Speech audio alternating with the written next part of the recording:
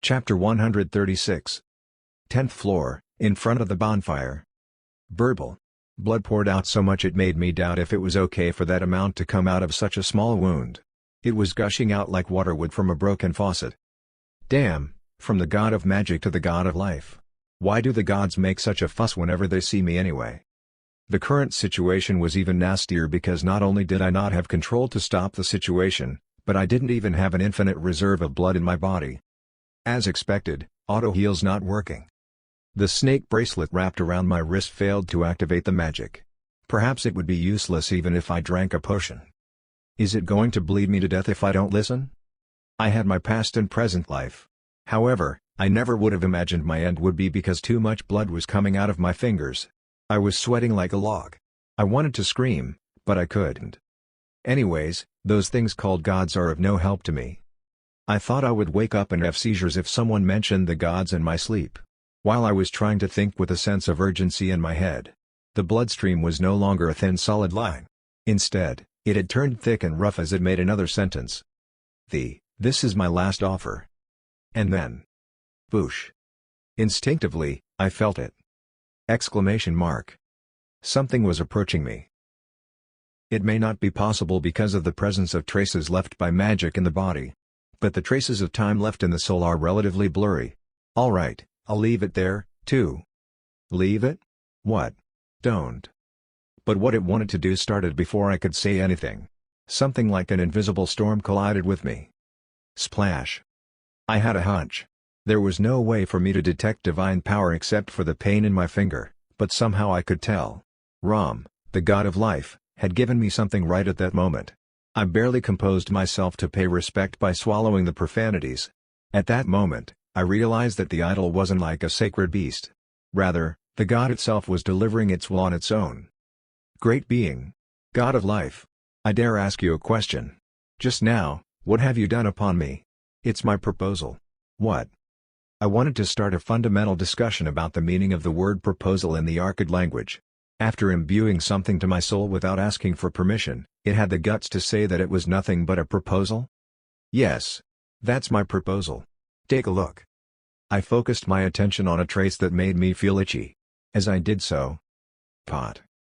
Orb of immortality, rank? Item description: it is a spiritual artifact that deviates from the constraints of the material world. If it's coupled with the user's soul, forced separation can cause severe damage to the astral body. The more the user reaps another life with its own hands, the more energy one charges inside the orb. After charging it 100%, the user will be able to activate the item at any time. From the moment the item is activated, the user is freed from the circle of death. Beware that if the user dies while the item is not activated, this orb will disappear naturally. Current spiritual power charged, 0%. It was also an item that I had never heard of before. It felt like it was a type of sacred item. The explanation was also unusual. Immortality, is it? Aging was indeed delayed as one gained more active mana, but through the cases of other worlds, it became evident that the limit was only several times the original lifespan. But looking at the description of the item, it boldly stated that one could be free from the circle of death. Does those words mean that there would be no more aging? Or will it grant the user the unprecedented ability to regenerate even when their head explodes, and their heart shatters? Whatever it was, the more important fact was that it just combined that item with my soul. I couldn't figure out what kind of immortality I would get if I activated the item, but one thing was clear. The moment I activated it, the god would enslave me. It was the same case as using all three of the sacred scars that Igrisho, the magical god, gave me. The god of life, Ram, was seducing me in a different way than the spider god. By any chance, this item's rank is? There was only one reason why the rank was marked ? The drop of blood answered me as if my guess was true. Don't worry. The system won't notice. Is this perhaps an X class? Then it was a big problem. What if the item, which was prohibited in the tutorial world, were integrated with my soul? I remembered a nightmarish supposition that I wouldn't be able to go back to Earth. However, the blood droplets made bold letters as if to emphasize it. Words of the control cognition who talk like a parrot about this item cannot be communicated to the person who manages and regulates it, but they can see my soul. Although the ministry spirit that I met when I awakened couldn't see my unique skill, it knew that the insignia of awakening was engraved in my soul. There's nothing to worry about. Many parts that compose the system are also the result of borrowing our powers for an extended period of time. This degree of intervention is easy to be bypassed. I tried to ask more about it, but the blood drops did not allow it. This is my last suggestion. I have planted the orb in your soul. The more you kill the living in the future, the more spiritual power you shall gain. The sentence was followed by drawing the word meaning and filling it up to its maximum will not trigger it immediately. You can choose when to activate it at any time you want. The orb will forever suspend the coming of your death from the moment you had made a decision. And the suspension period would be exactly the same as the period of slavery. My suggestion is for me to return with this orb embedded in your soul. As if to give me time to think, it went silent for a while. By any chance, if you don't want to, I can rip the orb off of your soul again. What is your choice? I had no choice but to pour out curses and swear inwardly. That treacherous bastard! Exclamation mark. In the end, I had no choice but to choose to accept the proposal that was not, in any way, a proposal. And, you accepted it? Hibiki asked with a pale face. We decided, in the end, to rest on the 10th floor and to move on as initially planned. We lit an artifact that acted as a bonfire and finished our meals while sitting by it. Yes, I couldn't help it. I nodded in front of the frightened party members. Everyone's vivid expressions were seen beyond the shade created by the bonfire. In the hidden room on the 10th floor, before coming back there, I conveyed my will to accept the orb. Blood droplets made large letters as if they were very satisfied. You have made the right choice. And my blood droplets, which gave me directions and spelled sentences, were scattered in the air. Heart vines that covered the floors, walls, and ceilings had also withered. The pain in my fingers completely disappeared. When I returned, as I held the devil's sword, it spoke the following words. The sacred power that filled the surrounding area has completely disappeared. Afterward, as it heard the explanation together with my colleagues, it added. It fused the orb in your soul? Its sentimental wave in a shocked and wondering tone. I don't know if it's fortunate or not, but I can't feel anything.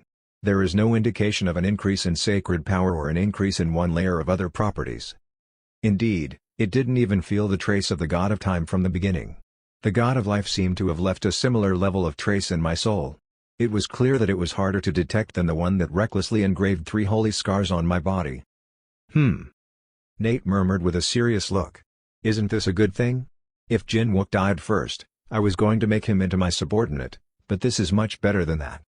I'm pretty sure I told you I don't like that offer, didn't I? Anyway, this is not a good thing either. I did get my hands on immortality, but I'll be a slave to a god forever in return. There will be no instance that I will use this. The devil's sword on my back muttered sarcastically. I think someone said that when he got 3 holy wounds from the god of magic. Ignoring the echo, I thought about it. I couldn't say it in front of them, but there was a decisive reason to refuse immortality. If I didn't die in that life, it meant that I would be blocked from reincarnation and regression as a successor. Even if I considered the pros and cons, there was no reason for me to activate the orb. Euclid, who was listening to the conversation, thought hard before speaking. I'm for it, too. The gods of this age, anyway, are those that don't benefit anyone by being involved with them. I suddenly got curious when I heard that. To the dragon kind, how is the nature of the entities called gods regarded? She said as she fumbled through her memory. As I said, we were also in the tutorial stage.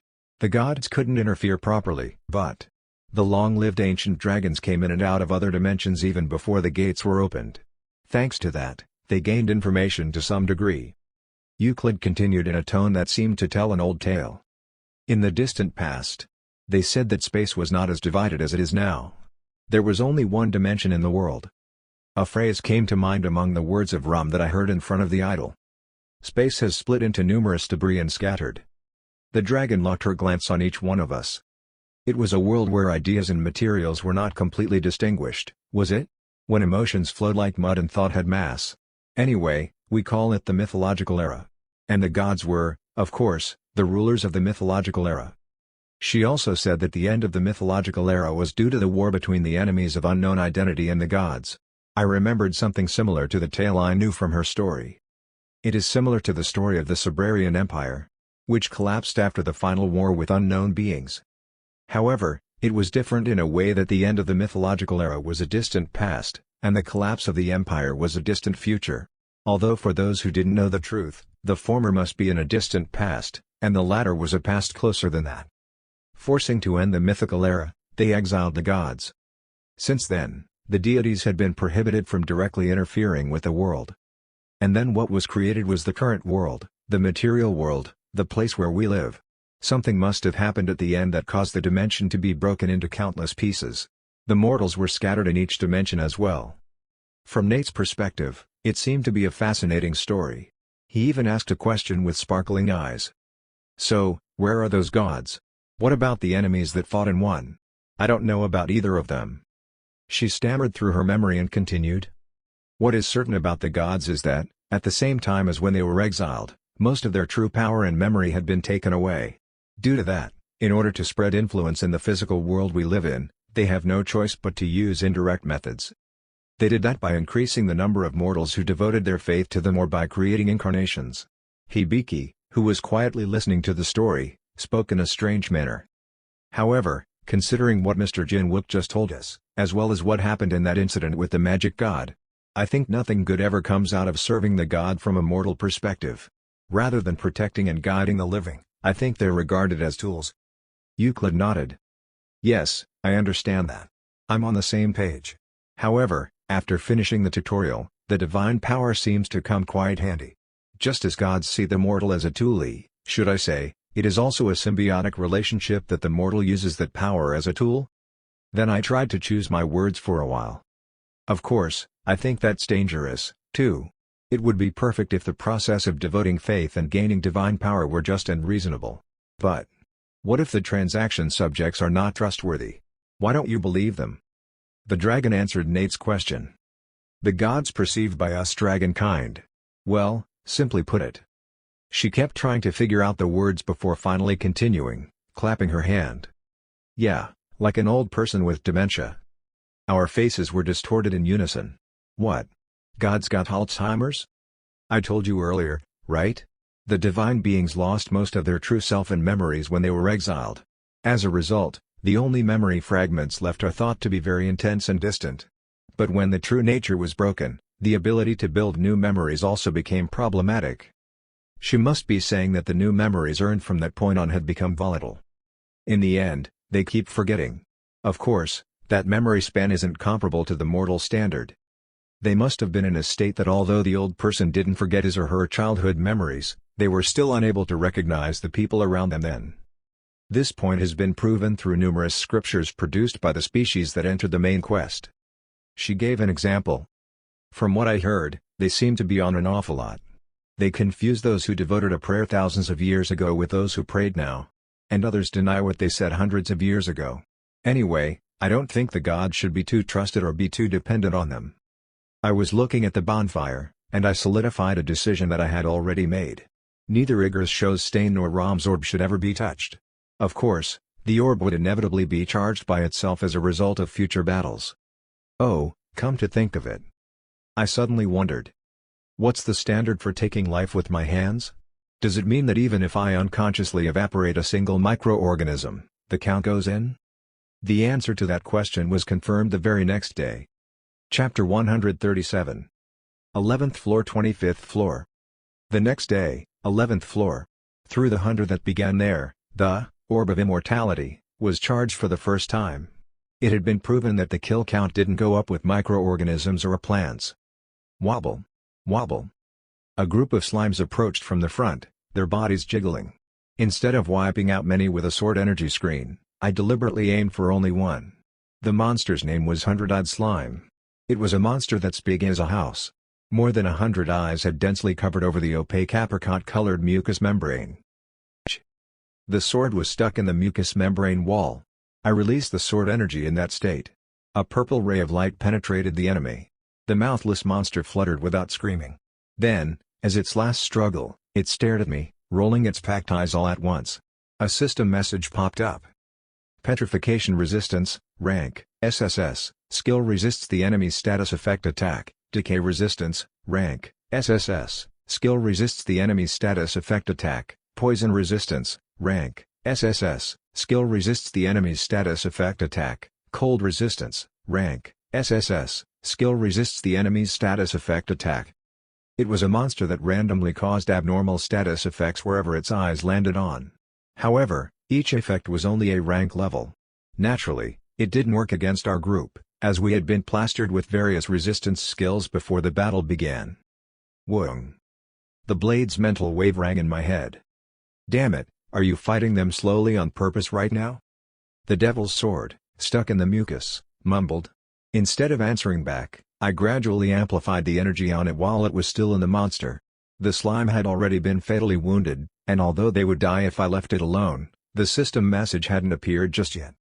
There's no point in further observation. Is it not counted if I just let it to death? Would it only count the kill once I've actually ended its life? I released sword energy to finish it off. Swoosh. The slime shattered into pieces. The fragments of mucus splashed all over my face. Only then did it pop out. The Orb of Immortality has absorbed spiritual power. Current spiritual power charged, 0.001%. I see, so that's how the kill count goes up. Shaking off what's on the sword, I pondered around my thoughts. 0.001% for one? That means if I kill 100,000 slimes of that level, the orb will be charged right away, right? But in the end, that prediction was wrong. Even when I killed another slime. The Orb of Immortality has absorbed spiritual power. Current spiritual power charged, 0.001%. When the message that the spiritual energy was charged appeared, but the figure was barely rising. It seemed to be slowly filling in units below the indicated decimal point. As I devoted myself to the hunt, I could tell from the figure slightly fluctuating again that eventually, I'll have to slay a lot more than 100,000 living beings to fill it up to 100%. My experiment continued even after clearing the 11th floor. 12th floor. Squeal. A swarm of hydras, a type of monster that had numerous heads mounted on a snake's body, awaited us. Let's make some changes here. Instead of stepping up myself, I gave Nate an order. Nate, kill them all. Okay. Yesterday, I checked that only the monsters I killed were counted. But then, I became curious as to what would happen if I explicitly commanded others to do the killing for me. Rah-er. Following my instructions, the undead troops were summoned from the shadow and charged forth. There were some individuals whose bones could be seen all over their bodies due to the progressed decomposition among the zombies, but they were more potent in the meantime. Their combat capability was comparable to that of A-class or higher hunters. Squeal. Rare. I observed the message that popped up. Indeed, this is different from yesterday. The kill count still goes up, but it's much slower than when I killed them myself. It was a result of the comparison from killing the same kinds of hydra myself. I also noticed something else. Oh? The counts stopped even though Nate's still hunting. With explicit instructions in effect, the count did not go up when the agent moving for me got too far away. On the other hand, in the case of a direct remote attack from me, the count went up no matter how far the distance was. And squeal. With the zombies almost dead, when I cut off their breath with a knife, the count went up very slowly. I'm getting the rough gist of it. Then, let's check one last thing. 13th floor. The enemy that appeared in the graveyard-like dreary field were undead monsters such as zombies and skeletons. They were the downgraded versions of Nate's subordinates, and their battle power was incomparable to them. I stood in front of them and prepared for the attack. Woong. The purple tide amplified by the devil's sword vibrated, waiting to be unleashed. I waited for the gap to show, then I let it explode all at once. Quack. The undead monsters got sliced and minced up. Black blood poured, and rotten flesh rolled around on the soil floor where negative energy lingered. However, there was no change in the system message. The undead is not counted as a life form. That at least only needed common sense. I spoke as I nodded. I've got the results. That's it for the experiment. In the end, the principle of charging the orb was as follows: if I killed the target myself, the count would go up at the fastest rate, and there were no restrictions to it. If I commanded someone else to kill on behalf of me, it would go up slower, and it was limited in terms of distance. What qualified as a life form to the orb were monsters of a specific size or larger, excluding plants and microorganisms. In a universal sense, the stronger the opponent was, the more spiritual power it filled. Also, noticing that the slime was counted, The murdered entity's intelligence didn't seem to factor in the amount of spiritual power the item was charged with. I wanted to conduct additional experiments, but there were some cases where conditions couldn't be met. What if I killed it, but I didn't put any effort into it? For example, what if I press the launch button of an intercontinental ballistic missile, and it directly hits the lost land and kills a monster? At the moment, there was no way to prove it, so I had to give up. Regardless, there was only one reason why I needed to figure out the ways that it could be charged. I have to give this up. There was no trick to reducing the orb's charging speed. If I continued hunting at the same pace as I did at the time, I expected the orb to be fully charged within a few months or a year at the longest. The Devil's Sword agreed. After all, you'll have no choice but to be careful not to trigger it the moment you fill it all the way to 100%. And then it clicked its tongue. I can't believe you did the experiments ever so meticulously. You're indeed a terrible guy. I wanted to avoid it if there was a way to avoid it. But I can't see any other way. Since I decided that further experiments were meaningless, we broke through the tower at full speed as we did before. As a result, we reached the 25th floor after taking almost the same duration it took us to climb from the first floor to the 10th floor. It's strange. How can we go through it faster than the lower floors? The moment we entered the 25th floor, Hibiki murmured as if she also couldn't believe it, even if she had contributed to such a feat. Yeah. That's really weird. The difficulty level of the tower that I heard of was far from this. Euclid was deeply lost in thought with a haunted face. I mean, the lower floors were just the beginning, so it's pretty understandable that we went through them quickly. But why is our pace increasing? Nate scratched his head, too. I only walked when told to walk, fought when told to fight, and rested when told to rest. They probably didn't have to get their heads running busily. It's because I had prepared all the orders and methods in advance and commanded them based on past information. Has there been any particularly dangerous moments until now? Except for the altar on the 10th floor, there weren't any. I murmured as if it was nothing. What's wrong with it? It's better if it's faster, right? It would have been a lot more strange to be delayed, considering I combined the vivid experiences I had in my past life, the ability to see through all the internal structures, and the unique skills I had that allowed me to avoid time-consuming puzzles and tricks. The reason why the pace was getting faster as we climbed through the tower was the same for me as well. To add more to that, the body and mind of other party members had become familiar with the patterns and pace of consecutive hunting. All of them were growing as they climbed the tower. Come to think of it, it feels like a pretty well-organized training program, this Tower of Choice. Throwing my glance forward, I connected my thoughts. Of course, there are exceptions like this floor. Nate spoke as if he was reminded of it. Oh, wait a minute. I heard that floor 25 is a unique place. He seemed to remember what I mentioned during the meeting before entering the tower. Yeah, this is kind of a bonus floor. It's a place where you can pass easily without effort. Right. It was.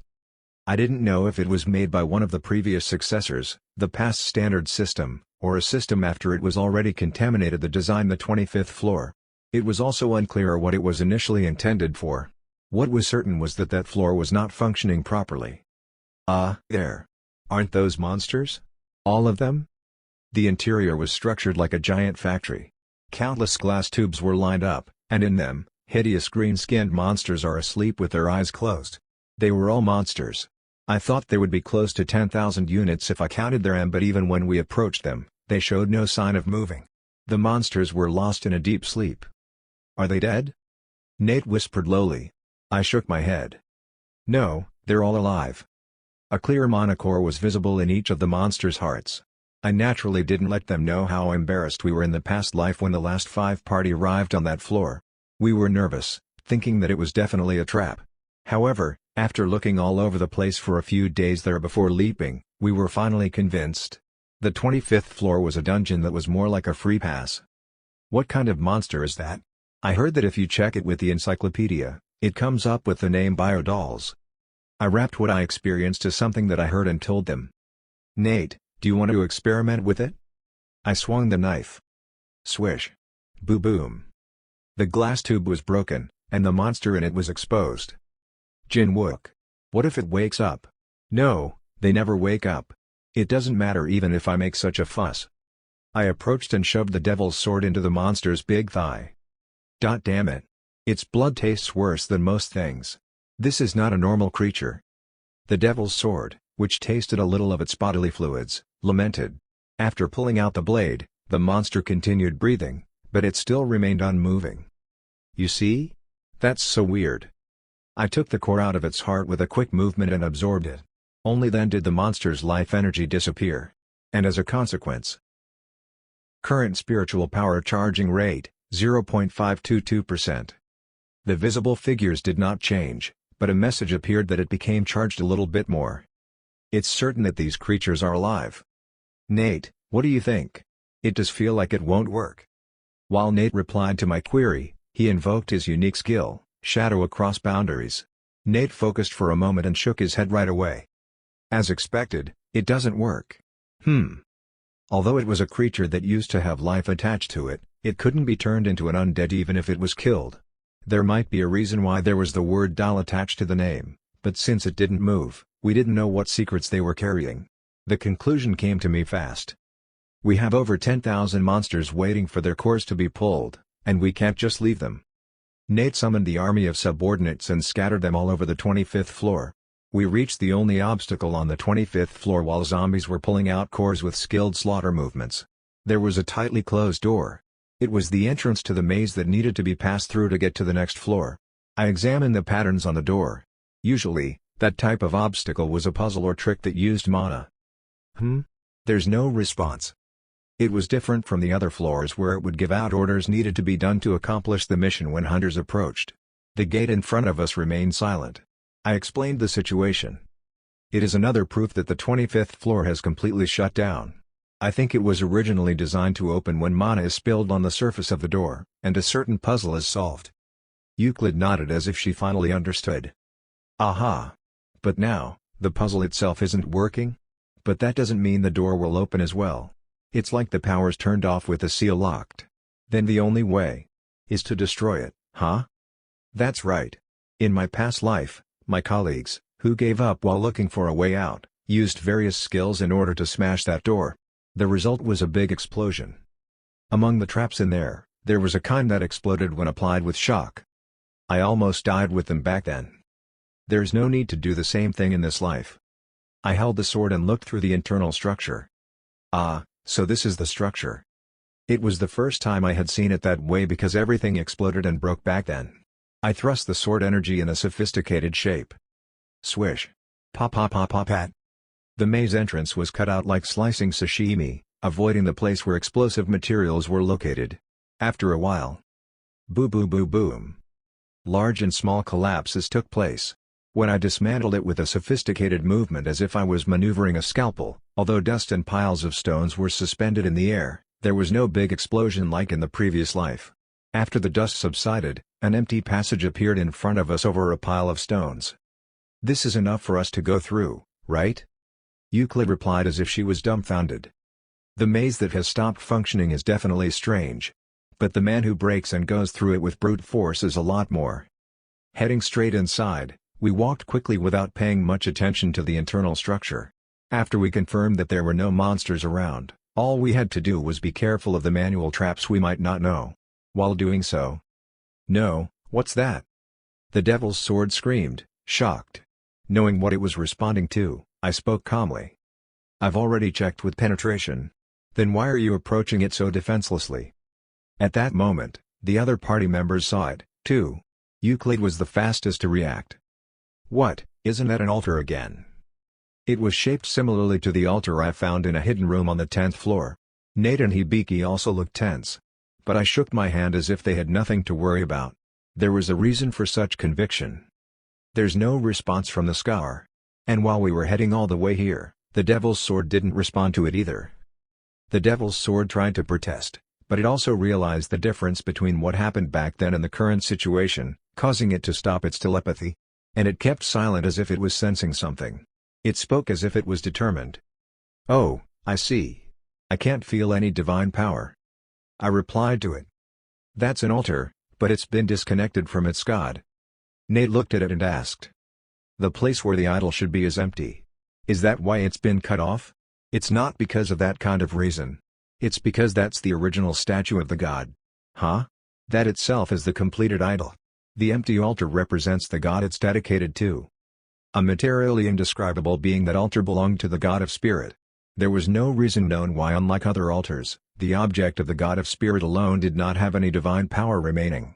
Its altars were often found in places other than the tower, but their condition remained similar. The existence of a priest or incarnation who borrowed the power of the god was also unknown. Now, shall we move on? At the same time, the subordinates who had just finished collecting cores gathered around. After absorbing all the trophies, we stood in front of the portal to send us to the next floor. Chapter 138. The Devil of the 50th Floor, 1. The basic rules of the tower were the same as the dungeons, but there were also apparent differences that distinguished it from ordinary ones. For example, in a crisis, one could escape to Earth using a returning stone, but to re-enter, one had to pay additional experience points as a penalty. Therefore, we decided to discuss whether to return to Earth on a 25 stories basis unless there were unrecoverable injured members or other significant accidents comparable to such a case. It would be unnecessary to go back and forth numerous times when we didn't have to. And when we finally broke through the 25th floor, everyone had the same opinion. I don't mind going on like this. Magic solves hygiene problems. And so does food. I didn't even have the symptoms of claustrophobia that I was worried about at the start. Hibiki calmly talked about her weaknesses that she had never mentioned before in my previous life. It was a symptom caused by an accident she experienced when she was young. What about Nate? No problem. I don't have a family that worries about me if I stayed here for as long as we need to anyway. I nodded to their words. Okay, we've made a decision. Then. Wait, why aren't you asking me about my opinion? We proceed straight to the 26th floor. Hey, I'm asking you. Leaving the protesting dragon behind, we kept moving forward. The difficulty level increased noticeably from the 26th floor, which also affected the speed of the breakthrough. Still, it was much faster than our pace in my previous life, and it was incomparable to other world climbers without the successor's eyes. A month had passed since we started climbing the tower. Now, finally, the 49th floor awaits.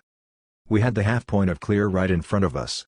A dry field appeared as we passed through the portal connecting floors. Whoosh! Swoosh! The cool wind permeated through my collar. Its topography was no different from a typical field-type dungeon. The tower looked like a building from the outside, but it was actually a multi-dungeon hub. It consisted of separate spaces on each floor. That much would become evident the moment a hunter stepped inside. As I looked around the familiar scenery. CR rack. I gritted my teeth quietly. I can't believe long we had been stranded here in my previous life.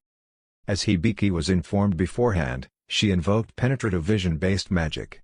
She observed the underground scene that ordinary eyes couldn't capture. After a while, she uttered words in a way that told me she was horrified. Looking through the ground like this, it's like we're standing on a secret mass burial site.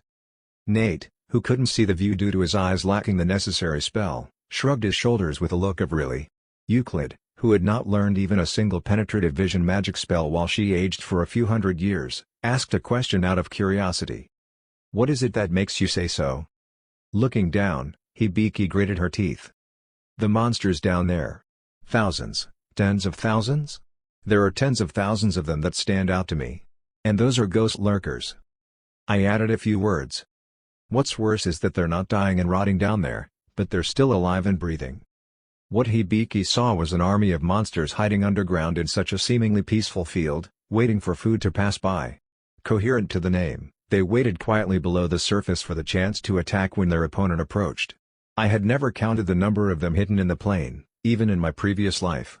I wasn't certain how many of them were there. I just knew that there was a lot. They numbered so many it felt disgusting. In fact, each of the last 5 threw up, taking turns. The reason for that was that the clear condition for that floor was: welcome to the 49th floor. To clear this floor, destroy all the monsters hiding here. That's right. We had to lure out and kill all those bastards to clear the floor. Taking each of them down isn't that much of a problem. They're stupid, too. The problem is somewhere else. Hibiki, the perspective magic you just used is SSS rank for sure, right? Yes. Then the limitations on your vision through the underground is 500 meters, and those gross bastards dig a few kilometers underground when they sleep. That means the number of those you haven't discovered yet is more than the ones you've already seen. She had a nauseous look on her face. Situations were worse in my past life. We had no choice but to struggle. At that time, Hibiki's universal mastery was S rank, and the perspective magic was only at that level as well. Therefore, it was too much to find all the ghost lurkers hidden deep underground. And it was impossible to dig the entire field 5 kilometers deep and turn it upside down just because the situation demanded us to do so. In the end, we had no choice but to take them in reverse when they were after us and when they woke up and climbed up to the shallow mess. From that point, the second reason why the last 5 suffered came in. These maniacs will only ever wake up after 3 or 4 days since they fall asleep even though they're only monsters. The monsters that we needed to catch and kill were sleeping like logs underground where they couldn't be reached for days. There was no way that we could have sped up our clear. In the end, those who were not that physically strong had the worst conditions, causing speed hunting to become impossible. Ah, is that why you told me to prepare this? Nate shook his shadow. Yeah, they could be wiped out by an earthquake, but the plane is too wide, so it's only going to be a waste. Instead, we'll just do this. I also took out an item. Let's lure them out with bait. In principle, it's similar to squid fishing. In my hand, I had one of the SS-class items that I received by trading with the Ministry Spirit for the first time. The flute of the Imperial Palace Artist, rank, SS, a musical instrument that can play a psycho-reactive score approved by the Imperial Court. At that time, I received it with Wartime Emergency Production Supply System, Type 3, rank, SS, and the 3rd Class Imperial Guard Program, rank, SS. Since then, the flute's functionality remained dormant since I hadn't been able to experiment with it. That was because playing ordinary sheet music showed no effect at all. It was evident that it was necessary to have a psycho-reactive score mentioned in the item description, but I didn't have any clue on where to get it. As a result, it was left deep in the snake inventory for a long time. Sometimes, Snake 2, the smartest of the 5 black snakes, threw it up in front of me without me asking and hissed with a glance that seemed to say, "Perhaps you forgot that you had this?" But I shook my head quietly at it every time. I couldn't help it because I didn't know how to use it. I couldn't even imagine that it would be through an unexpected event that the deadlock would be resolved. Guildmaster, we found something interesting while we were studying the tactical fortress. It was a particular piece of music prepared for the crew of the tactical fortress. As soon as I saw it, it was a given that I naturally remembered the existence of the flute. I tried to play it immediately, but performing it wasn't easy. It didn't work by only moving my fingers. The psycho-reactive score was editorially directing how much mana should be infused in a particular manner to produce each note. Eventually, after stubborn practice, I was barely able to play a few sheets of it. Now, first, everybody in the air. Ghost lurkers did not have the ability to fly, so the best place to carry out the operation was in the air. Particles of light scattered behind my back and created a wing shape. The other companions also rose to the sky in their own ways. After reaching an appropriate altitude, I started playing with my mouth closed on the flute using a sophisticated technique. Tu-rilu-rilu. Then, the faces of my colleagues, as they had been somewhat trained by long hours of climbing and hunting, changed radically. Huh? Nate's face was becoming brighter. My mind is clearing up. Tu-rilu. Tu-rilu-rilu. I spread the notes, and I signaled with my eyes at Hibiki, who I had already spoken. Sonic Wave, rank, A. Originally, it was a spell that turned enemies into powder with powerful vibrations, but its form had changed a little. At that moment, Hibiki could play around with such spells with as much freedom as she needed. That time, its destructive power was decreased to the lowest level, and the vibration waves, whose range had been increased all the way to the maximum, resonated across the plains. The magical vibration carried the melody I produced into places far away, deeper, and filled the space completely, not even missing a single spot. I was sure that the notes would be delivered to the ghost lurkers that had been hiding and sleeping deep in the underground. Such monsters wouldn't usually respond to any noise once they had entered a state of a deep sleep, but this is going to be different. According to the Tactical Fortress Manual, that sheet music was broadcast to all crew members every morning. The effect was to drive sleep away and induce immediate rise. It was not until I was convinced that I had woken up the underground ghost lurkers without leaving out any of them asleep that I stopped playing. Nate, hand me that. Here. What he took out of the shadow and held in his hand was a fruit the size of a watermelon. Of course, it's clearly not of Earth's. The peel had a pitch black color with no distinction of shades, a black sphere with a smooth extending surface. Fruit of the last moon tree, rank, S. It is an excellently ripened fruit of the last moon tree. When the night comes, It attracts monsters within a wide range of radius. It was the fruit of the tree colony that we extracted the seedlings of from the Grey Earth's dungeon and planted in a dungeon that no one knew the existence of. It came from the very seedlings that were used to haunt the monsters around it. Before climbing the tower, the fruit we were waiting for had developed, and the effect was more potent than the tree itself. Hibiki. Weather control, rank, SSS. As she stirred her hand, black clouds overcast throughout the plane. The 49th floor's environment is always in the daytime. We have to lower the luminosity artificially. The fruit won't have the same effect as when it's used during the night. But as the surrounding area darkened, a subtle light spread along the black sphere's right edge. It was a luminous phenomenon that responded to the surrounding environment. If one were to look at the last moon tree with fruits hanging in the middle of the night, it created a mysterious scene that looked like dozens of dark moons were floating around it all at the same time. Although there was only one fruit at the moment, it was more than enough for low-intelligence monsters. Huh, look over there. The soil throughout the earth began to wriggle, and monsters soon began to emerge out of the holes they drilled. The scene would have made hunters unfamiliar with it mistake it for a soft mudflat, not a solid ground. Every single monster that has kept themselves hidden in the ground is headed towards us. Ghost Lurker approached us with a hard shell on its back, swinging their sharp claws. However, all of us, including Nate, who was holding the fruit, were floating a couple of meters above the sky. They swung with their claws up against the sky. They tried to catch the fruit, but it was futile. As we waited a little longer, a similar black wave began to approach slowly, wriggling beyond the horizon. Nate's face became distorted. There were that many hidden under the ground? I spoke quietly in my mind. That's the reason why it became so much of a struggle for us back then.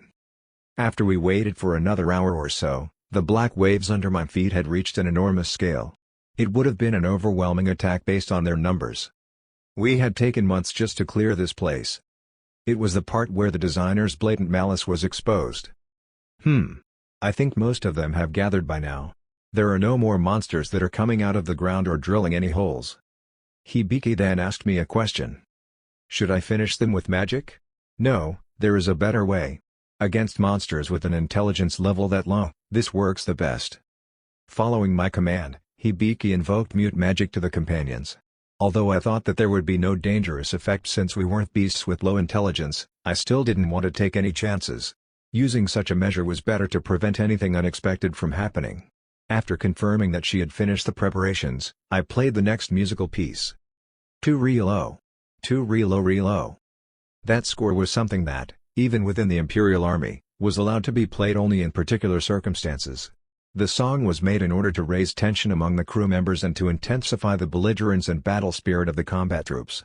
Perhaps it only had such positive effects for those who were as logical and intelligent as modern sentient beings. However, due to the nature of psycho-reactivity, it had an extreme effect on animals with low intelligence. Squeal. Squeal. Gradually, unusual events began to unfold below us. The ghost lurkers were swinging their claws faster at us. Even though they were already filling the space with no room for another foot, they clashed with each other roughly. Clack. The sound of the shells brushing and colliding. Their movements gradually became more and more aggressive. Then eventually, the first bloodshed broke out. Crush. Squeal. Blood brought more blood. Within the blink of an eye, the chaos spread among their ranks. Oh, my God! A devastated voice came out of Euclid's mouth. The ground below us was gradually turning into a river of blood and gore. Even when the fruit in Nate's hand shone, the monsters densely gathered together, but they did not attack each other. However, things changed when I started playing the tune. Ghost lurkers poured out their ferocity and bloodlust on each other when it should have only been directed against their prey. Crack. Crush. Rivip. Squeal. Kya.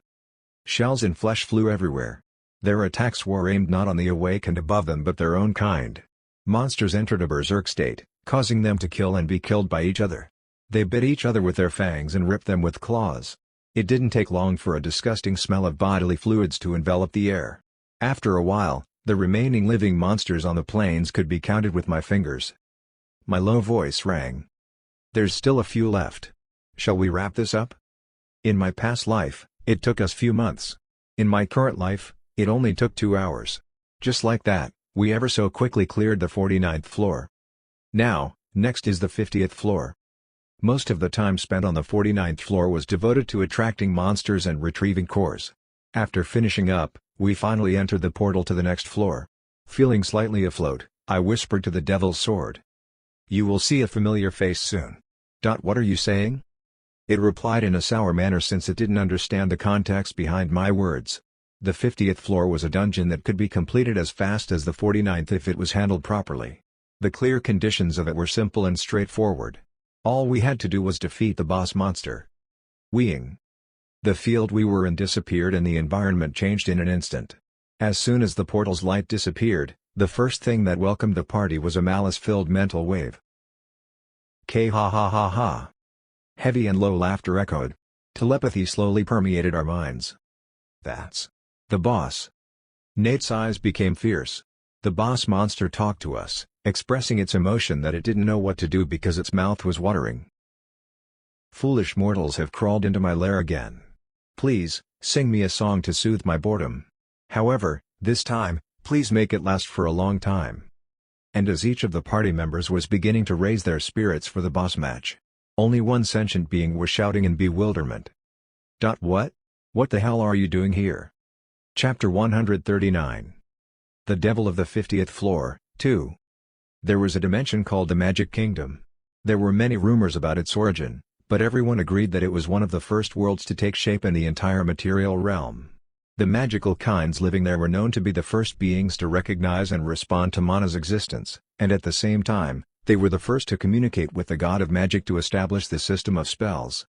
Don't the legends state that the 7 magic masteries and most of the single-unit spells that the awakened beings learned through cards were designed by the magical species? They were faster than the dragons to establish the system. Like the dragon kinds, it was possible since they could use mana from the very beginning. Hence, they didn't need to be awakened through the system. No one really knew when their history began. Some argued that the magic civilization came before the ancient Subduing Empire, while others refuted such claims, saying that couldn't be the case. In fact, based on my previous life's knowledge, both theories had loopholes to refute. Both were paradoxes that bit the tails of each other. If the magic civilization is older than Subduing, it doesn't explain why no one has witnessed the process of the great empire's collapse. If the empire had a longer history, it directly opposes the tale that the first people who used mana and magic were the devils. Those twisted hypotheses were easily sorted out if one knew the truth that the Subduing Empire was not an ancient civilization but rather a civilization that existed in the far future. Also, considering that I already knew the successor's secrets by that time, it was highly likely that the magic civilization was the oldest in the material world. Not to mention, the first successor, the being named Mtubare, my farthest past's reincarnation must have been a devil as well. It was the first life I gained after my soul was sent to the past by the imperial government. According to the spirit, the destiny it was given to carry out was to prove and spread the existence of mana for the first time. Then, in chronological order, after the gods were exiled, the material world was created. The first civilization blossomed in the Magic Kingdom. Then the heir challenged its destiny there for the first. The system came after that. And after some time went by, it became my turn to succeed in fulfilling my destiny by living in this era. Should all of my reincarnations succeed, in the distant future, the Subduing Empire will be founded in a more powerful form. That was only if my reincarnations actually did succeed, of course. In any case, the magical species had developed civilization before the system was established. They had never been selected for the tutorial quest, nor did they proceed with the main quest. They enjoyed their independent form of life without being a part of the system. Adam told me that the species that proceeded to the main quest was hostile to the magic species regardless of belonging in the Union or in the anti-Union.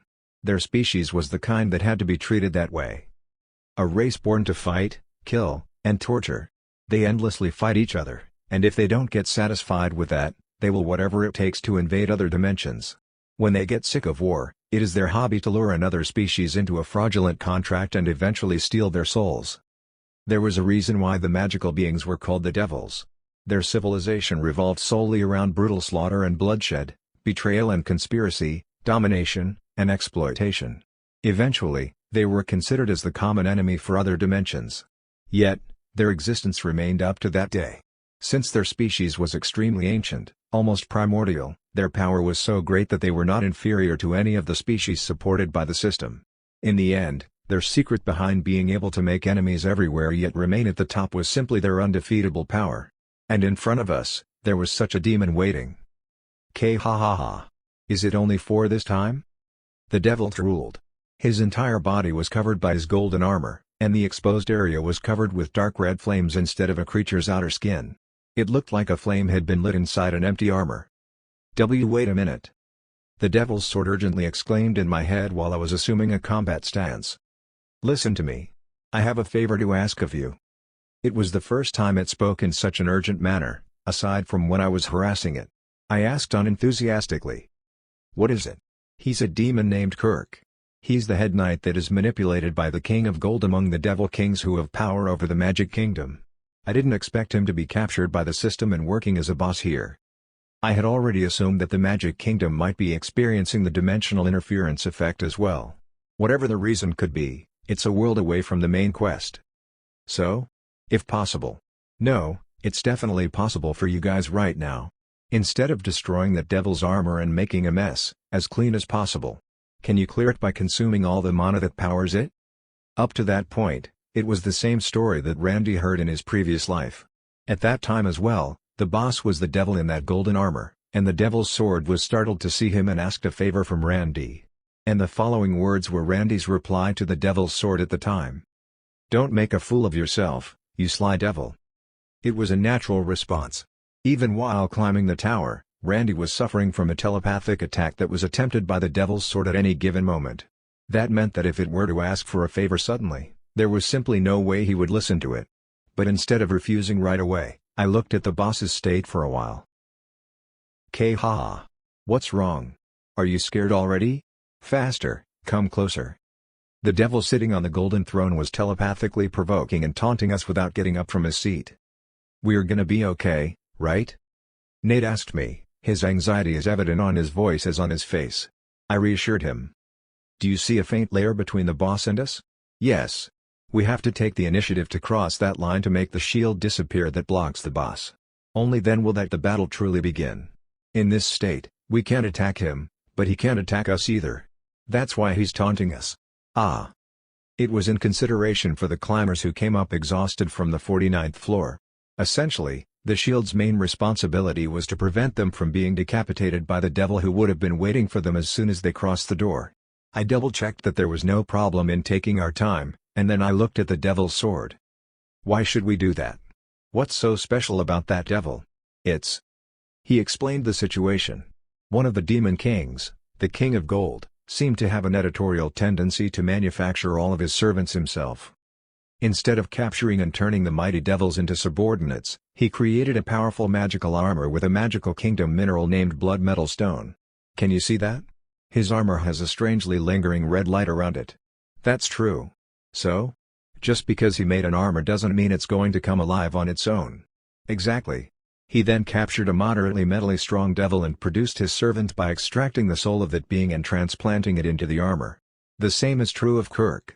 That golden armor is a powerful doll that can hold the spirits of the devils. It seemed that the devils, who became subordinated to stronger devils, whether that was by their own will or of others, had no choice but to follow the orders given to them faithfully. The King of Gold had the power to separate its soul from the armor right away in case of insubordination. After all, most of the servants' original bodies were already disposed of, so being ripped out of that armor meant certain death. It would be distinguishable if it's you. Inside that armor made of blood metal stone is a mechanical organ that replaces the mana core of living things. Yeah, I'm looking at it. When the mana in it is depleted, the link between the soul and the armor is weakened. If it's me, I could take advantage of the gap and kick that soul out of his armor. It seemed to be a specialty of the cognitive body. But I didn't miss the parts that it didn't dare speak of. Well, what about the empty armor that the soul escaped from? I can control it remotely at will. It will be like a body of my own. I clicked my tongue inside. That was an offer that even Randy of the past life had no choice but to refuse coldly the moment he heard it. It would give the devil's sword a body that it could control freely. Wait, listen until the end. It's a proposal that will never be a loss for you. The devil's sword continuously caused bloodshed by controlling a living host's mind because it had such a wicked mental state, but conclusively, it's because it had lost its real body that it couldn't freely move. Therefore, it always had a longing for a body it could call its own. When my reaction turned a bit sour, the devil's sword quickly poured out telepathy as if it became over-anxious. I'm bound by a contract with you anyway. Without your permission, I can't move by myself, and I can't hurt anyone. I can't fool you. At least until you die, that will hold true. It was such a decisive difference from my past life. If you give me the ability to control that armor freely in a state, it'll be like giving me a new body. I, who remember all the swords of the previous owners, will have a new physique.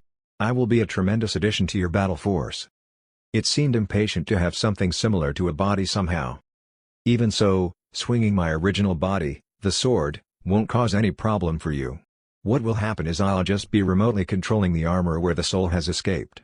It's not that my soul will be transferred there. You wouldn't lose anything even if I became extremely immersed in manipulating the doll. In any case, it seemed that the devil's sword, which was usually only swung by me, didn't have to use large amounts of energy to amplify my mana. Therefore, it suggested giving it the ability to control the doll with the remaining space of mind that it had. I knew that it wasn't lying.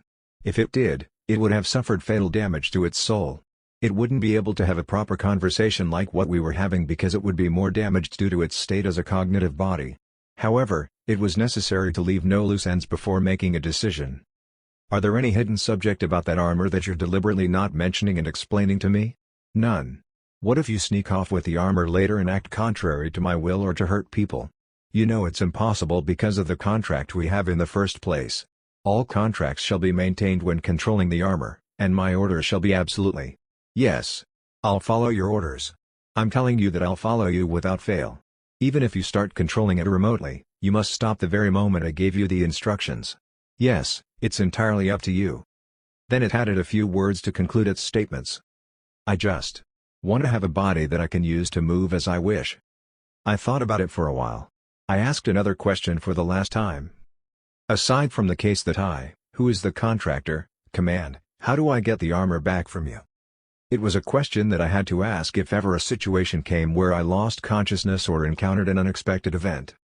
That's cruel. If you don't trust me that much, I'll teach you the destruction magic needed to cut my ties with it. It's the kind that can't be used to kick out Kirk's soul possessing that armor right now. However, it can sever the remote control connection that I will perform with it later on. Only after reviewing up to that point did I nod. Anyway, it was like having another workforce with the devil's sword forced to follow my orders. First, I'll try to get it the way you said it. And, if there are any strange signs from you, later on, I'll stop right away. Good. Good. As you wish. Aha. Ha ha ha ha. A joyous mental wave poured out and rattled my mind. I explained the contents of the conversation I had with the devil's sword to the party. Nate just asked back, really? As if he didn't give much thought.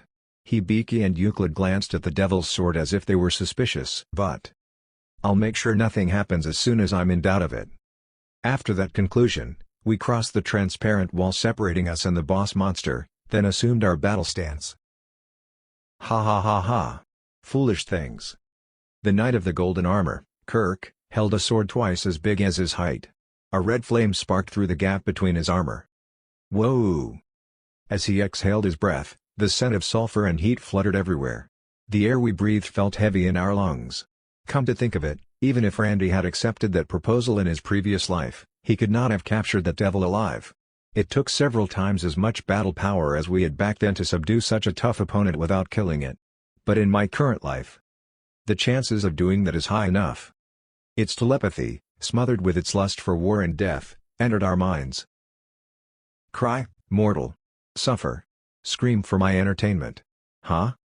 Before he could finish his sentence, I had already unraveled my stardust wings, and started to charge into the sky. If we waited for them to finish and listened to all that crap every time we met a boss, I doubted we would be able to clear the tower within the year. Wait. Arta's sword dance. Rumbly. As if to smite down the enemy using a hammer from the sky, I rained down a storm of sword energy into the armor from directly above it. Bolts of purple lightning descended in no time, all aimed at the prey below me. Care. As if to demonstrate that what the devil's sword said was right about it being an extremely powerful armor, it prevented the attack by creating a protective blue shield over its gold plating that was covered by red energy. Be gentle. You'll break the armor. The devil's sword shouted in a way that told me it was becoming overreactive, but I knew how strong that shield's integrity was. I watched my colleagues fight it right next to them in my previous life. Even though I'm a lot stronger now, I still think the shield is pretty hard. Blizzard Storm, rank, SSS. The ice storm summoned by Hibiki raged forth, covering the entire brilliant armor of the King of Gold's subordinate and gelatin sharp shards. The core mounted in the armor, and the mana contained in it was visibly being shaved off little by little. And come on, let's hit it from behind. Dash remotely striking the enemy specified by the subject for protection. Pop-pop-pat. Instead of summoning a dragon and releasing its breath, Nate remotely summoned the Guard Program's multi-caliber cannon. He commanded it to release the cannonballs, causing the item to fire it all against the devil. Both Hibiki and Nate were avoiding flame-based attacks, considering that it was the main property of our current opponent. It was as I ordered in advance. Alright, this is enough. Capturing the armor without breaking it did not seem difficult at all. Chapter 140. The Devil of the 50th Floor, 3. The golden armor spilled baffled telepathy. No way. The spirit of the devil that was stored in it was floundering as if he were losing his mind. He tried to avoid the bombardments of different attacks somehow, but it didn't seem to be working. Pop-pop-pop-pat. A blizzard-like energy flare stormed through and struck every part of the armor. Shockwaves and vibrations surged from the shield surrounding it thousands of times. The devil's body, a weapon of destruction said to be produced by the devil called the King of Gold, began to creak. The mana stored in it was being consumed at a rapid rate. Ugh. The devil's sword whispered to me. Okay, keep going at that pace. Just a little more. It had quite a great glee that couldn't be compared to the expectations leaked by that devil. Apart from that, various emotions flowed from the devil's sword. It sounded joyful, almost as if it had the most delicious food in the world in front of its eyes. The devil's sword was that desperate to have its own body. Even I thought that it was certainly the perfect item to replace its old body. The armor was about the same size as the human body. Not only was it similar in shape, but it was really no different from living creatures since the mana inside of it was boiling fluidly. The overall energy circulatory system, apart from the core, was similar to that of an awakened being. How the hell do they make things like that? The principle seems like it gives the user the ability to control and extract mana whenever needed freely. If one stays still without engaging in a battle, it even provides natural healing. There's no blood and flesh, but it's technically the body of an awakened. Through the unique skill in my eyes, I witnessed the devil concentrating his mana. Blue light gathered around its feet. He was preparing to leap into the sky. Damn it. He jumped high into the sky while spitting telepathic waves filled with mental profanity. It had no choice but to run away from the seemingly endless storm of bullets fired by the machinery of Nate's guard spirit. Swoosh. But I was already lying in wait in the very place where he quickly flung himself up. I had read his movements and positioned myself accordingly in advance. I manipulated the shape of my sword energy without any limitations. To avoid accidentally piercing or breaking the armor, I expanded the purple energy blazing on the blade. Unlike its usual long, pointed form, a thin and wide plane was created. Putting my hands together in that manner, I held the handle of the devil's sword tightly. In an instant, I swung my weapon down with all my might, like striking a fruit fly with a fly swatter. Thwack. Karg. The blow I delivered accurately struck the demonic armor. The devil fell to the ground as if he had just been deflected. Below him, Hibiki was already preparing a spell. Gravitokinesis. Doom.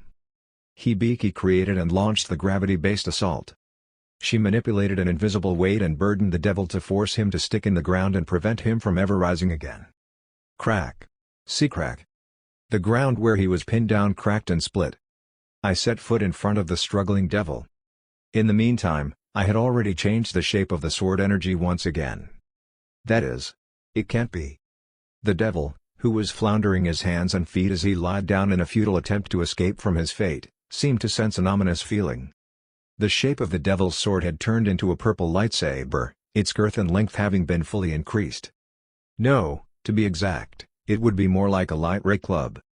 It didn't matter what it was called anyway. Without hesitation, I wielded the energy-infused object and beat the devil with it. Whack. Whack. Smash. Arg. Stop. I smacked the devil as if to turn him to a pulp and murmured quietly, Oh, this. It's a little annoying. I was about to sweat, which I rarely did. I was tiringly beating the armor when the devil would have died right away if I just went straight to piercing core. At that moment, the devil's sword freaked out and soothed me. Please. Hang in there. Can't you see that his mana is almost drained by now? Bash. Smash. Whack. Eek. Uck. This. Demonic. Mortal. I hit every part of the shield protecting its life from certain death evenly. The changes happening on the blue wall became more and more evident with every swing I landed. Be careful. If you break the ankle. I knew that he was worried that I might break the armor because I couldn't control my strength. But you're worrying about nothing. Just wait quietly. You're distracting me. Regardless, the devil's shield became fainter and weaker as if draining my strength just to bash his armor and was effective. Nate and Hibiki, who confirmed that the battle was reaching its final stages, looked in my direction and watched in silence, stopping their attacks from different sides to prevent any unnecessary damages on the body or accidents from happening. Behind them, Euclid stood with a perplexed look. I mean, I feel a little weirded out by this. Have devils really been that easy to subdue and contain? After the flicking and hitting noises that I had produced continued for a while. The moment we were aiming for finally arrived. Karg. No. I could vividly see the interior of his armor. His mana had gradually decreased while we fought, and from then on, it didn't take that long for him to be left with barely enough mana to soak the bottom of his core. Now, is that enough? The answer came right back almost instantaneously. That's enough. That's perfect. That's great. It reworded the same phrase 3 times, showing how excited he was. Now, then. The golden devil was faintly convulsing on the floor. As the devil's sword guided, I moved its blade near the armor and used it to touch the opponent's body. The cognitive body of the devil's sword seemed to be sending telepathic waves that I couldn't hear directly to the presence inside the armor. It didn't take long for all of us to hear the opponent's fierce reaction. The mental wave he sent was filled with horror and fear. And no. What is this? And a desperate cry followed. Oh, are you? Could it be? Why are you in a place like this? No. No. Please don't do that. Please stop. No. In front of us right in that instant, the work to separate the soul of the demon from the armor forcibly was underway. Euclid murmured lowly. I keep seeing all kinds of things the longer I live. After a little while, the mental scream finally stopped. A brief silence lingered. I asked the devil's sword a question. What do you think? Still, the spirit of the devil was in the sword I was holding. The only thing that was different was that it could control that armor remotely from that point on. Hibiki's spell, which was preventing the armor from escaping or retaliating, had disappeared. Clink. Instead of answering, the lying golden armor slowly lifted itself. It touched the ground, bent its knees, and moved its heavy body around. I could tell that the soul that was in it while I was beating it up was no longer anywhere to be seen. Nate clapped his hands when he heard the explanation about the phenomenon from Hibiki. Oh, so the one possessing that armor from a while ago had been forced to reach nirvana. It moved its body a little more. Inside the armor, the dark red flame that was blazing throughout the battle had disappeared, and only empty darkness was in it. It opened its 2 hands and examined it. It turned its shoulders, stretched its knees, and delivered a short kick into the air. It then jumped in place and bent its limbs as flexibly as the armor allowed it to. What I heard after all the trial runs were done was, ha. Ha. Ha ha ha. At first, its reply started out so thin that I couldn't distinguish if its reaction was based on laughter or based on joyful tears. Ha ha ha ha. However, it didn't take long for it to turn into a mental wave that echoed as large as a wall. The devil's sword was genuinely delighted. While the devil's sword was controlling and experimenting with the golden armor, I also swung the sword in the air a few times. As expected, its performance remained the same. It was natural since the spirit did not contribute to the unique functions of the devil's sword in the first place. Did you completely kick Kirk out? Only then did the devil's sword barely answer my query as if its excitement had just calmed down. Yes. This is now my body. Although there was no soul in it, there was no real difference since it shared and fully controlled the senses of the armor anyway. Should I say that its body had increased to 2 because it still possessed the senses from the sword that I was holding? Although one was a still object, and the other was a moving body. I mean, why did the King of Gold send him forth with his trashy sword? It grabbed the sword that Kirk used initially, threw it against the floor, wielded and swung it a few times, then stuck it back into the ground. The weapon was about twice as tall as the owner's height. It was visually overwhelming, but it was essentially impractical in combat. It looked around with rough gestures, but there was no way that there would be anything for it to grab on. Then it speaks as if it had made up its mind. Ah! By any chance? Is there? Suddenly, the tone of its mental wave changed. The words it uttered had hesitation accompanying them, which was unlike how it used to act in front of me thus far. I asked it unenthusiastically. What?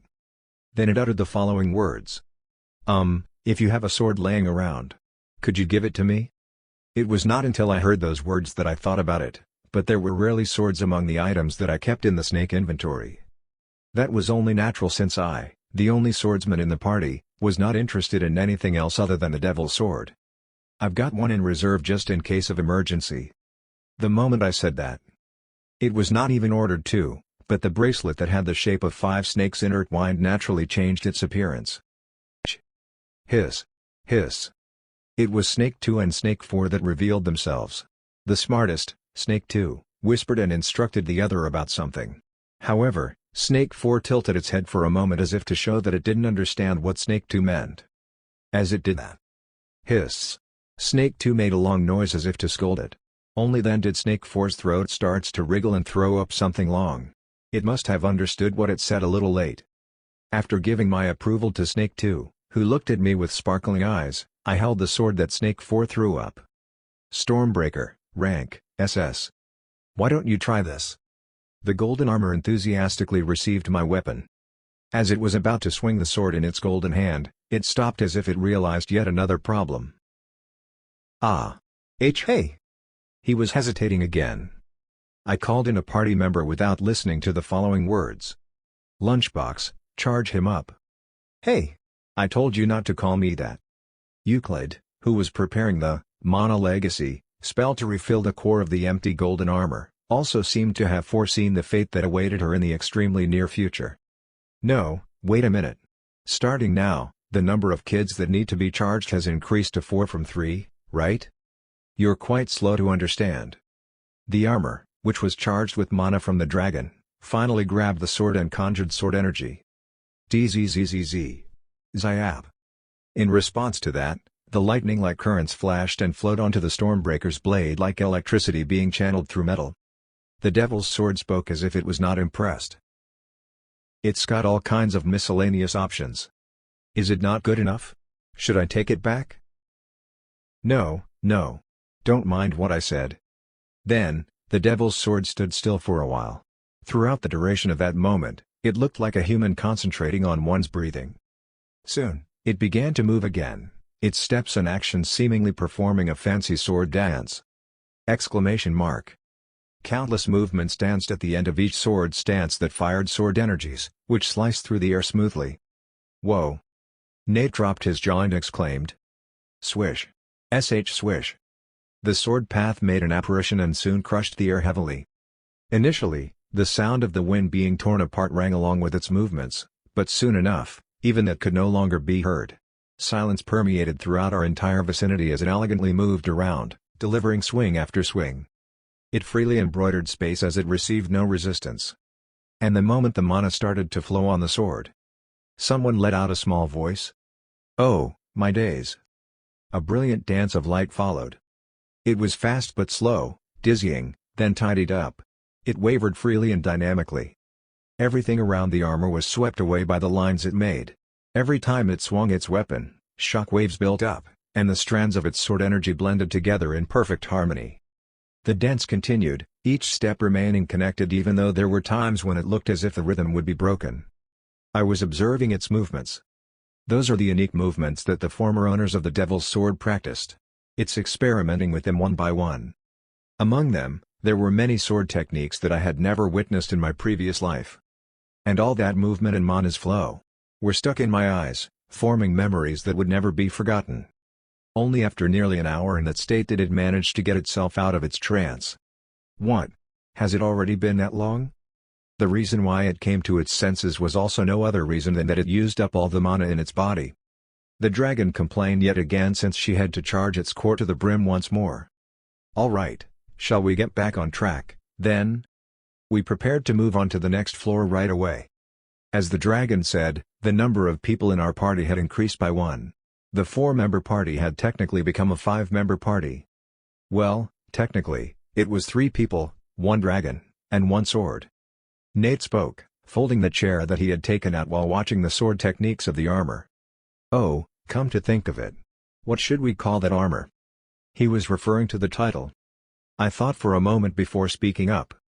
It's weird to keep calling it the Devil's Sword, so wouldn't it work if we used its real name?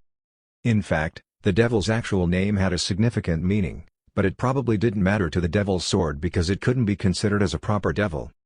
Even if it finally had a remotely controlled body, the fact that the root of it was a metal body didn't change. I looked at him as I continued voicing out my thoughts. What do you think? The armor answered calmly with a mental wave. Well, it doesn't matter now what the name you bestow upon me may be. I nodded. Alright, you can call him Jennegrake from now on. Vividly marked in the contract that I made with him was the real name of the devil sealed in the sword. The spirit sealed in the devil's sword took the most lives of the devils in the history of the magic species when he was still alive. It was said that the aftermath was so great that the Magic Kingdom, where the killing and dying had initially been a typical occurrence, had stopped functioning temporarily. And when he was alive, he was given a title that best suited him. The Lord of a Massacre, Chapter 141. The one that guards the 77th floor. Allowing the Devil's Sword to control the golden armor was an excellent choice, considering the outcome, one of which was that our clear speed increased. Our pace, which had been slowing down until we reached the 50th floor, was noticeably faster the moment the Devil's Sword gained his body. In the second half of the tower, despite its difficulty increasing, the speed had rather increased. If any of the other species heard of this, they'd say it's bullshit. However, almost every part of our climb was out of the ordinary. In such a short time, we had finally welcome to the 76th floor. Broken through the 3/4 of the tower. There are only a few floors left. The system's message was as follows. 76th floor clear conditions, join forces with allies to protect the castle from enemy attacks. The theme of that floor was tower defense.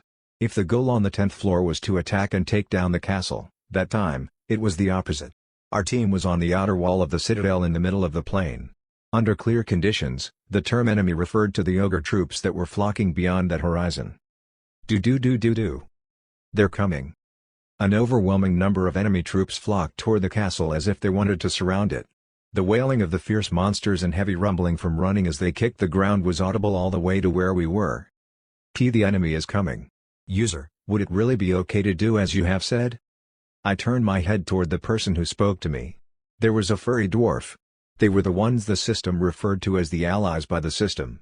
Since they didn't attack the climbers, they were not classified as dungeon monsters but should be considered dungeon creatures with intellectual abilities. Therefore, they were some kind of an NPC. The dwarf asked again in a voice eroded by fear and anxiety. Is it really okay if we don't help you at all? Supposedly, the clear condition was to collaborate with them to endure a certain amount of time in the castle. In my previous life, we protected that castle, joining our forces with the dwarves under Angelica's command. However, that method takes too much time. So I decided to change the approach. As soon as they came out of the portal, the dwarves, who welcomed us like saviors, showed signs of doubt and anxiety when I told them of my plan. It was the same as in my past life that the dwarves would lock the doors and hold out in the castle. However, our party would move more actively instead of focusing on passive defense. We just have to kill them all, right? The devil in the golden armor, Jennegrake, had placed his leg on the castle wall as if he was about to charge soon. Yeah, it's not that complicated. The screaming ogre troops became more vividly visible. Staring in their direction, I spread my wings made of light particles and flew up. Initiate the attack. As soon as those words fell, Jennegrake crossed the balustrade. He then kicked the outer wall close to a vertical angle and headed down. He ran away from the bondage of gravity. The speed was faster than the fall in the natural state. Mwahaha! Great! This feeling, it's exhilarating. I shouted in the air. Nate. Got it. Swish.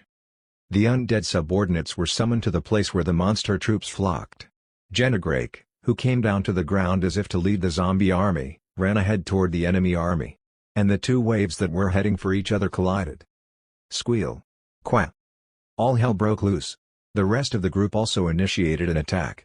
Above, the undead dragon fired its breath, and I scattered sword energy like an air raid. At the back, Hibiki delivered multiple wide-ranged magic spells. And in the front line. Yes, this is it. This is what I'm talking about. There was a straight river of blood rushing through the battlefield like a tank. The performance of one Jennegrake was more prominent than that of zombies, which were far superior in numbers. Perhaps he was excited. He released telepathy that was so intense that we could hear him loud and clear from afar. Die. Die. K-ha-ha. Mwa-ha-ha. Squeal. There was no hesitation in his progress. Jennegrake raced through the enemy lines like a wild horse bitten by a mad dog. In each sector of the battlefield that he passed, monsters would fall, crushed. Karg. The monsters stepped out to defend themselves, but they were simply not good enough against his might. The ogre soldiers, who were charging with battle cries, were broken through one after another. The army was pushed back without a hitch, and the ragged corpses were scattered across the plains. The bloodbath, made by the golden armor scraping the ground, showed no signs of pause. It was a satisfying charge. But I clicked my tongue as I watched him from above. He's been spilling mana all over the road. Climbing one floor after the other up to the 76th floor, I corrected preconceptions and judgments about the Devil's Sword's ego. The Lord of the Massacre killed countless devils to create a sea of blood and build a tower of corpses. However, my experience with Jennegrake's personality before climbing the tower was shady and insidious, and there was no such thing as charisma or dignity at all. No matter how cruel and vicious of a being he was, I guess that his words and actions might have been twisted when his actual body was lost, and his soul was sealed inside the sword. That perhaps, the mind followed the shape of the material. But I didn't think so anymore. Kia. He panicked as if his mana was running out. I clicked my tongue, stopped the monster massacre, and went to the rear for a while. Sitting down on the wall, I talked to Euclid. Hey! Please charge him up again. Already? The dragon, standing on the wall, grumbled and invoked Mana Legacy. I could see that Jennegrake's mana reserves were rising again. The core has charged up again. That's amazing. In the distance, Jennegrake exclaimed with his metal waves and swept through the battlefield again. Yes, I repeated, I corrected my assessment of him. It was not because he was trapped in a narrow sword material that he felt undignified for a demon king. It's just that his personality was always like that. The dragon grumbled. I'm going to say something when the battle is over. He should be frugal with mana while fighting. It was natural know-how as an awakened to act accordingly to one's mana capacity, but the Devil's Sword had missed his timing several times so far. I thought he was still in the process of adjusting. The same events kept repeating because he was moving according to the mana capacity from his previous life. Presumably, the artificial mana core prepared for Kirk, the King of Gold's Head Knight, was not enough to be at the same level as the core that Jennegrake originally had. But surely, the hunting has accelerated.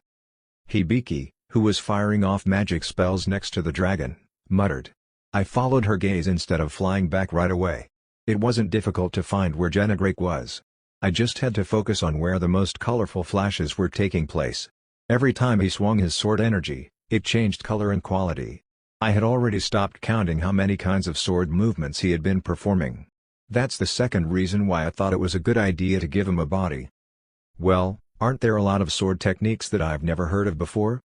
Of course, the task to remember everything was continuously progressing due to my unique skill, even if I didn't mind it. The tower defense continued in that manner until the 76th floor has been cleared. It ended with a welcoming message. Unlike in my previous life, we finished it in the form of annihilating the enemy monsters. After taking a day off in the castle to reorganize, we headed to the portal while being greeted by dwarves who repeatedly expressed their gratitude. We are heading straight to the 77th floor. We never used a returning stone from the first floor to there. I asked the group's opinion about returning with the interval of 25 floors, but the answer they gave me remained the same. I'm fine, though. Let's not drop the pace and finish it all the way to the 100th floor in this manner. Honestly, I also think that's better. I was nervous before I came in because we were told that we had to clear 100 dungeons in a row, but I think it's doable. Nate and Hibiki, who said those words, were very different from their previous lives. I remembered vividly how the party looked like when we were climbing the tower in the past.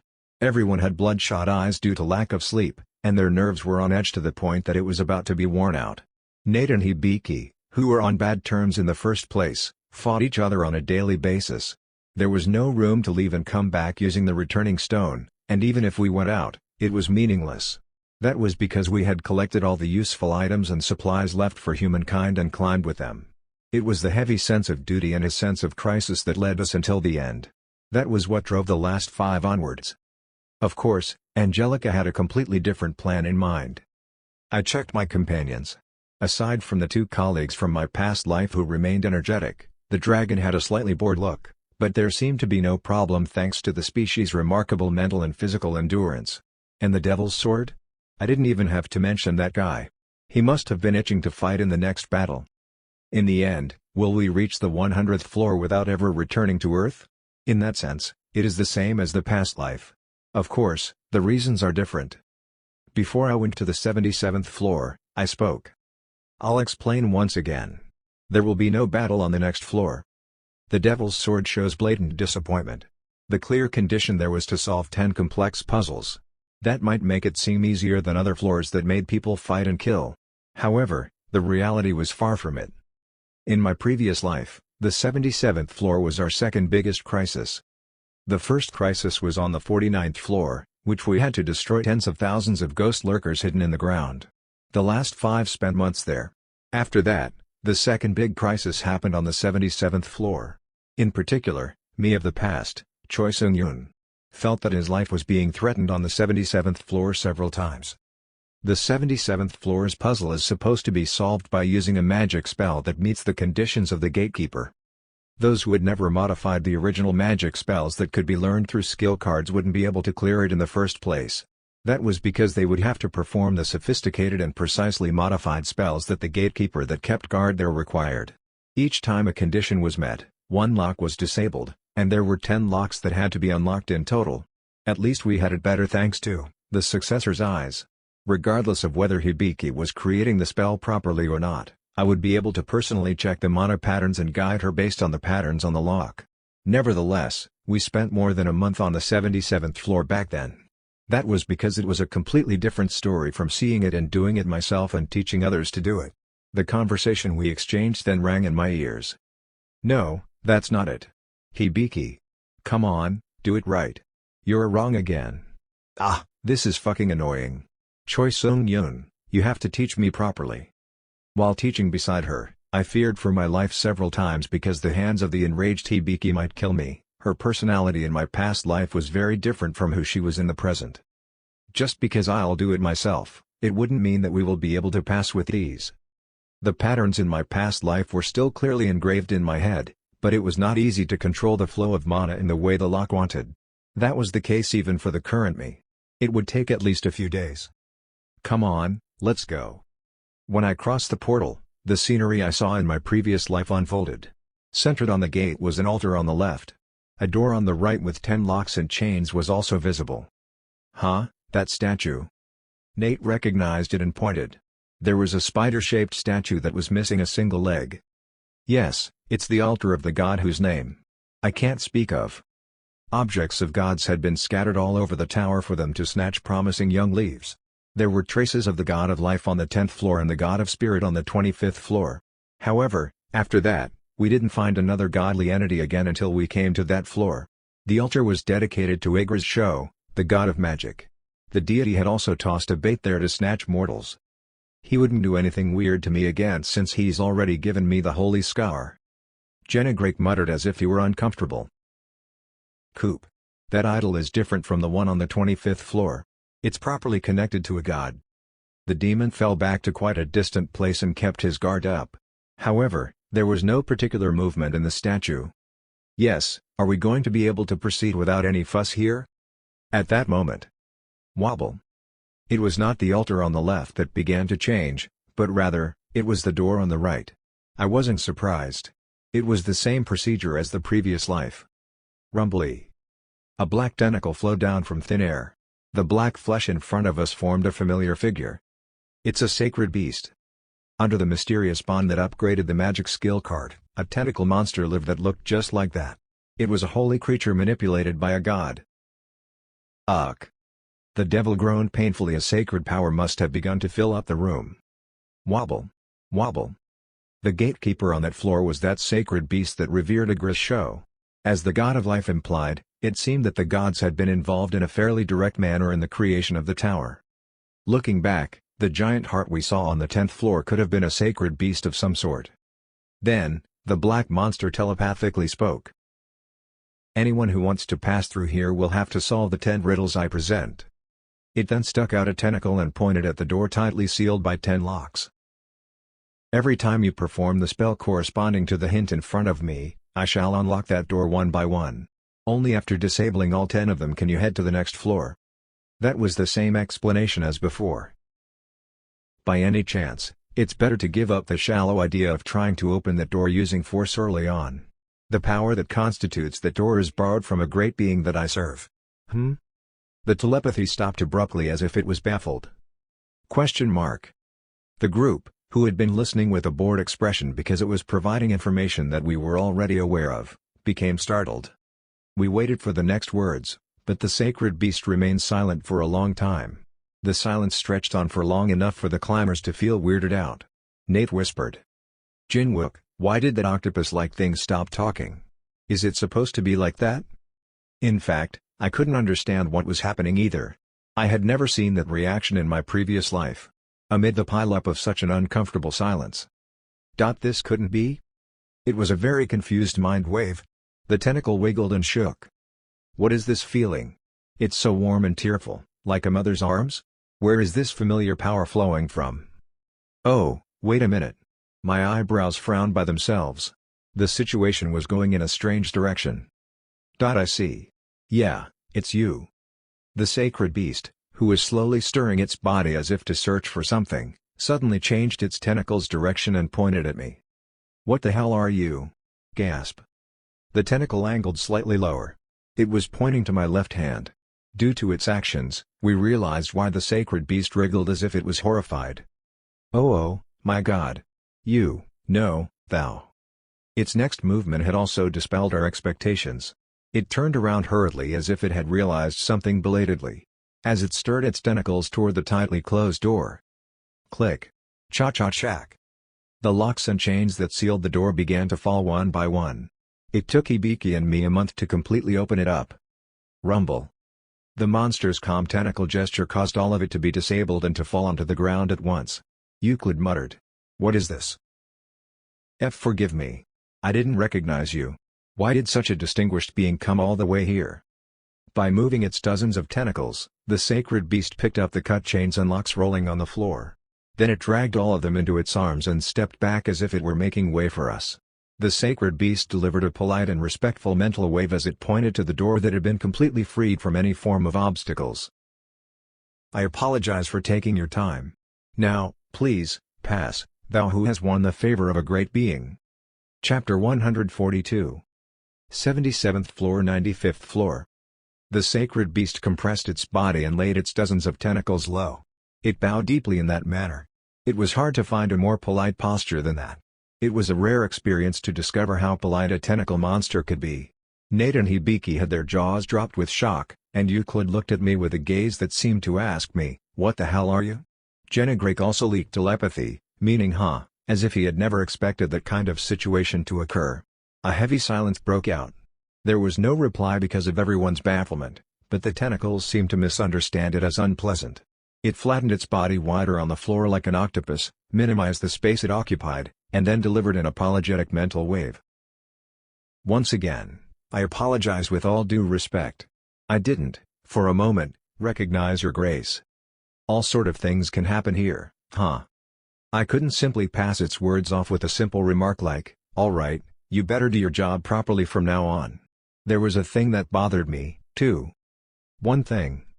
The word to follow that phrase was I have a question, but the tentacle monster replied in a hurry, its body trembling as it did so. Do thou require anything? Just name it. I will provide everything with sincerity. Are you running out of food? Then. Rattle. Gasp. Hibiki swallowed her breath, appalled. It happened in the blink of an eye. Dozens of chopped-up tentacles rolled on the floor. It used the same speed that cut the locks and chains off of the door. Like a lizard that cut off its tail, the sacred beast cut off parts of its own body. The tentacle immediately regrew from the smoothly sliced surface. It's not much. But if you would like to take this to eat. Jennegrake looked serious. No, thanks. Why would we take such sacred power clumps? You're even a higher class entity than the sacred beast buried under that bond. While I was about to reply that I didn't need it either. Wait. I'll take this then. Euclid hastily gathered all of the tentacles into a subspace bag. Well, a sacred beast's body was not an easy ingredient to get, even if one didn't necessarily eat it. I shook my head and continued my thoughts. Well, I think she wants it, so I'll take it, I guess. But that's not what I was going to ask. It's just a simple question. Yes, ask me anything. Is it because of the holy wound that you became aware of me? Or did information about a particular individual, called me, spread to all of those who serve the magical god? I had an ominous feeling that it might be the latter. What if the spider god had gathered believers and the sacred beasts and gave them an oracle? There is a man named Seo Jin-wook on Earth. He will be my incarnation in the future, so pay your respect in front of him. I really didn't want that kind of fame. Oh, that's. However, I didn't think that was the case, considering the answer he replied to my query with. I've never received any particular oracle about your existence. However, I can see from the traces left on you that you are the one who has received the deep interest and affection of the Great Being. It was the former. Thinking that was at least a relief, I asked one more question, though I could already guess what its answer would be. Then, in the future, any other party can recognize me in a similar situation, right? I should have noticed it sooner. I am ashamed that I didn't recognize you immediately. Since it realized that I had a connection with the god of magic, his replies seemed to have begun to start with apologies. Well, I didn't particularly mean to. Now get about it. I looked down at my finger. On it were the remaining 2 sacred scars given to me by the spider god. After the tutorial, I was going to erase it anyway, but there was some unexpected use for it as well. The tentacles continued to explain itself. For me, since the divine trace is from the one that I closely serve, I can detect the fact that there were originally 3 sacred wounds. In addition to that, those who serve it at lower levels, such as priests, can also sense the holy wound. They will show you the utmost respect that can be offered to the beings of Earth as I have now, regardless of how many holy scars there are left on your finger. Nate spoke with admiration in his voice. Whoa, so in the end, you will be treated like VIP by the people in that religion? That's awesome. Still, it was unknown how often such things would happen after entering the main quest. Anyway. That means that the holy scar isn't that common. That's right. I will put it in a way that would perhaps help you understand it quickly. There is only one holy scar on the Archbishop of the dimension that the faith serving the Great Being was most widespread, and it was received in return for hundreds of years of sacrifice and service.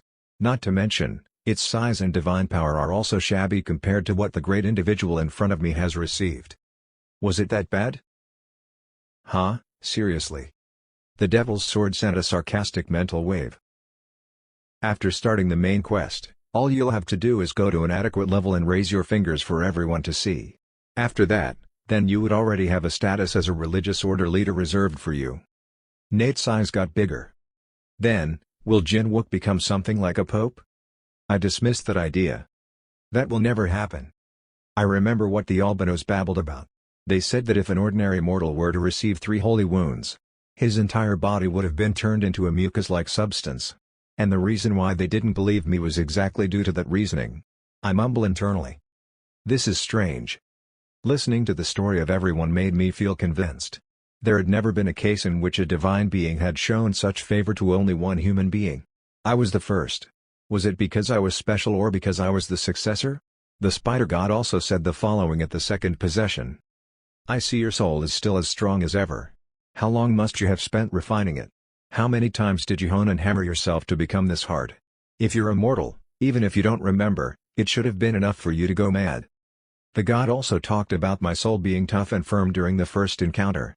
The reason for speaking in that way seemed to be that the successor's soul repeated the cycles and the regressions countless times. Just like steel becoming tough by hammering it, did the same thing happen to my soul? Did it give me 3 because it was sure that I could handle it? Perhaps the reason it showed affability towards me is that my soul was of that kind. While I was immersed in my thoughts, the tentacle monster hesitated and spoke again. "Well, with all due respect, if thou are not in a hurry, may I offer you a suggestion?" I asked bluntly. "What is it?" "From what I heard, the crow that sings of the apocalypse was observed in the dimension where this tower was summoned and connected." My eyes narrowed as I replied. "Now, how do you even know that?" Jennegrake, who listened to the information while working with me, did not respond much, but the other three seemed to be bewildered by the unexpected word. Hibiki raised a related question. "Apocalypse?" I raised my hand to gesture to them that I would explain everything to them later. I then spoke to the sacred beast again. "Does the god of magic watch over such things?" That is what one of the mortals that serve great beings prayed and told to God. It meant that it was reported by a believer. Perhaps it was a member of the Union. "If so, it seems thou doesn't have to hesitate because thou already have two scars left. They, the prophets of destruction, are enemies of all gods, but my God cannot intervene in the material world for reasons thou already know. Eventually, the principle of causality should be adjusted, and the best way is to make a wish by consuming the scar." I cut off his words determinedly. "That is something I will take care of on my own." I then pinched out the meaning that had been omitted from what the sacred beast said. Looking at the fact that it is recommending that I do what the god wants me to do. The weight of the wish to get rid of Mercadius is enormous. Enough to tilt the scale to the bottom at once. The sacred beast confirmed my suspicion with silence. Clearly, it seemed to be interpreted as a powerful wish that was incomparable to the first wish to contain albinos. However, that meant that the risk that I would have to deal with later would increase as well. "I do apologize if I have offended you in any way." I looked at my companions, who seemed eager to question me about the conversation we exchanged just then. "All right. Let's go straight to the 78th floor." I hesitated for a moment before continuing my thoughts. "I'll explain everything there." With the entry to the main quest imminent, it seemed that the time had come to share my secret with them since it could no longer be kept away as I had intended. I headed to the door that led to the 78th floor. After my determined footsteps, the sacred beast's words rang low. "It is an honor to have met you, the one that received the most profound love of the greatest being among all the beings I've witnessed so far. Please be a stepping stone to restore the 8th magic that has been lost." I didn't answer. After moving on to the 78th floor, before we started the hunt, I briefly disclosed everything I knew about the species called Mercadius. Nate's face turned pale when he heard the story. "Destroy the world? Then does it mean that he's that strong of an entity?" I corrected his words. Rarely had it ever been seen destroying and killing with its own hands. Only the causality was made that if they are observed in a dimension, then it eventually leads to the apocalypse of said dimension. The intermediate process has not been discovered yet. I also explained why we were in a hurry to clear the tower. In the end, it means that the people of Earth must enter the main quest as soon as possible to survive at least. Yes. And, we need to join the Union and get help. There's no guarantee that the destruction will be definitely stopped, but we can't just wait for it to go down without trying our best to prevent it. Adam was confident that the Union would actively help to at least prove the hypothesis that we had. However, no one on Earth would believe such a seemingly far-fetched story even if we brought our knowledge to the governments around the world and made them aware of the existence of such a destructive species in our home dimension. Instead, we had to proceed to the main quest and start interacting with aliens in earnest.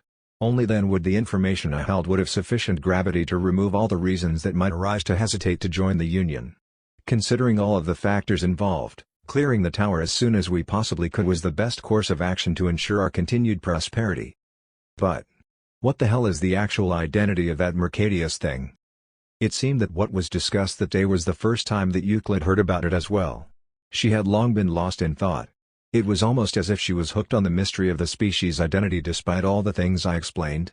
We continued our clear beyond the 78th floor, and when we reached the 81st floor, the dragon shouted with confidence. "All right. I finally got it." I answered back while I was absorbing the mana core that the zombies had pulled out. "What do you mean? What did you get?" The dragon screamed with a glowing face. "The Mercadius identity. Were you thinking about it since our meeting back then?" "Yes.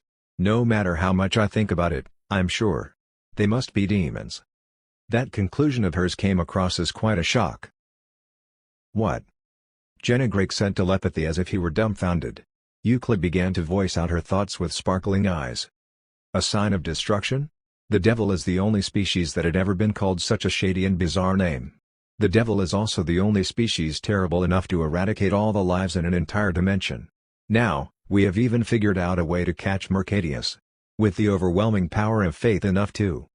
The devil's sword, who controlled the golden armor, dismissed it as absurd babble. What kind of nonsense is this? If they were demons, they'd be from the magic world, and the magic kingdom should have already been ruined. But that dimension remains undiminished. It's even one of the longest dimensions in existence. He then spoke in a tone that told me he was refuting Euclid's claims. Also, if there is a demon with such a transcendental power, the rumor should have spread in the magic world already. It's in the nature of the magic species to show off our strength. It would make no sense if you had only thought about it a little bit more. That's indeed the kind of crap an empty-headed dragon's head is supposed to make. What? What did you say about my head? The devil's sword giggled and replied. Am I wrong? If you lack experience and have insufficient knowledge and culture, don't say absurd things and just watch your mouth. What even? You retard demon became trapped in a sword because you can't even properly die. What? This bitch. You really want to die, huh? Kill me. Kill me. You are bound to a contract like me in the end. I knew that the devil's sword was very talkative, but when I was with him, I was the only one who could hear the psychological waves he released, and my universal response at that time was to ignore him. Now that he could control his armor and send his psychological waves in a one-to-many manner, he became even noisier. And the conversation he held usually had Euclid on the other end of the line. However, what they did was more like a quarrel than a conversation. Their scuffle continued throughout the 81st floor and only stopped after I shouted at them. Yes.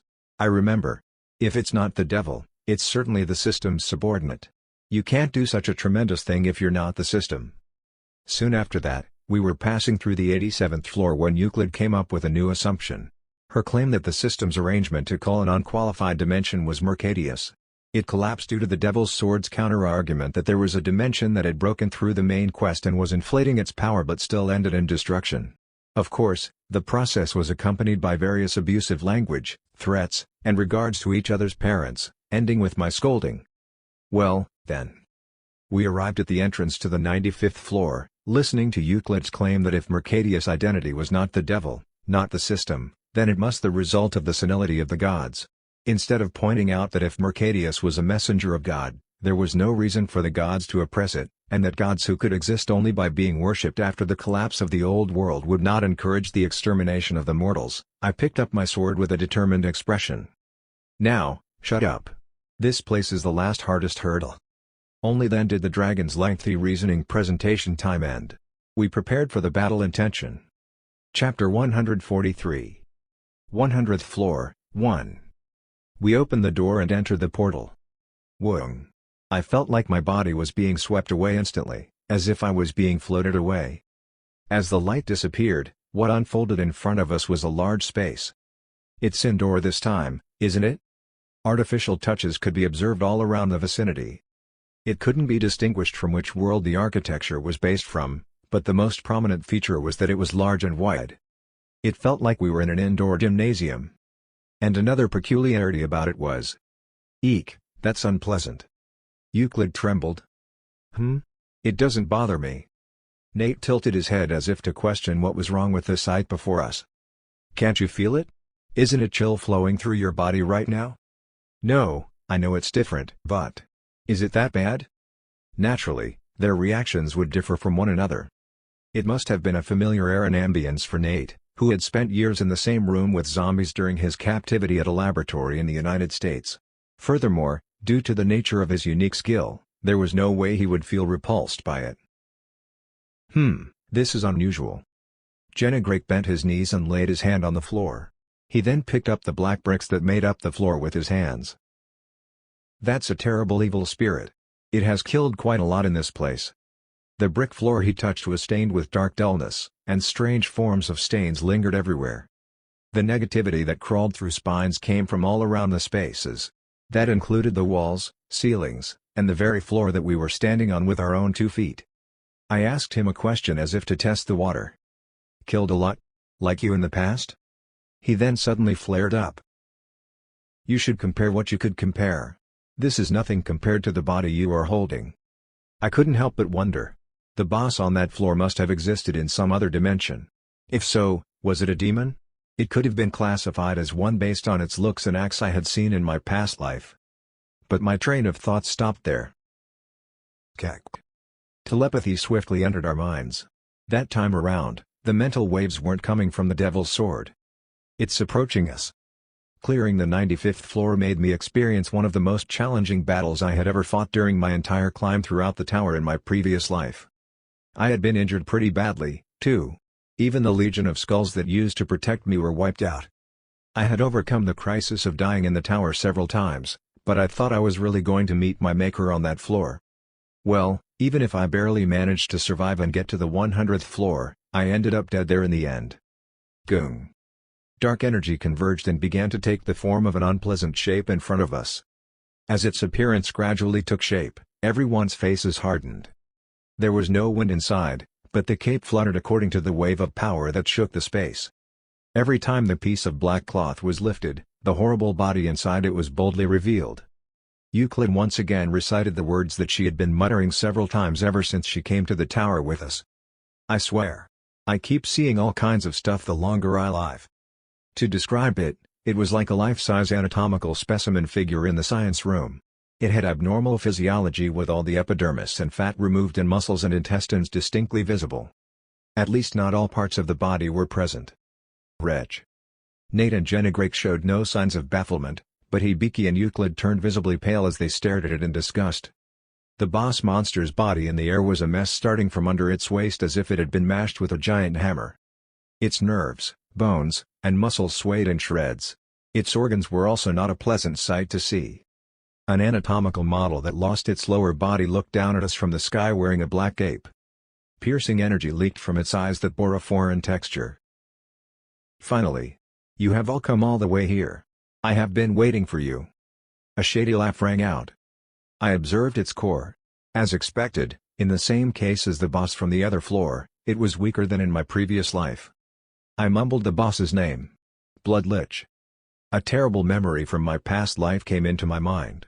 He was not at all an easy guy to deal with.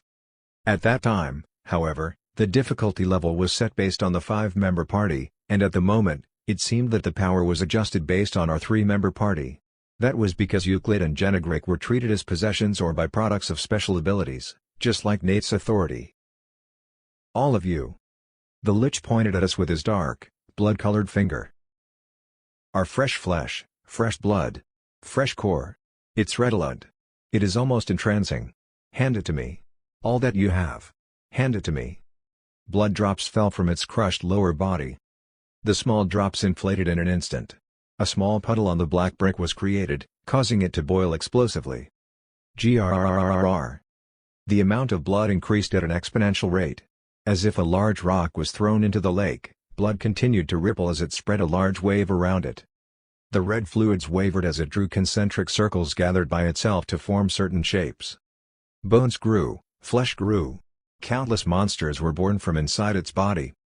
Chimeras. Advance. Devote their fresh bodies to me. Go! A group of monsters that did not know of anything but anger rushed in. None of them looked like each other.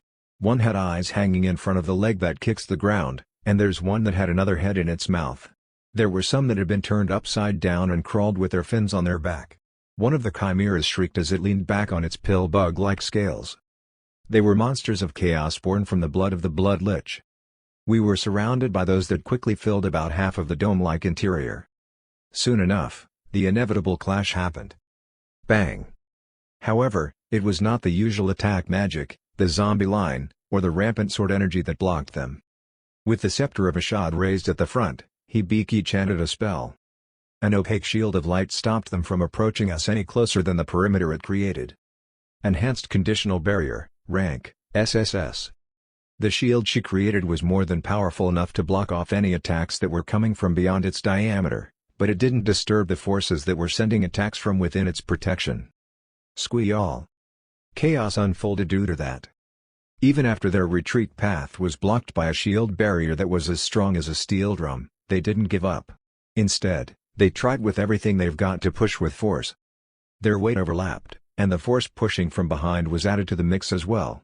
Even when the way to go forward was blocked, their eyes, which were staying with madness, only made them cause even more mayhem, all for the sake of moving forward and further forward. As a result, crush, crack. The bodies of the ones that were at the very forefront of their ranks were gradually crushed. Screech. Eventually, each one of them started to turn into blood blobs. But even in that situation, we didn't aim for the chimeras. Instead, we went beyond the barrier, which let our power go through without any problems, and focused our entire firepower at the blood lich in the rear. It doesn't really matter how many chimeras we fight off and slay.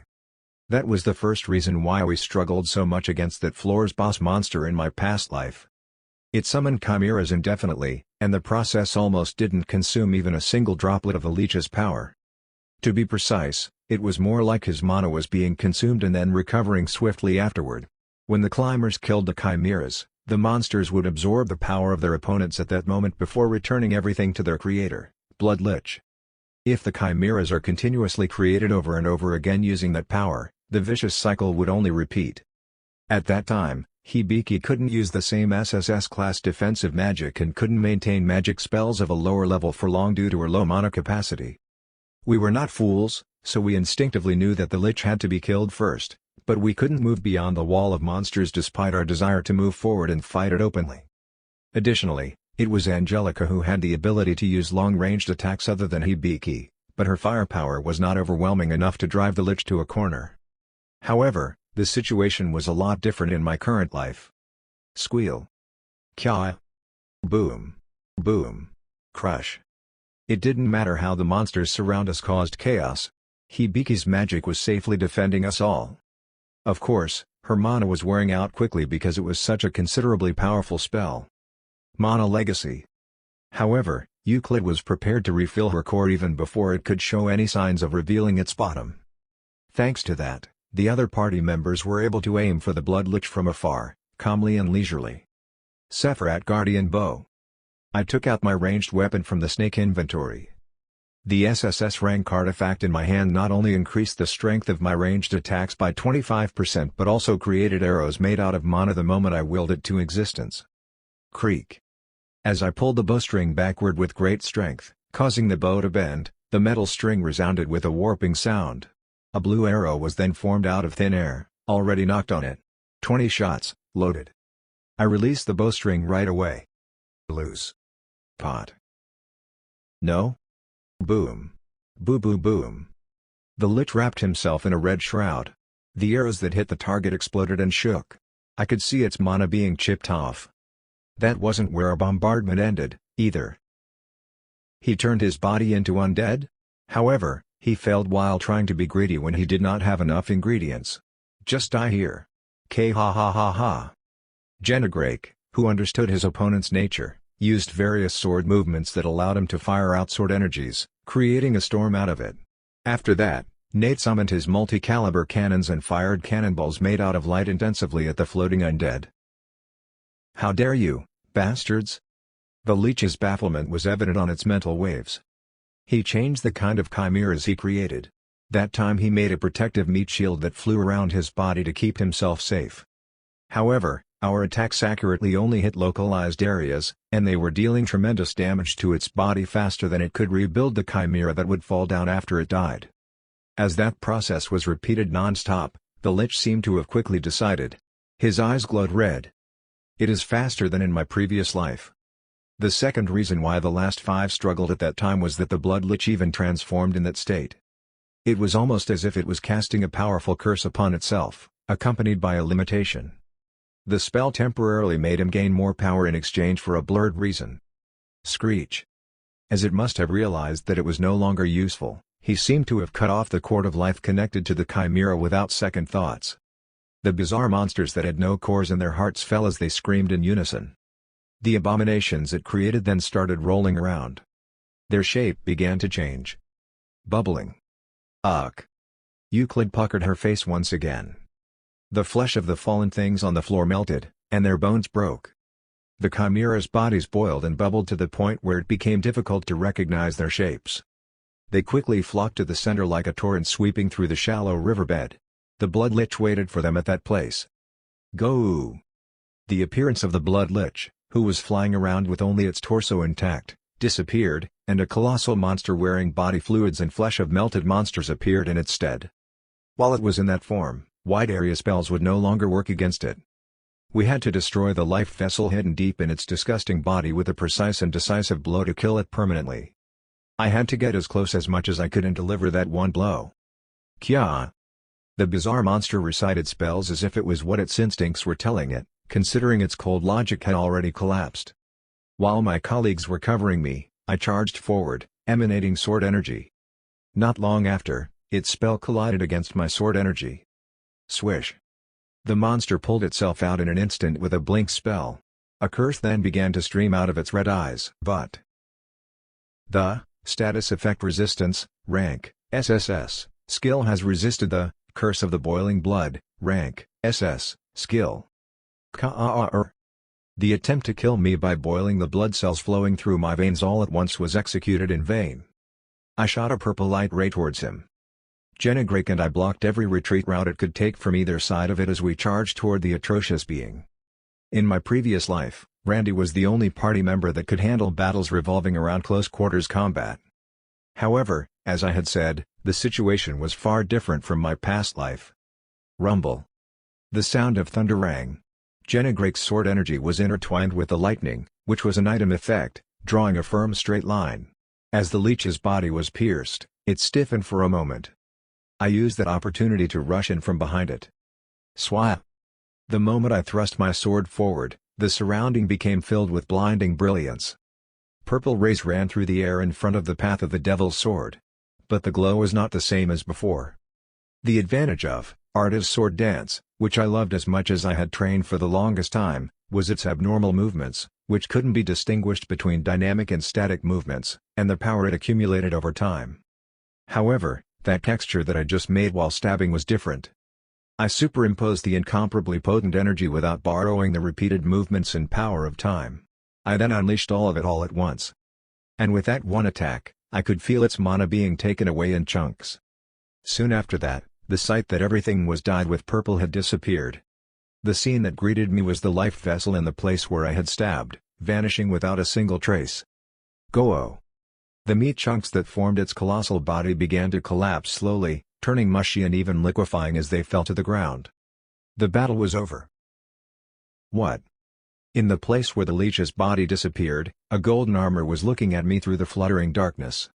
There was no expression, but through its telepathy that followed, it showcased the baffling emotions that filled it. Hey! You! Did you just? I nodded. Yes, I've tried to imitate it a bit. From the 50th floor all the way to the 95th floor, Jennegrake was stirring the battlefield like a fish in the water. His sword movements were diverse, deep, and powerful. Remembering that everything didn't make one perfect, there was also a lack of absolute time to train it.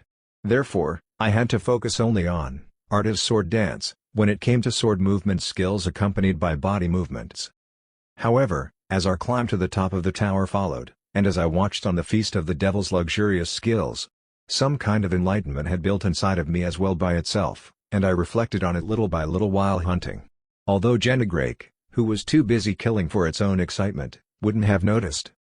And at that moment, I unfolded the first completed grain. Did you perhaps improve the Arta's sword dance, by yourself?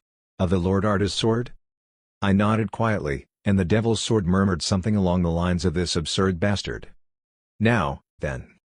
I looked at my companions and addressed them. There aren't much for the floors left for us to clear. We head straight to the 100th floor in this way. Chapter 144. 100th floor, 2.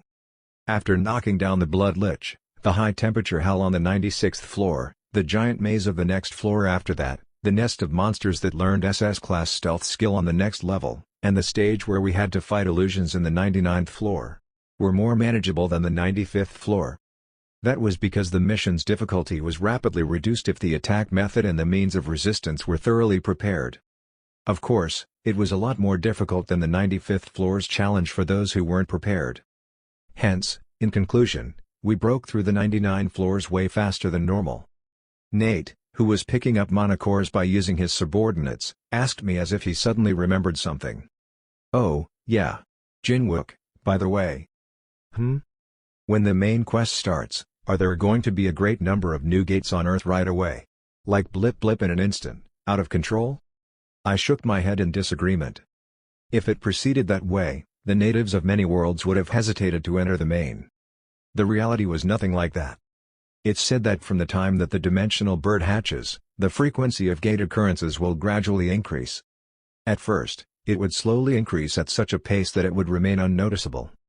And after enough time had passed to ensure that humanity would have already adjusted to it, the pace would begin to hasten exponentially. Adam said that such a phenomenon seemed to have a firm intention to expand the range of passages that could lead to other dimensions and vice versa rather than having the primary purpose of providing more dungeons to clear. As Euclid must have felt curious, she joined in the conversation. "It's an issue that's been bothering me a lot lately, but what the hell is the main quest? It should be different from the tutorial that you guys are doing right now, right? But won't the awakened beings only be forced to clear the dungeons like what they're already doing and defend when they broke? Is that all there is?" Hibiki added an assumption. "Or is it like an upgrade to the screening quest we shared? Perhaps it's a mission to meet special conditions?" I hadn't experienced it as well in my past life, but Adam already told me about it. If it was necessary to categorize it, Hibiki's guess was close to the truth. Think of it as the list of quests publicity becoming different. Although only a few can access it right now, all the hunters who have accepted the main quest will have access in the future. Of course, the level of difficulty will rise as well. More importantly, the same quest list was shared by all main dimensional species. Therefore, although I had been able to monopolize the screening quests that occurred within the Earth so far, in the future, I would have to compete with not only the Earth's people but also the foreign dimensions awakened. In the process, the list of screening quests during the tutorial would disappear. That was why I had completed the most quests that gave me a lot of points before climbing the tower. "So, you mean that the message pops from the moment that the bird hatches from the egg, right?" "Yes. The system will propose to all the awakened individually, asking if they would accept the main quest. Since the world's change would accelerate from that moment anyway, it was, of course, beneficial to accept it. Was the only one who would kick that offer away be the only immortal of my previous life?" Her goal was to only open more gates as a side effect of hatching the dimensional bird.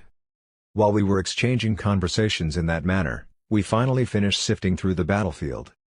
"Now, then." I stared at the tightly closed door that served as the entrance connecting to the 100th floor. I looked at Hibiki unbeknownst to me. She asked, not knowing my intention. "Is there something that I can help you with?" I bitterly smiled and shook my head. "It's nothing. It's just that I had suddenly remembered the event in my past life. That door was the last among the puzzles encountered while climbing the tower. Likewise, its difficulty was the most terrible of them all. I wrapped my head around to figure out the contents in my previous life, but it was Hibiki, who was a legitimate hunter, who opened the door. It reminded me of the memory of handing over the finishing touches to her. Comparing what happened then and what was happening right at that moment, truly, a lot had changed. I slowly raised my hand and aimed at the door. Wooing. Azure river stream-like energy flowed from the tip of my finger. Mana concentrated and changed its form dozens of times in a second. It tapped on multiple locations, sometimes slowly, sometimes swiftly, like fireflies. Whenever there was such a collision, a spark would splash across the circuit of the door. Some time passed, and finally. Guung woo. The tightly sealed door opened. "Let's go. Now, it's time to finish it off this short but prolonged climb."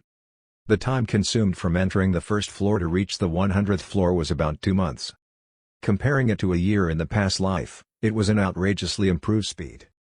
As the door opened, an unfamiliar humid air welcomed us. "Huh? It's warm." Although the surrounding was tightly sealed, leaving no openings, it was like a warm spring wind was blowing past us. "You said that there would be no battle here, right?" "Yes. You don't have to worry about anything." I mumbled inwardly. In my current life, truly, we didn't have to worry about anything. The atmosphere somehow. It makes me feel relaxed, huh?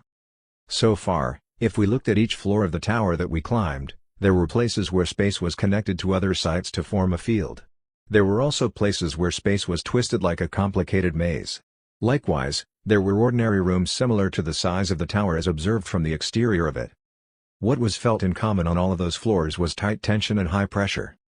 But in that place, on the last floor, there was no sense of such feeling.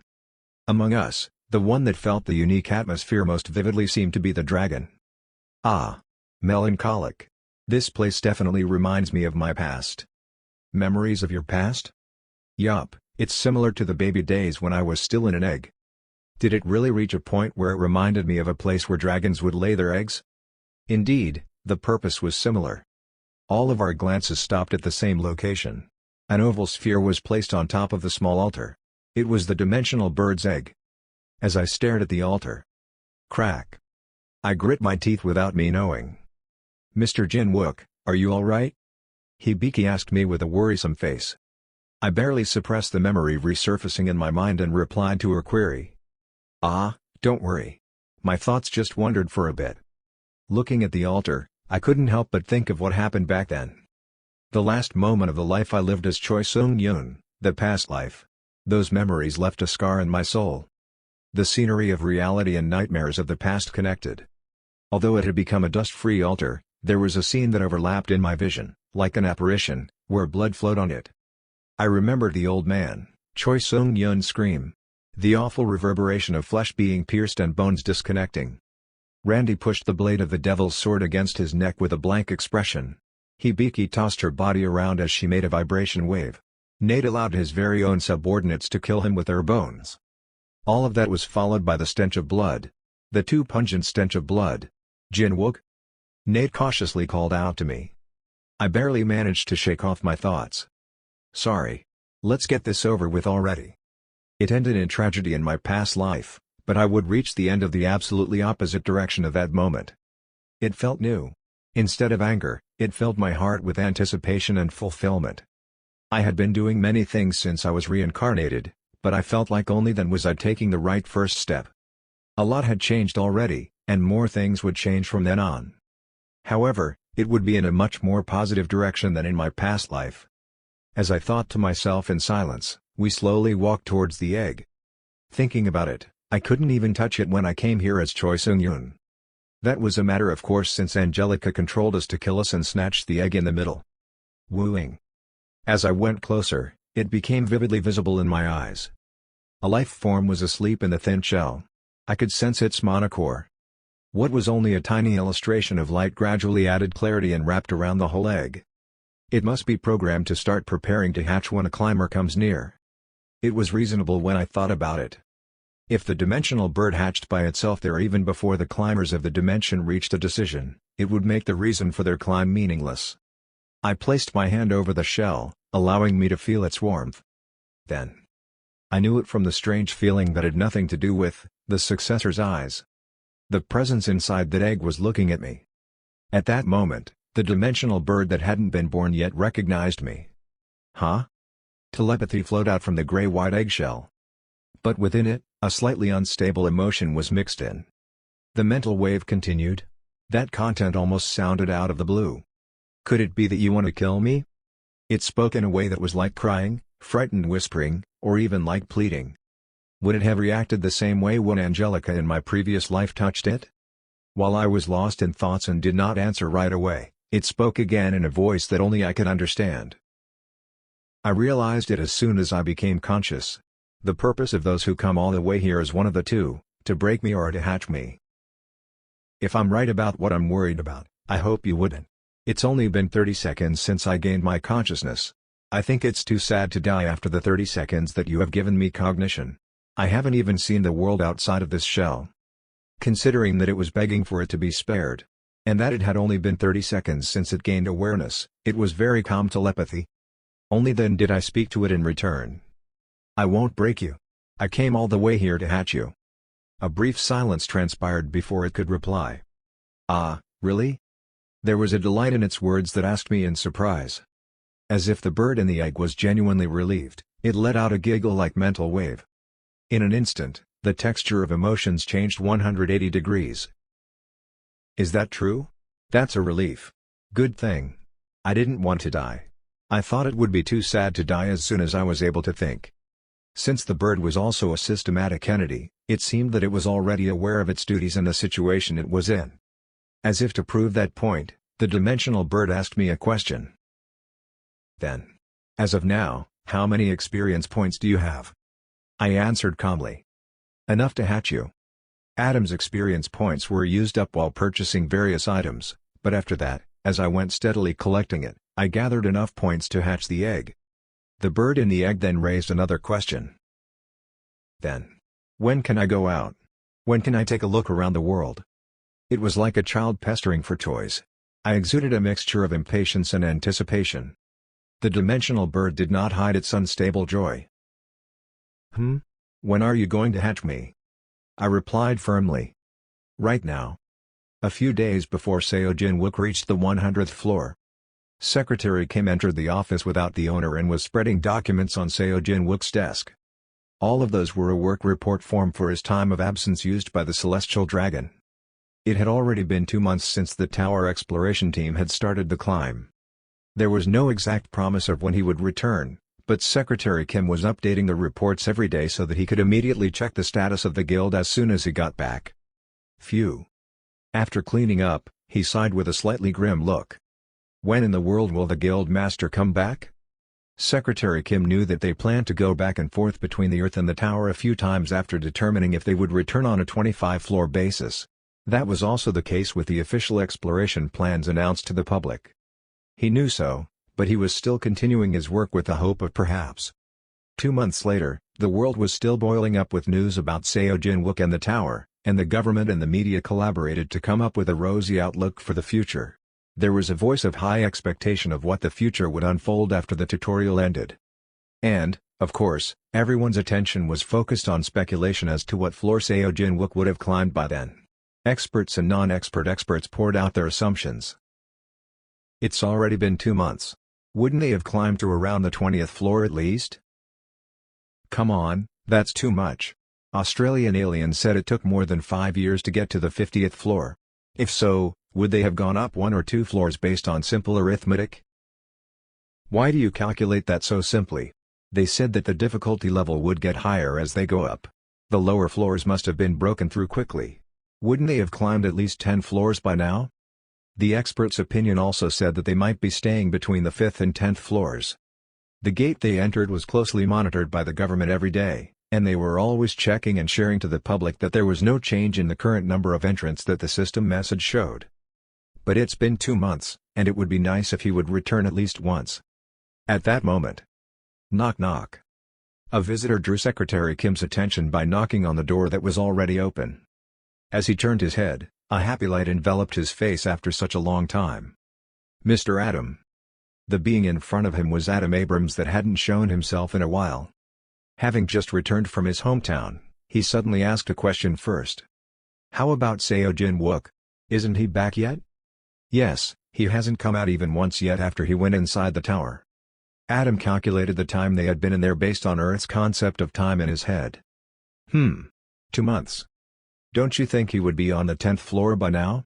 If they were to reach the 25th floor, which is the point of return, they're still.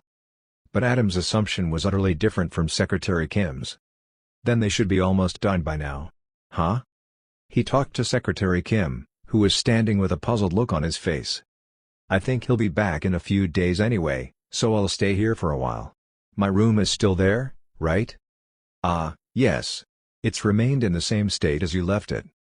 As if he thought it was a joke, Secretary Kim called without further questioning and checked the room's cleaning status. Then the alien thought, drawing attention from him. I brought him some good news, but our timings were a bit off. The news that time was also about Mercadius. After the audit, the Union sent a group of skilled beings to Earth to capture Mercadius. They watched him in a different way than the observer's eye, and it was unknown what kind of analysis they ended up with, but it seemed that they finally decided to strike Mercadius. The bizarre species was said to still be living on a deserted island in the Indian Ocean, disguised as a human with brown skin. They've already lost an employee, so their members must have been sharpened before being dispatched. We should look forward to hearing them finishing their work properly this time. However, while thinking about it, anxiety remained in the corner of Adam's heart. And the extraordinary foreboding became more and more intense when he saw the special news that aired a few days later. An emergency report reported that a tsunami was caused by an undersea volcano erupting near an uninhabited island in the Indian Ocean. It swept through neighboring countries, causing terrible damage. Chapter 145. The Second Cataclysm, 1. 2039 would be remembered as an unforgettable year for humankind.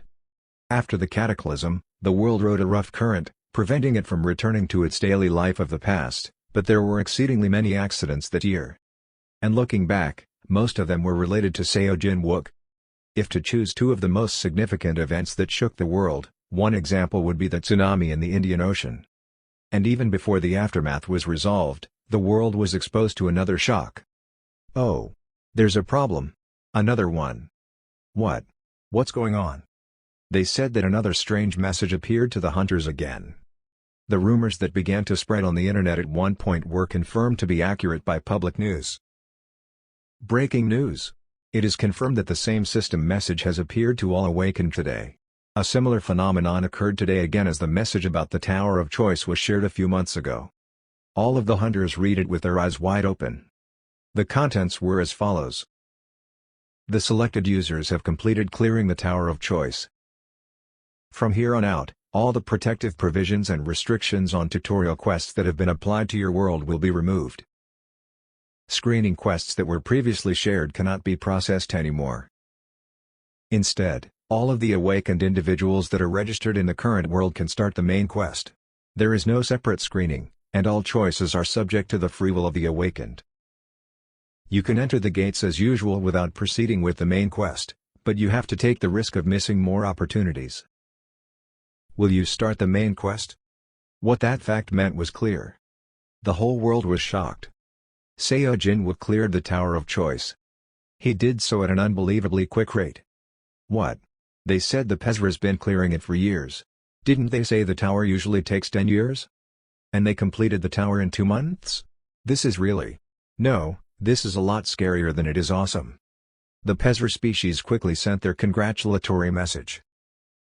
A heartfelt congratulation to our precious neighbors, the people of Earth. We could not hold back our amazement by the rapid climbing that no other world has ever experienced.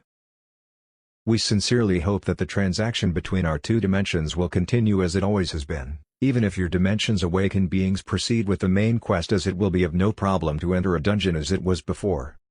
The content was also released to the press.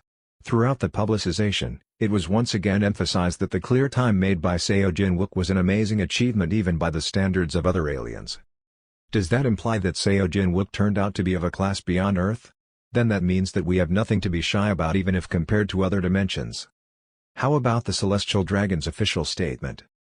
They only made a brief announcement. They informed the public that it is most definitely certain that they cleared it. They also said they'd postpone the interview until a later date because they're fatigued. Everyone was shocked and excited, but some expressed their anxiety. Hold on. Then what happens to our world from now on? The time of the clear was a lot shorter than everybody expected, so there was also a lot of vague anxiety and uncertainty. However, there was no noticeable change in the beginning. It was heard from the Pezra that the appearance of gates would gradually increase, but no statistical indicators appeared for some time. Furthermore, there were fewer dangerous situations reported that could be called accidents because Seojin Wook delayed the collapse of dungeons with a aurora of stability on his own in those hazardous areas. After returning to Earth, the members of the exploration team relaxedly rested and prepared for the future without standing in front of the media for the time being. You're saying that the tsunami is related to Mercadius, right? Adam explained to Seojin Wook what happened while they were in the tower. The explosion of an underwater volcano occurred on the same day the forces of the Union attacked to catch him. After that accident, Mercadius, as well as the allies of the Union, disappeared. The fact that his whereabouts were untraceable was a different part from the death of a former observer. That fact could be interpreted as both good and bad. In all cases, it should be our priority to join the Union as soon as possible. Seojin Wook also agreed to that sentiment.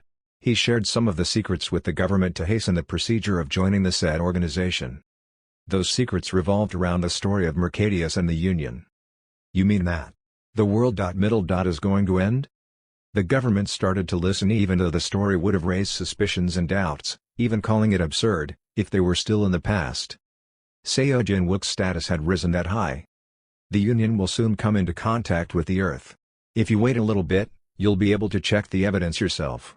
What I want is to start a discussion behind the scenes in advance so that I can gather opinions quickly without being baffled between the Earthlings.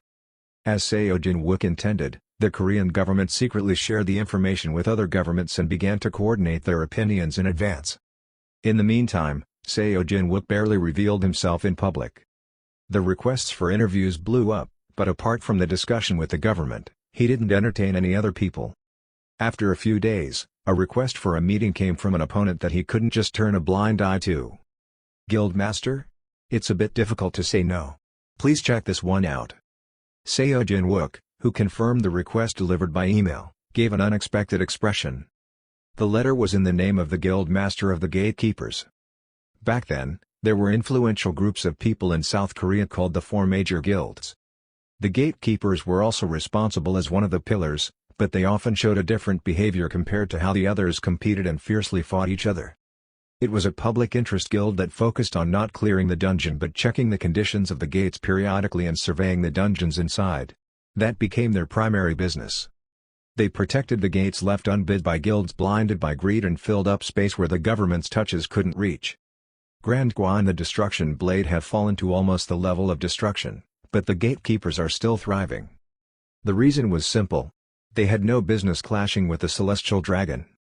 Another peculiarity that they had was that the guild's head had little information known about him by the public other than his name and age. That remained to be the situation even at that age. Of course, I knew the reason behind it. Hunter, officially known as the Guildmaster, was only a puppet boss with only his name hanging on. The Vice Guildmaster acted on behalf of most of the work, knowing that their tail would eventually get stepped on if they were active in outside activities. Then who is the real owner of their guild? It's not the Vice Guildmaster as well as a lot presumes. The Gatekeepers was a colossal guild that couldn't be operated with only the cheap gate fees they charged. Therefore, what was inevitable for survival was the separate mobilization of funds, but there was no such thing for the Vice Guildmaster. After all, there was only one conclusion. There was a wealthy person behind the Gatekeepers, moving vast amounts of money and supporting their activities revolving around the public interest. I sent my greeting to the secret owner first. It was a courtesy to the elderly. "It's a pleasure to meet you like this, Mr. Chairman." He was an old man with chapped hair but had glistening eyes. Additionally, he was also an ordinary non-awakened without a monocore. He talked to me with respect in his voice. He was not an awakened himself, but I could see how he managed to bring a guild to climb up to Korea's top 2. "You're not surprised. Have you known all this time?" "I asked for it, so I don't think that the government would have leaked it first even to you, Guildmaster." I was much younger than him, but he spoke in a polite manner. I answered with proper courtesy in return. Looking at the circumstances, I simply had an accurate guess. It was a fact that was eventually revealed as Korea got devastated in my past life. He was the kind of person who could move such massive amounts of wealth while making the government think that they could trust him. The owner of the Gatekeepers, the old man in front of me, was the Eugene Group chairman, Korea's #1 financial group. "Seeing that the media didn't find you, you must have made a substitute appear at the guild."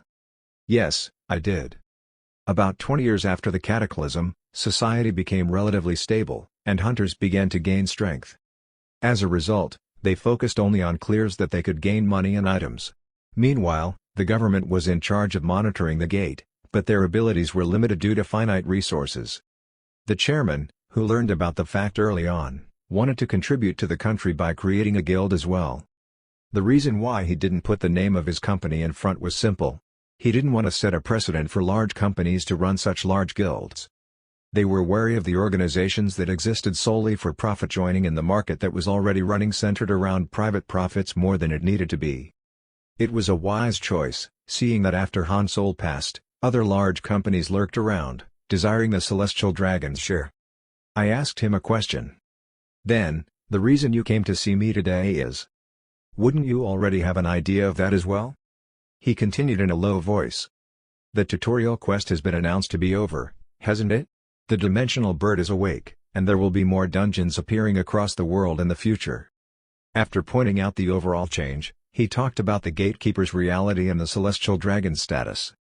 "No matter how hard I think about it, I thought that our guild's capabilities couldn't keep up with the changes. The guild consisting of many middle and lower rank hunters has managed to play its role so far, however. He was paying close attention to the flow of time. I thought there would be a need for more force than that in the future. So I thought about it. Who has the ability and motivation to take over my role now? There was only one person. His words were also within the scope of my expectations. However, the direction had changed a lot from my past life. Are you leaving it to me? Yes, I hope it turns out to be so. The chairman came to propose a merger wherein the gatekeepers would be absorbed by the celestial dragon. The old man continued, praising me and my abilities lightly. And as I've checked, I think you've got a lot more money now than I have. I don't think it's going to be too much of a burden to manage it. He had even searched deep enough to find such private information. I didn't need a lot of time to think about it. In the future, we shouldn't compete within Earth but with other dimensions anyway.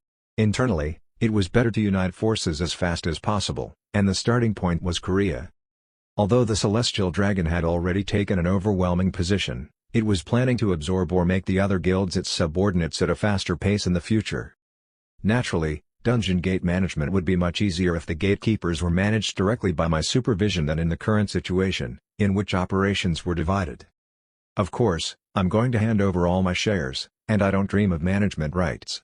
However, since I'm afraid that you'll think it's a bit of a heavy burden. Since he was already expecting a situation where I would decline his proposition, the price the chairman suggested was reasonable. However, it was an unnecessary concern. I was already ready to accept it anyway. Yes, I will proceed that way. Thank you. I then expressed my gratitude to the elderly who had contributed to the country without anyone knowing. You've done a great job. The old man laughed silently. At that moment, the 4 ancient guilds of Korea were absorbed entirely by and integrated into the celestial dragon. A few days after the meeting with the chairman, the union's affiliation proposal that the governments had been waiting for was finally delivered. Since the era of interacting with more diverse dimensions approached, being included in a large organization that would achieve the mainstream was essentially the same as having strong support. Also, the union's rules on the affiliate dimension felt slightly strict, but in return, the Federation also had to do its best to ensure Earth's safety. Of course, the countries that had already spoken in sync shared their opinions. Polls from each country showed similar trends. But there were exceptions everywhere. Almost naturally, it was the same country again that rejected the notion. The People's Republic of China cannot trust that unidentified group of aliens who call themselves the Union and insists that all exchanges be suspended until they have been proven safe and harmless. The paradigm was already changing, and the balance of power was not the same as before. However, some government leaders considered such change a terrible nightmare and did not want to immerse themselves in the Axis's slow movement. The result was a far-fetched resistance. Eventually, a month after the Union proposed, Earth's opinions couldn't come together. There was only one option for the remaining countries. It would be better to gather the will of as many countries as possible. But if this happens, the only way for the negotiating group to join the Union is to exclude China and a few other countries. There was a reason to fiddle with the plan that had been put off as a last resort. Adam once warned me through the following words. If you get an offer, you'd better accept it as soon as possible. Among those that didn't join the Union, there are vicious species that only aim for dimensions which just started the main quest. The fact was even stated in the Union's proposal. However, China threw a monkey wrench, saying they couldn't trust anything they were saying. Then one day, the situation that the Union and Adam were worried about occurred. Breaking news. An unexpected incident occurred in Taipei City, Taiwan. An opaque dome surrounding a 10-kilometer radius from the center of the city suddenly appeared. All physical movements were interrupted, and even communication was blocked. People soon learned that it had nothing to do with the Taiwanese government's intentions. At the gate opened in the barrier, hundreds of species began to cross almost all at once. It was the emergence of invaders that the advisor warned me about. Chapter 146. The second cataclysm. The difficulty of the gate near Taiwan's University of Science and Technology was D-class, and it had been about 5 years since it appeared. There had been several opinions that the gate should be closed because it was too close to Taiwan's central government building, Taipei's presidential office, and the executive office, but it hadn't been acted upon. The reason was simple. It was the same as the reason why the other countries maintained an open gate for as long as they could until it turned to very unstable status. They couldn't give up the supply of monocore. Why close the dungeon gate where the cores are flowing out constantly? Don't be ridiculous. Taiwan already had a small territory and had fewer dungeons to stably mine cores from. In that situation, the dungeon had an adequate difficulty of D-class, its patterns of monsters were not complicated, and it didn't have a layout where it took time to solve puzzles and explore mazes. All of those factors made it an excellent mining site. Eventually, the Taiwanese hunters cleared the gate 4 times. Likewise, that meant it had been expanded 4 times, and if possible, it would have been expanded repeatedly. The reason why they stopped at only 4 times was also evident. They had reached the boundaries of dungeons that were expanded from other worlds. The Taiwanese were very nervous when they found out, but fortunately, there were no signs of invasions coming over the wall from the other side. How about any response? Nothing? Then just let it be. If we close all the gates for these things, where will we get our cores? All of those circumstances overlapped, so they were forced to let their guard down. Taipei 3 Dungeon, confirming current entrant is 0. Everything is clear. I'll report again after the standby team enters. The gate was always monitored by government personnel. Hunters periodically checked the system message and reported no changes in the number of people entering. However, the message always showed only the number of awakened who had entered through our world. The change occurred when the dungeon was empty. It happened in the split of a second due to a gap between shifts. Hooong. The blue gate surface shook. Oh, what? While the hunters panicked, pale hands came through the gate. Then they dropped something toward the asphalt floor and disappeared back inside. The speed was enough to make their senses distorted. Exclamation mark. The black sphere that the hand dropped fell to the ground. It was a movement that could barely be caught by the eyesight of hunters outside the gate. Damn it. He felt a sense of danger and moved his body. He tried to run towards it with adding force in his leg muscles. It is a reflexive behavior. He felt like he shouldn't be letting it touch the ground. He thought he would have to hit it back up and put it back in the gate. Tack. The object collided with the ground faster than the hunter could come into contact with it. Boosh. A white flash engulfed the surrounding. It spread in all directions, forming a half-spherical shape that was placed upside down. Light seeped into the air continuously. It continued to expand and stopped only when it had surrounded the parts of Taipei. The radius was nearly 10 kilometers. And everyone near the border saw a terrible sight. The light that passed through all the objects gained mass suddenly. The buildings were cut in a curved line. Cars, traffic lights, roads, signs, and trees were divided into both sides, showing smooth, round cuts. Some very unlucky Taiwanese also lost much of their bodies. If one was lucky, his arms and legs were cut off. Otherwise, he had his guts and brain poured on the floor. Mercilessly slicing all matter placed on the boundary, the light formed a shape. It became an opaque glass bowl-like dome and isolated the city. Woong. Woong. The gate started to vibrate again. #add and %@. The one that came out was the owner of the pale hand that dropped the artifact. The species, named ogatu, revealed itself out of the dimension gate with equipment and weapons unfamiliar to Earthlings. And he wasn't alone. Aliens. Hunters. Call the hunters. Someone report. After expanding the dungeon several times from that world as well, the gate entrant limit linked to the world of ogatu had risen to a few hundred. Rattling, aliens continued to pour out of the blue door. And without hesitation, they targeted the citizens with their gun-shaped weapons in their hands. Swish. Every time a certain liquid was sprayed, it covered a distance of 10 meters in front of them in a fan shape. Karg. Citizens exposed to the substance fell as their pupils dilated. As if to prove that the aliens' intention was not murder, those who collapsed didn't die. Instead, they maintained their breathing. The phone's not working. Oh, shit, at this rate. In the meantime, the ones outside the barrier were in chaos as well. The central part of the country, where institutions that could be considered the core of the country were located, was put under quarantine in an unidentified dome. Not only was it impossible to infiltrate, but it was also impossible to communicate using radio waves or skills. Knowing that immediate outside aid was unavailable, the hunters in the dome gathered by foot and prepared to respond.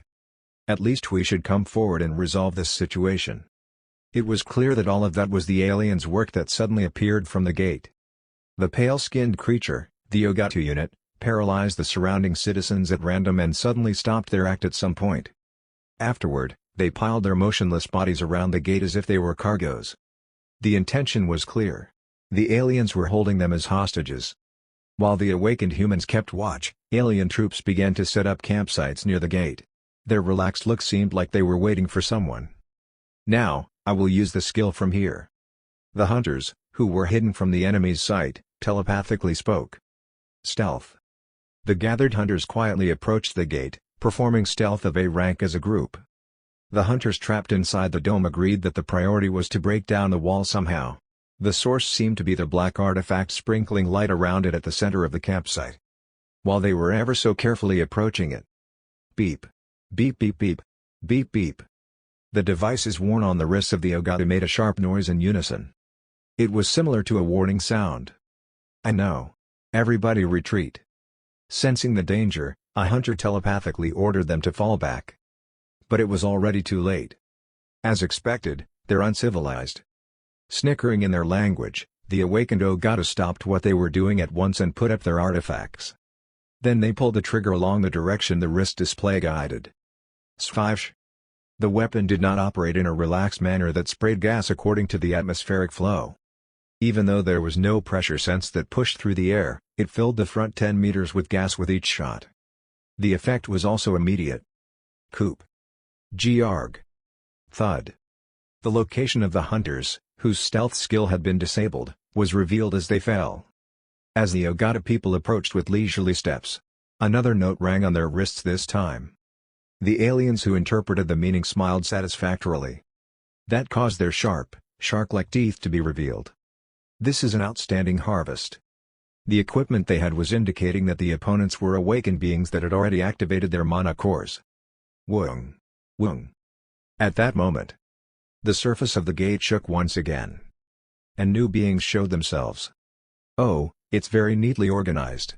Good job." Several aliens, which matched the exact number of those who first crossed the gate, traveled to Earth again. The sequential movement was inevitable since only a limited number of entrants could enter the dungeon at once. With the surrounding area completely blocked in that manner, the ogatu gradually advanced their troops to Earth. The ogatu. Adam saw the video and immediately affirmed it. "That's what I warned you about." The senator, who attended through a video conference, spoke with a shadow cast on his face. "The organization called the Union warned us as well. I was having a discussion with those two about Taiwan." The senator already knew that Adam was an alien. Since it was a fact that would be widely known soon as long as we had entered main quest, I shared his true identity in advance. Adam continued to explain. As with any other main quest race, they're thoroughly driven for profit. They don't just kill and destroy at random. It means that they're of a different level from those cowheads. He explained it by comparing it to the uncivilized Batark. But I'm not saying they're less vicious. Do you know what the most expensive item dealt on the black market between the main dimensions is? I replied based on what I heard. It's a race similar to humans. Intelligent creatures. Among them, perspective awakened who are selected by the system and can activate the mana core. Exactly. They're invading for that. Even if they came into contact with the awakening stone, those without a minimum amount of mana didn't receive the system's invitation. However, among the vicious species who had already completed the tutorial, there was a technology that enabled them to inject a small amount of mana forcibly. Even if they were forcibly awakened, they would be around the level of F-rank hunters on Earth, and the reaction would kill them within 10 years since their awakening. The ogatu people did such things to the non-awakened prisoners and then took them to their parent dimension through a gate that only the awakened could enter and sold them. Of course, they were not intended to be used for hunting. They were to be used as miners who would be enslaved in a dungeon or remove cores from monsters' carcasses. They were turned into slaves with a lifespan of 10 years at best. That's right. They're slave traders. He said the demand for the dimensions that didn't join the Union was high. The senator leaked a hum. So, that's why they didn't kill them but put them to sleep. Then if their colleagues slowly come over from their mother dimensions, they would prepare the facility for the forced awakening? Yes. Damn it, if so, quickly. The senator's words were cut off. It seemed that someone other than us contacted him. Immediately, he showed an irritating reaction. What? I told you I was on a very important phone call. I told you that even if the president calls, don't put him on the... Huh? Really? The president did so? He asked for our understanding and disappeared from the screen for a moment. Then a few minutes later, his face, when he returned, had turned ashen. "What's the matter?" The senator gritted his teeth and spoke. "It's about the shields surrounding Taipei." After a dome quarantined Taiwan's capital, the Taiwanese outside, needless to say, tried to break down the wall by using. After testing it several times, it was concluded that dozens of ballistic missiles must be fired at it all at once for it to be disabled. Of course, it was only theoretically possible and infeasible. If that much explosive power exploded all at the same time against the dome, would it solely destroy the shield? That couldn't be the case. Even after breaking the dome, the flames and shock waves would sweep the barrier's interior and exterior, effectively turning the heart of Taipei into ruins. However, the use of monocore bombs currently circulating in the market couldn't produce enough destructive power to be on par with the missiles. What about it? What's with the shield? The senator's face was mixed with anger and absurdity. He gritted his teeth and made a sound. "I think China wants to get rid of it regardless of the method taken." "What?" "A suspicious movement was just spotted in the 866th Missile Brigade of the People's Liberation Army of China. And almost at the same time, the Chinese Communist Party ordered all Taipei citizens to evacuate through the internet and broadcasting. China to Taiwanese people, even." The direct distance between Taiwan and mainland China was about 130 kilometers in the shortest area. The Chinese government was keeping a close eye on what was happening in the dome. As time went by, the number of aliens crossing the gate increased. Even at that moment, the interior was considered already taken over, but it was apparent why more reinforcements were coming over without stopping. It was possible to infer that the alien troops would eventually expand the dome, expand its perimeter within the Earth, and declare it their territory. And China never wanted them to cross the strait. No way. As you know, China and Taiwan claim each other's lands as their own. I felt a headache. It seems like they plan to declare it as an act of defense for their territory and not an act of invasion. The act means. Is it what I think it is? The senator replied with a look that told me he had never thought he would say the following words. "Yes, those maniacs are planning to pour missiles into downtown Taipei before more of the aliens can come over to Earth." Chapter 147. The Second Cataclysm, 3. After a moment of silence. They must be crazy. China was planning an unimaginable atrocity. For a brief moment, I found myself unable to speak. Ring. Another call request was made on a separate line from the line where I spoke to the senator. I talked to him before he picked it up. "There's a call from the Korean government." In the hologram, the senator replied as if he already knew. It seems that both governments, the United States and South Korea, have ended their discussion. It became a situation where Taiwan's president and other key officials of the administration and the military had been quarantined inside the Taipei Dome. The military command, including the vice president who was staying outside the dome, quickly formed a temporary base. They sent help requests worldwide, judging that they couldn't solve the current situation with their capabilities, but most of them had no concrete solution. According to experiments conducted by the Taiwanese hunters outside the dome, cracks on the wall were created when introduced with shock using mana. However, the gap was only wide enough for a single person to barely pass through, and it recovered after a short time. It seemed impossible to completely overturn the situation only by sending a few hunters inside through such efforts. They had no choice but to judge so. But they couldn't just launch missiles either, so while everyone was hesitant, China was trying to put that absurd plan into action. What's the launch time that the Chinese government announced? It's 24 hours from now. If the missiles were fired immediately without notice, a disastrous massacre would take place outside the dome as well. It seemed that China considered that even they couldn't handle an incident of that level. That's why they must have given them a grace period. Taipei citizens outside the dome had already begun evacuating after being warned of the bombing. It was noticeable what kind of chaos would be unfolding at the scene. That's just one day. I think that's enough, but I'll check it out for the last time. I talked to the Korean government on the phone, confirmed the senator's conjecture as accurate, and called another person. The response was quick as if he was on standby. "Yes, Guildmaster?" It was the researcher with droopy dark circles under his eyes. JV's CTO, Jonathan Gray. I skipped the formalities and got to the point. "Can you get it moving in 24 hours? He had a pale face full of fatigue, but his eyes were intense.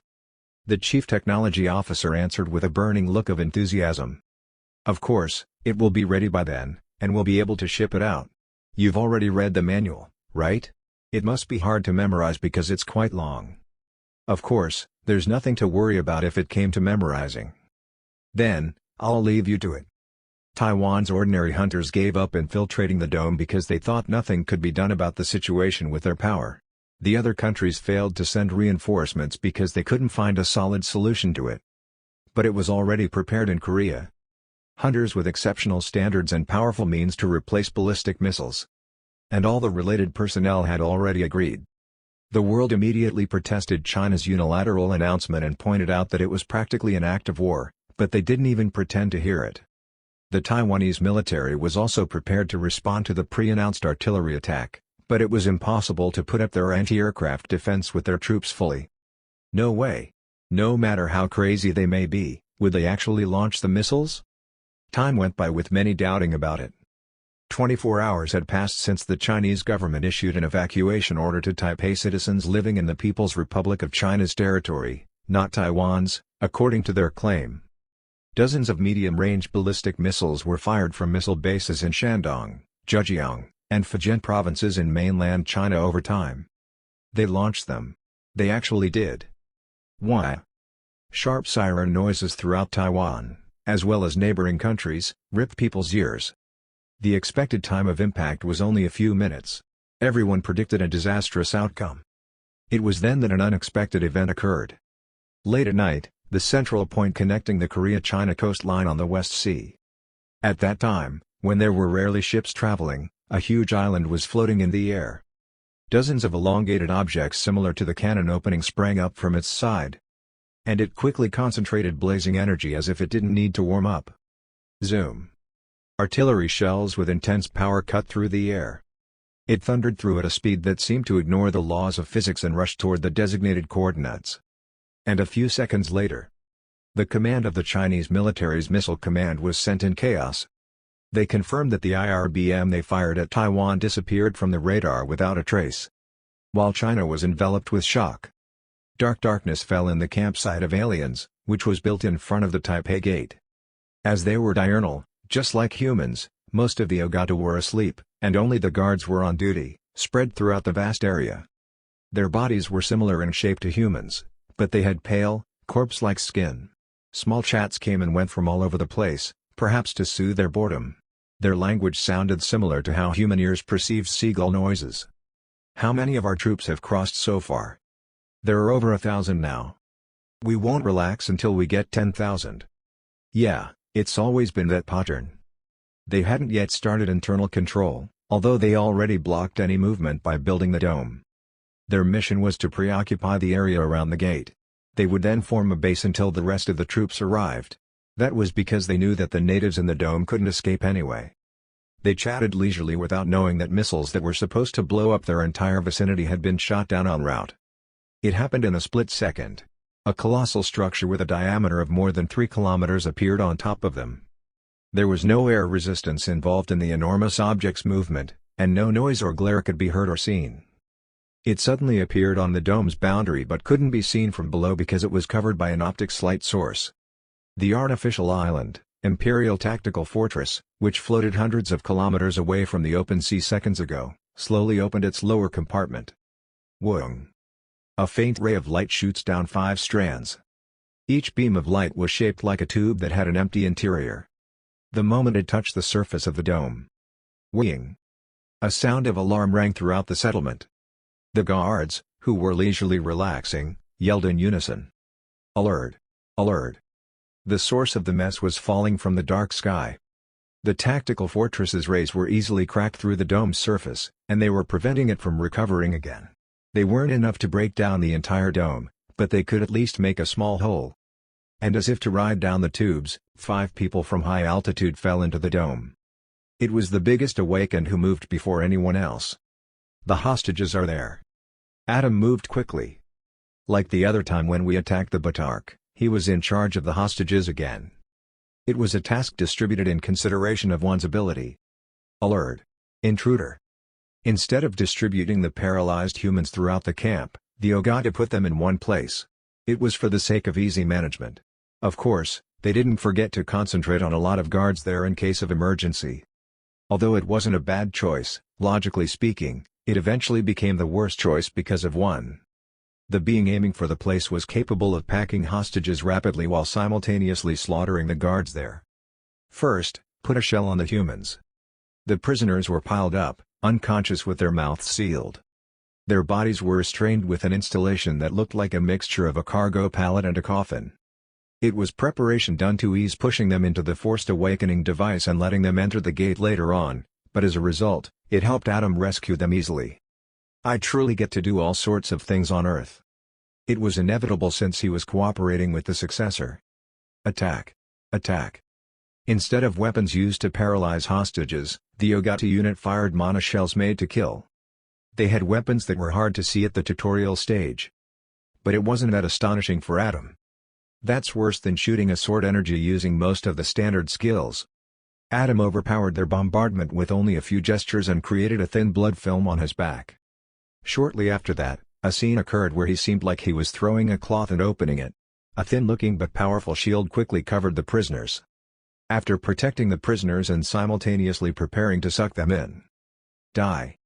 Swoosh. Body deformation happened in the blink of an eye. Countless needles sprayed from his pores in all directions. Exclamation mark. In an instant, the ogatu guards became flesh and intestines clumps and scattered everywhere. A thick layer of blood fog settled down.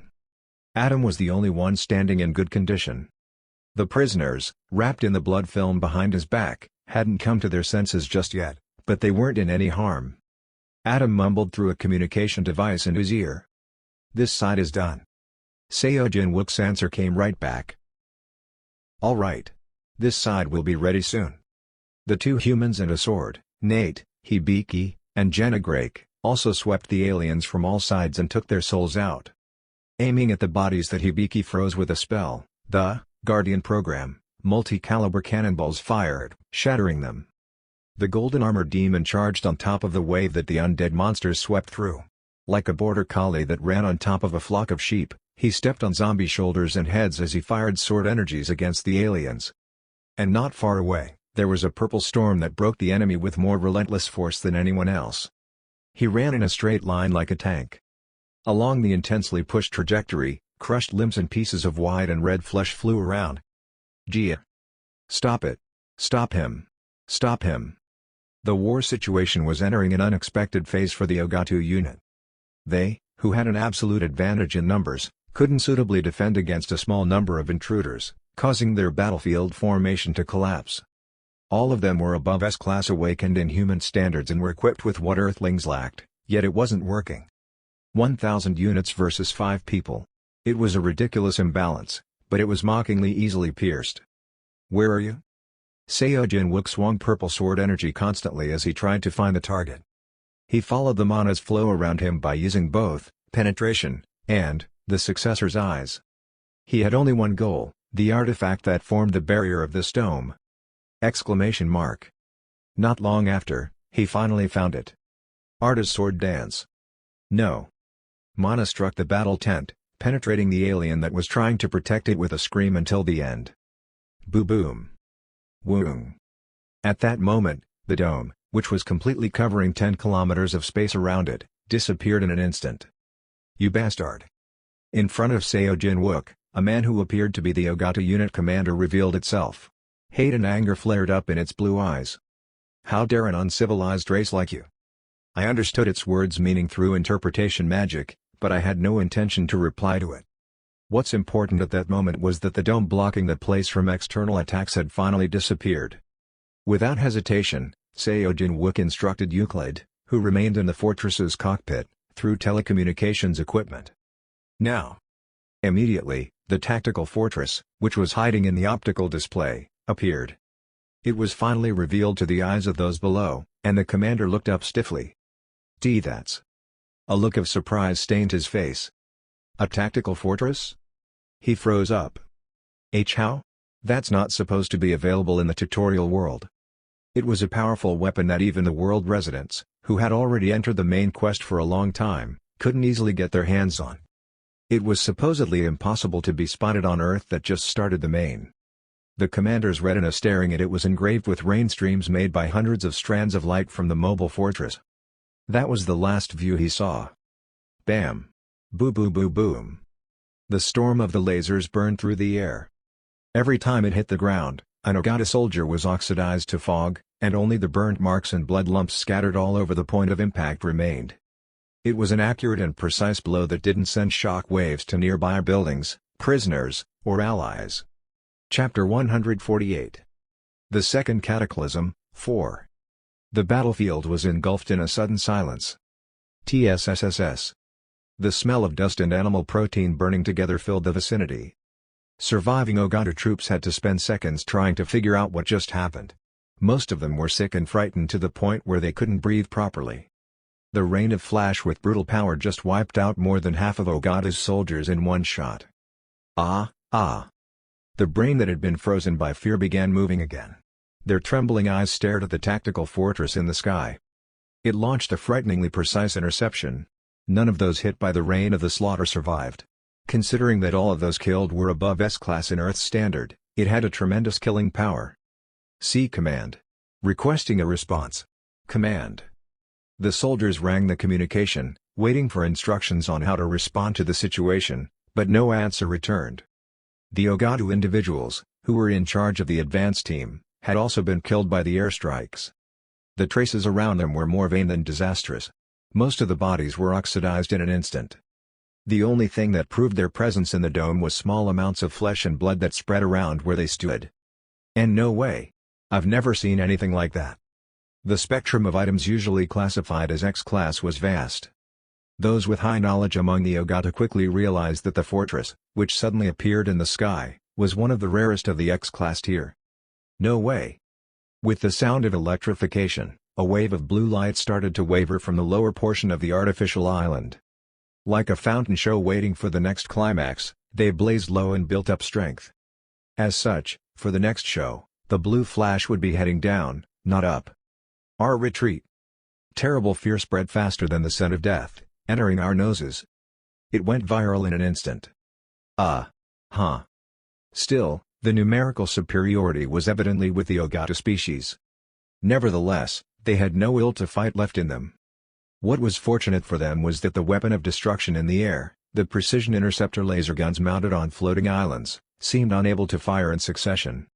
As proof of that, even after turning about half of the ogatu unit into ashes swiftly, it recharged the energy without attacking immediately. But when the second bombardment started, if it were of a scale similar to the first, the remaining half would also be killed instantly. Arg. Slave poachers fled in terror. There was only one hole to escape from. The gate that they passed through when they came over to Earth. Adam distorted his lips when he saw them running away, scared to death. At least they're quick to judge. He sent a signal using the communication device in his ear to Euclid, who was in the control room. The moment he murmured something, the reaction immediately arrived. Whomp. Prisoners wrapped in dark red blood film floated into the air, escaping from the bondage of gravity. The tactical fort quickly and safely stored the blood membrane bundle by inhaling them into the base. Adam had confirmed that and transformed his body once again. At that point, there was nothing left for him to protect, and the only thing left to do was to sweep the enemy forces as he wished. Blam! The sound of the air bursting echoed. Gua! Screams followed. Spear me! Adam's arms turned into hundreds of red tentacles and pierced the backs of the fleeing ogatu species. The aliens screamed and collapsed as the hunters became the hunted. It was a complete reversal of the situation. Meanwhile, those lucky enough to escape his attacks rushed to the gate. But there was an impenetrable wall, standing its ground, giving out a bizarre, twisted laugh. Darkness clad with golden armor shed telepathy.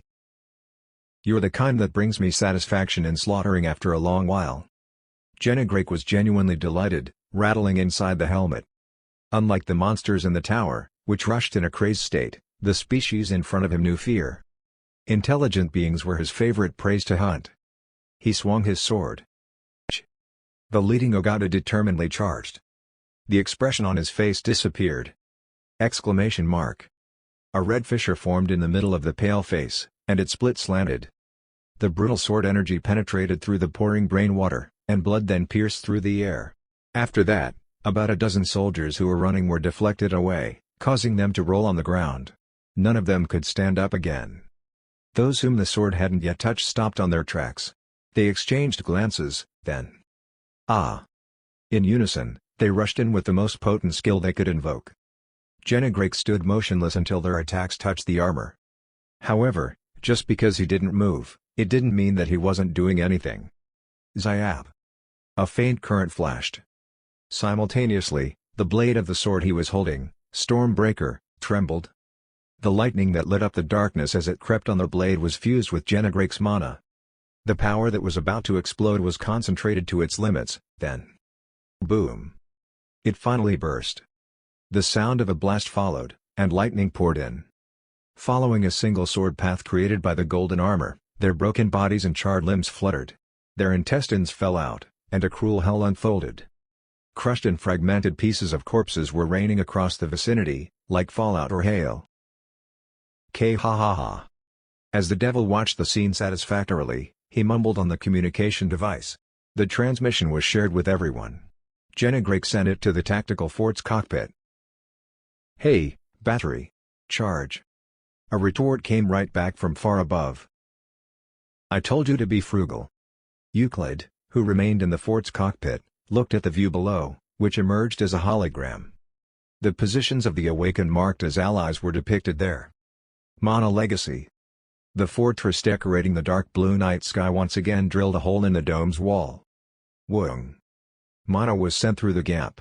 The dragon's skill refilled the core of the devil. All right. The devil, who had slowed down after a while, started hunting even faster.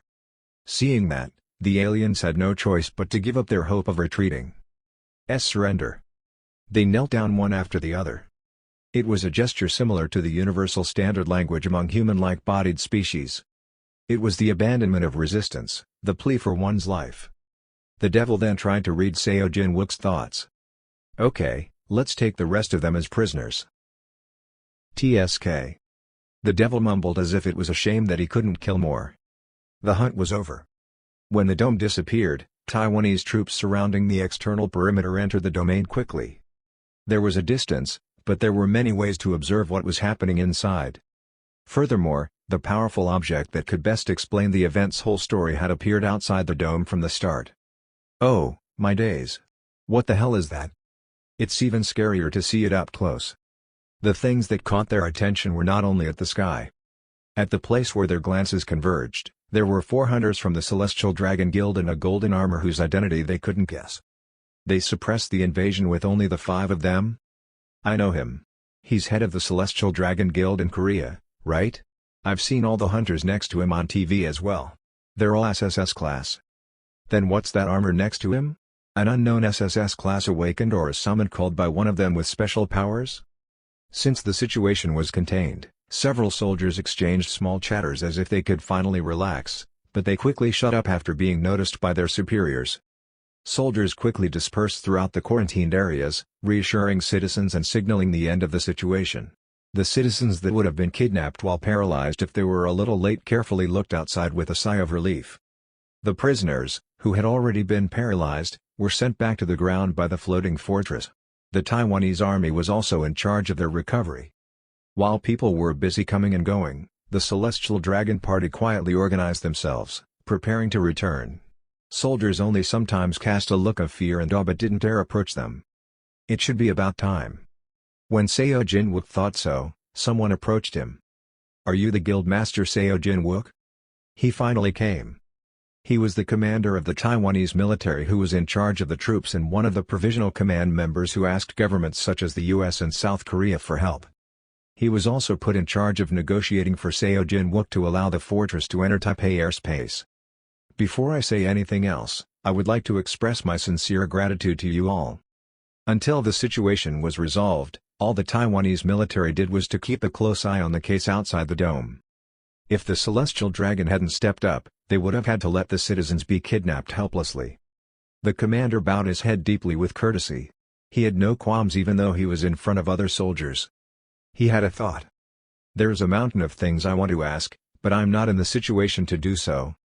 Golden armor with deep darkness instead of a person inside, and floating islands. They were all beyond common sense. However, he kept his mouth shut.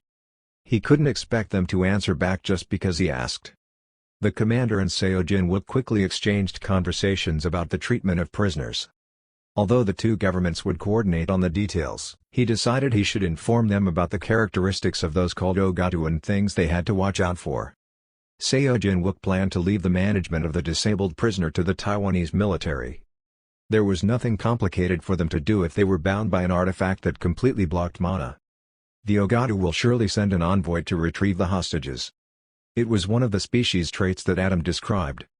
In a way, it was ironic that the slave traders, who consumed and abused other species by treating them poorer than livestock, cared terribly for their people. However, it was understandable to hear that considering the ogatu's values wherein they considered themselves the most precious and noble of all races, eventually led to the act of killing and using other intellectuals too easily.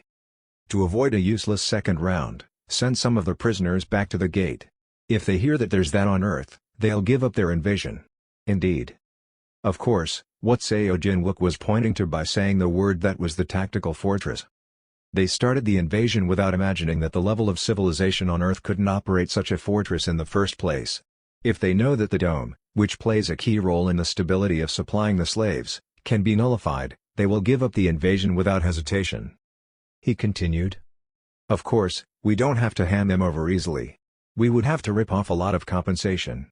I heard that in this case, they usually exchange core, which is the universal currency among all dimensions. Well, the government will take care of how much they're going to settle for. The Korean government would also participate in the negotiation process. Instead of Jin-wook, they would coordinate the negotiations and take his share and bring it to him. It was clear wordings and instructions, but the commander's head became filled with questions when he heard it. How on earth does Seo Jin-wook know all that? However, he was not in a position to question or suspect the source. After the commander greeted him and stepped down, Seo Jin-wook became lost in thought. That's done for the ogatu. He turned his eyes up and looked at the fortress in the sky. There were two reasons for mobilizing that object that day and revealing it to everyone. The first was to intimidate the ogatu and, at the same time, warn the species that covet the Earth for similar purposes. Although it was a problem to be solved after joining the Union anyway, it was desirable to prevent another unnecessary armed conflict before then. He was planting in their minds that Earth was a dimension that shouldn't be underestimated. And the second was to give a similar message to Earth, not to the alien species. Then next is China. Those who tried to launch missiles at the capital of Taiwan in the name of defending themselves after they threw a monkey wrench to the world failed. In order to deal with China, they had to carry out matters that had been discussed with governments. Then, shall we go ahead and make some threats? At that time, the Chinese military command was in a state of panic with their souls about to escape. What the hell was that just now? It started when dozens of ballistic missiles suddenly evaporated above the sea. The tracking results were quickly shared. The surveillance satellite followed the energy trajectory that shot down the missiles, and simulation results were derived that the source was from international waters between Korea and China. Something unidentified that was fired from that point followed and shot down the missiles with pinpoint accuracy. That alone was already shocking, but what made them boil even more was the event that took place shortly after. A giant object appeared over Taipei. According to our analysis, a similar wave occurred when the object struck the Taipei ground. The situation seemed to imply only one thing. An army general asked out loud with a distorted face. What, so they're operating at least two weapons similar to that? The fact that the weapon that shot down the missiles in the West Sea moved to Taiwan the next moment was beyond their common sense, so they had jumped to that conclusion. Alert! A creepy voice was heard in the command and control room, where the situation's analysis and reporting had been busily happening. What happened next made the command feel as if their lungs were freezing. There are reports of sporadic sightings of the floating island in all parts of our territory. Of course, it didn't just end with an appearance. Chapter 149. The Second Cataclysm, 5. Even after defeating ogatu in Taiwan and shooting down China's ballistic missiles, the tactical fortress did not stop moving. Seo Jin-wook addressed them after everyone finished boarding. Let's follow the pre-inputted coordinates. All right. The dragon sitting in the cockpit replied in a slightly excited tone. She was riding and controlling a technology that was unimaginable from her original world, whose advancement was close to the medieval period on Earth. Still, she learned with ease and was controlling it freely. Flash. As agreed between Seo Jinwook and the governments, the fortress moved toward its next destination. As most Earthlings couldn't have guessed, it was initially designed to maneuver in outer space. Since the fortress with such capability was being operated within a planet, the movement speed was literally instantaneous. As a result, the ballistic of China had to fall into a nightmare since their air defenses were disabled. Woo-oh! Wee! The siren rang. The fortress suddenly rose above the night sky without any signals. The Chinese troops were on alert and moved to shoot it down. Anti-air weapons were deployed to protect the base, firing against the tactical fortress. Of course, it was useless. As if it already anticipated the sudden outburst, the blue energy barrier deployed around the fort efficiently prevented all attempts to damage it. And whoong! Sizzling energy was concentrated at the bottom of the fort. Euclid in the cockpit uttered the command word. Fire! The blue rain fell again. The ruthless bombing smashed the hidden propellant warehouses, launch pads, and fuel tanks. The underground facilities couldn't avoid the penetrative vision the fortress was equipped with. Boom! Boo-boom! Of course, the biggest explosion occurred around the fuel tanks. All the tanks scattered around in case of an emergency were tenaciously found and struck by the laser. The military command was horrified by the fact that such a destructive event was taking place at a tremendous pace and without a break. It's already the fifth time. Just a while ago, another missile brigade under the rocket command evaporated. There was a clear standard for the warning agreed upon by Seo Jinwook in each country. It was to cause no civilian casualties. Therefore, all strike ranges were concentrated on military bases and ballistic missile bases that almost killed Taiwanese citizens. What the hell is that speed? At that point, the Chinese military had no choice but to expect the worst. The fear of imagining how many of those mobile fortresses the enemy might be operating filled their heads. Of course, they could confirm that the timing didn't overlap when compared to the time it was filmed near each base. However, no possibilities could still be excluded. Boom! Boom boom boom! The one-sided destruction continued. Resistance was futile due to the overwhelming difference in battle power. We can't detect it in advance, we can't stop the attack, and the counterattack is meaningless? As the Communist Party was briefed on the situation, they felt chills flowing down their spines. It was because of a particular imagination that naturally followed after checking on their battle force. What if the enemy had set big cities like Beijing and Shanghai as their targets?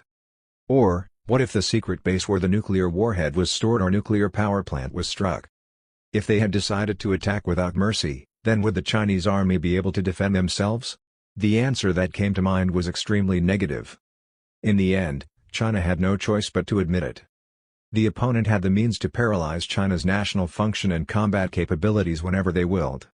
Eventually, before the night ended, the Communist Party's Supreme Command delivered an unconditional surrender to countries around the world that were believed to be linked to the situation.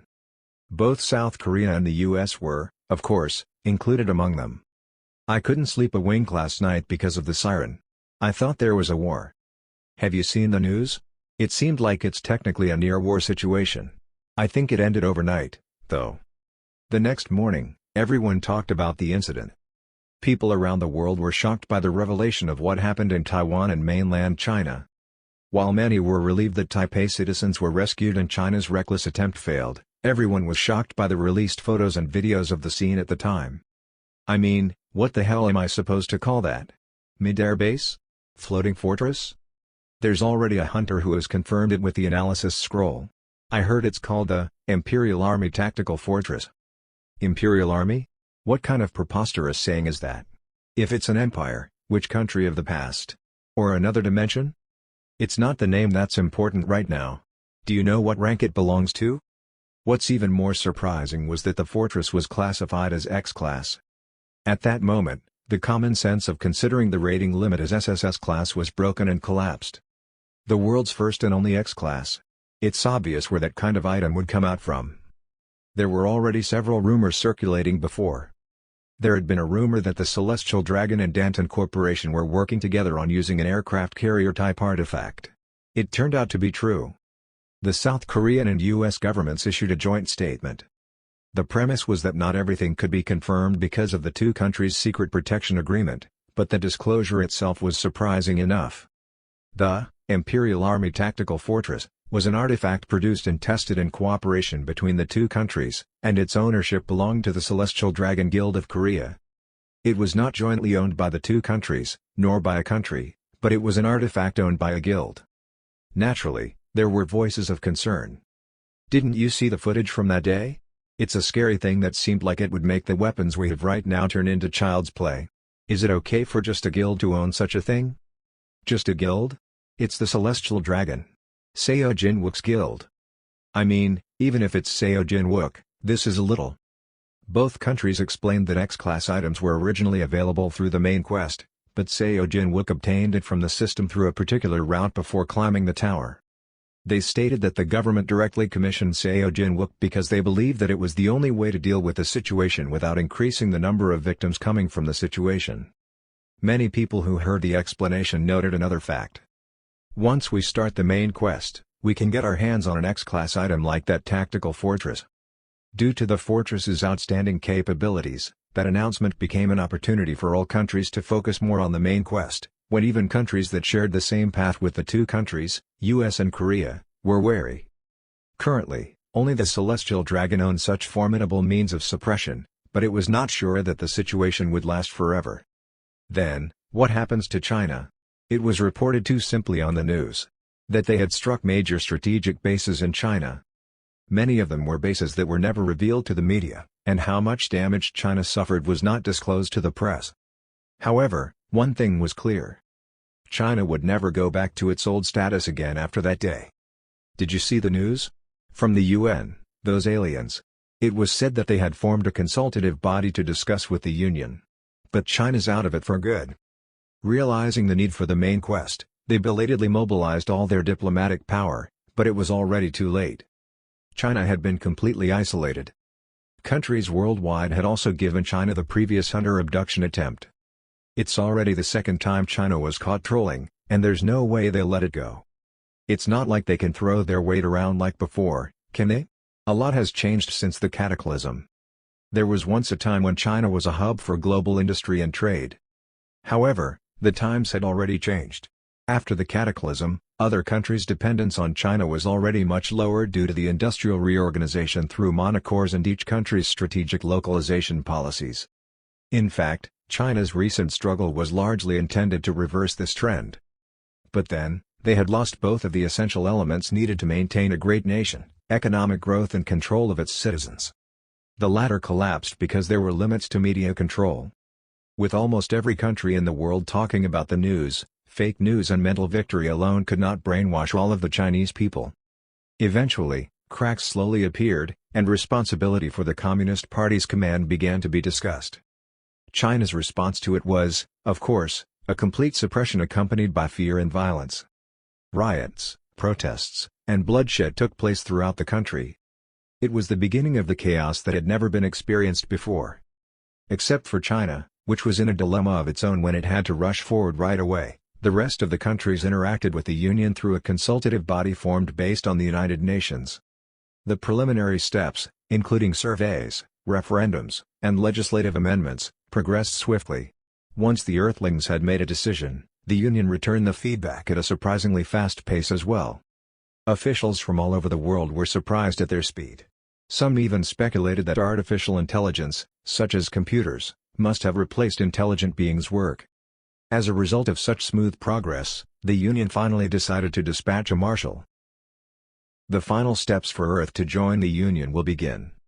With all the headlines worldwide paying attention, the venue for their stay had been decided to be in New York, where the United Nations headquarters was located. The next day, the alien who appeared on Earth through a gate in New York was a man who looked like a toad. Introducing himself as an architect, designer, and delivery man hired by the Union, he was escorted to the place where the lodging would be set up by government officials, while the UN officials were in charge of the welcoming protocol. There, he took something out with a tired and weary look, which looked like a suitcase of people on Earth. Except for the fact that there were no wheels and it was floating in the air, the shape was almost the same. And the scene of the alien opening the lid was broadcast live throughout the globe by the media. Flash. The scene that followed was like flashy fireworks. In the open bag, a colorful glow splashed into the sky and beautifully colored the blue canvas. And light began to form a particular substance by tangling with each other high up there. In human terms, starting from the basic materials corresponding to the musculoskeletal system, the finishing materials were added after that. It was a construction site at an altitude higher than the top of the tallest building in New York. Oh, my days, what am I looking at right now? It was an alien technology that completely overturned existing common sense. Earth was preparing to be a member of a group of such beings. After witnessing the scene through various channels, the Earthlings realized one thing in unison.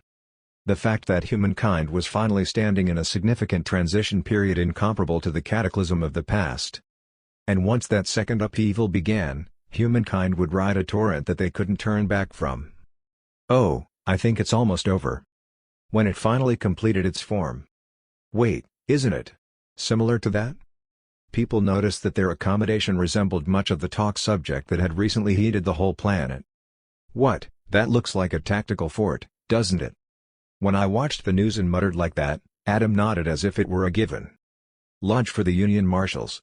It's a famous story that they benchmarked a tactical fort to make that. Other than having no parts to be considered as a weapon, the floating island-like object was very similar to the structure used to violate various parts of China. The Empire's technological skill was affecting all of the dimensions in such a way. He turned his head and asked, "By the way, when did you say the invitation date was?" The detailed discussions with the Union were left to the government, of course, and I did not intervene. That was because I thought it was not a place for me to step up. It was only proper to leave politics and administration to the experts. Therefore, since meeting with the Albanos auditors, there had been no instances to meet face-to-face with the Union's aliens. So, I've been waiting for the discussion to end. In the midst of that, the being called a representative of the Union's marshals sent me a separate letter. It was an invitation. The content was that it wanted to have an interview with me before they would finally decide on the Earth's registration to the Union. The letter, decorated with a reasonably polite expression, also contained the sender's name in Arcad. Bachurka Chezerian. Adam nodded when he saw the name. They've sent a high-ranking official with some power. There would be nothing bad by meeting it. He continued. They're of different level from the Albanos. They're not dangerous in the sense that they would do something ridiculous in this situation where the Union's eyes are on new membership candidate dimensions, and it's not a dangerous being in the first place. Taking note of his advice, I accepted the invitation and headed to New York. The scheduled date for meeting with the Marshal was tomorrow. Chapter 150. The Red Gate, 1. Our meeting was held quietly, undisclosed to Earth's media. It's because the Union made such a request. As I entered the Union officials' temporary residence floating over New York, a small drone-like machine welcomed me. The commissioner is waiting inside. It was a machine that emitted telepathy. I looked at it with an interested gaze. I saw a very small monocore mounted inside the machine, but it was certainly not a creature. It was also some sort of artifact. Welcome, Earth's Awakened. The presence greeting me in the room with delicate lighting was a huge chunk of flesh. If a turnip were to be attached with fat, would it be like that? The alien, fattened up to the point that its length and width seemed almost familiar, looked more than 5 meters tall, and wrinkled fat flowed down throughout the body. In the middle, there were several thin tentacles that were like the roots of a radish. It didn't seem to act as a hand or foot, and perhaps it would be a sensory organ. It's a pleasure to meet you, Commissioner. Call me Bachurka. To be honest, she looked like she was struggling just by opening her eyes and looking at me. We had never come across each other in the past life, so I didn't know until recently, but it was said that their species grew massive as they aged and became bloated as their muscles changed into fats. Also, she held a high-ranking position in the Union, but she did not appear to be an outstanding awakened. By Earth's standard, perhaps she would only be around C rank. Compared to ordinary people, they might experience slower aging, but their flesh wasn't entirely free from the flow of time. Therefore, that appearance proved that she was an ancient being among their species. Weeing. Around her, dozens of large and small drones were busy flying. It was reminiscent of honeybees coming and going around the hive. I looked at what each drone was doing. One of them poked around the flesh with a syringe-like object, injecting its contents, while another raised the folded flesh and exposed it, while the one next to it applied a coolant spray on the exposed skin. Meanwhile, Her anatomy's lower part was attached to a device that allowed her hefty body to float in the air. Apparently, she was in a state wherein she couldn't even move on her own. In fact, only the brain was working decently, but artifacts replaced everything else. She asked a question. "Do thou have any idea on thy summon?" Her attitude was quite polite. As Adam assured, there was no threatening energy sensed. I answered back. I was only told that before the Earth's registration to the Union can be finalized, something needed to be confirmed through an interview first. Then a brief silence flowed. She leaked a mental wave in a tone as if she had heard an unexpected answer. Then immediately, I noticed signs that told me she was confirming it with someone. After a while. It must be that the business team working under me had exercised excess caution. Those gents must have been careful to avoid words leaking before the official announcement. What? I don't grasp it quite well. To put it bluntly, the Earth's alliance with the Union has already practically been confirmed. Adam also guaranteed that if it's a dimension of Earth's level would easily be able to join, but it was a relief to receive direct confirmation from such a high-ranking alien. It's going well as planned. But then... Then why was I summoned? She talked about that portion as if my curiosity had been revealed on my face. I hath asked thee to meet with me to make an offer. Then she spoke as she caught me off guard. She talked about not what I should concern myself with, but what would become Earth's problem from then on, and at the same time, that it would become the Union's business. I'd like to talk to thee today about the species called Mercadius. Thump, thump. My heart pulsated heavily. I waited for the next word without a hasty answer. The commissioner gave off relaxed telepathy. I do not know if thou already knoweth, but not long ago, the Union dispatched 4 selected warriors to try to subdue the Mercadius individual. Do thee know the consequences? I heard that an undersea volcano erupted at the site of the attack, causing a tsunami and damaging only the earthling inhabitants of the area. And that in the process, both the Union warriors and Mercadius went missing. Mixed into her mental wave. Most of them were connected with suspicion and anxiety. That is right. If Mercadius is dead, it's the best outcome for the Union and Earth, and if he's fled to a different dimension, it's good news for the Earth, but it's a pity for the Union. However, if he's just on the planet but has hidden more diligently, it will be the worst outcome for everyone. Unfortunately, however, our analysis showed that the last assumption is to be more likely the case. May I ask why you made such a judgment? When our warriors launched an operation to suppress him, the Union command observed the scene in real time. Lately, governments on Earth had also monitored operations in real time, even if it's done from the other side of the globe. The Union wouldn't have been blind and only waited for news to be heard in such a crucial situation. As a result, the Mercadius species' abilities, the individuals' skills that fought with our warriors have been identified. Do you know what's the most threatening among them? Why did she keep asking me questions? Did she think that I was aware of something? We assume that he hath the ability to overtake and control the spirit of his opponent. Mercadius' seed. Based on what had been revealed, it was a unique skill that was judged to be much more powerful and semi-permanent than Angelica's mental manipulation skill. The grade was of the same SSS class, but the skill performance differed too significantly. The reason was presumably that Mercadius's skill had already been improved several times. I asked her a question. Were the warriors manipulated by him? The hafted? We haven't figured out the conditions for manipulation and brainwashing. We've only confirmed the after effect. 2 of the 4 best warriors suddenly showed an unknown reaction and started attacking the other half. So even they had been defeated. The brawl continued in that manner. Then suddenly, the volcano erupted. The next is as thou knoweth. The eruption indeed seemed to have been the doing of Mercadius, not of the Union. Well, I think we should receiveth to business. The eyes revealed between the swollen flesh were covered with something foggy. She stared straight at me. I've read the records of the Union audit team's interview with thee. It was interesting. The albinos bastards. I heard that it did not end well for them. They were all dismissed. It was just as Adam told me. Even those already dead or gone missing have lost their honor. The albinos must have thought that if they have correctly taken care of what they were told to do, the headquarters will not pry on whatever they do in their free time. But she muttered something along the lines of it was a foolish and small-minded imagination. They're always like that. Crucially, thanks to the intervention of the great being that you serve, the situation has become a big deal. It became an issue that even the headquarters couldn't leave alone. Perhaps it would have differently ended if they hadn't seen it, but it was evident that they had made a mess as they were up to something. The albinos, which failed to kidnap me quietly, seemed to have been searched inside out by the Union headquarters. They were in a situation where not only could they not even dare touch me again, as I was considered the reincarnate candidate for Igra's show, they had to surrender their position on Union's audit team. Anyway, back to the contents of the interview. You seem to have profound bad blood with him. With that Mercadius thing, I mean, considering a few beings around you have their paths crossed with his curse and went crazy or dead. I made a gloomy expression for the show. It's a painful wound. In the interview with the albinos, I left out the fact that I was also under the curse. But there's one thing I'm curious about. The means that they got to identify the fact that the people around you were under the curse of Mercadius. Did I hear correctly that they each revealed their madness towards you and ultimately tried to kill you?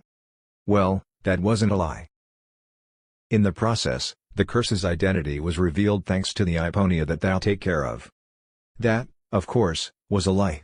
That was the only way to recognize the curse other than the successor's eyes, so I reasoned out with that. I couldn't help but sell out the guy that must be taking a nap and lying around in my house right at that moment. The animal was still actually too young to handle my curse. I nodded. Yes, indeed. That's the exact reason that made me wonder. The eyes shone strangely between the rotten tofu-like flesh. And what she said was, perhaps, couldn't it be that thou too art under Mercadius's curse as well? Thud. My heart pounded once again. Instead of pretending to be expressionless, I asked back with a moderately shaken tone. Me, too? What do you mean? There's a lot we don't know about the Mercadius species. Although there are many areas where it hasn't been adequately proven to be considered information among the secured contents.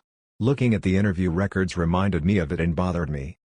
She telepathically spoke, leaving a peculiar reverberation, saying that very few beings knew about it even in the Union. It is said that they propagate through the method of scattering their seeds. The seed of Mercadius. And among the other names of Mercadius, there is the one that says, the one that breeds by the soul. An entity that multiplied through the soul instead of the body. When we combine information that has already been scraped from the doomed dimensions. Although it's only a story considered speculation as there is no evidence, his seed appears to be divided into two types. One is the seed to produce a new Mercadius, and the other is the seed that exists to become the nutrients of the true seed and be consumed. Li Changhe, Han Sol, and Seo Gyu Chul passed by my head. The ends they faced were similar.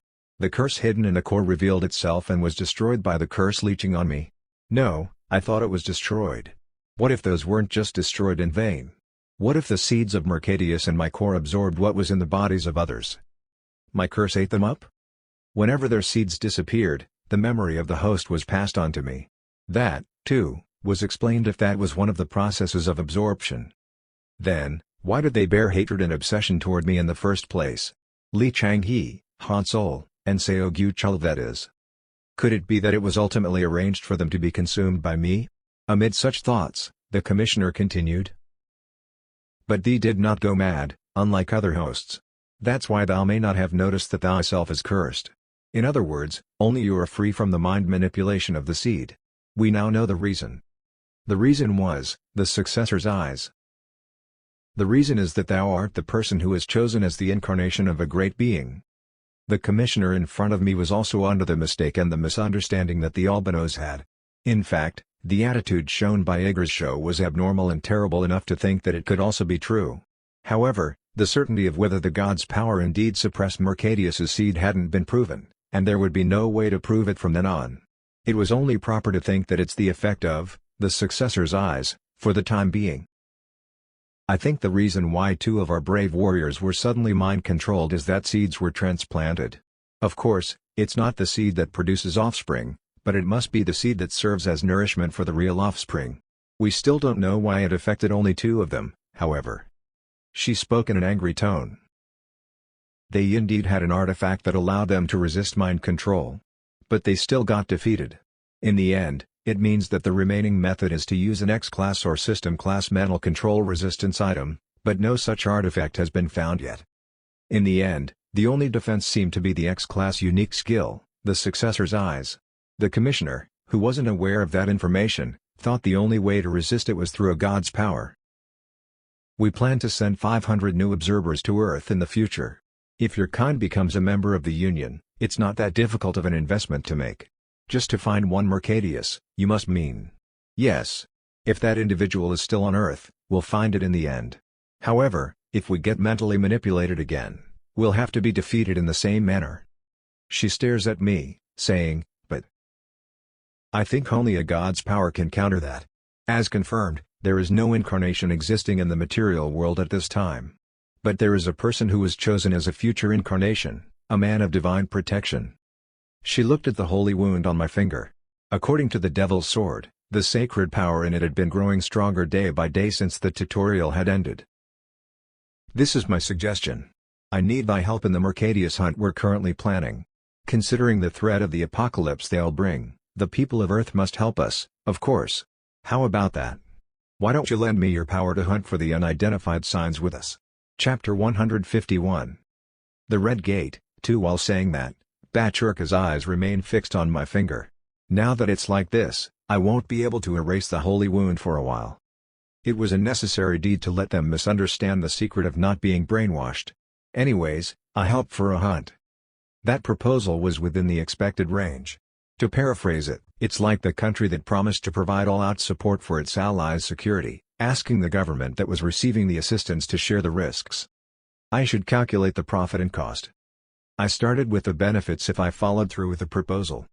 As a successor, my destiny in my current life was to prevent the damnation of the Earth. In that context, it was only necessary to get rid of Mercadius. If the beautiful fantasy that the Union would take care of it by themselves, even if I didn't step up, couldn't come true, then it was better to put it into action by holding hands with them. The Commissioner's proposal takes care of both reality and justification. If I were to refuse, I'd have to provide an equivalently valued reason, but it's not easy. Refusing was meaningless considering the practical problem that I was the only one who could overcome mental oppression and the legitimacy of preventing the collapse of the dimension and finding out the truth. But being mobilized means taking that much risk as well. I thought about the worst imaginable case possible. Was it me dying or becoming immobile as a result of a confrontation with Mercadius? No, what's worse than that was the future where I couldn't even die, becoming a puppet with no chance of reincarnation or repetition. If I looked for another risk, I could assume that the Union wasn't trying to cooperate in good faith but conspiring to use me, only to throw me away afterward. But even if I make a radical argument and cause a fuss here, the situation will only get worse. It was different from the time when I made a fuss while being stubborn at the ministry spirit.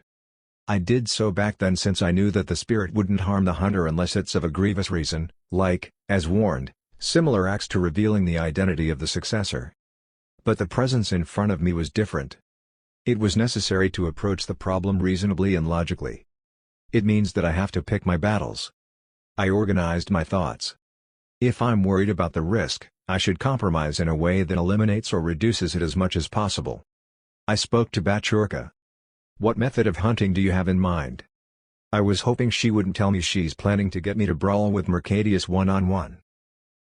Nothing's been confirmed yet. They were still in the process of setting up a plan, and they meant to coordinate with me in advance, then build up the details afterward. I thought about it for a while before replying. I think we have to admit one thing before we start. She looked at me as if she wanted me to hurry up. You assumed that I was under a curse, didn't you? I've thought that it might also be the case. Perhaps thou must be. There must have been a lot of signs.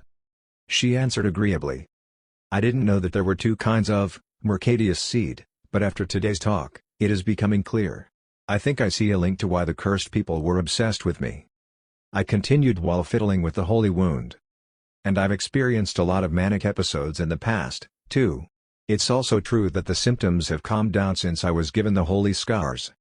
In fact, there was a time difference of a few months between the two cases of possession and contact with God, but there was no way to prove the degree of madness with accurate data, so I decided to shoot it up to that extent.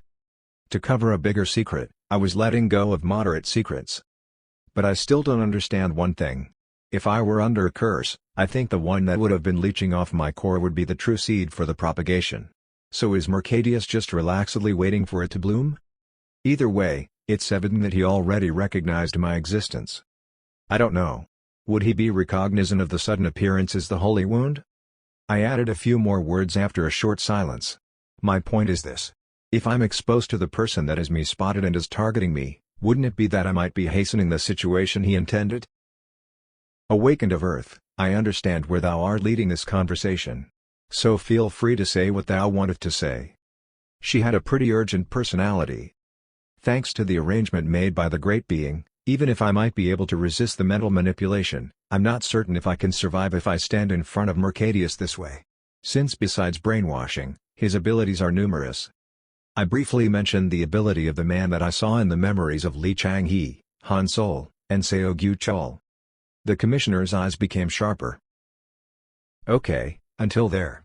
You don't have to explain it longer, thou art requesting for a backup. Yes, I am. Even the albinos, who tried to kidnap me, had various X-class and system-class items. Then wouldn't there be things like that piled up in the Union headquarters armory? Of course, I would agree to carry out the operation by joining hands with them, but my safety devices had to be supported. Then she replied, of course, the support itself will be possible. But thee better keep in mind that we can't just give thee everything that is desired at once. What do you mean? As the word union already implies, we are a union of many species of the world moving together. It is rare for a unanimous decision to be made immediately, and no matter what choice or resolution is made, it goes through a process of discussion, compromise, and coordination. In the meantime, the aid for you could be reduced or increased. I didn't understand that part. Despite the urgency and importance of the Mercadius agenda? The proposition thee just put in thy mouth is also divided by the species. As I heard the following words, I was taken aback. There seemed to be a species that dismissed those species' story, which was only known through records, had no scientific proof, and weren't adequately identified, as folklore bred by coincidence. Opinions were also divided within the Union Command, but fortunately, Bachurka was very serious about it. So thou have to help me to get the best support. If thou show something beyond the uniqueness and peculiarity aside from being incapable of being mentally manipulated, everything will be clear. I guess it means that I have to prove my worth. Thou art as quick to understand. She wanted me to show my skills to the Union headquarters.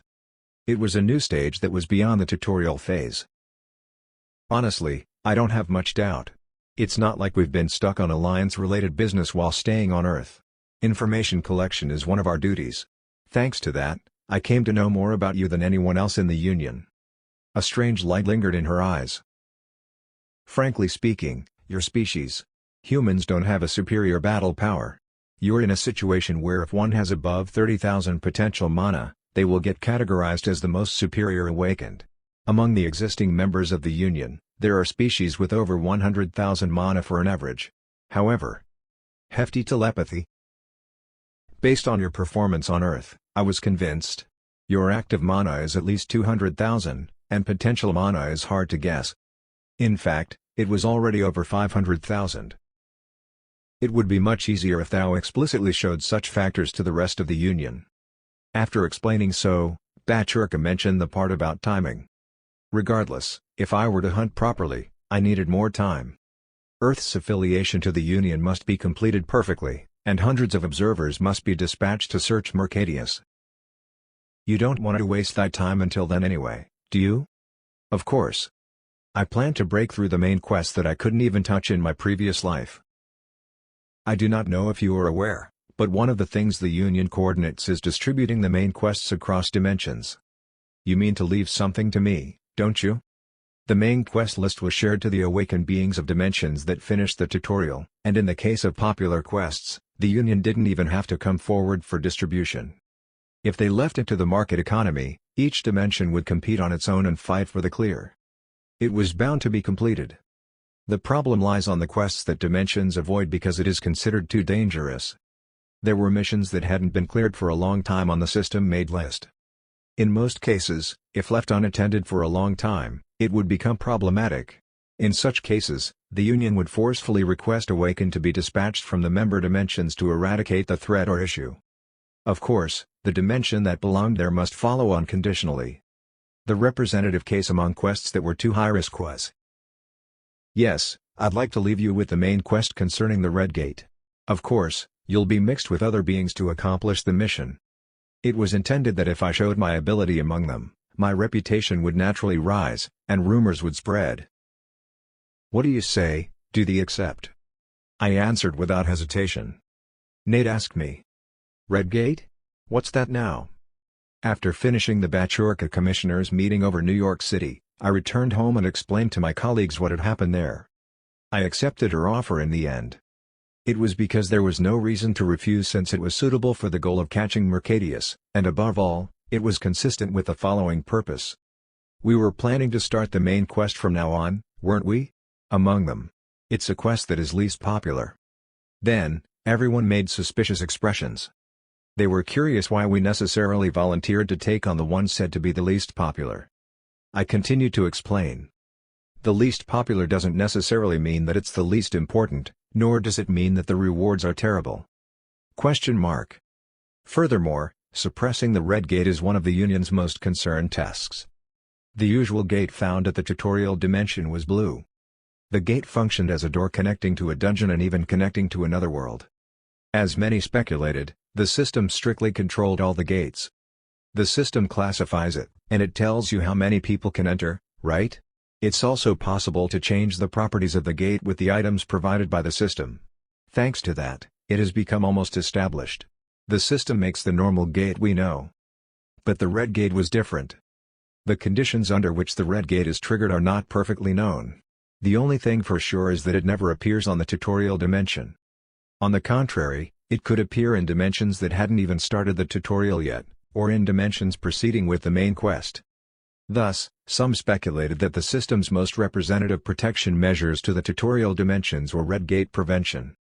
Hibiki, who listened up to that point, asked, "What's beyond that gate?" I answered briefly. "Monsters." Then Nate asked what he was wondering about. "What, isn't it just the same as the gate we know? The monster-infested dungeon doors, I mean." I shook my head in disagreement. "No, it's different in the sense that there's no dungeon beyond that. The system also made the dungeons simple space where one could receive rewards if they met certain conditions." It reached a point where it made me think that reality was actually a training program designed to develop awakened. If the assumption that it was designed for training was correct, the Red Gate, on the contrary, was a proper actual fight. The door to hell that even the system couldn't control. That's why there are only a few species that deliberately enter the Red Gate. Upon entry, there was no concept of clear, and they would have to kill like crazy. And there's no mana core in the monsters' bodies. Besides cores, it was hard to get byproducts like artifacts. What, in the end? There's no attraction points at all for the awakened? The only thing left by the endless battle is monster corpses. There are experience points. The system couldn't control the Red Gate, but it seemed to be able to predict its movement and completely. The main quest will be renewed as soon as there is a Red Gate showing signs of collapse. If we wait and kill the monsters that pour out, we'll receive the experience points. Hibiki nodded as if she understood. Then the quest we need to do. Yeah, we will prepare for the dungeon break right in front of the Red Gate that's expected to collapse soon with the otherworldly species that have been picked like us. Chapter 152. The Red Gate, 3. A few days after meeting Commissioner Bachurka, the awaited news was announced to the press. Our Dimensions Union registration has been confirmed. An era that nobody has experienced before. What would be the strategy held fast by humans from now on? Expectation towards rewards of main quest increased. What is the experience point? The most expected positive effect of being registered to the Union was, of course, the support regarding the main quest. It was said that the day that the Tower of Choice was cleared, the message questioning their acceptance or rejection to proceed with the main quest appeared, and most hunters accepted it. Since unless it's a particular case like China, they didn't have to consult or get permission from the country to make this choice. However, in reality, as they saw the list of the main quests, the awakened felt hopeless. I mean, what is all this? Does anybody understand what this means? It was understandable. Most of the list's countlessly enumerated contents were things that they couldn't even estimate how to approach. Some of the contents were as followed. Obtain the Stone of Sunset, the treasure handed down the Haring royal family that had fallen ages ago, and offer it to the system administrator. Capture Night-level individual among the magic species serving the Lord of the Clear Sky and offer it to the system administrator. You are at this moment informed that you must capture them alive. No points will be given if you are to bring the corpse. Obtain the principles and activation method of the unique vision magic, spiritual shift, developed by the Astral Dragon and offer it to the system administrator. From the perspective of an Earthling, there was no way for them to understand what any of those meant. They weren't aware of the hovering species, where they lived, and even the fact that they had fallen. Above all else, they wouldn't even know what the Stone of Sunset looked like. They wouldn't even have the slightest idea where the magic species could be found. There was even a quest that asked them to understand and study the principles of magic that even a skill card hadn't taught them. It was all a problem that they couldn't even guess. Don't you all think that this isn't a quest that could be solved by the Earthlings' force alone? I think that we will need to ask other aliens. Those who are already in progress with the main quest before us, I mean. It is said that it seemed that the Pezra species that were trading with us in the Australian Gate have no idea as well. Of course, they wouldn't. Even though I was equipped with the memories of my past life, I faced a dead end as well. Since we had gone past the tutorial phase, there were many events that would happen that I hadn't experienced before. Most of the main quest's contents were so.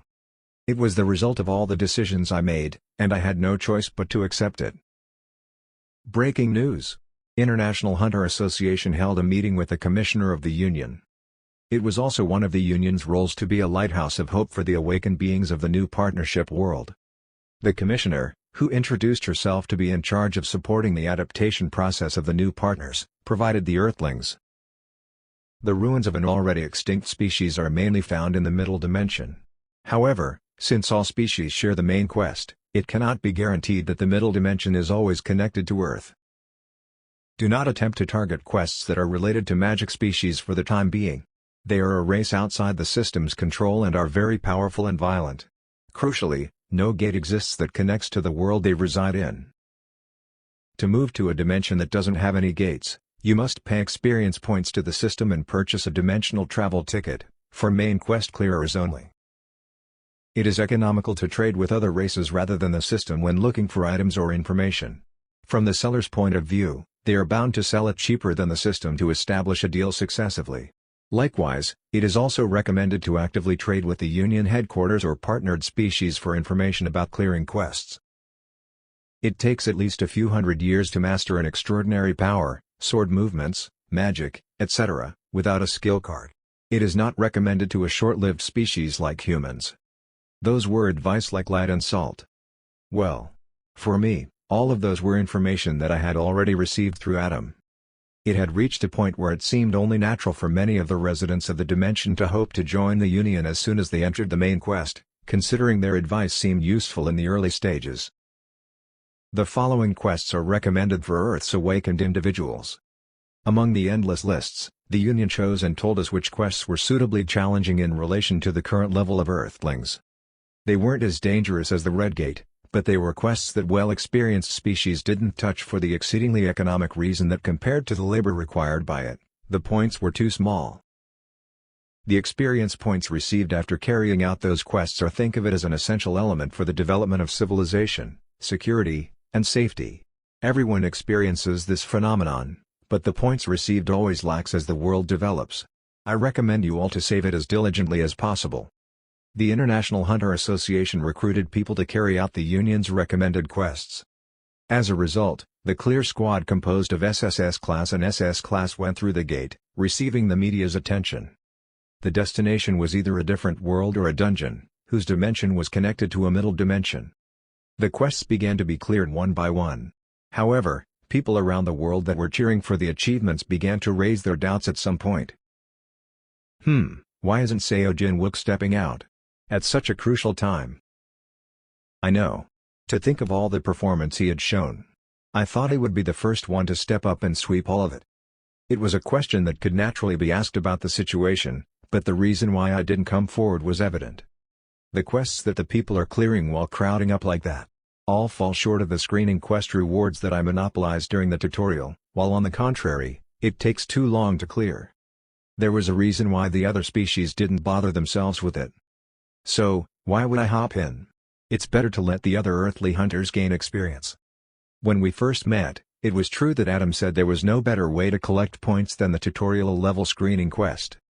After entering the main quest, most of the time, the points that were given off weren't satisfactory, even if the missions were even more difficult.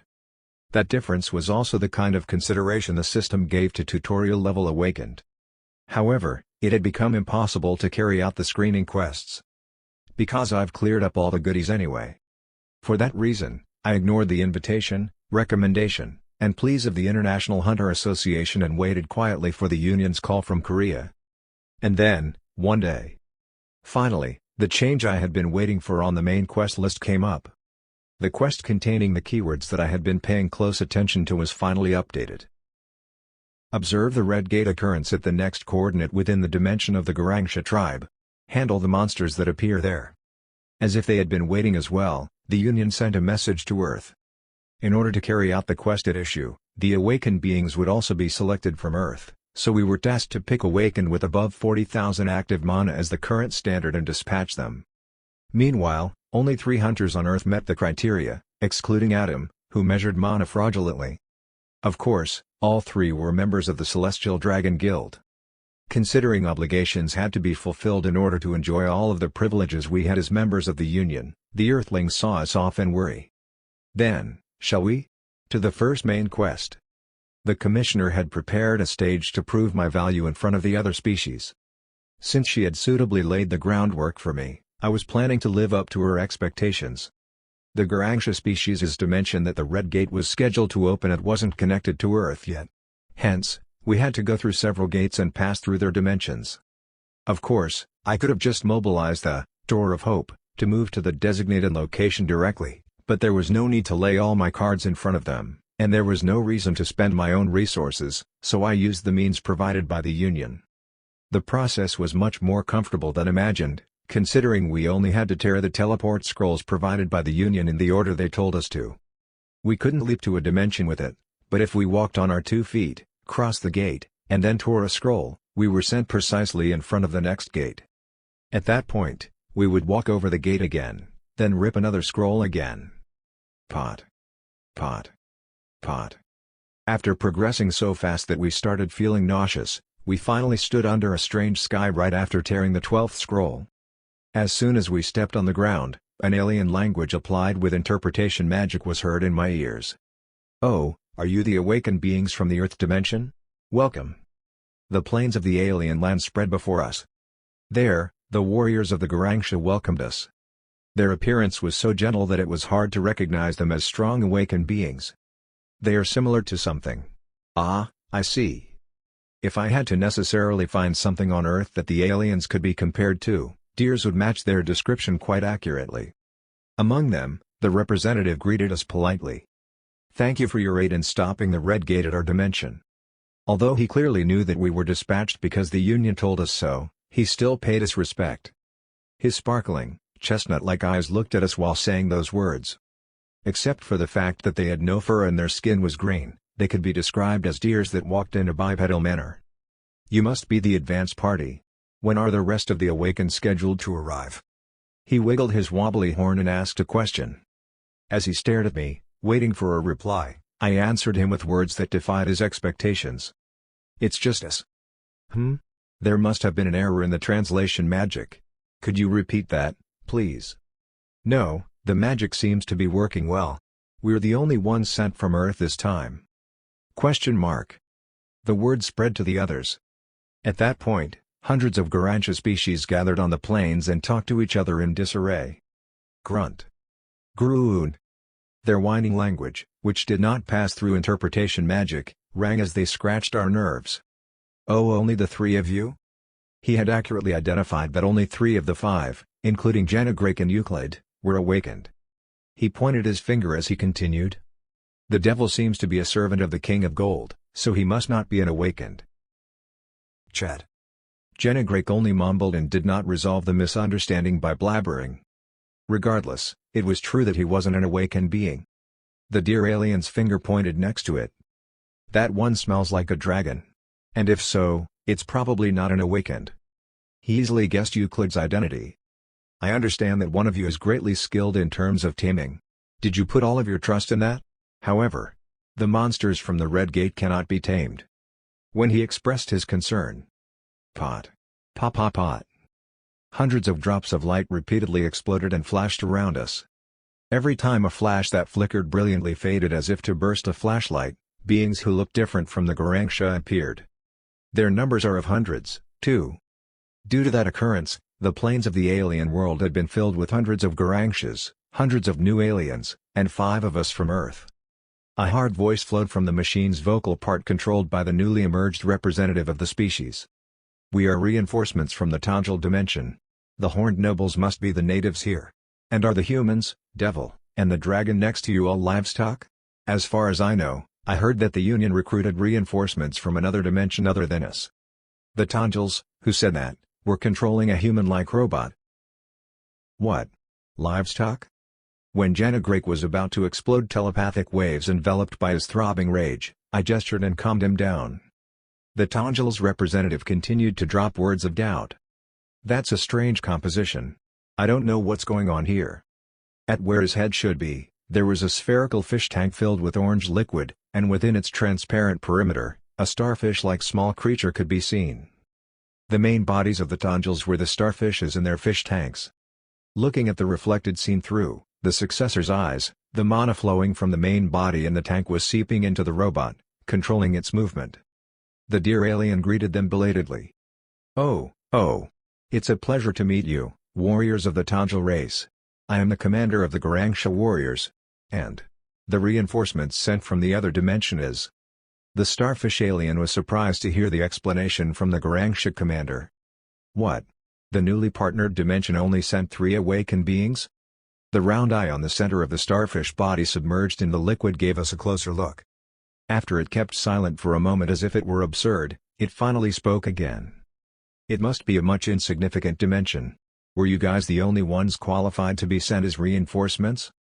Then Garangsha and Tanjil's commanders ignored us and began to talk among themselves. The following were the occasionally leaking sound of words. Garangsha, have you got something held responsible under the Union? Is there any reason that they would not send proper reinforcements? Not really. I think. They must have considered that the Tanjils, your battle force, was enough. It would be more likely. Then, were they sent here for a field trip? That's incomprehensible. But the two concluded their conversation and declared it to us. Since it's a newly partnered dimension, you wouldn't have experienced the Red Gate, and it would be good if at least you were of a large number, but you aren't. So, I don't think you all would be very helpful in this battle. So don't get in the way and mess up the battlefield. Instead, just watch from behind our lines. Our 2 races will be handling this quest ourselves.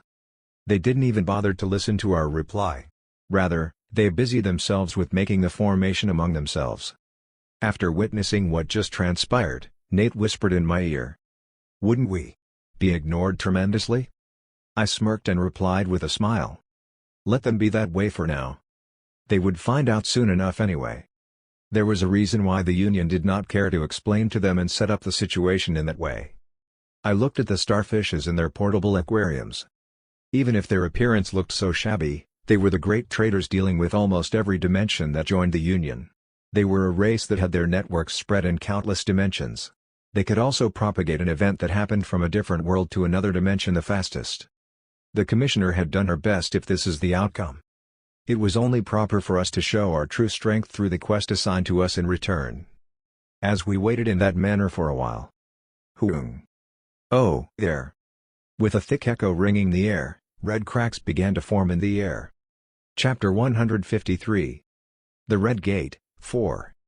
The Earthlings, Garangsha, and Tanjil units observed the scene from the highlands overlooking the plains. They bore witness to the sight of the empty land splitting up and bleeding out red light. The red cracks gradually expanded into a smooth circle. Nate raised a question as he watched the event unfold. Is it similar to dungeon breaks? Based on the color and size alone, one could conclude that they were exactly the same. The difference was that blue gates would only ever suddenly change like that during dungeon breaks that the system controlled, and it was summoned like that from the beginning. Looking at the scene, I began to have doubts about the system. Are dungeon break phenomenons imitating the Red Gate? The Tanjils cried out. They're coming out. The gate finally stopped expanding after a while. However, A monster immediately broke through the surface afterward, revealing its entirety to the awakened beings. Huh. It was different from any monsters I'd seen in the dungeons so far. Thud. Thud. With every step, heavy vibration was transmitted to the top of the cliff where we awakened beings had gathered. The beast put its enormous body in full display, causing its gait to look like a mountain moving. Its overall shape was similar to that of humans, but its skin was gray, and there were only 6 sharply torn eyes, glowing with different colors, on the head where the eyes, nose, and mouth should be attached. In addition to that, it also had features that were only visible to my eyes. I really don't see a mana core. I've never seen anything like that. There's no core, but its body is full of mana. It was completely different from normal awakened beings and dungeon creatures. It didn't have a core that pumped and sprinkled mana all over the body like the circulatory system. Instead, its body was full of mana that was in a calm and stable state, almost like a water tank. Noticing the monster emerge out of the red door, the Tanjil awakened and shouted. Type 629. He's a Type 629 monster. The gate is already closing. There's only one monster to be killed today. What, today's quest is going to be eaten cold. The Alliance categorized the various types of monsters that appeared from red gates and shared them with the affiliate dimensions. According to the data that my party and I received before coming that day, 629 type monsters didn't have powerful offensive abilities but had formidable defensive traits. It was the type that unconditionally approached its enemies and attacked without hesitation. The beast turned around, its neck reverberating a strange sound. It was as if it was looking for something. Exclamation mark. Not long after, its gaze locked on over the cliff we were standing on. It easily identified the traces of life or, more precisely, our location. Euclid wriggled her eyebrows. Is it staring at us? The patterns in which the Red Gate behemoths behaved had something in common. When they came out of the gate, they would first find and attack awakened beings, and if there were no awakened around their vicinity, or if they had already killed them all, they'd attack intelligent non-awakened. Why were they attacking? Why did they aim for the awakened first? No one could answer those questions. Among the types that had been discovered, there were monsters who ate the prey they killed, but not all of them behaved like that. If monsters in dungeons created by the system attacked randomly in a frenzied state, the Red Gate's monsters maintained a relatively calm attitude. They killed their prey without succumbing to anger. It can only attack close range. Use the distance to your advantage. Attack. The Tanjils lined up along the cliff and aimed at it. Were hidden inside their robots connected to the fish tanks. Chick. Cheek. When the 2 arms of the bipedal robots changed shape, muzzles were revealed. They wanted to intercept the monster from the cliff we were standing on, which was 1 kilometer from the gate. Fire at will. Artifacts were fired one after another. Blue energy bullets poured down like rain from the barrels connected to their forearms. Papapat. Bang. Bang. Bang. Bang. While that was going on, I watched the process of the Tanjils manipulating their robots with interest. The starfishes in the fish tanks conjured their mana and transmitted it throughout the robot circuits. Then it underwent a procedure that converted it into mana shells. HMM. I spoke. It's less powerful than the multi-caliber cannons of the Imperial Guard program. I think it's an artifact they created themselves.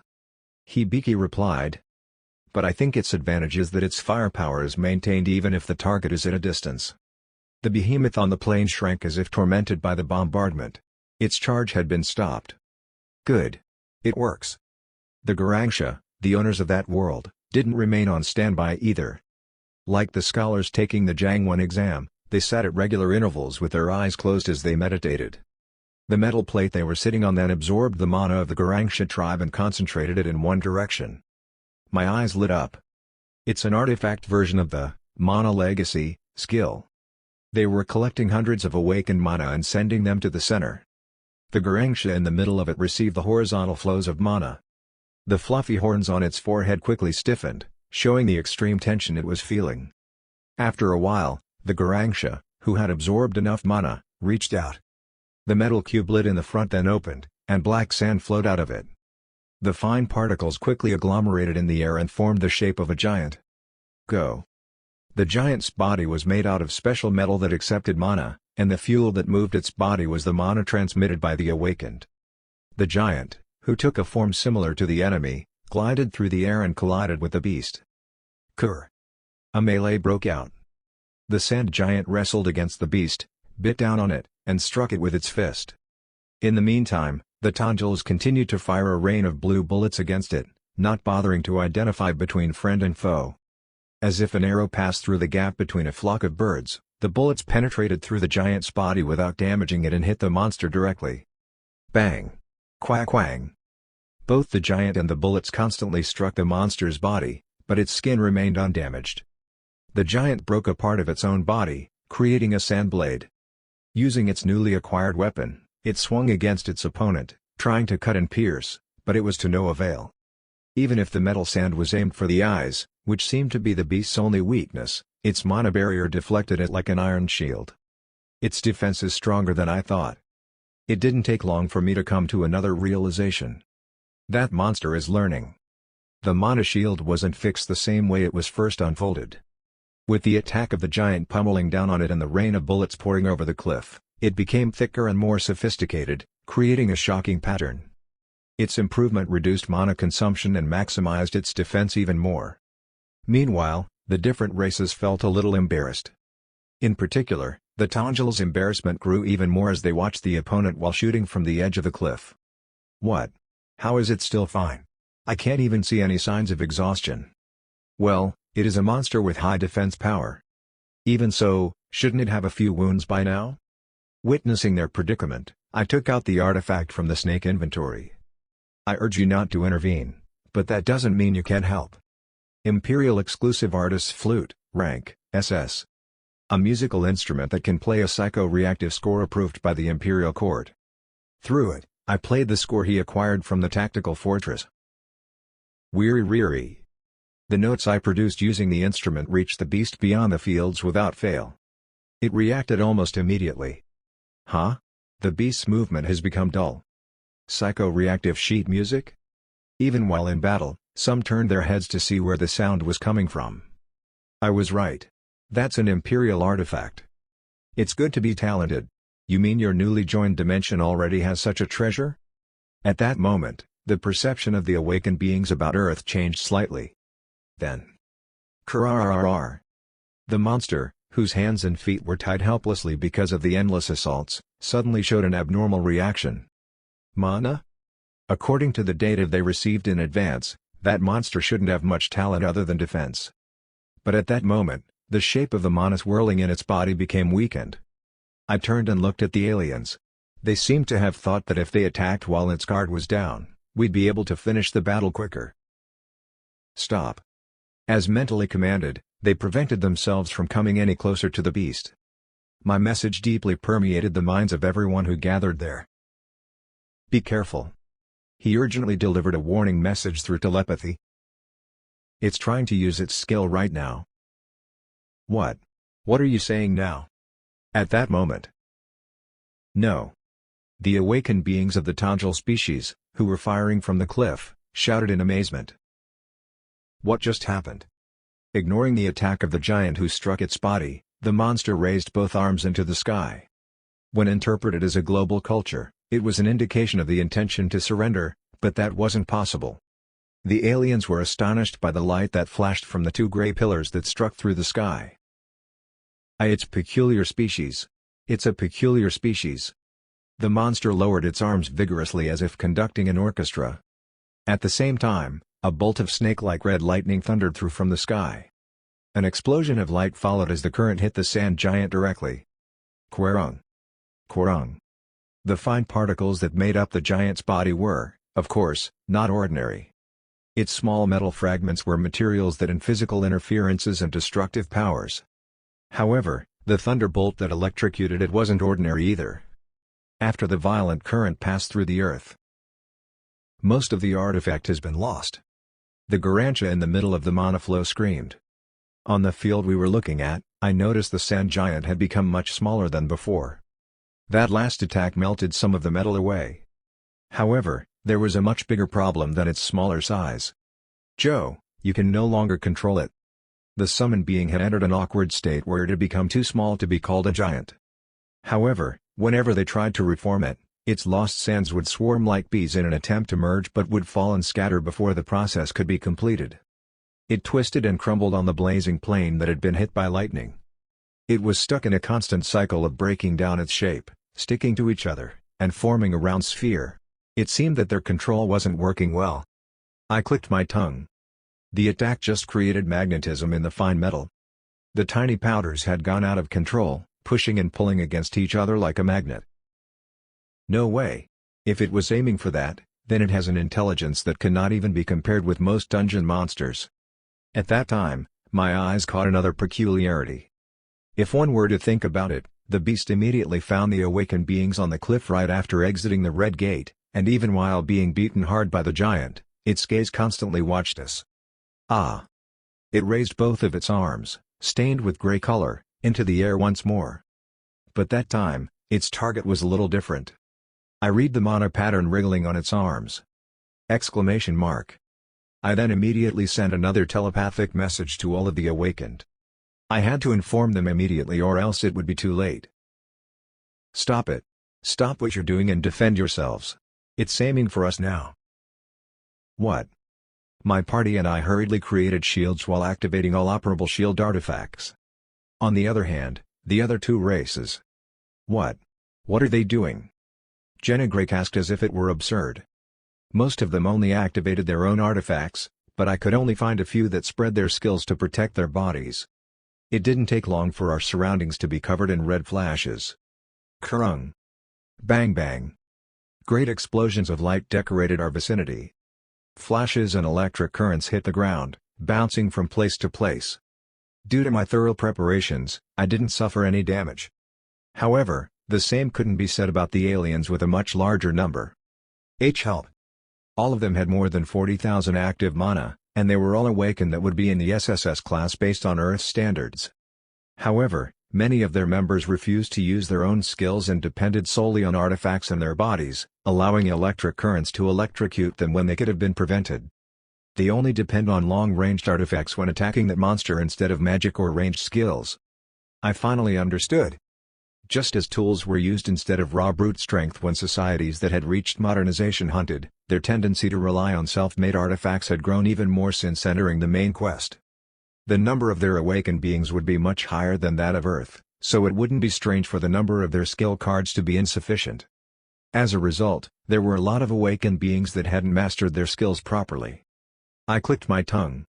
I tried to warn them, but it looks like they still got annihilated. I raised my sword and issued a quiet order. Go. At that moment, the awakened individuals from Earth jumped into the battlefield in earnest. Chapter 154. The Red Gate, 5. After the red lightning strike passed, the Garangsha and Tanjil species became busy grasping the situation. Attacks were indeed beyond the monster properties they were aware of. What about the casualties? Quite a few were found scorched to death. Most of them hadn't mastered SSS class personal defense skills. Several awakened had cast wide area defenses, but they could not protect everyone equally. In the end, the one factor that separated the survivors from the dead was the presence of reliable skills. In other words, the monster's recent attack was so powerful that it couldn't be stopped without using the best defensive artifacts and the best defensive skills at the same time. Damn it, how is this quest worth only 2 million points? Screams burst out across the place. The system's reward was 2 million experience points in return for stopping the Red Gate in that place. After confirming it, the Union called in reinforcements in accordance with the expected difficulty. However, if such an atypical species were expected, the quest's difficulty would have increased. Naturally, the rewards would increase as well, and the Union would have sent more reinforcements. The reason why everything went south was simple. Even the system failed to predict the situation correctly. It was circumstantial evidence based on the fact that the Red Gate was out of the system's control. Damn! Attack again! The surviving Tanjils resumed firing from the cliff. Their commander shouted to the Garangsha species. Ask Union headquarters for reinforcements. We can't deal with it using the troops here. We need to request for the elite warriors to be dispatched. He meant to summon the elite awakened beings hired by the Union headquarters instead of being tied to an individual dimension. The beings who exercised superior combat capabilities and abilities only took on critical and essential missions as determined by the Union. The terms of the contract were kept strictly confidential, especially what extraordinary price the Union offered to hire those who didn't lack. It's impossible to keep up in this way. Come on. He made judge that they needed an elite warrior level awakened to fight the rare. The Garangshes, who were trying to move the metal sand giant again somehow, eventually gave up and sent an emergency request to the Union headquarters. Then each of them took out a gun-type artifact from their arms. It was a weapon that worked in no different principle from what the Tongils fought with. At that moment. What are they? Their eyes turned toward Earth's awakened. While they were distracted by the sudden situation, they had already launched a full-fledged counterattack. Duplication. Meteor strike. Rumbly. A portal appeared in the sky above the plane. A colossal meteorite fell from the dark space. That's. A violent shock struck them before they could finish their words. Boo-boom.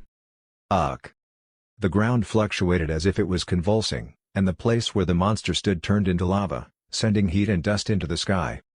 Subsequently, a giant mushroom cloud rose, and the surrounding landscape was distorted. A terrible heat could be felt even above the cliff. Isn't that magic only possible by learning the SSS-class summon mastery? The longer the main quest was conducted in a world, the higher the value of the skill card. Currently, the percentage of awakened beings compared to non-awakened on Earth was 0.5%, and the price for a magic card of S-class or higher was already tremendous. Then, what would happen if that percentage reached 50% or more? Additionally, the increase in dungeons where cards could be obtained was not always proportional to the rate of awakened beings increasing. In the early days of entering the main quest, many dungeons opened. Hence, there was enough supply, but the story would change over time. It had reached the point where doubts were raised if whether it wasn't guiding them to carry out the main quest instead of continuing to cling onto the dungeon exploration once the number of warriors was secure to a certain extent. As a result, supply became limited as it led to the second half, while demand increased explosively. I mean, did the awakened beings that just started the main quest learn such an expensive skill?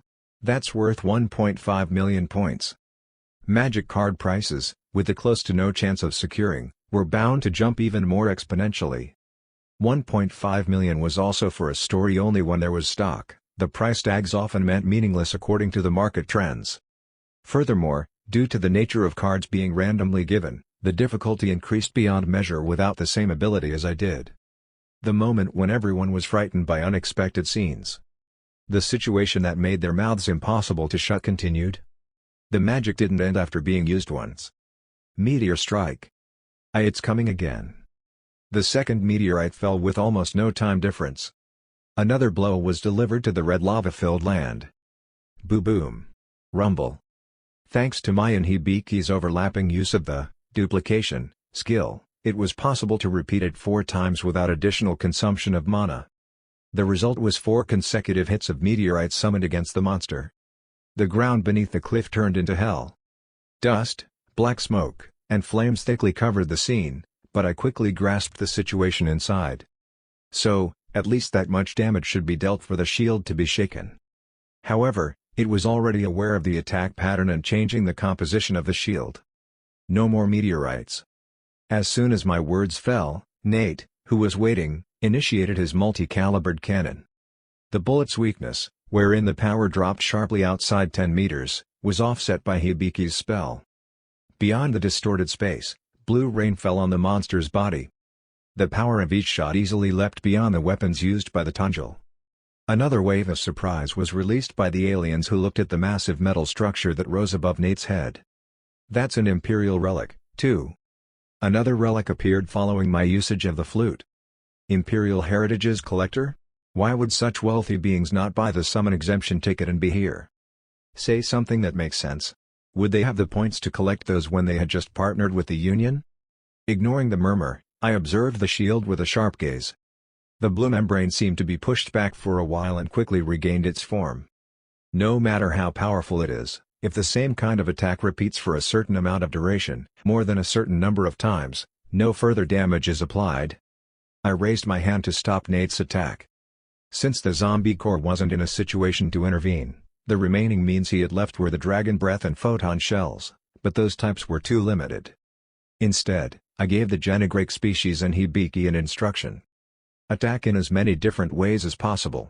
Don't repeat the same sword movement or skill for too long. Yes. Got it. Then, The devil in the golden armor poured like fish in the water.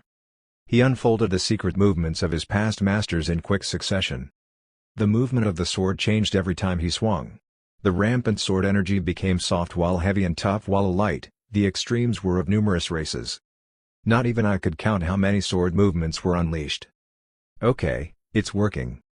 The monster was also unable to adapt to the fast and hectic changes. While the shield was shaking, Hibiki's spell was also activated. It exploded in unison, and it exploded in a row. An ice storm passed, an electric current zapped through, and a tidal wave of flames rushed in. The aliens who saw it screamed again. Those are all SSS-class magic. They even thought she could buy a planet with the points she used to purchase the cards of the skills she displayed in battle. Alright, I see it now. I, who responded by mixing my own sword movements in moderation between my teammates' attacks, finished analyzing the shield's properties. The mana movements were visible only to my eyes. As my colleagues shook it, it began to crack gradually. The condition was utterly different from the one patterned attack, like when the metal giant brawled and punched, and bolting shots poured from afar. As the result of calmly observing it over and over again, it finally became visible to my eyes. Woong. I stopped the sporadic attacks and recomposed myself. I held up my sword and aimed. A high level of concentration soon followed. As it was wondered if the blade was changing its trajectory in the air. Huh? A sound was heard. It sounded like a bolt of lightning bursting or the air even splitting. In the fierce battle, everyone turned their heads towards the source without realizing it. The scene was observed by Tunjil, Garangsha, and the other Earthlings as well. After Genegrake gained a body, I learned how much sword movements existed in the world by watching how the devil fought. Beyond simple movements, how the mana could be played and tampered with to be unleashed. All the secrets remained engraved in my head. However, remembering and using them were different levels of work, so I had to make constant efforts to evolve my knowledge into learning. The first step in the growth gained by the training took place at that moment. Exclamation mark. It was a single stroke made out of sword energy. If Genegrake held a trick one at a time and continued in a row without a break, I placed all the secret's movements in one swing. Some regarded it as a sharp line stroke, but others saw the attack as thousands of strands of meteor shower pouring down from the sky. That's. Everyone who saw the attack had a strong hunch. That can't be blocked. The light flashed. Quack. Everyone heard a creepy shriek. The first terrible roar they had heard since the battle began. Ah! The ash-colored skin of the monster, which had been attacked so far but had never been scoured, was horribly cut out and cracked. In human terms, the part where it would correspond to the jaw was wholly cut and fell off, and 2.5 of the 6 eyes were gone. A more disastrous scene unfolded beneath what was considered half of an eye's dangling optic nerve. Body fluids and intestines flowed out of the long diagonal line that cut the body. Hoong. I didn't stop there. I shook the sword without hesitation and thrust it in. The monster screamed and struggled. That one time, with one swing, my mana was consumed in a lump. Euclid's recharge would not be enough. I telepathically shouted to the Garangsha species. Is it impossible to charge for long distances? It was because I saw the scene where they drove the mana to Garangsha sitting in the center. The commander replied. It's possible. My words took the format of a question, but they were close to instructions. The Garangshas stopped wasting mana on gun-type artifacts and sat back on metal plates. In an instant, mana was transmitted to me. Compared to when the opponent entity was in the center of the artifact, it was less efficient, but it was enough for me to use it as a force. Hurrah! Crrrrrrr. As the attack continued, the monster's movement to avoid it gradually slowed down. And finally, crush. The last blow was dealt. The top of the head that the monster was desperately protecting. At the very moment when my sword was stabbed into it. Thump. The monster knelt. Swoosh. The body slowly decomposed and disappeared, turning into dark gray ashes. Its fingertips were crushed, the forearms, the chest, then the decomposition changed its direction to below the belly, and at the same time, it diverged to create a boundary over the neck, causing it to collapse. After a while, only the red melted earth remained in the place. The monster had been destroyed. Exclamation mark. In an instant, the surrounding was devoured by silence. Garangsha and Tunjil couldn't believe the scene they just witnessed. That was the case even though it remained as clear as if it was branded in the brain. It was so intense that it rather felt unrealistic. I slowly turned my head toward them. At that moment, quest complete. The system's message echoed through everyone's ears. Through telepathy, the aliens realized that what they had just seen was real and that the time for the system to reward them because the monster died and disappeared had come. Error. Error. Found a critical discrepancy between system prediction and monster entity appeared in reality. Recalculating rewards. The original experience point of the quest was 2 million. The system took a moment to admit that its prediction was wrong. Soon, its telepathy rang again. Recalculated rewards based on difficulty have been completed. Distributing 20 million experience points based on contribution to all users who participated in this quest. And the following message was only heard by my ears. My eyes got a little bigger. HMM? There was a story that every being that had already entered the main quest often said. The easiest way to get experience points was the screening quest in the tutorial phase. That there was no quest in the main quest that gave 1 million experience points in return for clearing a simple quest such as targeting SS-class dungeons. Upon starting the main quest, they said that the level of difficulty became much higher, and there were fewer points in return. Hence, Dimensions had to try as hard as possible during the tutorial to collect as many points after being selected. But the common knowledge that no point mine surpassed the screening quest also did not seem to apply to the current situation. The user is rewarded with 16 million experience points. In terms of points received after completing a quest, it was a new record. When I smiled satisfactorily. Pot. 3 new aliens appeared when a flash broke out on the cliff where they were standing. Huh? And a strange voice leaked out. What? Where's the monster? Did we miss it? Chapter 155. The Supreme Commissioner Meeting, 1. What? Did you say it was taken care of with this battle force? All the more. Unatypical? An unfamiliar voice was translated with interpretation magic and rang in my ears. 3 new aliens had appeared. I could hear them talking more about something, but I was so distracted by something else that I didn't even look at them. After checking the message about the quest completion and the points, there was another visible change. The object I was paying attention to at that moment was a particular item that combined with my soul. Orb of Immortality, rank? Item description: it is a spiritual artifact that deviates from the constraints of the material world. If it's coupled with the user's soul, forced separation can cause severe damage to the astral body. The more the user reaps another life with its own hands, the more energy one charges inside the orb. After charging it 100%, the user will be able to activate the item at any time. From the moment the item is activated, the user is freed from the circle of death.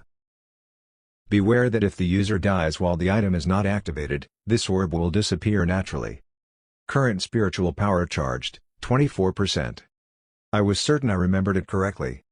Just before the hunt began, the charged percentage was 10%. The result of killing so many monsters while clearing the Tower of Choice all the way to the 100th floor was only worth 10%. But at that moment, it went up by 14% at once? I had never experienced such an exponential rise. If I were to guess why, perhaps it was because the monster we just defeated was that powerful? I shook my head. No, it's still too much. The monster was indeed formidable and had a powerful skill. It was hard to say that it was considered equal to the hundreds of thousands of dungeon monsters I had slain. A revised rate must have been applied for this. I couldn't help but think that the intention of the item's creator was hidden in that phenomenon. Perhaps if one killed monsters that appeared from the Red Gate, the charging rate would rise exponentially. Of course, it's a scenario I never wanted, but I had to give it some thought. What if there's an awakened who wanted to invoke the Orb of Immortality, swiftly no matter the cost? What if someone who wanted to become immortal by charging it to a 100% learned of such a way? From that point, he would naturally be eager to hunt and kill only the Red Gate monsters. I could see what Ram, the god of life, was promoting. The monsters that appear from beyond those red doors seem to be getting the hatred of the gods. Conservatively speaking, at least the god of life wants them to be captured and destroyed. At first, I expected that it would take a minimum of a few months to a maximum of a year for the orb to be fully charged. It was evident that through such a method, time would be much shortened. Though that doesn't change anything from the original plan. My commitment to not triggering it even if the orb got fully charged remained unchanged. While I was lost in such thoughts, the three newly emerged aliens seemed to have identified the scene and received brief explanations from Garangsha and Tunjils. They finally learned about what happened and the story behind it. What? Earthlings? The species that fought with us made a statement to them with excitement and horror. The content shocked the listeners as well. You mean that those humans led and hunted the worth 20 million experience points, too? After hearing the words they exchanged, I could tell who the three were.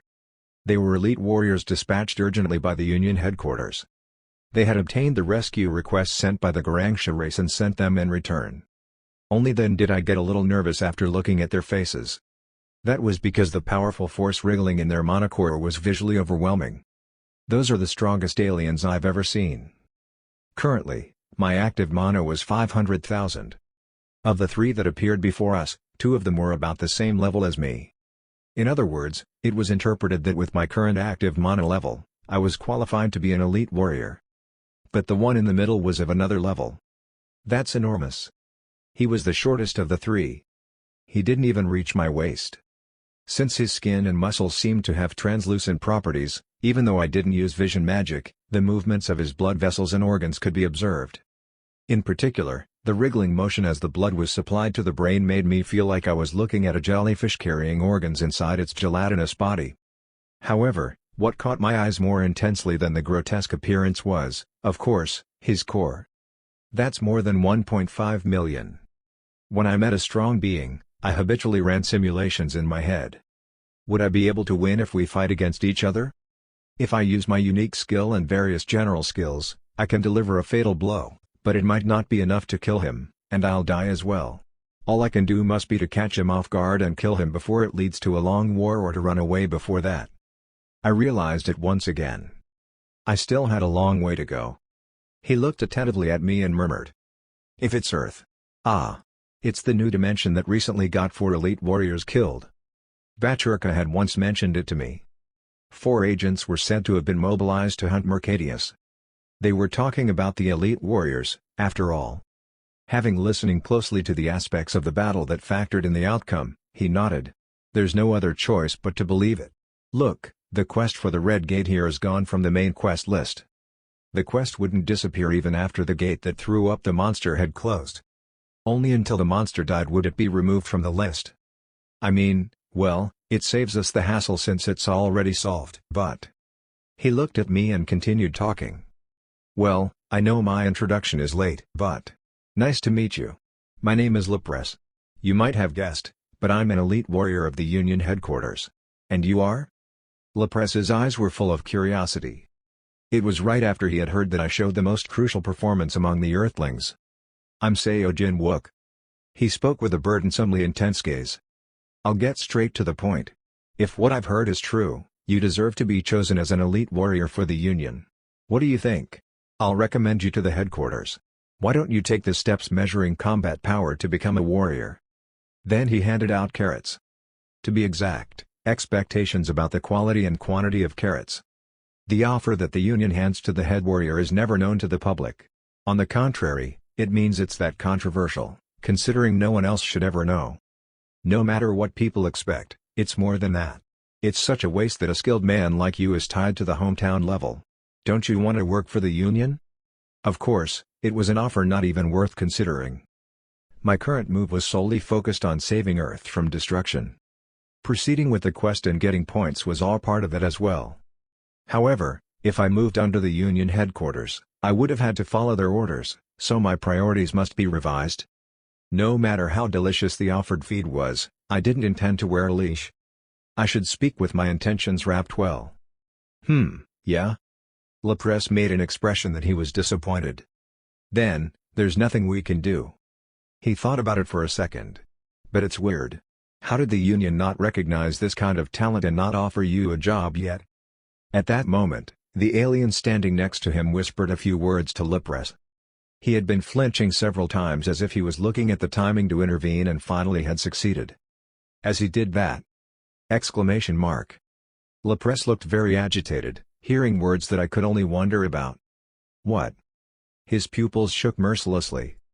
The exposed areas outside and the entire eyeball buried under the translucent skin were visibly shaking with the optic nerve. It was a bizarre sight that I knew I wouldn't get used to even if I kept looking at it. In that state, Lepress's eyes were toward my finger. Now, he must have heard about the fact. Keeping his eyes fixed, Lepress spoke with minutely vibrating lips. Ha, ha ha ha. Ha ha. I see. Awkward laughter. You had been chosen by a great being.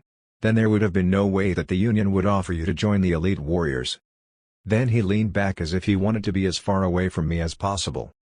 It was a gesture that could have been offensive to me, but I read fear rather than disgust in that action. Is it that reaction because he heard about Igra's show and the sacred wound? That glance had the feeling of seeing me as a bomb about to tick off. Then. We'll get moving. In a flurry, they performed teleportation again and disappeared. Euclid murmured as if she just witnessed something weird. What's wrong with him? After the elite warriors left as if they were fleeing from battle, only then did the remaining aliens came to us and thanked us properly. It was the commander of the Garangsha people, the natives of the world, who spoke first. Thanks to you, we were able to live. We sincerely thank you. He showed his respect and continued. Did you say you were Mr. Seo Jin-wook? It was an impressive sword performance. So you've been chosen by a god. Is that the source of that extraordinary power? Oh, excuse me. You don't have to answer if that's a sensitive question. Anyway, we were all amazed at the scene of you driving the monster to a corner. The way they responded to the fact that a god chose me differed depending on the party. Unlike how Lepress reacted violently and fled away, the Garangsha race admired it. Then, after a few more words of proper greeting, he went to the point. It was an undeniable fact that we had saved them in that crisis. And according to the information I heard from Adam, the Union's member dimensions thoroughly took care of their dead in that kind of situation. It was considered a virtue for both parties to show a clean and immediate attitude to take care of the dead as thoroughly as possible. Was it said that it was one of the Union body's secrets to existing for a long time or something? However, that time, the system made a wrong prediction, and neither the Union headquarters nor any other member made a mistake. So there was no grudge to be solved. All that's left was to return the favor. We mean to reward you for saving us. Is there anything you want? We will return the favor with everything at an appropriate level, except for experience points. As I guessed, I didn't think they planned to reward with points, and they meant to replace it with an appropriate gift. But the problem was that I didn't know much about the Garangsha race.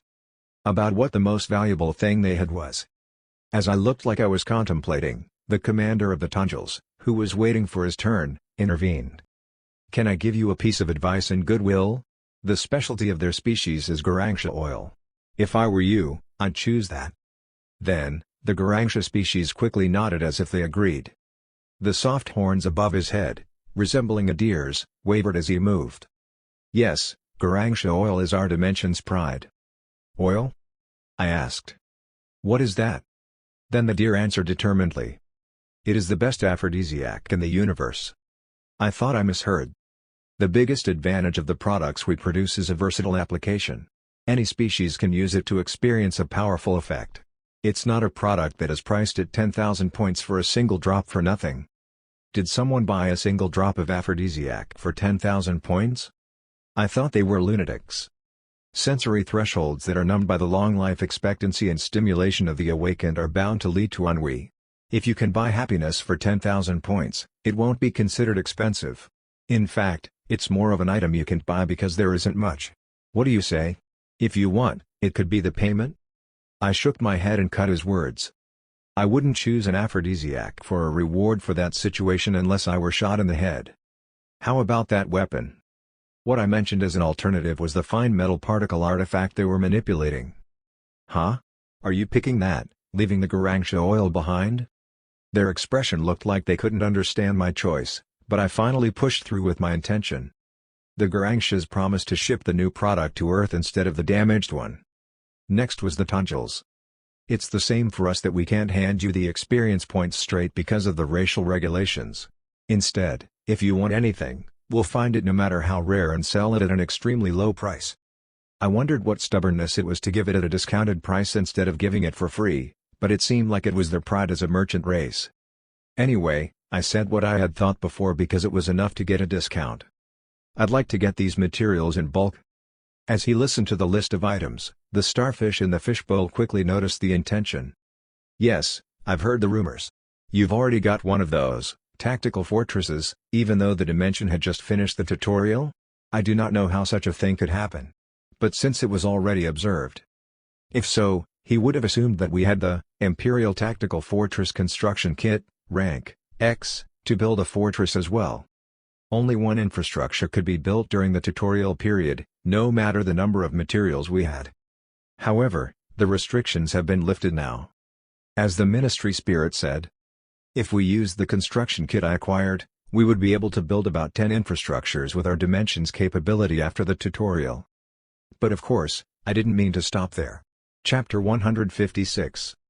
The Supreme Commissioner meeting. The Ministry Spirit's prediction was only based on Earth's past capabilities.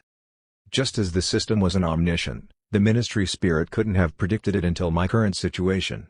There's no reason to stop at 10 structures if more is possible. I would create a lot of. I asked the Tanjil commander a question. How much discount can you give us? Each race of the Union seemed to have a manual on what to do in those situations. Did it mean that situations wherein favors between member dimensions had to be resolved happen that often? Just then as well, the Garangsha commander decided immediately on the spot to hand over the new Minute Metal Golem to us. Tanjil was no different in that aspect. I'll give you this much discount rate. It's paying it forward for the favor, so it's set at the lowest margin. I'm sorry, but I had no intention to test the water in the first place, so negotiation is impossible. There had long been a plan to produce more tactical fortresses. Therefore, it was confirmed through Adam how much the materials required were in advance. Of course, the numbers and items had been recorded in my head without a hitch. Due to that, I could check the original and discount price offered by Tanjil, and I felt assured that it was indeed an unconventional offer. If it's this much, wouldn't it be better just to reduce the quantity and give it to us for free? The Tanjil shook his head firmly. That's not possible due to the laws of our species. Was it because of pride, after all? Regardless, I accepted it quickly because it was interpreted as a sincere enough offer from them. Trade currency is experience points, isn't it? The transferable points equaled to a key currency between dimensions. The starfish agreed. Of course, it is. Well, I'll request this much for the initial quantity. When he heard the quantity I proposed, he replied as if he were agitated. Despite the discount that we'll be giving you, this is still a considerable amount, though. He tested the water as if it's unexpected. Are you the leader of that world or something? These are not experience points that a single individual can acquire. Much less for someone from a dimension that had just entered the main quest even. I replied with a shrug. By no chance will you get a bad check, so don't worry about it. He had no idea. On Earth, my colleagues and I had monopolized the screening quest, which was substantively the easiest way to earn points. Since I had eaten up all the points meant to be shared with the awakened beings of one dimension. Even if I exchanged them for items or information in the process, there was still more than enough. Adam also added to that, and there were also the points I received as rewards for the main quest I'd just finished. According to what I heard, those who are stronger and more terrible than the slave traders that invaded Taiwan aren't too rare. To prevent anybody from looking down on our world, we have to make sure to leave our mark. It was a decision made considering the far future after getting rid of Mercadius. Also, since the Red Gate could also appear on Earth, we had to prepare better defense methods. The Earth's awakened beings wouldn't get stronger overnight, and even if the Union sent reinforcements, there might be another mistake like what just transpired. Considering that, I decided to invest a lot of my points in constructing more tactical fortresses. Alright, I'll deliver it to your dimension as soon as we are supplied. Just for you, the delivery fee will be waived. Then as he nodded like that. By the way. He quickly changed the topic as if he was waiting for the compensatory trade conversation to be finished. Your name is Seo Jin-wook, right? Do you, by any chance, have plans to work as a mercenary? Do you own a mercenary business as well? Of course. I don't know if you know, but operating as a mercenary is, in some cases, a faster way to get points than through quests. Pointing at my finger, he said. You can't be an elite warrior since you were chosen by a god. But it's a waste of combat power to be tied up in one dimension. Many species need outside forces for the reason of not being able to ask the Union for support. They could invite you them for a high price. What do you think? I shook my head. Thanks for the offer, But right now, I'm busy with our world's work. The tasks on Earth were troublesome enough. There was no time to go around solving troubles at other dimensions. Therefore, I didn't intend to do mercenary works unless requested or ordered by the Union. Well, then, that's that. He was lost in thought for a while as if it was a shame. Are you the type of person who keeps mysticism, secrecy, or something like that? Do you not want others to know as much as they can about your battle abilities and all that? No, it's not that at all. Then is it okay to spread some words to the dimension? About what we saw today, that is. Of course, it was okay. That's what Commissioner Bachurka wanted as well. The higher my interdimensional reputation was, the stronger the Union's cause would become to support Earth and me. Of course, Tangel had a reason for suggesting that, too. I'm just trying to be prepared in case you change your mind someday. I thought so. Once the rumor spreads, potential buyers will be interested, and the market price should go up even if you're not doing mercenary work right now. Even though the time of sale was undecided, he intended to leak the product specifications first. Their strategy was to increase interest and demand in markets as much as possible, even before the release. They stuck to that even though the provider wasn't even considering it. I don't know what's going on in your hometown right now, but the initial turmoil is bound to clear up over time. With the Union in contact, political and social changes can occur much faster than expected. After your world has settled, the points you'll be getting will become unsatisfactory. Find us then. I'll do my best to promote you for that day. Well, as you wish. Eventually, it went as Bachurka intended. The scene where broad-footed merchants spread my story around each dimension was clear in my eyes. A few days after Seojin Wook killed the beast at the Garangsha's dimension, Bachurka attended a meeting with some of the highest-ranking officials among the commissioners in the Union. Then, we will begin the Union Supreme Commissioners meeting. The gatherings were of 7 different aliens, none with overlapping races. After several agendas were raised, discussed, and processed, Bachurka took out the prepared agenda. The following is about special support and nurture for the Earth Dimensions Awakened. It wasn't unfamiliar news even among the Supreme Commissioners because Bachurka had already laid the groundwork. One nodded as if he had heard of it. You mean the Awakened who was said to be chosen as the next incarnation of Igra's show? That's right. Bachurka explained her plan to other commissioners.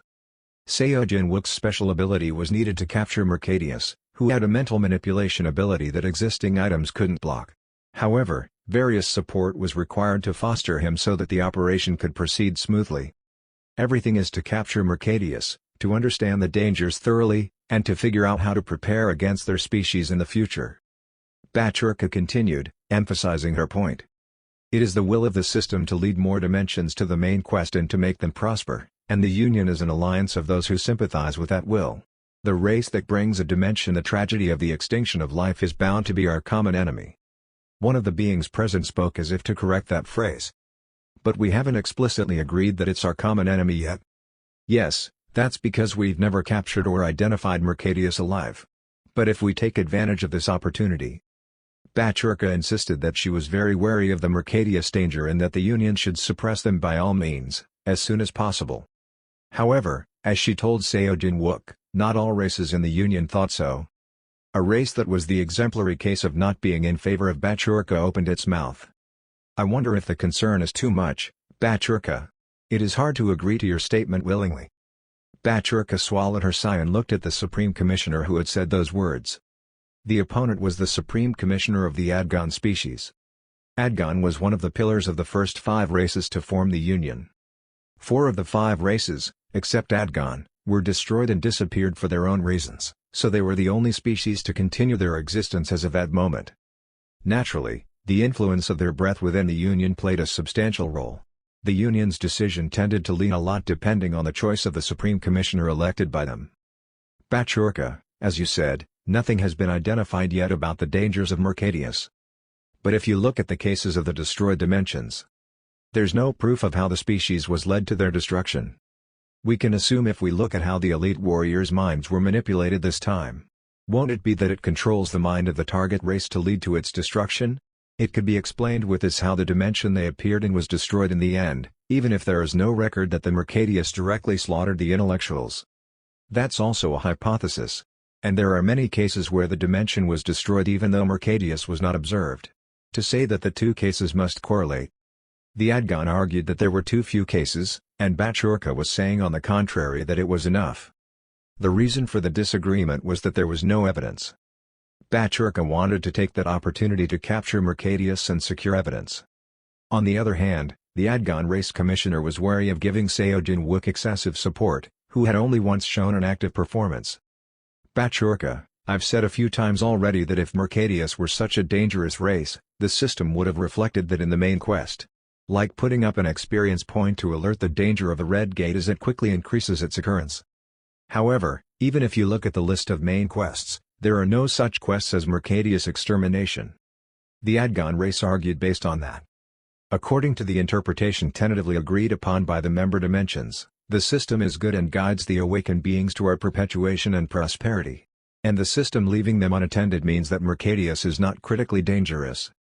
After a heated discussion between the 7 alien races was exchanged. As differences between them were unlikely to narrow, the Adgon race suggested. Well, then. How about this? He spoke as if he had taken a step back.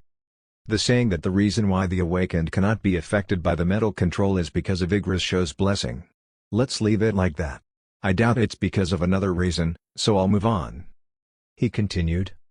However, even if the Union hands him several powerful items, it will be of no use if the user's ability to use them falls behind. That's already been proven by the case of the Red Gate. That's not enough. So I'll make a suggestion here. What if Seojin Wook, the Awaken, comes to the Union headquarters and directly gets his combat capability measured? So that we can objectively identify that he is a young leaf that we can support. Bachurka nodded. That was a reasonable suggestion. But then. And, if he had just entered the main quest, his unique skill must be in a state that had never evolved, right? She didn't ask Seojin Wook, but it was more likely. I think so. Then we'll have to put another condition on the line. I want him to show us the minimum qualifications. I see what you mean. Yes. If we send him away with all sorts of rare items with him and dies in vain, causing them to be destroyed, it won't only be his loss, but also the Union's. How would a man who has never evolved his unique skill be prepared? He should at least show some sincerity. Grasping where the story was going, Bachurka agreed with the other party. It wasn't too much to ask, even for her. The Adgon race commissioner continued. The hurdle to pass to strengthen the unique skill is the one-person quest. What the Union can provide in particular could be teleportation scrolls, coordinates, and experience points consumed in the process. We'll give him that much, so he'll have to upgrade his unique skill first before he comes here. The Adgon species commissioner spoke one after another of the conditions that they thought of. Only after having done so must we measure his combat capabilities. That way, we can identify his true potential. Skills are as important as mana when it comes to measurement. If he unleashes his unique upgraded skill before us, our judgment will be defined. The Adgon species commissioner seemed to desire to check what Seojin Wook's unique skill was. Although the case was slightly different, seeing one's unique skill was also an essential procedure for selecting an elite warrior. And only when all those steps had been completed would Seojin Wook receive superior support than that given to the elite warriors. This much is a reasonable proposition. Eventually, Bachurka agreed, and the remaining commissioners agreed as well. Bachurka would forward to Seojin Wook the words exchanged in the meeting. When the plan was passed unanimously in that way, no one noticed a strange light passing by the Adgon race's eyes. Chapter 157. Get in line, 1. The following was my first reaction when Bachurka delivered the contents they had decided upon. What? Did she aim for this? Of course, I answered her words calmly without revealing my emotions. I'll think about it and get back to you. I hope you consider this positively. At this level of condition, we can consider that the opposition has caved in to an extent. After ending the interdimensional communication, I was lost in thought for a moment. My current unique skills are, the Successor's Eyes, and, Mana Drain, and I were to upgrade these and then demonstrate them in front of the commissioners? I had never officially disclosed my unique skills, so of course, beings of other dimensions didn't have the faintest idea about them. The reason why the proposal wasn't as easy as it sounded was that according to what the female figure that taught me, the secret of the Successor emphasized, I should prevent myself or anyone from divulging my identity in front of those related to the system. However, Wouldn't I inevitably have to expose myself to upgrade my unique skills? This is giving me a headache. After I thought about it for a while, I attempted to establish an interdimensional communication network with Adam. It was a separate secured line from the line that I used to talk to Bachurka. What's going on? I forwarded the contents that I just heard through my mind. What? They want you to upgrade your unique skill? That's what she told me. Although it's not too much to ask, I'm sure what's been bothering you about it is that, right? I was thinking that they might be making an excuse to expose the successor's eyes. That's indeed suspicious. It can't be helped but to doubt that someone from the Union may have intentionally pulled this move, suspecting your identity.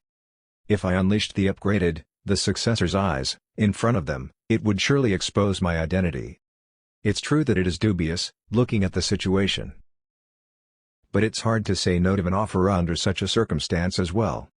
There is a risk of rather solidifying suspicions that have only been speculated if I were to refuse. Well, then there's only one answer to your problem after all. Adam spoke with confidence. In the past, I was almost convinced that you were the successor when I recommended early entry to the main quest. Indeed. That's why I convinced you that you could upgrade your unique skill once you proceeded to the main. We both didn't know then that we must not expose the existence of the successor to the system. Yeah. Now that we know that information, it's going to be dangerous to upgrade the successor's eyes. The conclusion was easily drawn. There's one piece of information that they will never know even if anyone in the Union suspects you of being the successor. The fact that I have two unique skills is I had only one unique skill in my life as Choi Seung-yoon. That part might have been the same for the other reincarnates as well. The only reason I had two in my current life was that I was possessed in the process. The reincarnation had even overlapped with the possession. You probably have no choice but to thoroughly hide the successor's eyes, but expose, mana drain, to them in return.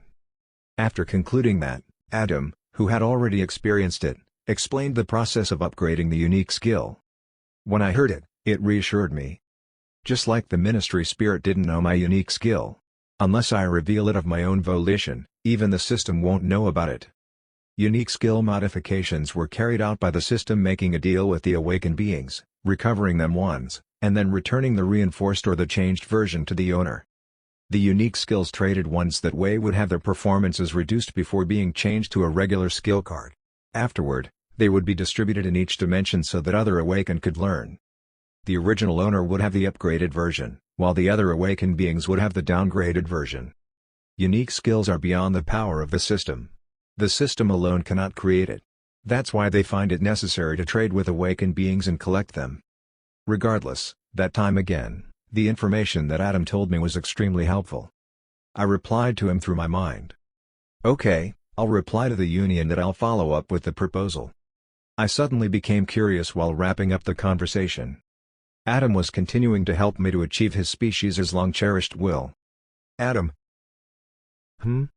You said your race's long-cherished desire was to be one of the pillars of the Second Empire, which the successor would establish, right? Yes. Although it turns out, it's not the Second Empire, but it's going to be the First Empire at the current point in time. Only Adam, among his species, was currently aware of the information that the Empire never existed in the past. Rather, it was an organization that would be created in the future. In fact, there was no part of that information that affected their long-cherished will. The part that they're preparing for the future was the same anyway. However, if you look at how things are rolling right now, it is most likely that the Union would be the Empire's prototype organization. They are the largest group that puts each dimension together, after all. I didn't know as of the moment what the extent of the plan to make the butterfly effect to create a greater empire was. However, the most influential pan-dimensional organization at that point was the Union. I wasn't aware of how the master plan intended to manipulate that organization either. Perhaps it wasn't a task that would be finalized in my generation?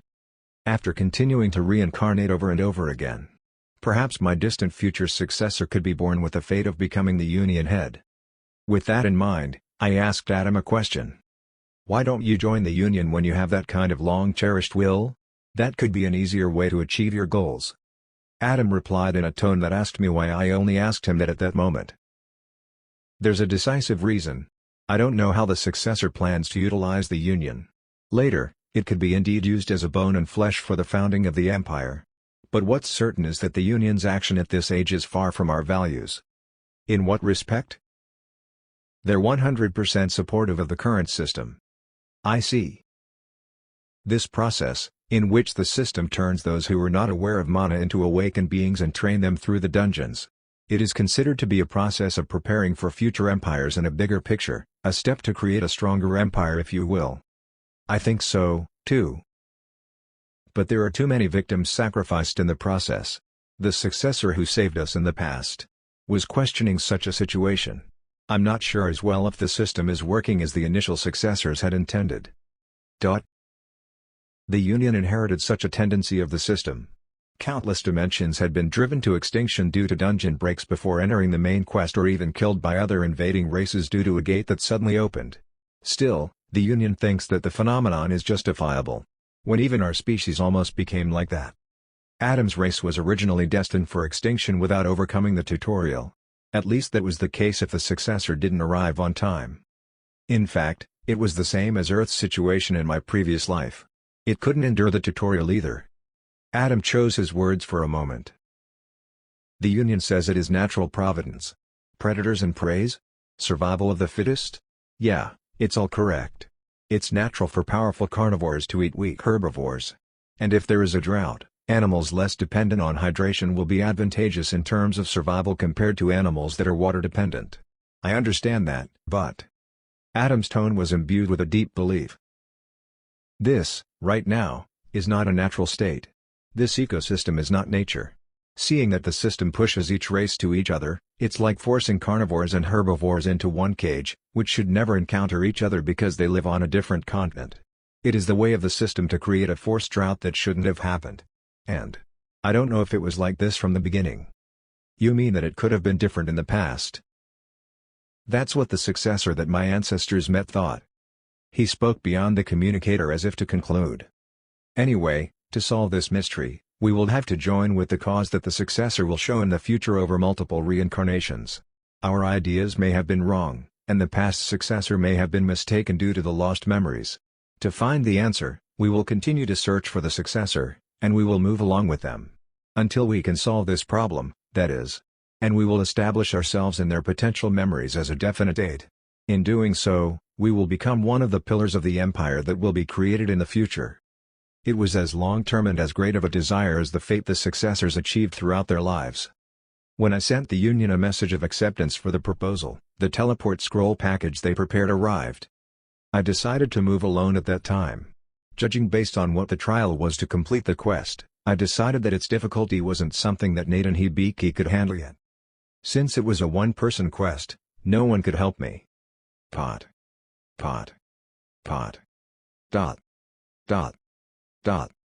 I didn't consume my core by unnecessarily using the Door of Hope that time as well. The Union provided all the support I needed on its own, so I took full advantage of it. I teleported to the front of the gate, crossed the door with my feet, and tore the next scroll. I repeated that cycle until, finally, I arrived at a gate open in some world. The system message of the blue door leading to the dungeon had put up a unique explanation. Dungeon information. Level, SSS. Maximum number of entrants, no limits. Clear condition, impossible to be cleared. Time remaining until evolution, not applicable. Status, very stable. It was of the worst level of difficulty, SSS class, but it said that it could be entered without restrictions, and clearing it was impossible. However, that world's residents didn't have to worry about that gate. The door would never collapse. The system had created this dungeon for a special purpose. The original purpose of a dungeon was for awakened beings to fight, farm, complete the clear to receive the items, and expand and attempt to clear it again. But that space was different. It was used as a place for awakened beings to carry out special quests, and that quest wasn't as simple of an objective as a dungeon clear. Swoosh. After crossing the gate, a completely different landscape unfolded. That dungeon was called the Red Wilderness in the old days. Likewise, those who wanted to upgrade their unique skills had to meet and receive trials from the Sage of the Red Wilderness waiting inside. But the place in front of me right at that moment didn't look like a wilderness. As soon as the environment changed, A loud noise reverberated. It was a colossal city spread on the red earth. Another one has come in. Hell, the waiting keeps increasing when the line in front is not decreasing. Jeez.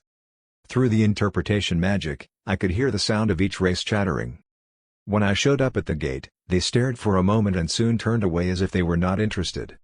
Then everyone got absorbed in what they were doing or went on their way again. I was surprised at the size of a much larger city than I expected. Is this the city of waiting? It was a city with irregularly laid roads and its framework built on chaos. Perhaps it was right to describe it as a melting pot made of buildings, nature, and phenomena mixed. By simply looking at the buildings, one could deduce that they were rarely built in a unified style. All buildings had unique characteristics and showed a bold style that didn't care about such things as harmony with the surroundings. Among them were small houses that humans could use and even buildings such as large air raid shelters that were exposed outside. Up to that point, it was close to a human's common sense of residence. It meant to live in a structure with a roof after all. Tanks were often seen, filled with liquid. They appeared to be a residential area for the marine species, and next to it is a large hole, perhaps in consideration of the underground species.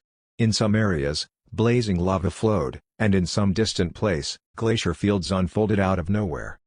At least those were understandable of what kind of characteristics they were each being considerate about. But then, there were places like the aurora-like scenery wavering in the sky over at a distance or space where light purple bubble-like thing constantly rose and disappeared while bursting a bolt of lightning. I couldn't even assume for which species those areas were created. That's how many species are gathered here. They desperately built an environment that is comfortable for each of them to live in and endure through it. Since they had to build shelters, that could mean that there was a long waiting time. I stopped sightseeing around the city up to that point and caught sight of the place where I had to go. That must be it. There was a high probability that the place was originally an isolated temple located in the wilderness. I walked towards the small building surrounded by a vast city. As I approached, I noticed a huge alien who seemed to have crossed the gate just before me. I could see him opening the door and entering first. I didn't have to run as if I was competing, so I followed in leisurely. In that small room, a female being that appeared to be a receptionist was sitting in front of the desk. It had the most unmotivated expression among all races I had ever seen. It came close to that of the ministry spirit. When I saw the horn on her head, skin color, and the mana pattern, I quickly noticed it. It's a magic species. She and the giant, who entered right before, had just begun to talk. The visitor spoke. "I will challenge the trials." Then the magic race receptionist gestured, and something like a hologram came up in the air. "Please fill in your name and origin dimension." The giant did as she told him. Then, beep. Arcade characters popped up in the hologram. The giant was shocked to see it. "What? The number of beings in line in front of me is 145,000. The receptionist replied in an unchanged, unmotivated tone.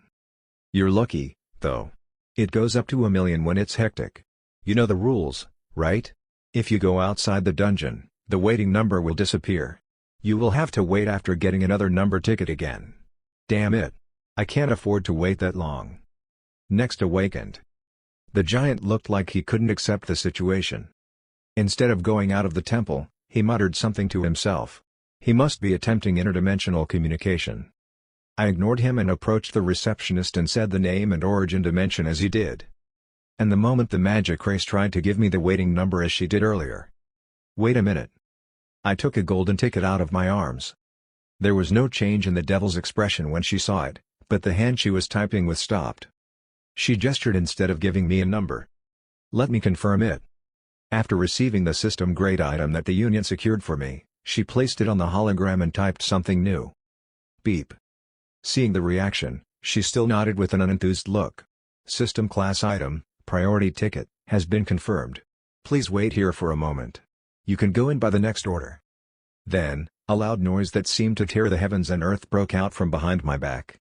What are these bastards and bitches doing? Chapter 158. Get in line, too. The eyes of the receptionist and mine naturally turned to the source. He, who had just yelled, had ended the communication and was staring at us. He constantly huffed as his anger filled his body all the way to the tip of his head. The devil who saw that sighed shallowly. The alien pointed his finger at her face and shouted. I asked what you're doing. Are all the other waiting ones retarded?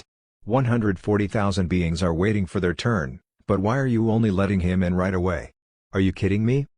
The devil spoke with an expression that seemed to say she direly didn't want to answer back. Can't you see this? She had the system class item, priority ticket, in her hand that I gave her a few minutes back. The ticket shone in bright gold. The Union knew that there was a vast waiting queue and the only place where unique skills could be upgraded and helped me not to waste time. They gave out an item that could only be received by offering 1 million experience points for free. It definitely came in handy. However, that man, who picked on her, seemed to dislike what he was currently witnessing in front of him. He harshly replied as he glared at the ticket in the receptionist's hand. So what? Being ignorant made one brave. With a colossal body about twice my height, he stared his only eye out. Growl. A threatening sound of boiling under his Adam's apple reverberated. Simultaneously, he revealed his sharp fangs. The devil spoke in a bored voice. This temple is managed and controlled by the system. The system sets all rules. I'm just succumbing myself to that. In other words, the magic race member serving as a receptionist there was also being ordered around by the system. Among the magic world residents with no gates open, there was no user assisted by the system. Like Euclid, they had all awakened their monocores without the system. That didn't mean that there was no contact point with the system at all.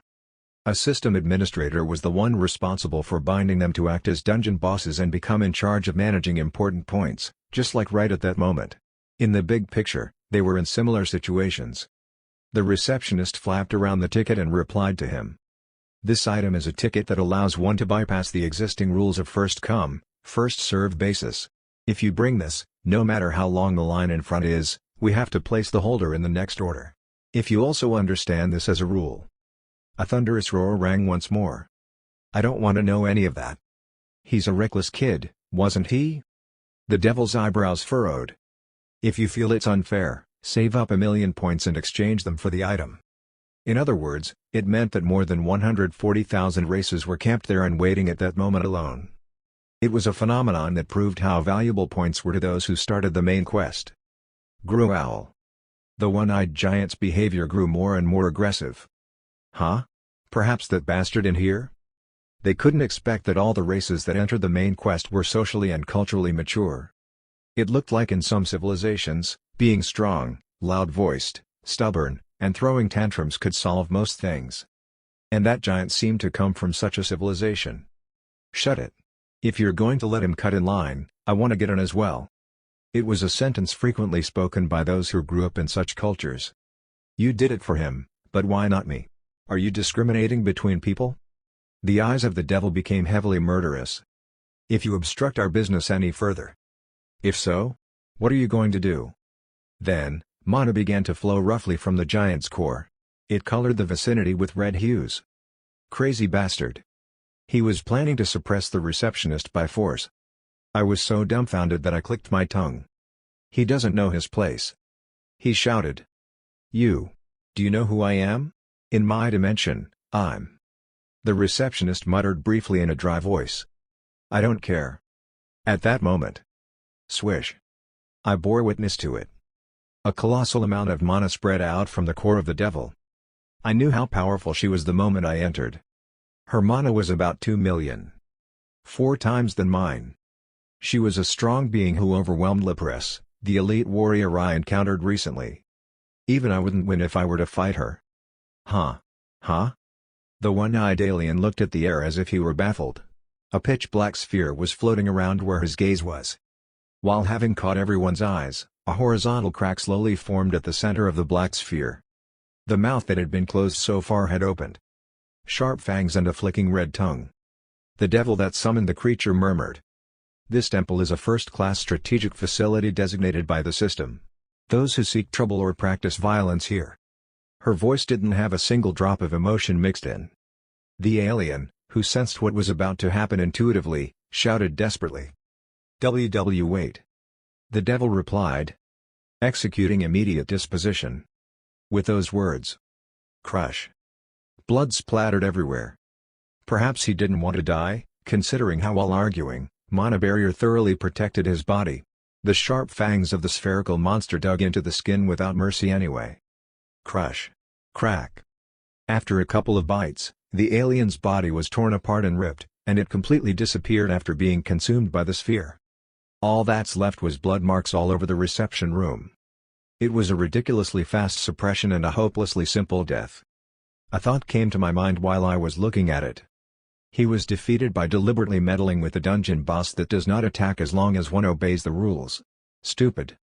The devil yawned, causing her mouth to open a little, then flicked her fingers. At that moment, the ball, while floating, went around the reception room, licking the place with its tongue. Soon, a clear cleaning effect better than pouring a strong detergent occurred. The blood splattered all over the stone structure had disappeared without a trace.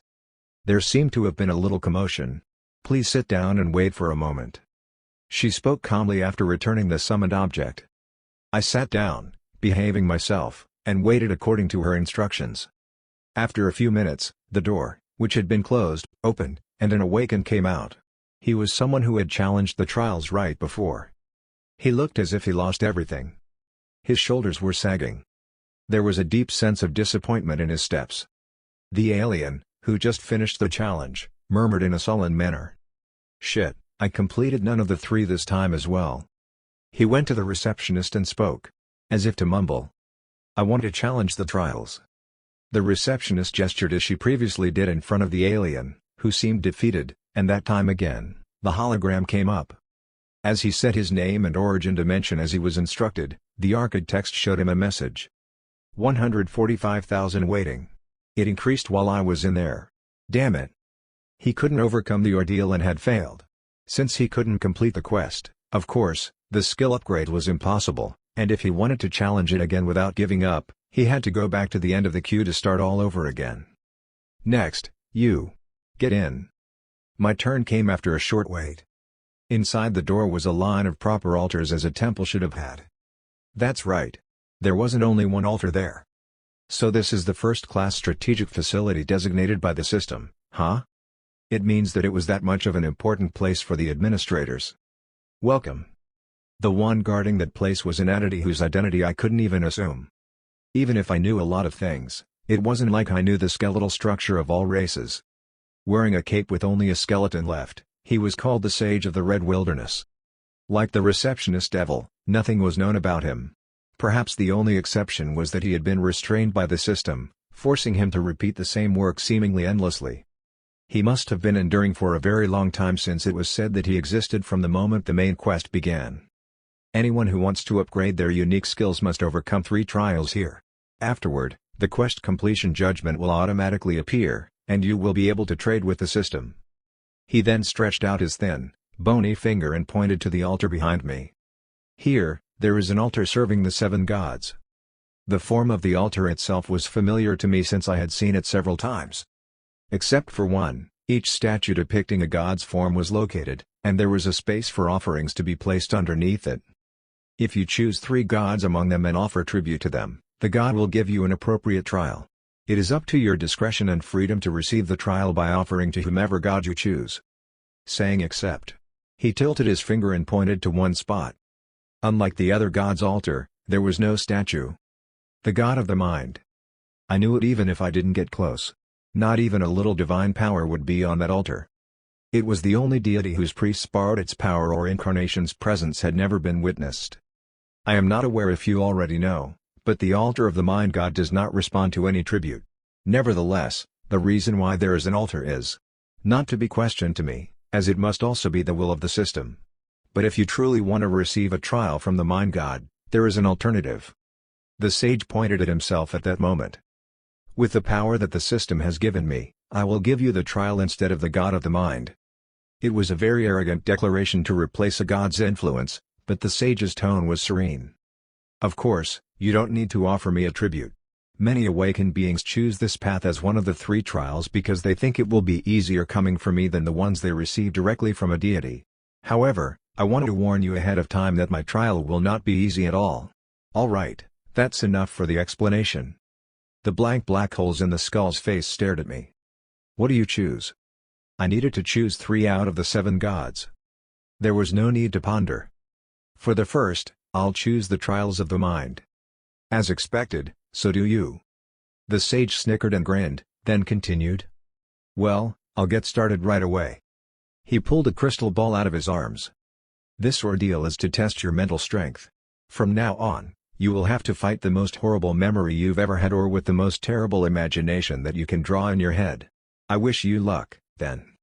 As soon as he finished saying that, boosh! Mana flowed out of the crystal ball and covered the room densely. I was curious. Perhaps the most terrible memory would be the memory of the past life as Angelica betrayed us and lost all my colleagues? On the contrary, the most terrible imagination that I had never experienced was literally unimaginable. However, on the vision that was to be summoned to torture me, there was no way that I would be left out. As I waited for a moment for a typical reaction. What? The sage, who was looking into the crystal ball, was baffled. What's wrong with this? It has never been broken before. The reason why he was baffled was simple. The apparition skills unleashed through the crystal ball that the system handed him didn't work against me at all. The successor's eyes, rank, X, has resisted against, vision of the trial, rank, SSS. Whenever I came into contact with that kind of skill, the successor's eyes, which always function properly without fail, prevented me from being immersed in visions. See, can it be? Perhaps? You are. I stuck out my finger nonchalantly.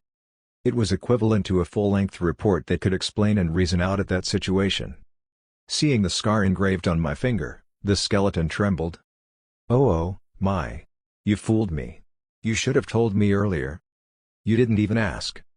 Instead of protesting like that, I spoke calmly. I have not ridiculed you. As you guessed, I am the one who is connected to the will of the Great Being.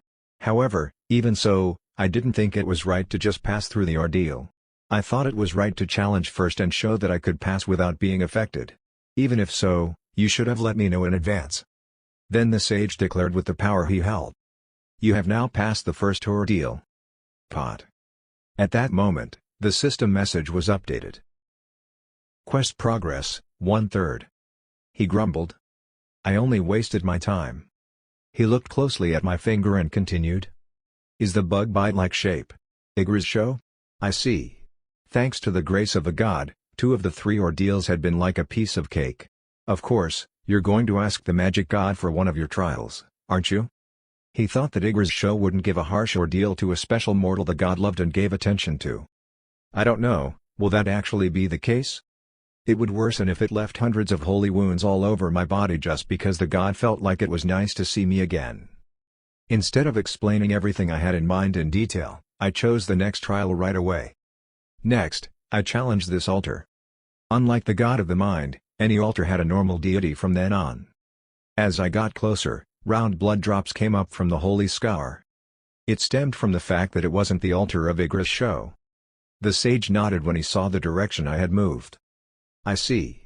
You're saving the ordeal of Igra's show for the last, which is the same as having passed anyway, right? I took a tiny monocore out of my arms without answering.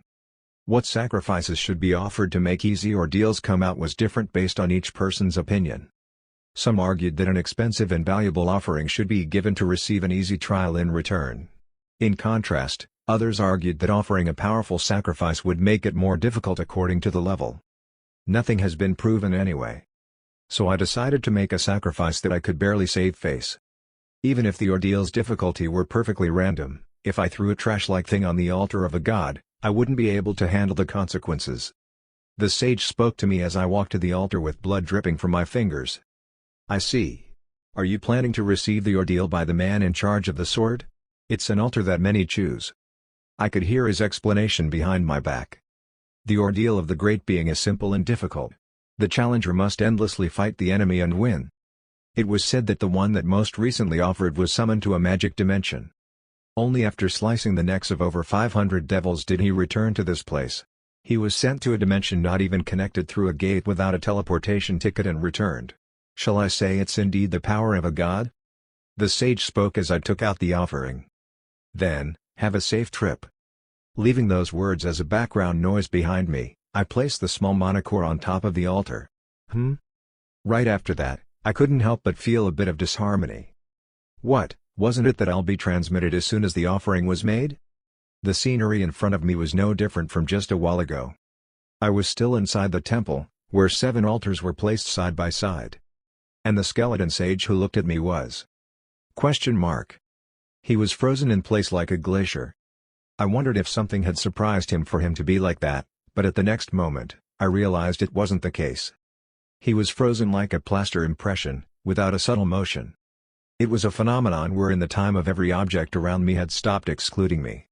Why is this? And the moment I turned my head again. Exclamation mark. I saw a man sitting on the altar where the offering vanished. Of course, he wasn't here until just recently. He had a broken sword in his right hand.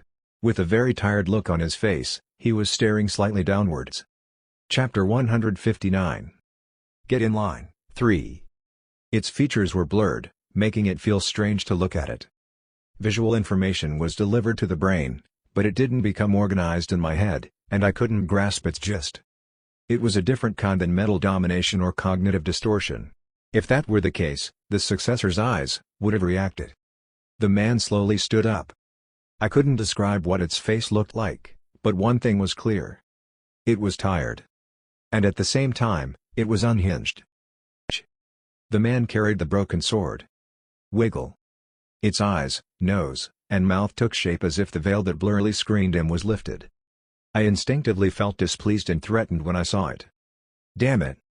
I couldn't help but curse. Isn't that my face? There was another me in front of me. It was a clone that bore terrible boredom and madness. Swish. The surprise attack came without warning. No way, is this the ordeal? I didn't even have time to organize my thoughts. The broken sword flooded in, drawing sharp trajectories. I instinctively lifted the devil's sword and blocked it. Even before the halved blade reached me. Clang. A sharp clashing sound rang unexpectedly. Question mark. I couldn't predict the weapon it was using, even with my senses. Intangible and colorless energy enveloped its sword. The blade, of which only half remained intact, seemed to stay afloat in the air. In reality, an invisible force from its blade collided with my sword. Furthermore, I couldn't see any mana in its body. There was no torrent spewing from the core or explosive energy flowing through the blade. I felt the illusion that I became blind for a moment. Without saying a word, it charged again. The man was speechless from the moment it first appeared. With a face that mimicked me, it only attacked to kill me while having all kinds of wicked emotions in its eyes. There were no yelling or battle cries. Its violence was calm. The sword path tore up and conquered the space like a fierce gale. Cling. Cling-clang. While ear-tearing sounds rang in quick succession, I found the problem. So far, I predicted the next attack by looking into the mana flow no matter who the enemies I faced were. If the opponent was an awakened or a monster, regardless of how they attacked, it was easy for me to expect and retaliate since there were indications. But then, I can't predict its next attack with my unique skill. It didn't work at that moment. I had to respond based on the sword's trajectory drawn by the opponent, body movement, and strategic prediction. Since I got used to the privileges that, the successor's eyes, offered, I was in a situation dire enough to make cold sweat flow down. And while being attacked, I noticed one more thing. It isn't only my face that it mimicked. Of course, it was me who knew my physical abilities the best. Even though I couldn't sense any mana at all, that being was reproducing the state I was in whenever I was immersed in close-ranged combat in my best condition. It copied the maximum power and speed that I could exert, my agility and sophistication, and even my combat senses. It's like fighting a clone that copied my entirety. The specifications are the same as mine, but the way it attacks is completely different. It's using sword techniques I'm not aware of. It tenaciously aimed and poked at the vital points all over my body, delivering a rain-like attack. Even though equal forces were colliding, I focused on defense than counterattacks. Looking for the window to turn the situation around, I held on patiently. Now. The moment the distance between the two of us closed up. I couldn't see the intangible sword that stretched above the broken blade, but I chased the trace of its airbursts caused by its quick movements. Entering through the gap, I deeply inserted the sword into the man's neck. No, I was about to. Instantly, the man's sword drew a soft line. Clang. Question mark. A single swing contained a mountain-like weight. I swallowed a scream and was thrown off. Kayuk. Perhaps as intended, the sage of the Red Wilderness who had frozen in time stood in my flight's direction. I collided with his body in that manner. Bang! There was a sharp and firm sound that was hard to imagine that I clashed with a small body composed of only bones. Cough. I rolled on the floor. It was a big shock that would have bent hardened steel, but the sage remained frozen. The moment I managed to regain my sight. Swish. I avoided it by forcing my body to jump away, causing the transparent sword wave to hit the sage. There was still no scratch on his body after all the assaults. The time zone between the two of us on the move and everything around us that had already stopped seemed to be completely isolated. It had reached a point that no big impact could affect each other. I clenched my teeth. I'm sure the physical abilities are similar, but why do I keep getting pushed back? The attack that prevented me from focusing on such questions continued. The man's sword became sharper as time went by. I felt like my head was burning white. I swung the sword gradually closer to a trance. I felt that the sense of time was strangely being twisted. Exclamation mark. In the man's sword techniques and were fired at me. The attacks were horrible and brutal, yet they were also sophisticated and diverse. As I countered them one by one, my sword drew a sword path that wasn't in my memories. It's a sword technique that I hadn't seen, not only as Choi Sung-yun but also when I was reborn as Seo Jin-wook. I simply knew by intuition. That's the property of my reincarnations that I couldn't remember at that moment. It was the sealed memory built up in the subconscious mind through the continued cycle and repetition. The slumbering mystery deep within my soul was waking up little by little. It was the man's sword that produced the stimulation. The sense of time completely disappeared from the moment I knew that. The persistent murderous attacks turned more intense, but my defense evolved as well. As if the remains submerged underwater rose one after the other to the surface, they were drawn in and were embodied as Seo Jin-wooks. In that manner, it felt like hours, days, perhaps even years passed. At the end of the inestimable stream of time, I found an irreversible gap between the man's sword path. Swish. Like a flash, my sword cut off space and brushed past the being's shoulder. Chwak. The brief moment felt as long as eternity. Blood splattered in the air. Managing to twist its body, I failed to penetrate through its heart. However, when the being saw its wound. Exclamation mark. It suddenly started laughing. A manic shudder of laughter echoed in the room. Then, the features created on its face, which resembled me, collapsed instantaneously. The eyes, nose, and mouth flowed down the skin in a sliding and falling motion. It stopped imitating me. At that moment. Pot. The system message was updated. Quest progress, 2/3.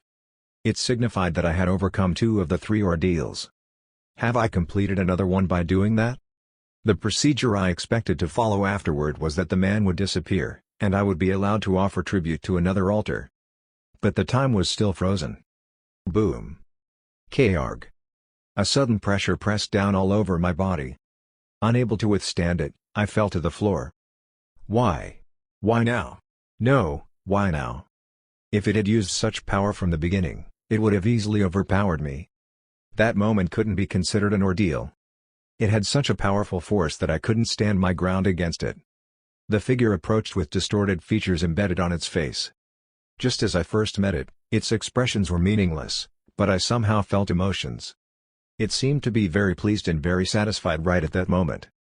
And it seemed delighted by the fact that my sword had brushed its shoulder. Damn it! I desperately tried to struggle, but I couldn't move at all. The being who came right in front of me tilted its broken sword.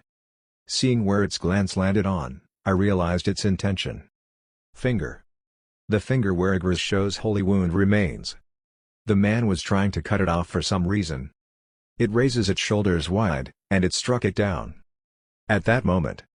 Telank. The being's broken sword stopped in the air. Like the embers that sparked when metals clashed with each other, black flames were scattered in the air. Someone stopped its offensive. A third party had intervened. Schlunk. The strength suppressing me weakened, and I barely managed to raise myself and struggled to spread my distance from the man. Then it came into my eyes. The time-frozen scenery even for the other gods' idols and altars except for the god of the sword. One of them broke the solidified framework of time and was showing movement. It was the idol of a 7-legged spider-like creature. Darkness flowed out from the bottom of the cut leg. And there came a voice. The beast of Aiden. How dare you to attempt to touch the child I've set aside? The presence that restrained the man conveyed its will through a mental wave filled with terrible rage. Damn it! The situation is turning into a shit show. That place was definitely a temple operated by a simple system wherein after one had offered a tribute to an altar, a corresponding god would assign an ordeal. But the current situation had a god who tried to subdue the challenger even though it overcame the ordeal. Another god also revealed its power voluntarily, even if I hadn't paid tribute to its altar yet. Growl. In the eyes of the being called the Beast of Aden, a ghastly fire fluttered, and it burst out a harsh cry. The being I fought was the sacred Beast of Aden, the god of the sword. Meanwhile, the magic god's beast was a black tentacle monster, and the creature controlled by the god of life was a huge heart-like creature.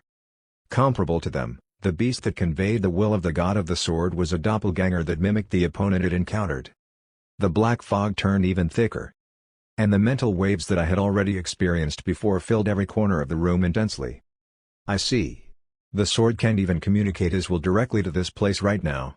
At best, all it can do is send a beast under his command and make a fuss. That is very shabby. We all fell into exile and were ruined, but among them, you wore out the fastest to the point that it is pitiful. I recalled the fact that the power of the orders that served the god of the sword was very weak compared to that of the magic god. It was also hard to come across a priest or a believer of the sword god. The darkness whispered a strange echo mixed with malice and sympathy. Maybe.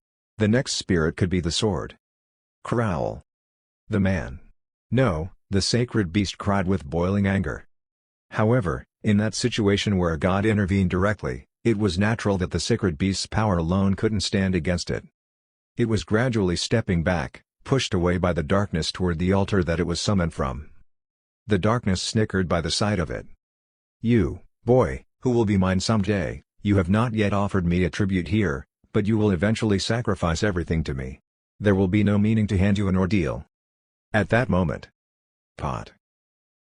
Quest progress, 3/3. The system message was updated again. The 3 ordeals required by the quest to upgrade my unique skill had been accomplished unexpectedly. But I wasn't pleased. Aden's sacred beast still hadn't disappeared as if it hadn't given up, and it was growling, baring its fangs at me. But Igra's show also didn't reap the darkness that densely filled the place. The deity sent out a mental wave mixed with displeasure. My boy, what's that dirty blood smeared on your soul right now? Exclamation mark. I could easily notice what it was referring to. The orb of immortality. The item it put on my soul when I found the altar of the god of life, Ram. It's a terrible shackle that would make me become a slave of Ram forever the moment I wished for immortality after charging the energy the orb required. Yes, it is life. It buried something dirty in your soul. I'll wipe it out for you. I'll erase it clean. The darkness approached me. Then, a very brief silence flowed. No, rather than doing this, I would. It said as if it had made up its mind. Yes, we do not know if another deity might covet you in the future. I shouldn't leave it like this.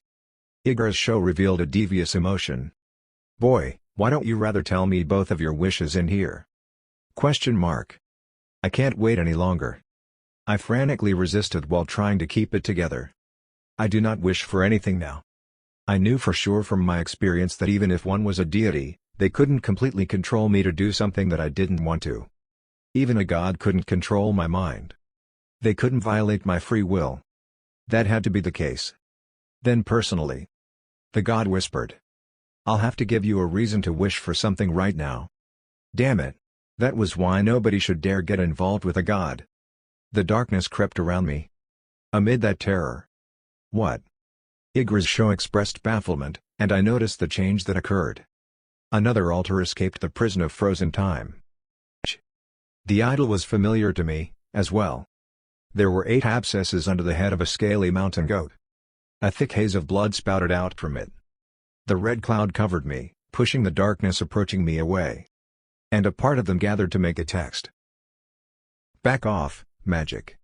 Ram, the god of life, began to intervene as well. As I looked at the scene with sickened eyes, I remembered what the dragon said. The gods are. Yes, they're beings like old people with dementia. I couldn't sympathize more with the metaphor Euclid used to describe the great beings. Considering what the beings called gods were doing, in the end. It wasn't any different from the way the mortals thought. Chapter 160. Get in line, 4. Igor's show spoke threateningly. "You're shameless. I'm just trying to get the kid I reached out to before you did to get him cleaned and return him to normal." The blood drops intertwined in the air to form an answer. "Did the mortal accept your hand? To worship the god and be part of it has to be a choice of free will. That man hasn't chosen anyone yet. Then it shall be solved by giving him a reason to choose. Oppression that leads to bias in choice? I will protect him from such oppression." Magic. The gods were exiled. No one knew where they were exactly exiled, but there was a place where many assumed. There was a world that's full of monsters beyond the Red Gate. That space, often referred to as the vacant lot, was like hell where the meaning of existence could not be found. It was the manifestation of chaos wherein it was only inhabited by monsters, scattered fragments, and materials intertwined in a mess. The trapped gods continuously attempted to extend their influence to the material world. The reason behind it that they became those who could not exist by themselves, unlike before the establishment of the material world. Dissimilar to the past when matter and ideology couldn't be distinguished, the deities in the current era required a mortal. It meant that the more the inferior ones worshipped them and the ones that borrowed their powers spread in the world, the stronger their influences became. That was all I knew about the theological concepts around them. That's why they want to make an incarnation. One meant to spread one's color more intensely. And a vessel that exerted much more divine power than an ordinary priest was an incarnation. But why does that have to be me, out of all the beings out there? For some reason, they seem to have judged that I was the best candidate to become their incarnation. Blood droplets formed a sentence that seemed to aim to mock. "Do you think that the mortal will be able to find your lost leg, the most powerful magic, again? Can he succeed with the imperfect help from a lame god? It's a vain wish." Igor's show didn't assume inferiority either. Yes, the magic of now has lost its completeness. However, it's better than life, which has lost its offsprings and lost its ability to reproduce. At least the chances are available for me. As I watched the conversation, something in my head went spat, then murmured. What a tragic sight. Is that really a conversation between great beings? Where has the beings that once served as pillars that supported everything gone off to? Why do only shadows remain now? Question mark. The moment that thought painted my head, I felt a dizzying sense of incompatibility. Was that also the memories of the sealed reincarnates? Perhaps it was similar to the unconsciously recovered sword movements while receiving the god's ordeal? I soon denied the speculation myself. No. There was a fundamentally different part in my current thoughts. A sense of alienation that can't be seen as mine. I could tell by the natural intuition. The moment I focused more on it and tried to find out its identity. Exclamation mark. All of a sudden, everything stopped. The growling faceless doppelganger, the darkness that crept around, the crimson fog, and I were the only ones capable of moving just a moment ago the time-bound space. But at that moment, everything but me had been frozen. Don't behave disgracefully and step back for a while. Then everything began to flow backward. The blood fog that intervened in the darkness that flowed next to it all receded away. It was like someone had hit the rewind button. After the surrounding area had completely emptied, the time that was reversed began to flow in the normal direction again. What? The darkness expressed its reaction as if it was very baffled. Then, the god of life, Ram, made a mysterious sentence using the blood fog. Have you finally awakened, time? The next moment, I lost consciousness. When the occurrences reached past the standard of the soul dwelling inside Seojin-wook that was from the far future perceived by all other material existences apart from him. The god of time lent its strength in response to the prayers of the last surviving mortals at the time. It had given the designated soul the power to go back in time and repeat it several times. Just as the god of space existed in all spaces, the god of time also existed in the past, present, and future simultaneously, but it wasn't easy to forcibly twist a normal flow. It was even harder for the deity who had already been weakened to its limits. Therefore, the god sealed a portion of its existence in the soul. Even after being sealed, it still continued to exist at all times, all at once. However, it couldn't actively intervene in the material world as it did in the past. That was because the religious body's power that served the god of time was as weak as the god of swords worshippers. Originally, I'm not supposed to intervene this way. In recent regression, the god of time had once again spent another powerful force. It was because the soul exited from the cycle's designed shackles and possessed the cycle as another being for the first time. So, the god couldn't be sure at the moment. If Seojin Wook died without achieving his destiny again, would he be able to repeat his reincarnation once more? The problem was, its strength was unlikely to recover sufficiently until the moment of death came. In other words, if Seojin Wook died again, instead of being reborn as Seojin Wook or Choi Sung-yun the next time, he would enter a cycle wherein he would be born as another entity. They would be moving to the next step without his current destiny being achieved. That would cause the disconnection of the butterfly effects designed by the god with future mortals. In this life, I must help this mortal to fulfill his destiny no matter what. The god of time had given up saving up power for the next repetition. Regardless, if Seojin Wook followed the supposed flow and moved on to the next reincarnation, that was, if he started another cycle, the god would be able to gather strength again. There is no repetition at the end of this life. There is only the cycle. The deity borrowed Seojin Wook's mouth and spoke. I can see your nervousnesses. You all must have lost a lot of memories at this point. And your power must have slowly dissipated. Growl.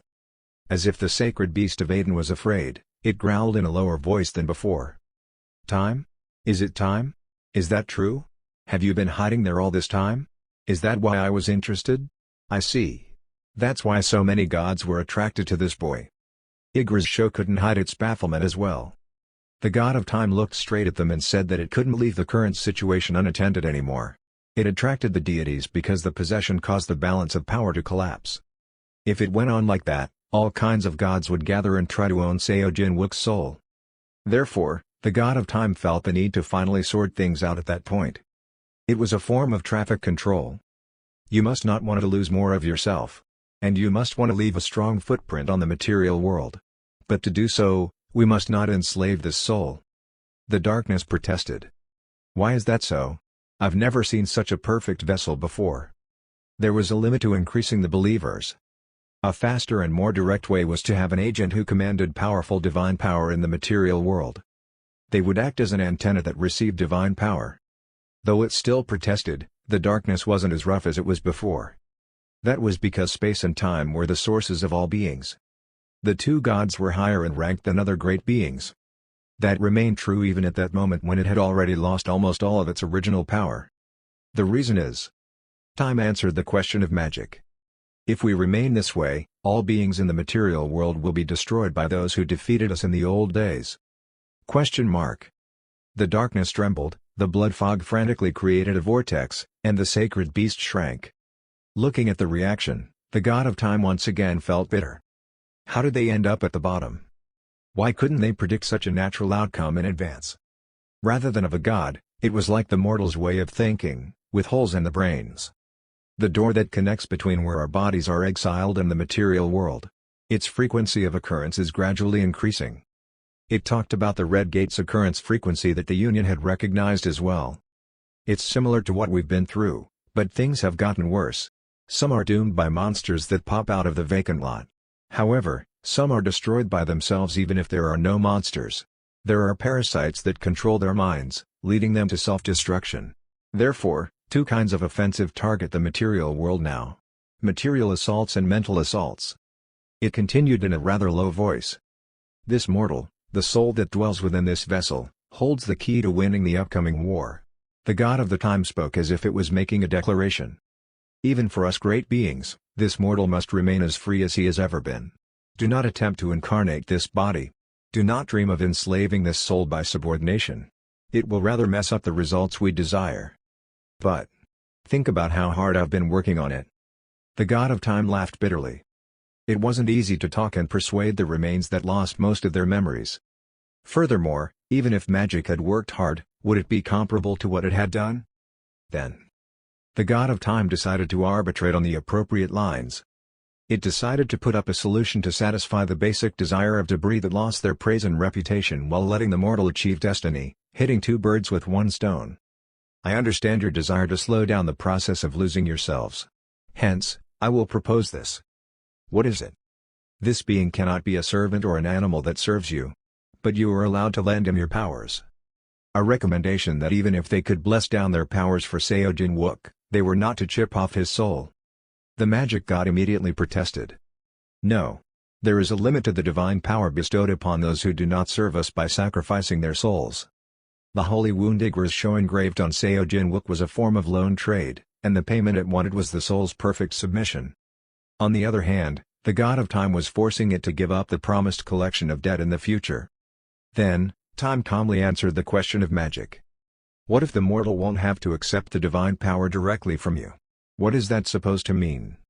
It seemed to have lost so much memory that it felt disabled in expanding its thinking and imagining range. The god of the time lamented but slowly explained its thoughts. Shall we compare it? Magic, you want to turn the world black. Life wants to paint it red, so instead of pouring black waves and red waterfalls to this mortal, you will only give a few drops of paint to this mortal. The mortal will fetch the water on his own, mix the paint that matches your colors, and release the waves of color you all want into the material world. And where is that water supposed to come from? Isn't the material world already full of raw energy? The energy of the source that you know best, God of magic. The god of time was talking about the concept of converting mana into divine power. However, Igris Sho pointed out a missing part of the explanation. Turning the mana into a divine power? But for that mortal, such ability is. The god of the time spoke with certainty. Not now, there isn't. Soon, there will be. Chapter 161. Evolution of Skill. When I came to my senses, the gods had already completely erased their presence. And the time that stopped also regained its original speed, allowing it to flow normally. I was baffled since I couldn't grasp the situation for a moment, but soon the memories I didn't experience were pieced together like puzzles. I couldn't help but be surprised as I went over it. The god of time? Indeed, when I came face to face with the god of life, it told me about an assumption wherein it must be due to the god of time that the first return from the far future and the countless repetition of life that followed was possible. It also said that nobody had noticed, but its power was surely within me. But it isn't just the level of indwelled strength, is it? I couldn't even imagine that a god's fragment had settled in my soul. Furthermore, what in the world was that conversation about? A conversation that would make theologians faint was vividly engraved in my memory. It was because the god of time borrowed my brain and mouth for a while to talk. I failed to remain conscious when it was controlling my body, but the memories stayed within my mind with the details intact as well. Turning the mana into divine force? The sacred scars left by Igris Sho the other day and the orb of immortality, left by Ram weren't taken away. Rather, they remained intact. In addition to those, new seals were left behind by the gods. According to their metaphor, they had dipped their paint to dye the world with their colors. I looked at the back of my hand, and there were 4 different emblems. The memory of the gods left in my head explained the meanings. This is the type of a seal that is usually stamped on the forehead of an incarnation. Each was a token handed down by different gods, but blood no longer flowed from the holy wound. The bleeding was intended to reject other gods, but the scars seemed to have retracted such a temper since they've reached a conclusion wherein they cooperated with each other. Even if so, seriously? They left 4 of these marks?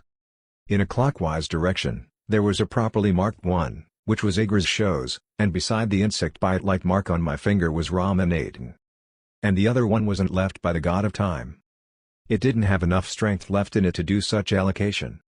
It was someone else than time. A shameless deity stealthily laid its cards on the table as soon as the agreement ended when it didn't even join the conversation. I looked at his statue. The god of luck. Ramongshiter. Even the god that once indirectly came in contact with me by presenting to me the random card of fate, had left its seal on the back of my hand. With such marks, all but time, space, and mind of the 7 gods had given me the qualification to be their representative. And they gave it to me without enslaving my soul for eternity. Excluding the god that no longer had enough strength left since it had used too much of its power, the god that had been scattered after being divided, and the god that hadn't been found yet since it went missing. It could be said that practically all of the 7 gods that had enough extra strength left to intervene had stepped up, as explained by the god's memory. That's weird. Why isn't the ordeal starting? I heard the voice of the skeletal sage, who murmured as if he found it strange. I turned my head to face him and replied to his query. No, the ordeal is over. What? There was no way for him to recognize what transpired while the time around us was frozen.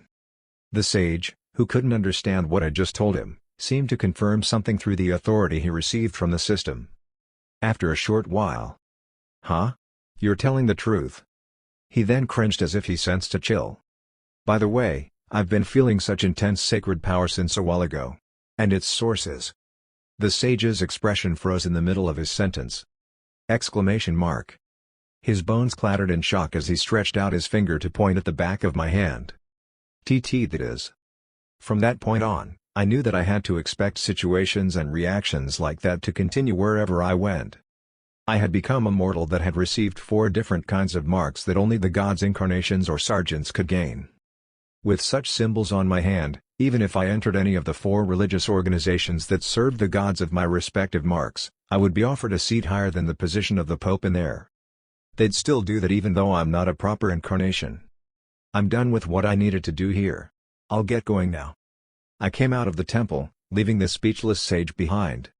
The receptionist devil that was still buried deep in boredom didn't even bother to look at me. Ring. I checked the system message after I had gone outside the building. Quest complete. Quest name, Skill Evolution. Description, pass the trials given by 3 or more gods. Reward, you can upgrade your unique skill by summoning the system at any moment. The moment I read it, I expressed my desire to claim my reward immediately. I want to upgrade my unique skill. In an instant, my surroundings turned dark. The place where I was summoned was similar to the altar where I first awakened or where I often received the rewards from dungeons. Welcome, user. In that place, there was a similar entity to the ministry spirit, which was in charge of me so far. A female figure made up of mana instead of organic matter was right in front of me. However, I could tell that she was a completely different individual from the one I had met before.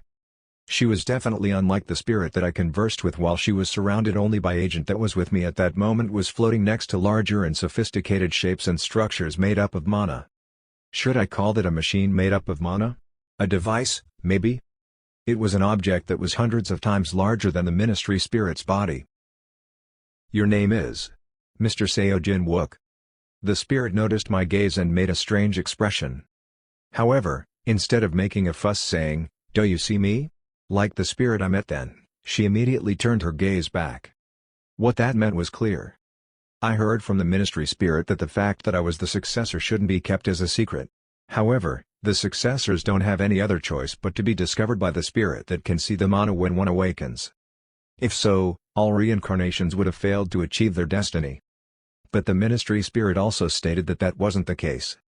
The spirit, a component of the system, does not yet have enough data on the successor's eyes, skill. There might also be another similar skill that's limited to the ability to see mana.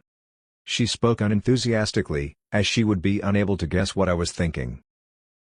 You have completed the quest. In accordance with that, you now have the right to upgrade your unique skill. Take this opportunity to perform your skill. Staring at the screen, she muttered as if she was reading a script. She didn't even bother to turn her head to look at me. She had a much more fatigued expression than the spirit that I had come across a few times. Did that mean she had been on duty for a longer time? I wrapped up my thoughts and activated Mana Drain. As I did so, Hoong! The huge mana machine began to rotate with more complicated movements. When it created a vortex of blue light, the spirit asked me a question. As part of the transaction requirements, I will need to retrieve your unique skill temporarily. Do you consent to this with your own free will? I consent. At that moment, the red mana flow from my heart was sucked into the machine, leaving a long trail. A sound of interest came up from the spirit's expression once again. Mana Drain? You have a unique skill that is quite rare. She then returned her expression as it was before. Now that you have accepted the deal, we will adjust the performance of this skill so that other awakened beings can also obtain it in the form of a skill card. It was just as I was informed ahead of time. The Mana Drain that the hunters would learn through the card would be far less efficient than the original. The skill card that would be given to the public would be so degraded it would reach the point where a comparison would be meaningless.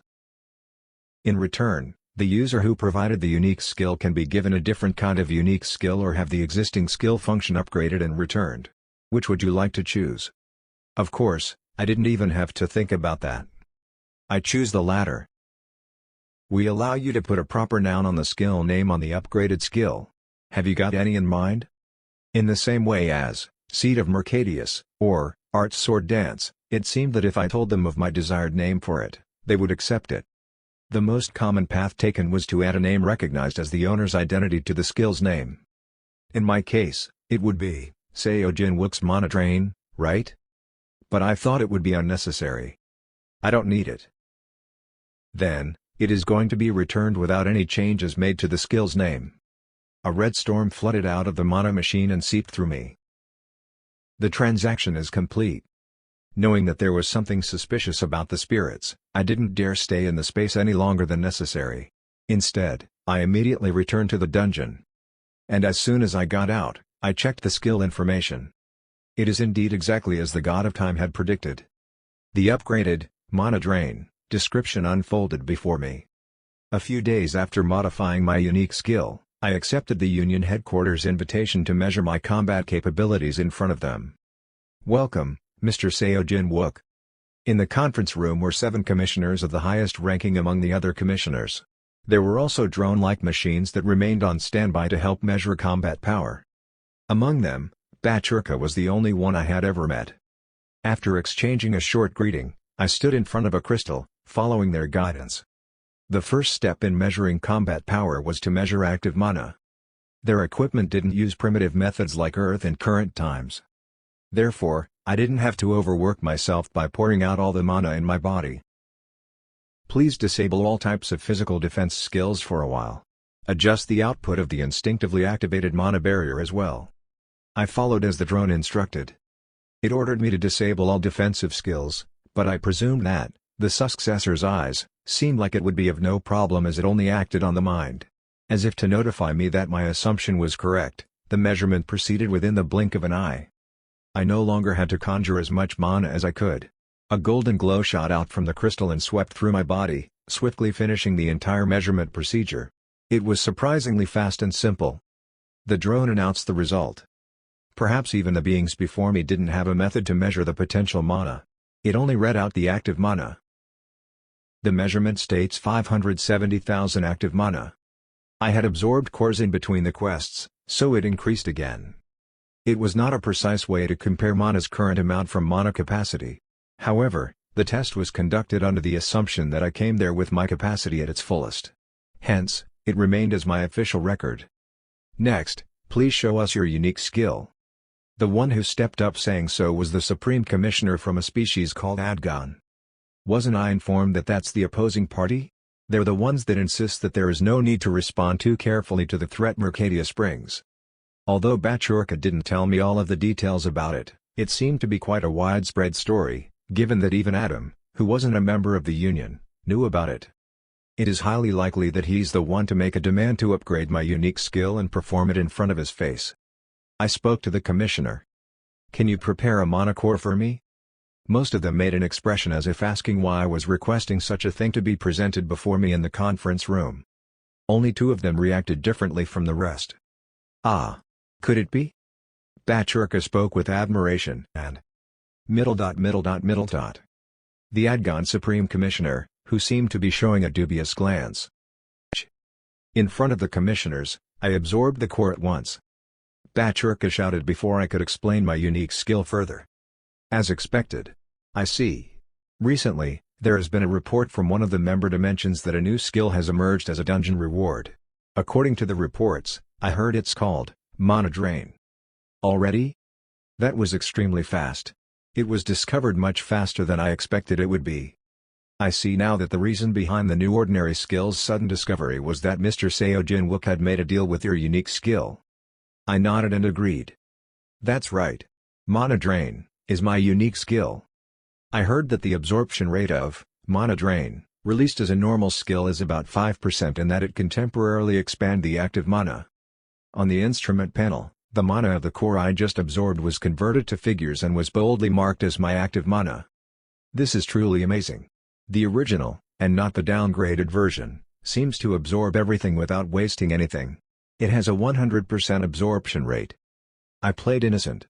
It was originally up to 100% absorbable with random probability, but as the skill was upgraded, it changed to a fixed 100% absorption rate. And there were more explanations that only I could see, but I didn't read them all out in front of them. Mana drain, rank, SSS, semi-active, first evolution completed. Skill effect. 1. By contacting a core, the stored active mana and potential mana can be absorbed. 100% of the core storage volume can be absorbed for the active mana, and only up to 50% of the potential mana can be absorbed.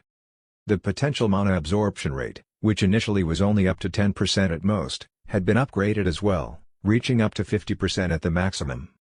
I glanced at my potential mana that they couldn't measure. Active mana, 573,000, plus 42,000/531,000. Potential mana, 210,000. If it's like this, it can't help but speed up my growth. There was also yet another function that I didn't dare speak about in front of them. It was a newly created effect through evolution. 2. The absorbed mana can be converted to a different type of power depending on the user's designation. I will leave this as a hidden card. Bachurka spoke to the commissioners with a satisfied smile. Everyone, what do you think? Outstanding mana beyond expectations, and even a peculiar, unique skill. I think we have a good reason to invest in Mr. Seojin Wook. As soon as Bachurka finished, the Adgon commissioner, who remained silent, spoke up. However, he pointed at the 4 seals of the gods engraved on the back of my hand. That's a little different from what I heard. Didn't you say he's the future incarnation of Yggdrasil? How could such a thing be possible? It's hard to believe that all of those patterns are real. The prior explanation that gave us concerning the deities. Are all of them even true?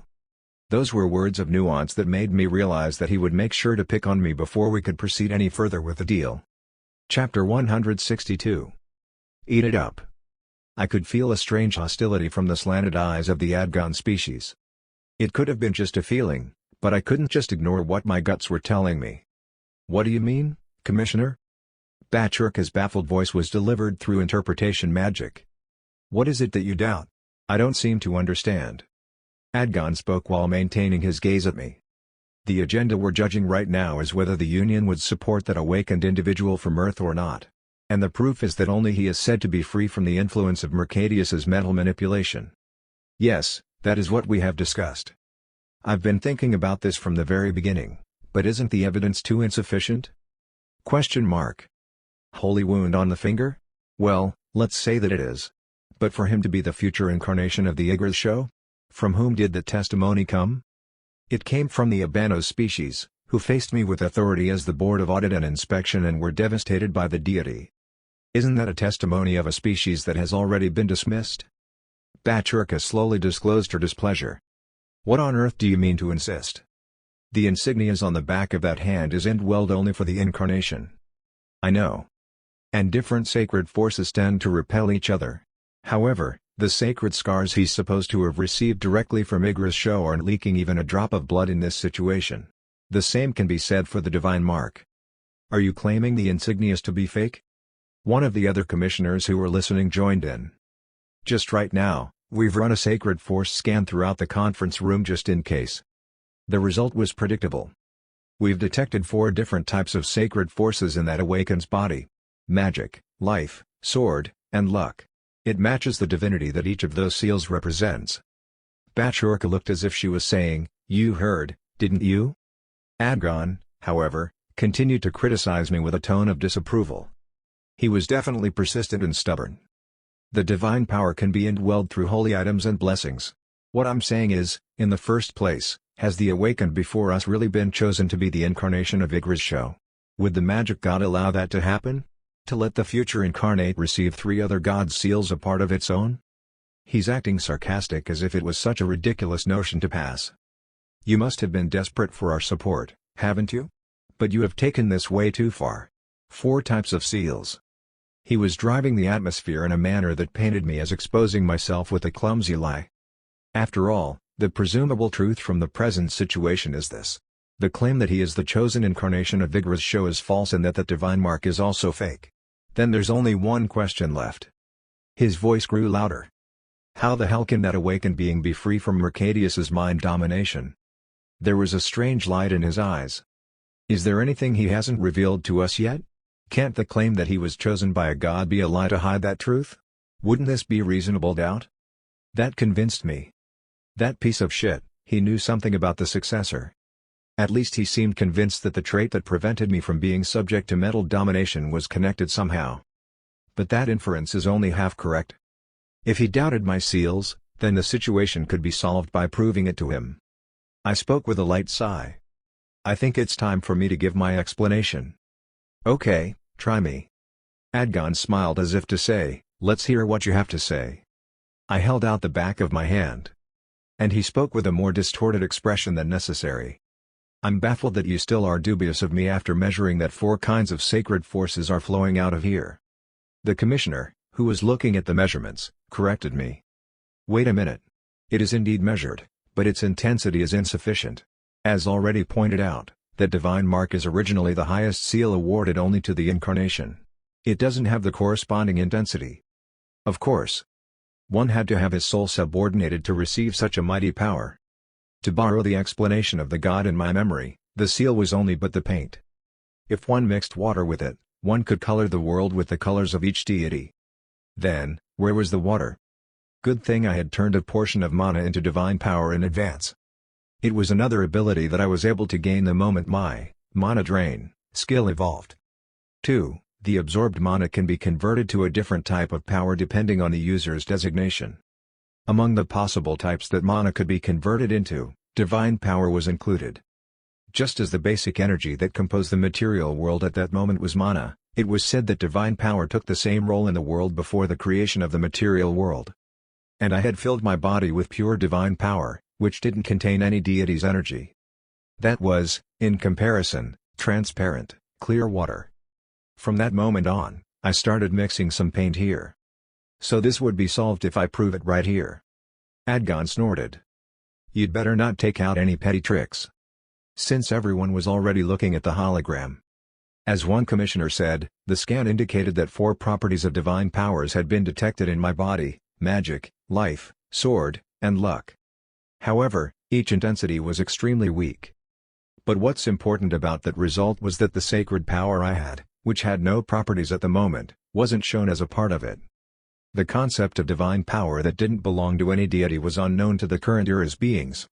Therefore, it couldn't be sensed, much less identified, by the detector's scanners. However, the moment I mixed certain divine attributes into that energy. Beep. What? As I practiced, I gradually sent the divine power to the back of my hand. Then, the seals, which symbolized magic, life, sword, and luck. The palette painted with 4 types of colors started to dye the seeping waterfall of divine power with each of their hues.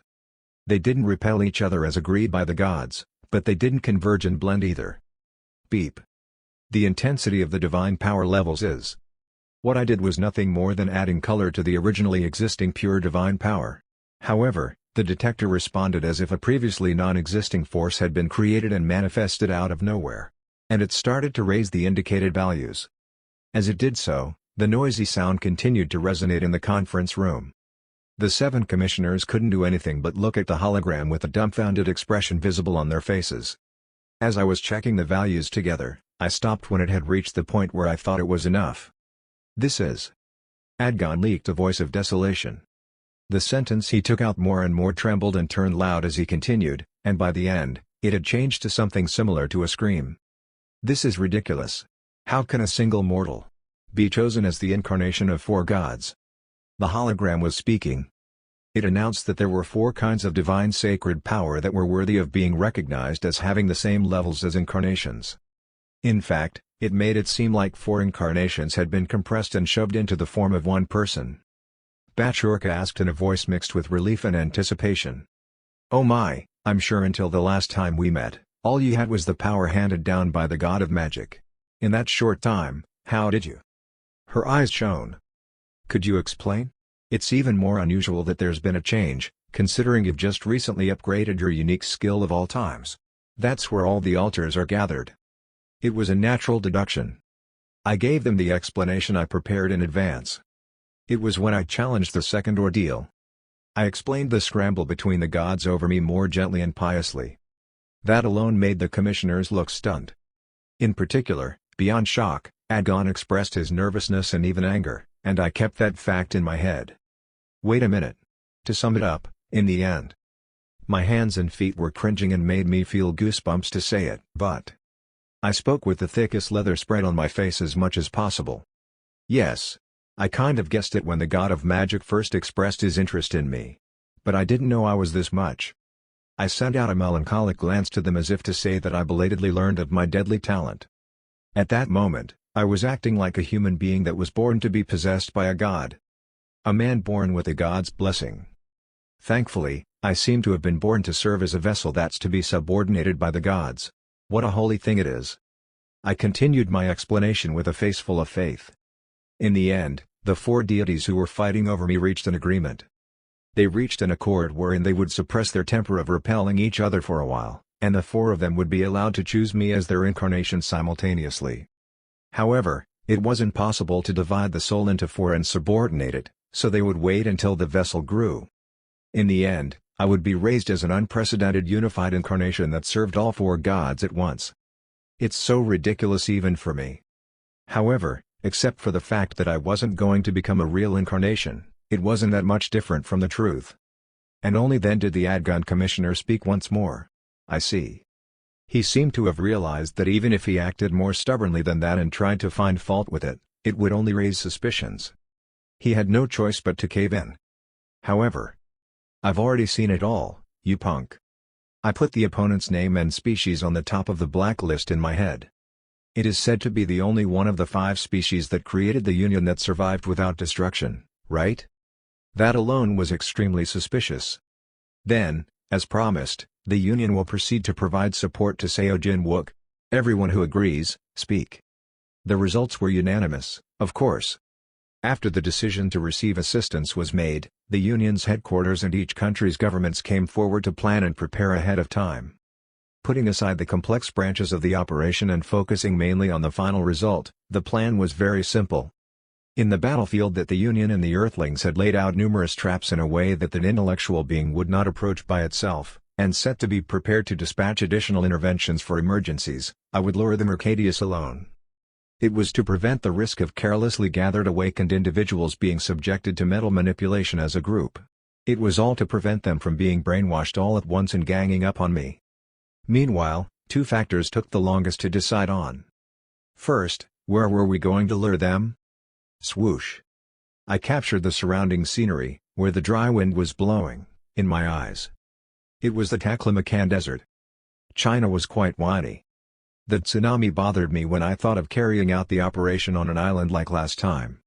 Therefore, when I chose the location, I had to choose a place that was far from any densely populated area, and that was okay to be devastated if anything happened. China had been pushed back in the power game when each country discussed location selection. If it were like the old days, that would be unimaginable. It was evidently revealed how much China's national prestige and national power fell after the Taiwan incident. Anyway, considering reality, there's really no better candidate than here. It was a vast area that had already fallen to become a lost land 10 years ago. That was the fate that eventually had to be faced by vast lands with a low population density. The Chinese government had given up gate management in that part of their territory a long time ago as the gates continued to collapse, and it had been quarantined by the barricades erected around the border. Originally, it was supposed to be packed with monsters, but none could be found now. It was due to the organizations that had been conducted in advance. Then, shall we get started? The other issue that took time to decide was how I was supposed to lure him into the trap. The 500 observers eventually found Mercadius's whereabouts. Unlike the observer who was in the dog's body before, they did it more carefully so as not to be caught by the other person. He sat motionless on an uninhabited island in the Polynesian Islands, which was of a similar environment to the previously discovered island but had a bit of distance. It's an unfitting location for a battlefield. Then how could I call him out to the desert? I thought of Bachurka's words. Mercadius seems to sow seeds and stay in the world until they bloom. There were 3 kinds of timelines of Earth that I knew. The first is the unfulfilled future that the prophetic skilled Han Sol saw. It was the future where Han Sol and Seo Jin-wook had never met. In it, Angelica didn't even appear on Earth because she hung 8 dungeon collapsed without being cleared. Seo Jin-wook of that timeline became the Demon King, completely eroded by madness as he bore the seed. Mercadius would have been quietly observing the scene. There was no one to stop Seo Jin-wook.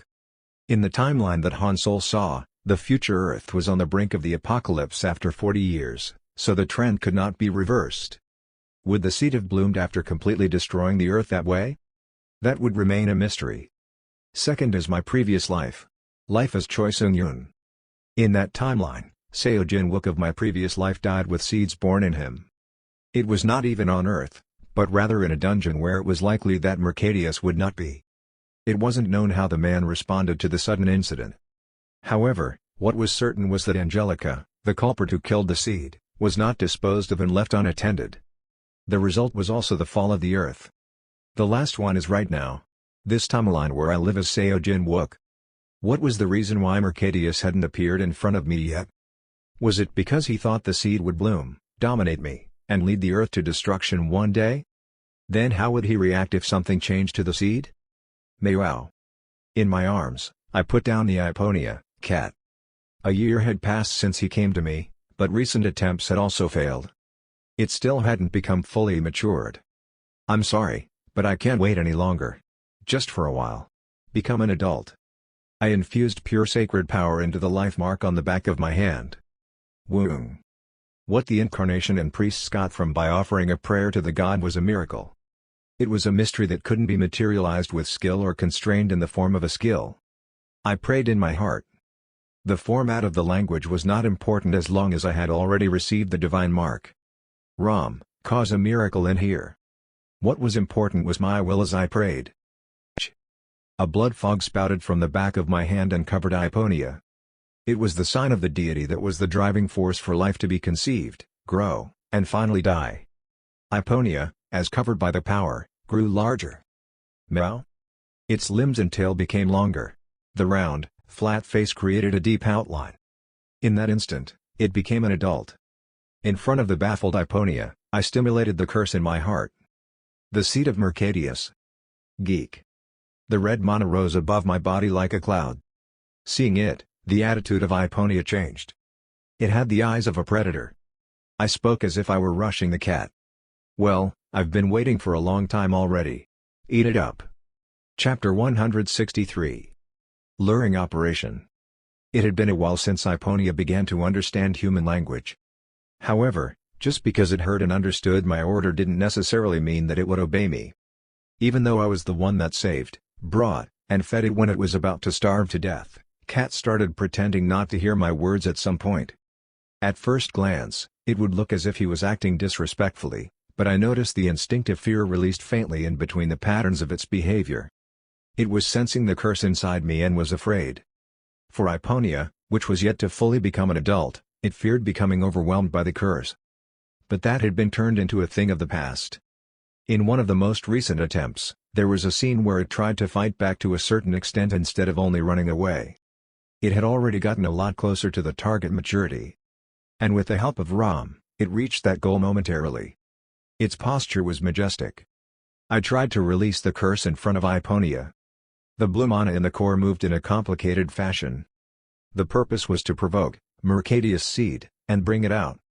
Not long after that, the red mana, which wasn't originally mine, reacted and wriggled. Screech. The wriggling red force radiated out. The curse in my heart that failed to take over my mind because of the successor's eyes. It's time to end its long-term parasitization. Mo. Blue waves spread out from the wide-open eyes of Ioponia, sending out an attack aimed at my heart. That was the step needed to separate the nucleated skill and weaken it before consumption. Screech. An eerie scream reverberated through the mind. The successor's eyes, rank, X, has resisted against Mercadius seed, rank, SSS. Exclamation mark. I watched the fight between the two. The seed inflated its body while it was still attached to my heart. Struggling, it wrapped and stretched out its red figure all over the place. When I saw it, I recalled the end of the seed in the hearts of Park Chang-hee, Han Sol, and Seo Gyu-chol. My curse ate up all the other seeds as Mercadius intended. However, as time went by, it ended up in the same situation as well. The wild running vigor began to decline noticeably. Yes, finally. The awaited moment had arrived. The curse couldn't hold out, forcing it to jump out of the body. The fully visible punk looked similar to the other hosts, but the size was significantly incomparable. I realized it once again. Just because it's the seed didn't mean that they were all the same. And those that it ate up until that point were the fake seeds to play the role of feed. What was inside me was the real seed for the reproduction of the species.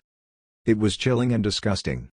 Would I have turned to another Mercadius the moment it fully dominated my mind and bloomed? Mo. Cat jumped up toward the red sphere moving limply in the air. It exhibited quick and sharp movements that I had never seen before. On the spot where the white and black flash struck down. Screech. The curse struggled in agony. However, Iponia didn't get pushed back and bit down on it without hesitation. It wasn't a static and peaceful scene like when absorbing skill cards. Dissimilar to skill cards, which gently turned into a mana pattern, curses were like creatures made of mana, if I had to describe them. The seed, whose primal instinct was to resist the opponent, became sluggish as claws and fangs tore it apart. Screech. Screech. Crush. Crack. At long last. Cat ate up all the red mana without leaving a single fragment. There wasn't even a trace of the seed in front of it. A genuine cheer broke out from the bottom of my heart. Good job. After a wild hunt, Cat looked extremely satisfied with a full stomach. But would he be as satisfied as I was? The curse that I bore within my heart for nearly a year had finally disappeared. I had the same feeling as a sore tooth finally falling out. I can't afford to take time. I didn't have time to remain sentimental like that. I don't know how you're going to throw it up after you've digested it. It's the first time I've ever fed you a unique skill. Honestly, I couldn't imagine it properly. Anyway, that's something we'll find out later. Go back home for now. I ripped the scroll and sent Cat back to Seoul. A very brief silence lingered around. The scene was required to be watched by the United Nations headquarters and governments around the world. I waited for its arrival without letting my guard down. Bachurka had confidence that Mercadius would have had the ability to notice when the most important reproduction use seed was damaged. And until the conjecture turned out to be true. Exclamation mark. It took only 5 seconds. 5 seconds after sending Cat back home. In the sky, where there used to be nothing but clouds, a man was hovering. His eyes were focused on me. A force was applied to the hand holding the sword. The first thing that caught my eye was the mana in his heart. About 5 million. It's approximately 10 times my mana I had when I was being measured at Union headquarters. When I raised my glance a little, our eyes met. I had never seen him face to face like that before, apart from seeing him from Seo Gyuchul's memories. His face was unfamiliar because he disguised himself as a different race and appearance from back then. Dark skin and exotic features. There was another distinctly different factor. The relaxed face that I saw a few times in Seo Gyuchul's memory was nowhere to be found. His eyes were blazing with flames that would burn down everything in his sight. Mercadius. The source that made Seo Jinwook the Devil King in the future that Han Sol saw. A mysterious species that would have leisurely waited for the seed in me to bloom in my current life for the same purpose. The moment he revealed his teeth. The communicator connected to my ear sent out a message that the Union and the humans could hear simultaneously. Mercadius in sight. Initiate attack. PSHHHHH. Do-do-do-doom. Bullet of light poured down like rain from the sky. Exclamation mark. My primary role in that operation was to lure Mercadius. Even Bachurka didn't expect me to win against him alone. From far away, rays of light that broke the sky into pieces rained down and struck. They were fired from the tactical fortress, which hid in the sky a dozen kilometers away. At the same time, Earth's governments also poured out the bombs that had been prepared. Countless explosions continued in every direction I was looking at. As if to batter with an invisible hammer, the air exploded in succession and violently shook. And the most powerful damage dealer was prepared by the Union. They couldn't bring their most powerful weapon to Earth because it was capable of planetary destruction, but they thoroughly prepared weapons to capture a human-sized individual. Things that looked like satellites at a glance appeared in the air and fired their laser cannons. At the same were triggered through the equipped artifacts. While being careful not to be caught up in the carpet bombing, I observed Mercadius's state covered by the light, debris, flames, and dust. And I clicked my tongue. Damn it! Mercadius charged at me through the storm of flames and light. It was a dash without hesitation. It was similar to a tank. But I had already prepared a counterattack. I extended the sword outwardly just before I collided with him. Boo-boom. Rather than describing it as sword and fist clashing, a sound like a powerful bomb exploding rang out. To the rear. Retreat to the rear. If we kept being intertwined like that, they would have a hard time attacking. Well, knowing that fact, I tried to widen the distance somehow. It wasn't an option to disappear completely using teleportation in that manner. If that happened, Mercadius, who had lost the target, might also flee in that way, or on the contrary, he might be able to track me down, making the situation even more dangerous. I would be in a place where reinforcements hadn't been prepared, or even in a place where it would become troublesome if the gathered awakened were mentally controlled. But will we be able to capture him alive in this way? Bachurka said Mercadius had to be captured alive. That was because it didn't matter what we did, whether it was torture or something else entirely, for as long as the information in his head would be dug out to find out the secrets of each dimension's collapse in the past. Furthermore, Mercadius wasn't the individual's name but a species name. The intention was to get as much information as possible because we didn't know how many more beings like him were in other dimensions. Wang. While the earth was torn and everything around him was scattered and turned ragged, Mercadius remained fine. Amid the energy storm, an item was caught with a light flashing from his hand. As soon as it was revealed, my eyes naturally recognized it.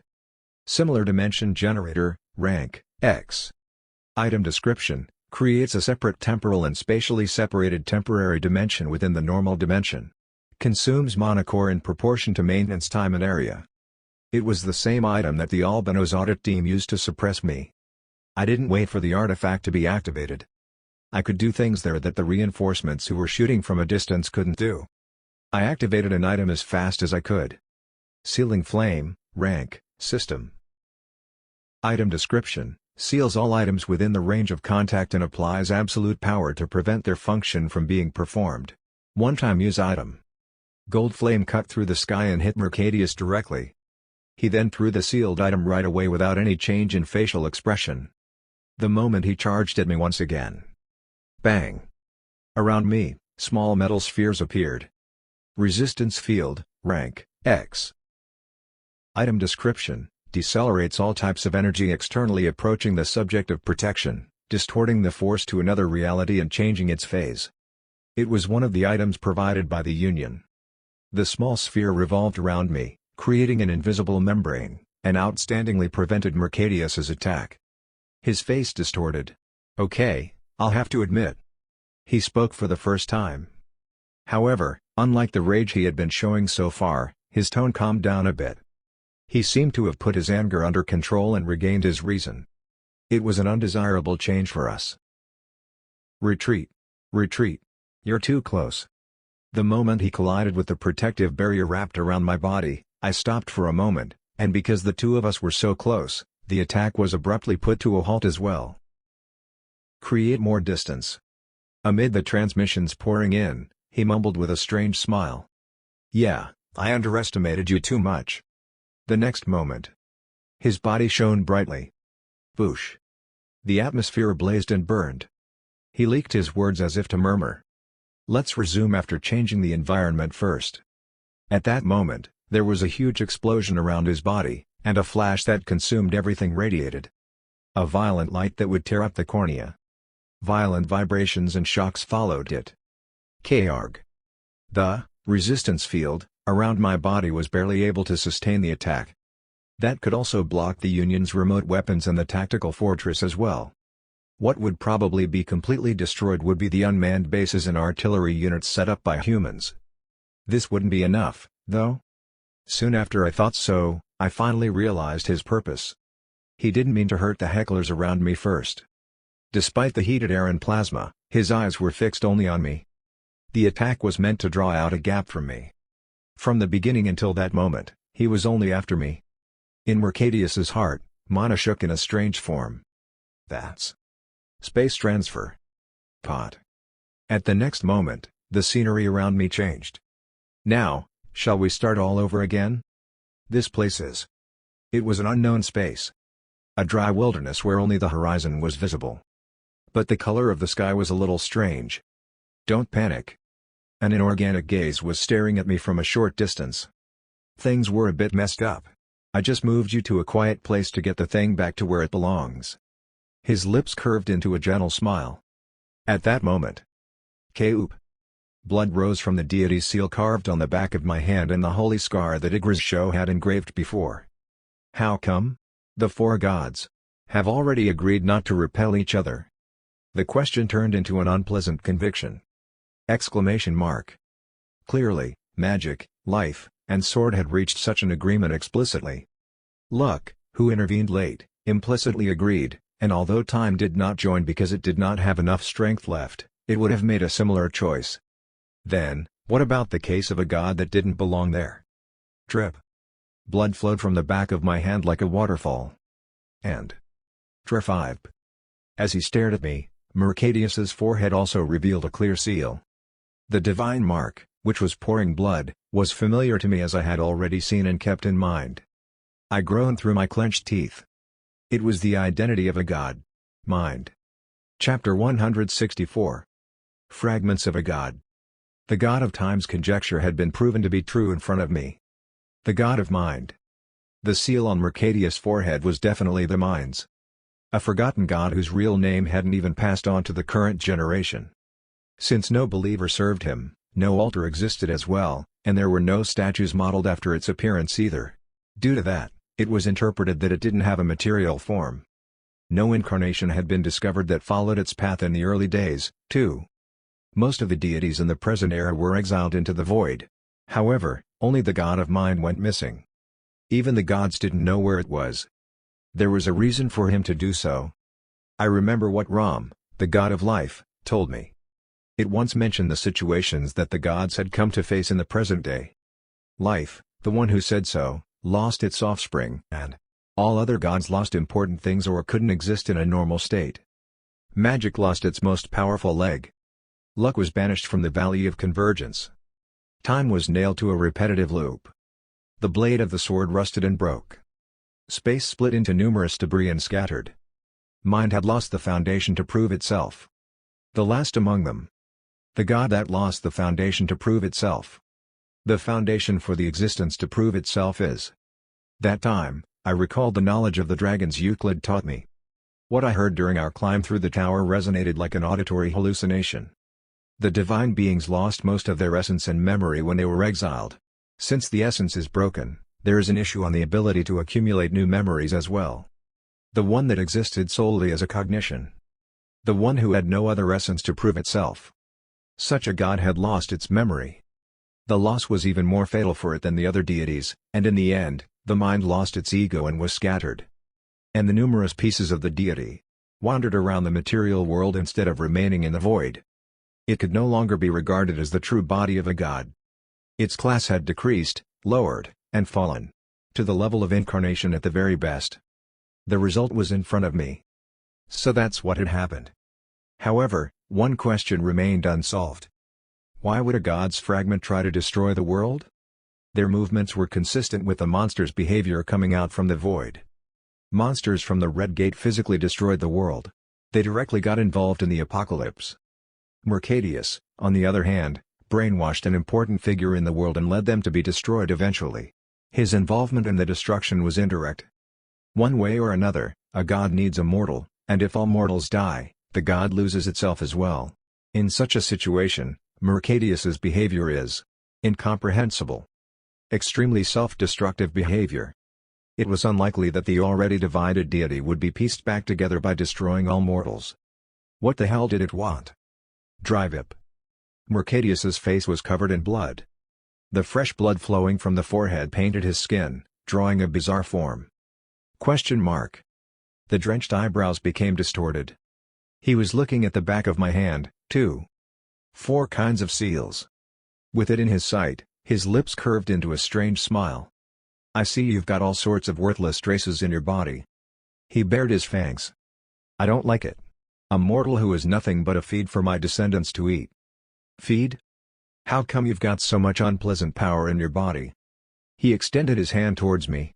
Rampant hostility flashed in his eyes. Without knowing your place? The moment he said those words, the scar carved on Mercadius's forehead noticeably broke open.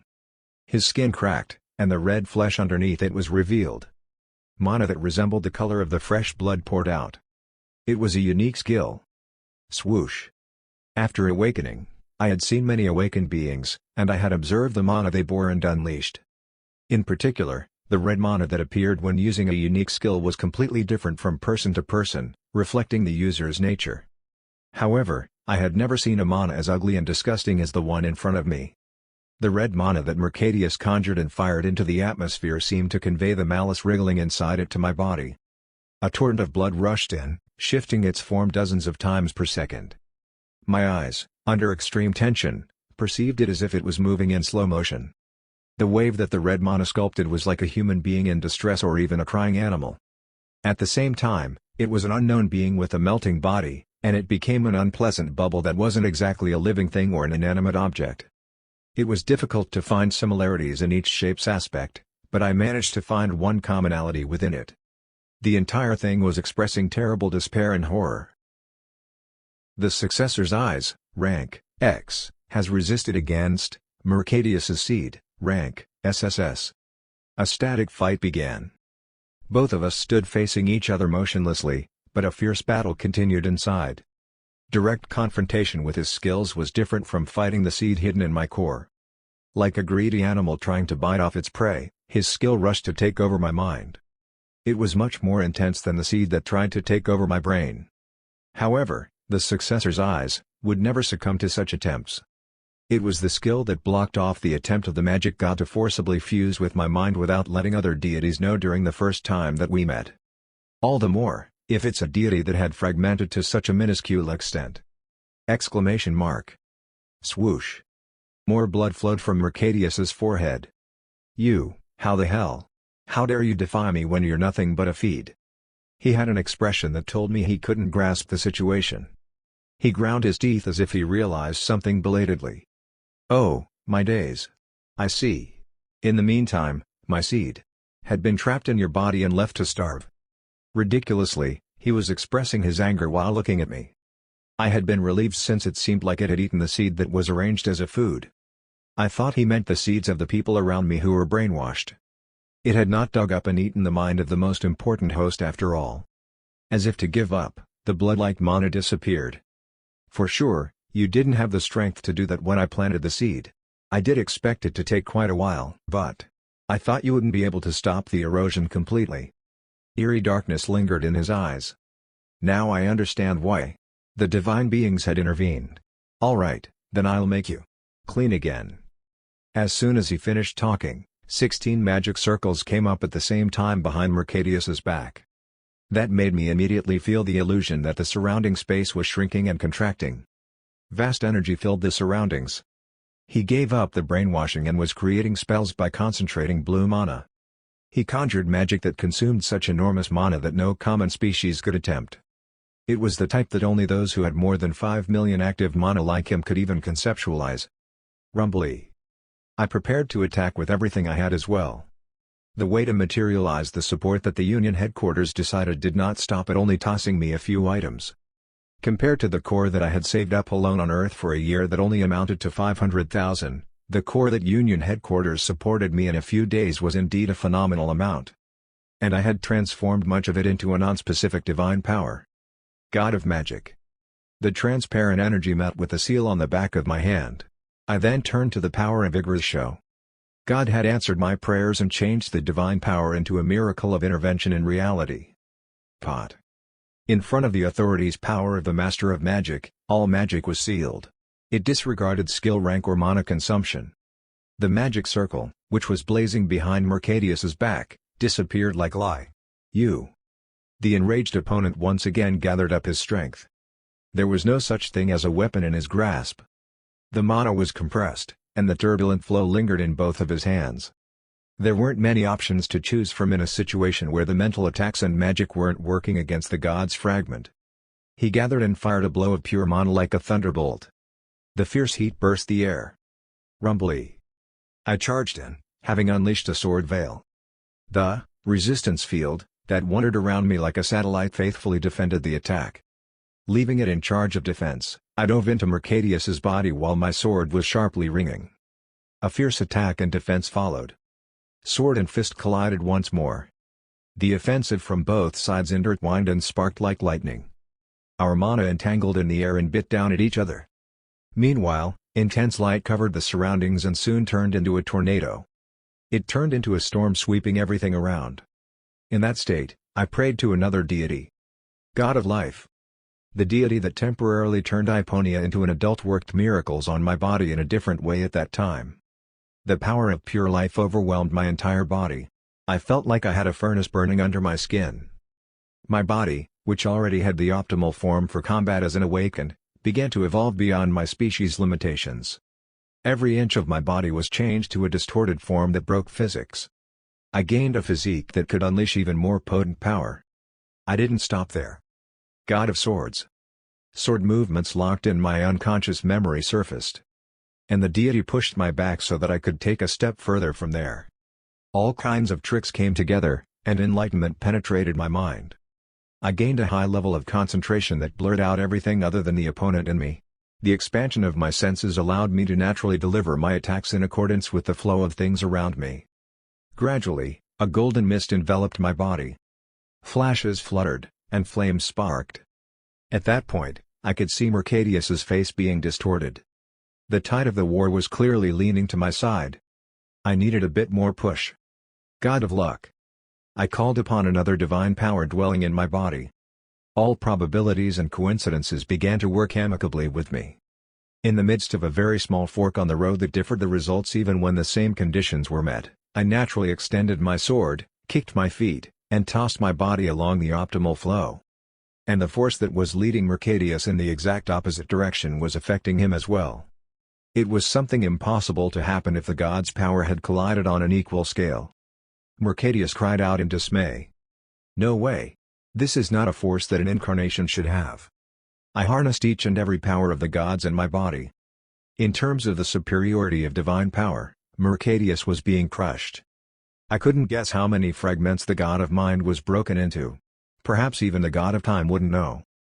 Mercadius, having borne the source of the god, couldn't be considered an ordinary incarnation either, but each individual had to be a very finely divided crumb. And I, who was fighting him, wasn't in the level of an ordinary incarnation either. Oh, my. Seacrack. It was a strange phenomenon. Despite his body being inorganic matter dominated by the seed of Mercadius after it bloomed. Like a rock that had been battered for a long time, his arms and chest began to crack. With shining eyes, I dug in that gap. He screamed. How can such a powerful force in a mortal vessel? I could see the end. I rushed in with the radiance covering my body. The sword and body became a stream of flash and sliced the air. Time slowed down even slower, and at that moment, I felt as if it finally had stopped. The moment my vision turned wide and my consciousness became as sharp as it could be, space distorted, and the atmosphere burst out in every direction. I felt the path of the sword I had thrown penetrating Mercadius' heart. Awareness came first, and action followed it. A flash soon broke out that sharply penetrated my opponent. It thrust through. The blade had pierced through the heart. This is ridiculous. A rough storm soaked in. On the body of the frozen Mercadius, there was the devil's sword stuck in his chest. Mercadius, who was looking at me devastatingly in that state. Exclamation mark. Almost like a surprise attack, the last struggle, he pulled up his strength again. Question mark. Even if the host's life energy was flickering, mana still swarmed within it. What? At that moment. Chwak. On the forehead of the host, which had been reduced to almost that of a corpse. From that specific wound, mana stretched out like thousands of red threads. Chapter 165. Mercadius. It was something of a mixture of blood, mana, and divine power. I can't die this Watu. Why? He tore the open wound on the forehead even wider and released a mental wave closer to a scream. I was the one he was after. Leaving behind the fallen host that turned into a cold corpse, the entity charged toward my face only a few dozen centimeters away. It's trying to take my body. It failed to assume control by planting the seed in my body. It also failed to shake down my head by using the power born as a fragment of a god. The last option left was for it to dig into my body itself. That was its only way to make me the new host. Boosh. Thousands of red threads touched my skin and seeped inside. Drive. Immediately after, the blood from the back of my hand began to pour more violently. The tinsel was rejecting it. Furthermore, fresh blood flowed from my eyes, nose, and mouth at the same time. Damn it! My body trembled.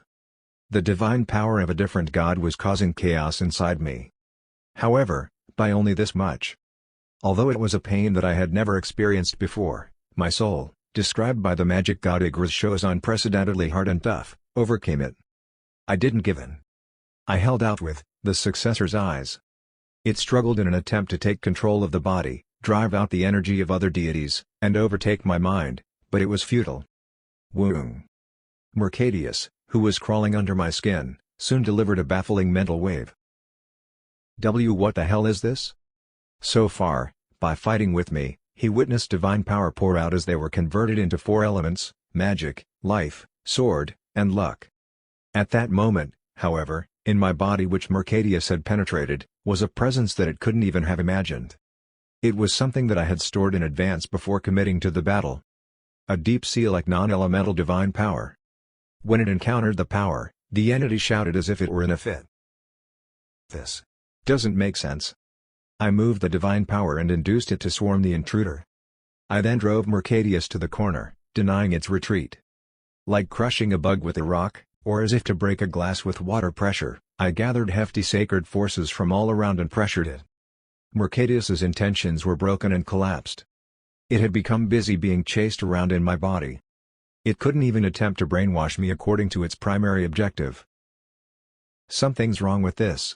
How can a human?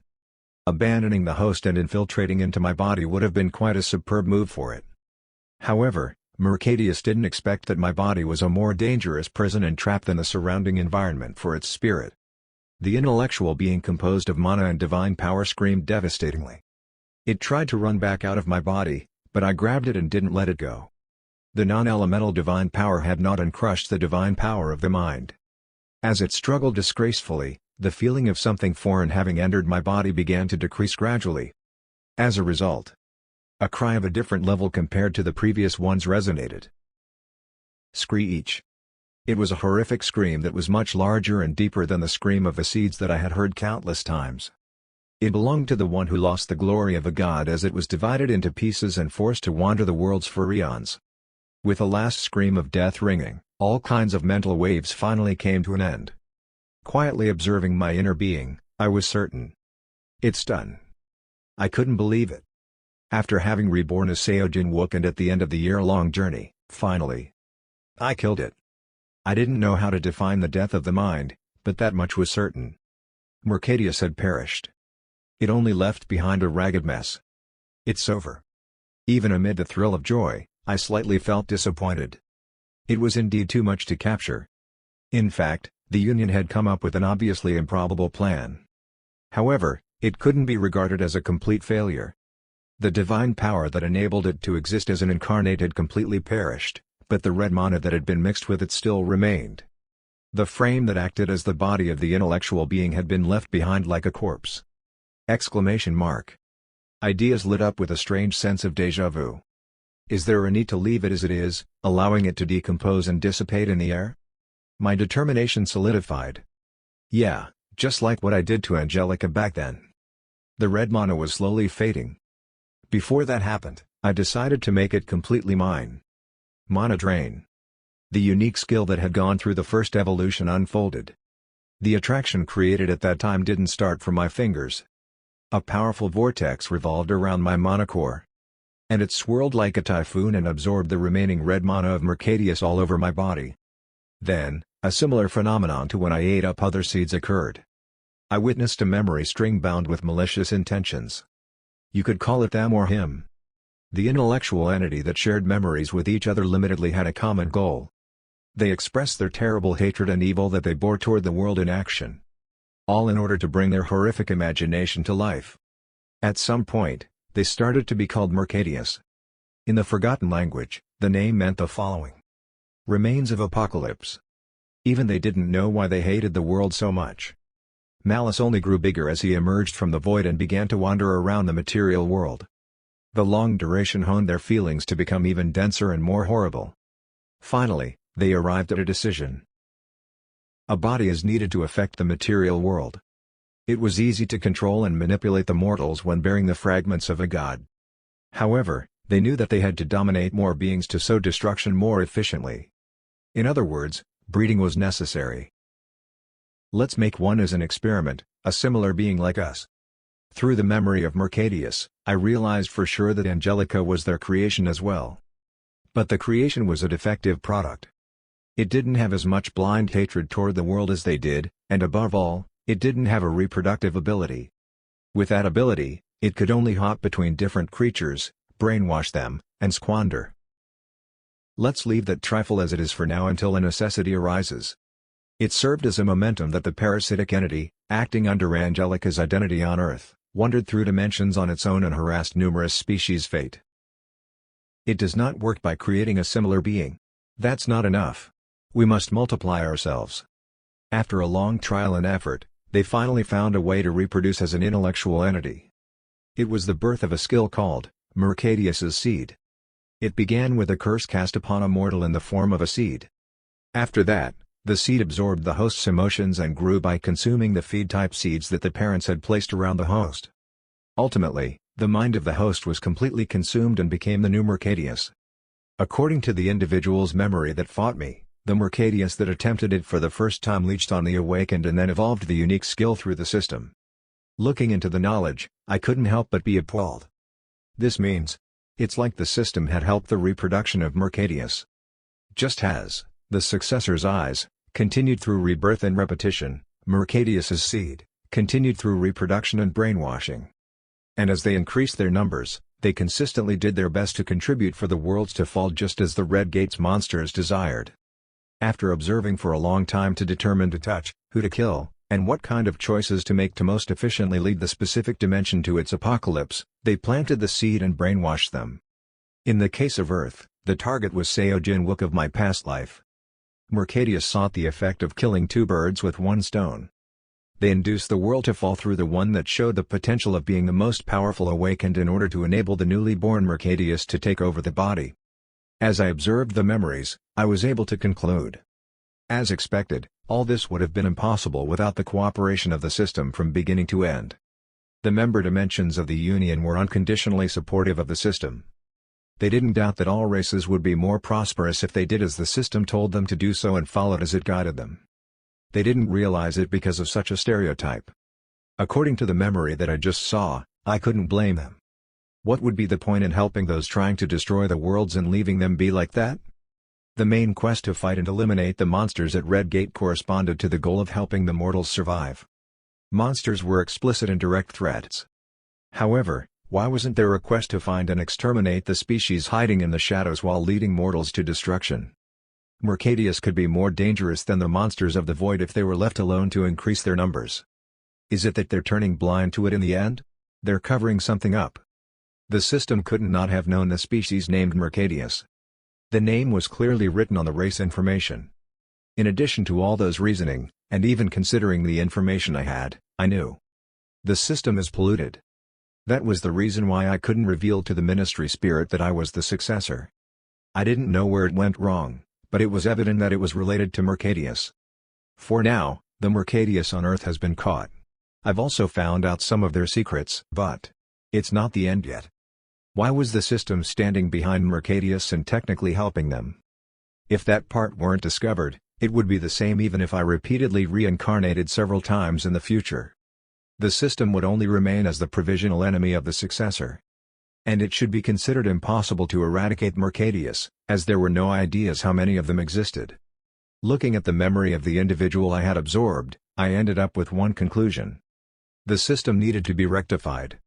The place where Mercadius sent me to was a third dimension, not Earth. I could have been isolated, but I simply opened the door to hope, and returned to Earth. The Union and the Earth's government, which were panicking because they thought they had completely lost the traces of the two of us, burst into cheers when I came back alive and in good condition. And they were shocked to see what I had handed to them. The host that Mercadius indwelled. When I told them that I had finished it completely, they went wild. Be by yourself? Oh, my days. I can't believe it. A few days later, when I visited the Union headquarters again, I confessed everything I had seen in front of them. The god of mind? Capturing it alive, as we aimed in the beginning, had failed, but I succeeded in uncovering some of their secrets. As my story progressed, the 7 Supreme Commissioners reacted differently according to their species. Some turned their skin color purple, bounced their fins frantically, or released bizarre ultrasounds. Baturka spoke with admiration. "Oh, my days. Indeed, they were the ones that bore malice, leading whole worlds to eventual extinction. What's even scarier is that they had the power to materialize it." One of the commissioners replied as if to support those words. "So, there was a reason why we couldn't find a record of Mercadius coming forward and destroying the world itself in the history we know. When it brainwashed and controlled the seed host, the system wouldn't have identified it as Mercadius. They would have thought that the fall was just due to an internal problem.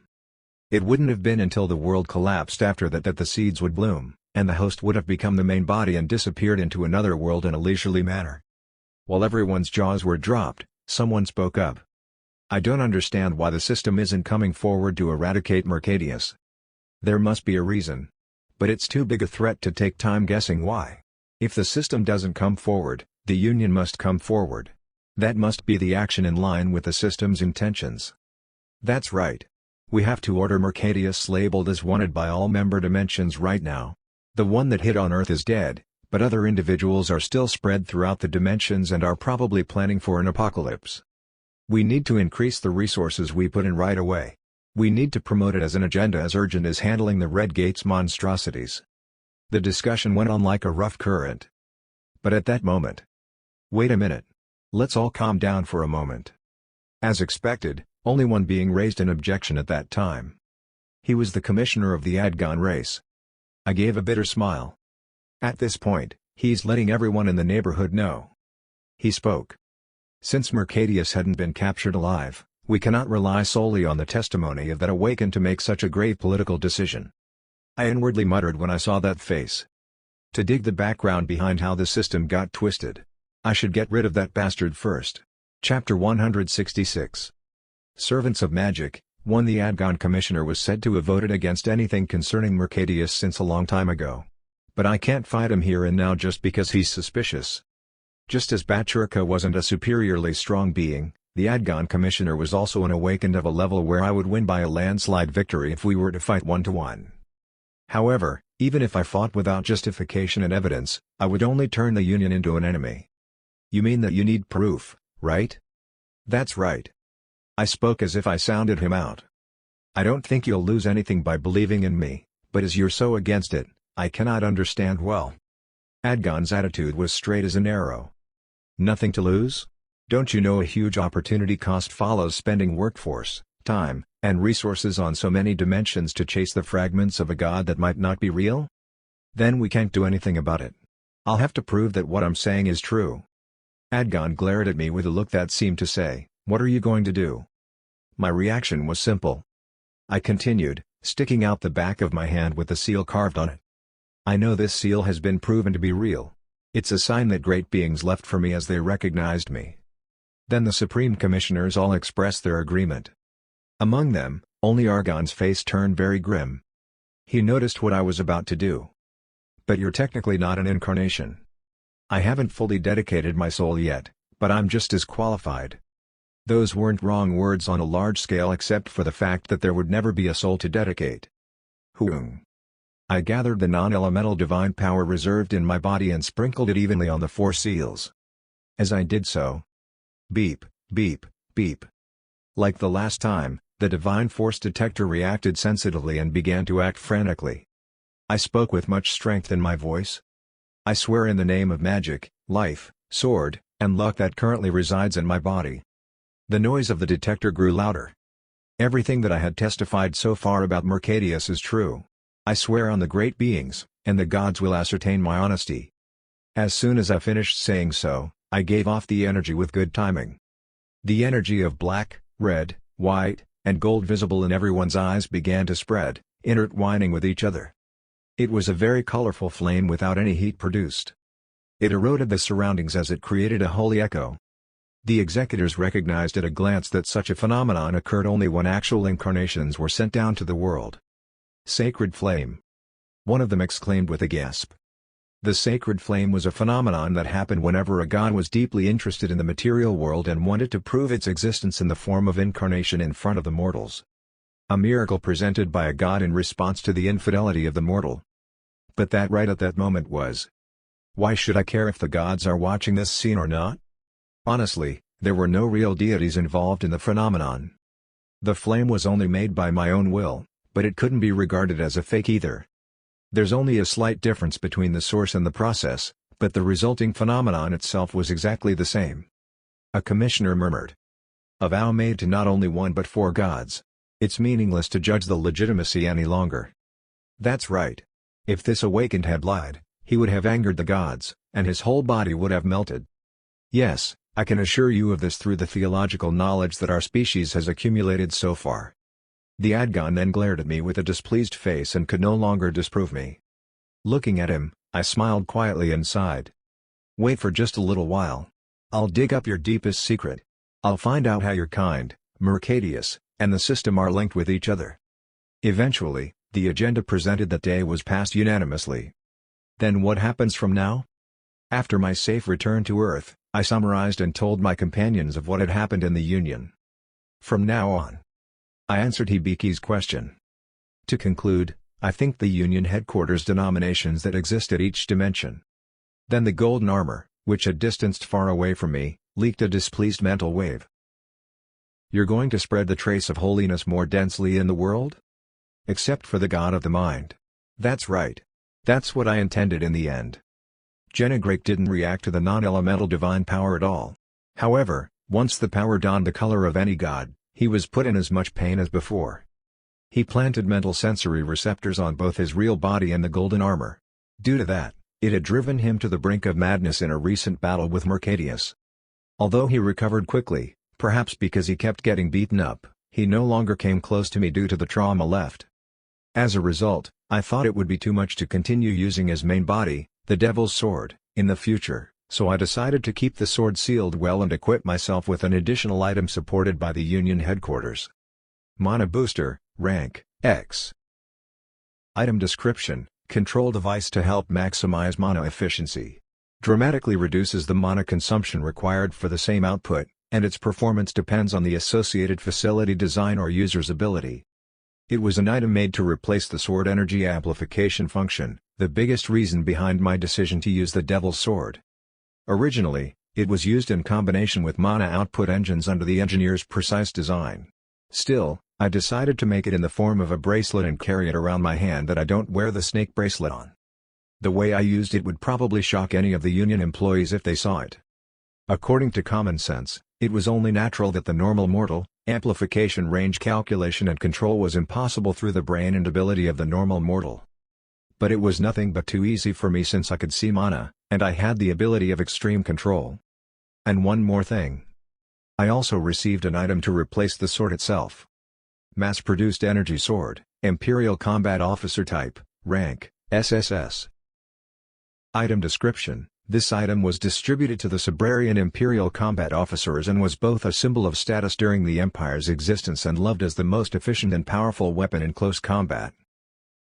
This item does not work through a core and requires the user to inject the mana himself.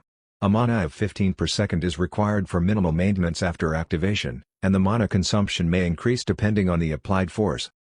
The Devil's Sword, called Devil Slayer, which was rated S because of the penalty tempting users to death, was the equivalent of SSS class in actual performance.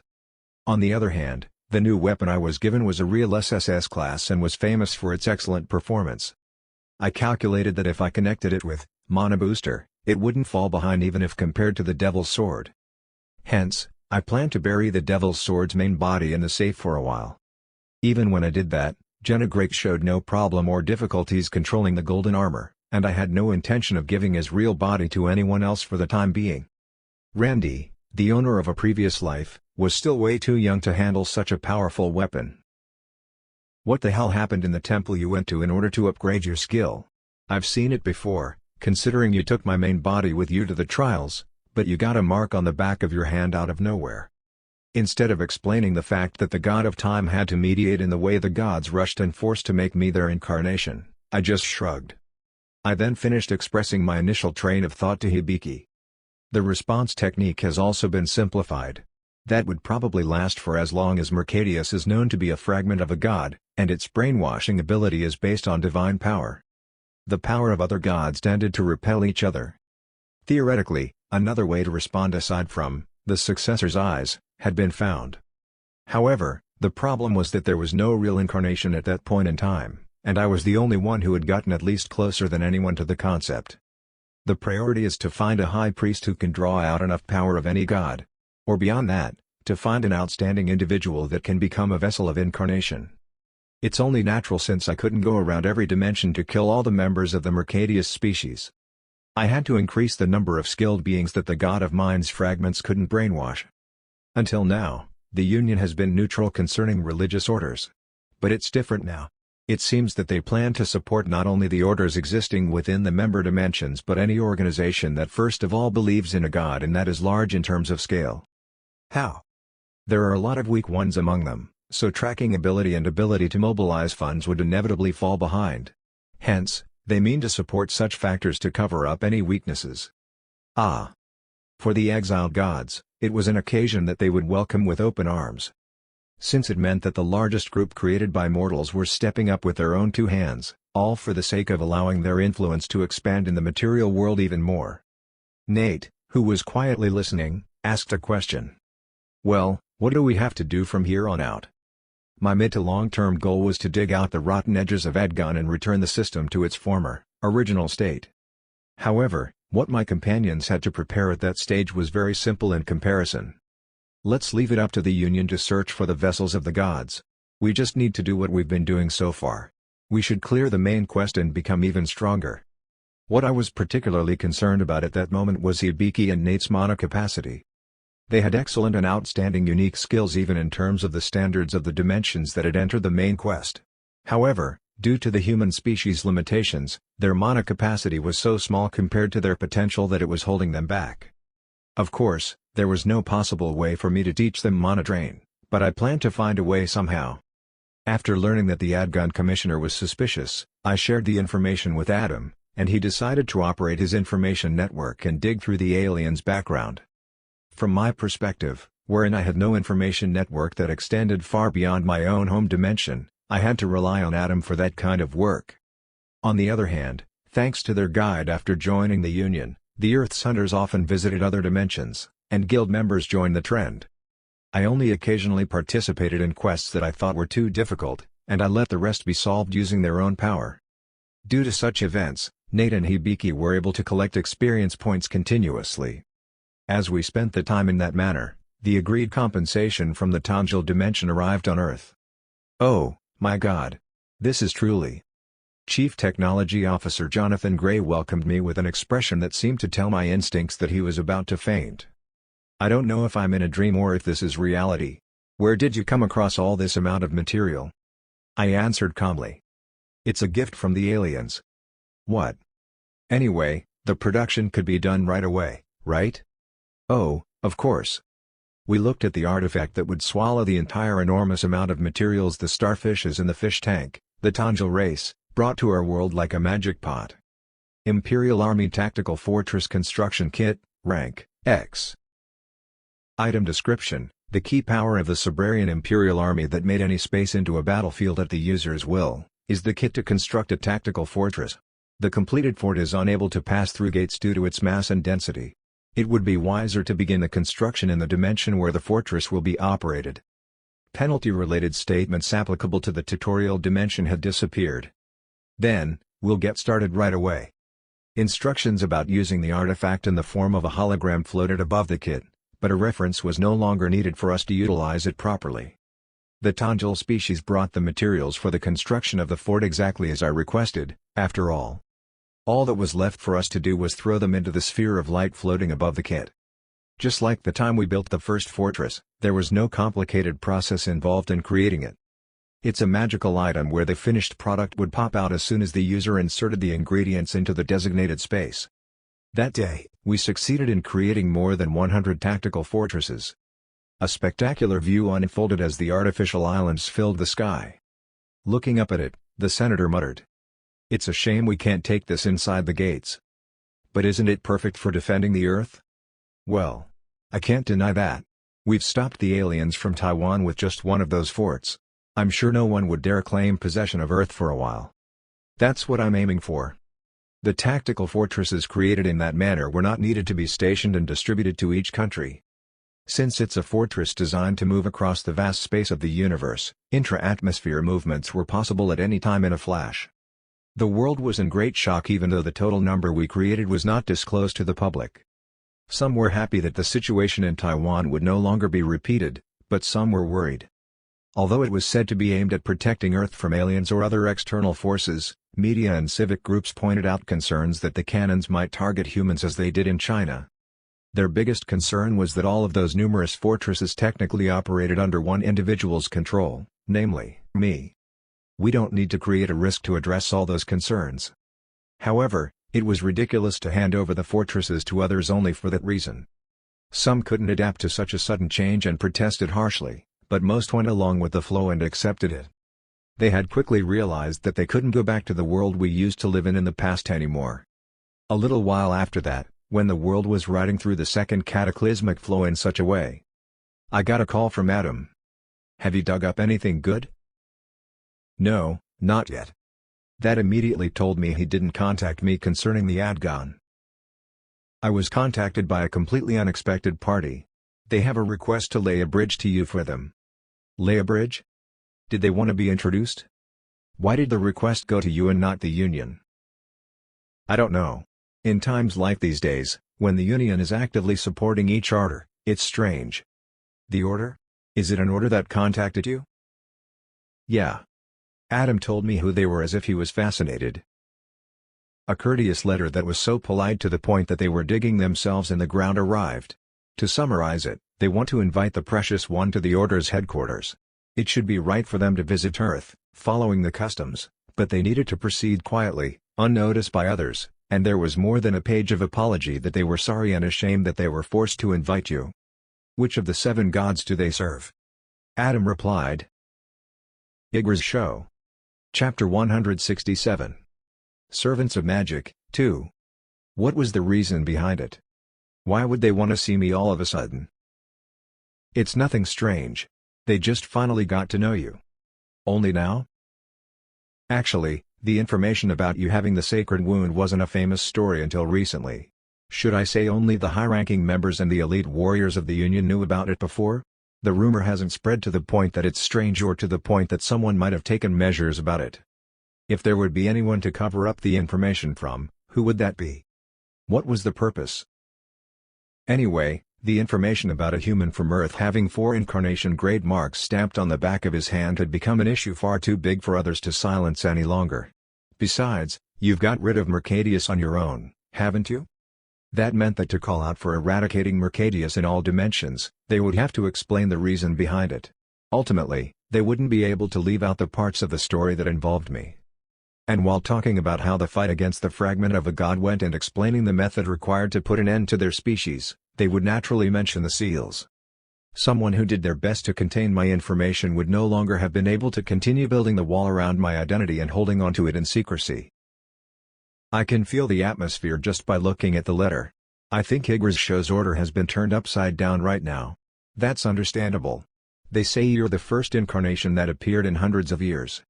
It seemed that the number of incarnations that appeared had decreased significantly over the past few hundred years, regardless of the order. I remembered what the sacred beast that I met at the Tower of Choice once told me. Those who serve it at lower levels, such as priests, can also sense the holy wound. They will show you the utmost respect that can be offered to the beings of Earth as I have now, regardless of how many holy scars there are left on your finger. I also remembered what Nate said as a joke. He asked if that would be enough to make me a pope or something someday. But why did they come into contact with me in this way? They didn't mention the reason in the letter. I think the intention behind contacting you through me is to be as careful they possibly can. I spent a few moments thinking about it. Adam was still digging up information about the Adgon Commissioner. Hence, I did have some free time. However, there was the question of whether it was necessary to accept their invitation or if I should just decline it entirely. What do you think? One thing for sure is that they won't be able to imagine doing anything to you or forcing you to do something. It's a given since you must be the being with the highest authority next to the deity they worship in that congregation. Those words made me feel even more concerned. However, there's going to be no instance that I will become the real incarnation as they expect me to be. Of course, it was information that I didn't have to explain in front of them to the fullest extent. However, for Mercadius's transdimensional eradication, there is a need for all congregations' growth in the long run. Will my visit help build up their power? While I was lost in my thoughts in that manner. Dry up. Huh? Adam and I simultaneously noticed an anomaly. The sacred wound of Igor's show wasn't recollected even after it engraved its symbol on the back of my hand as part of the divine seal. The two marks akin to that of bugs remained on my finger. And there were 2 slow drops of blood flowing down. At this time? It didn't react with other divine powers. After my fight with Mercadius, I could faintly feel, regardless of the successor's eyes, that it was a divine power of another deity. Although there was no violent reaction like the devil's sword yet, I should have felt it if it came that close. Despite the absence of such external stimuli, the sudden flow of blood meant. Adam spoke with a bitter smile on his lips. The god is urging you to go. No, is it more of a protest? It's as if it's questioning what you're hesitant about. Since I didn't surrender my soul, only if I made the wish first would the magic god be able to show up in front of me to possess me or squeeze my soul as it wished.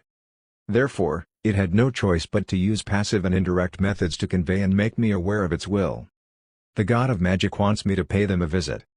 Since I wasn't a servant, there was no need for me to follow its orders blindly. However, since we had built a cooperative relationship and had found a common purpose, it would be better to visit and at least listen to the situation first. Okay, I'll go check them out and return. Would you forward my acceptance of their invitation for my sake? All right. The moment I uttered those words, the blood flowing on my finger ceased to exist as if it was an illusion all along. The formal invitation sent by the Igor's show's congregation was also secretly delivered through Adam.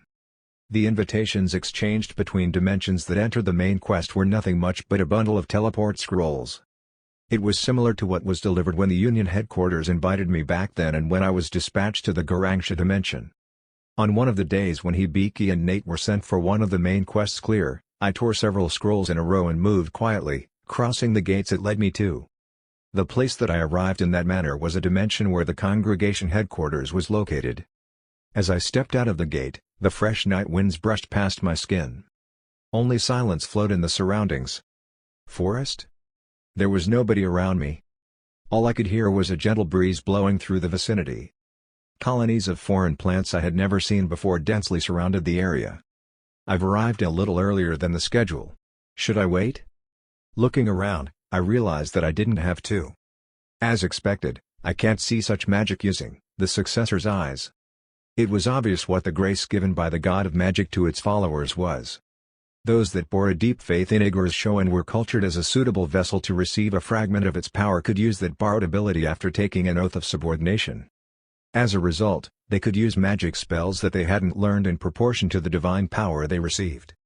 It was natural that it was invisible to the successor's eyes, since no mana was required for such a miracle to occur. But at that moment, I could sense the divine power as well. They mean to test me. Should I say they were exhibiting extreme caution? Without a word, I concentrated the non-elemental sacred power within me on the seal of Vigor's show among the 4 symbols. Soon, the black sacred flame representing the god densely spread around. The fire was originally used as a sign of faith. As I did so, immediately. Exclamation mark. An invisible shape was lined out, causing the air to waver. What appeared in its stead was a green-skinned alien. Ah! A wide-open jaw. The bull-like eyes staring at me were watering. I didn't know anything about their race, but he looked like he was about to burst into tears. I was baffled for a moment when I saw it. Huh? No way, here? Suddenly? Drizzle. I doubted for a moment if he really would, but the alien began to shed hot tears from his eyes. Then he stretched out his hands and legs close to the ground and bowed to express respect and obedience. His words were conveyed to my mind through interpretation magic. "Forgive me for my rudeness, my lord." He spoke to me in a voice full of desperation. "That holy sign is. You truly have appeared before us after hundreds of years. The agent who will carry and perform the god's will from the nearest place. Because of the sacred flame that I cast across our vicinity and the subtle glow coming from the seal on the back of my hand, he must have been convinced without requiring further explanation. He poured out tears with a look that told me he was overwhelmed with emotions, and I had to wait until the alien managed to calm down before we could proceed. Instead of holding on to the solemnity and going along, I just stayed still to hear what else he had to say. "I'm sorry. My emotions got the best of me." He wore a black hat covering both body and face and a robe-like garment. After he wiped his eyes with the flapping sleeves of his clothes, he paid respect to me again. "With your permission, my lord, I would like to take you to the congregation's headquarters." He spoke to me, keeping a distance as if he couldn't dare coming closer to me. I nodded. "Let's go." That time again, through the miracle of Vigra's show, he performed magic without using mana. He cast a close-range teleportation spell. Pot. Even after moving into the congregation's headquarters building, there was still no one around us. Although it is supposedly appropriate to hold a welcoming ceremony and a grand mass comparable to the Holy Festival, please understand that we had to conduct this in such a secretive manner. It's to make sure the information doesn't spread outside as much as possible. Well, I was going to find out why they had to proceed in such a manner soon anyway. Creak. The door opened. Inside it, those that appeared to be the congregation leaders stood up and paid their respect. The alien that guided me shouted in a reverent voice. A heavy echo followed. "The Chosen One has arrived." In that instant. Ta-ta-ta-tat. Those gathered in the room had their faces down as low as they could as they paid their respects to me. Their attire was no different from the guide, but they were it seemed to be a gathering of beings from. And when I saw the seal engraved on their black robes, I was able to immediately reconfirm that they were, of course, not at the same level as an incarnation, but everyone was within high ranks of the congregation. And the man in the middle? Oh. An old alien made his way to me, with tears wetting his cheeks, by crawling with his knees. With a trembling hand, he grabbed onto my foot and kissed it. That's a bit too much. He, who would have no idea what I was thinking right at that moment, spoke to me in a feeble voice. "He who serves the Great One from the lowest places offers his greeting to the one that was approved by the reciter of the forgotten spells, the first wizard, the forefather of all traders, the deity that governs all magic." As he barely raised his head, his forehead had been faintly engraved with one bug-bite-like imprint. It was the man that wrote the invitation letter himself. The de facto head of that place and the Archbishop of Vigra's show's congregation. His eyes were filled with affection and enthuse as if it was truly a blessing. He stared at the marks on the back of my hand and the sacred wound of my finger. I murmured inwardly. The atmosphere is going further deeper into a weird direction by the minute.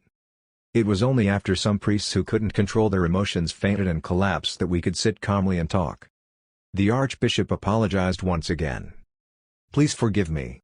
Supposedly, we should have welcomed you by officially offering you a greeting and for all the faithful to gather to hold a large prayer meeting, not by discreetly bringing you here in the middle of the night like this. I've already told you for the 6th time, but it's really okay." Of course, I didn't mind it at all, but I could somehow understand why they kept behaving like that.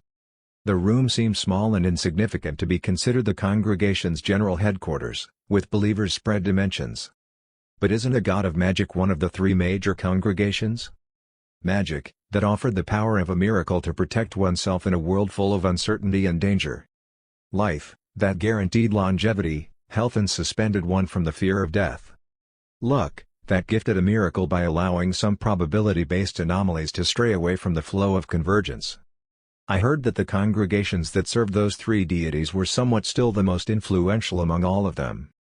The Archbishop made an indebted expression as if he had noticed the meaning behind my eyes.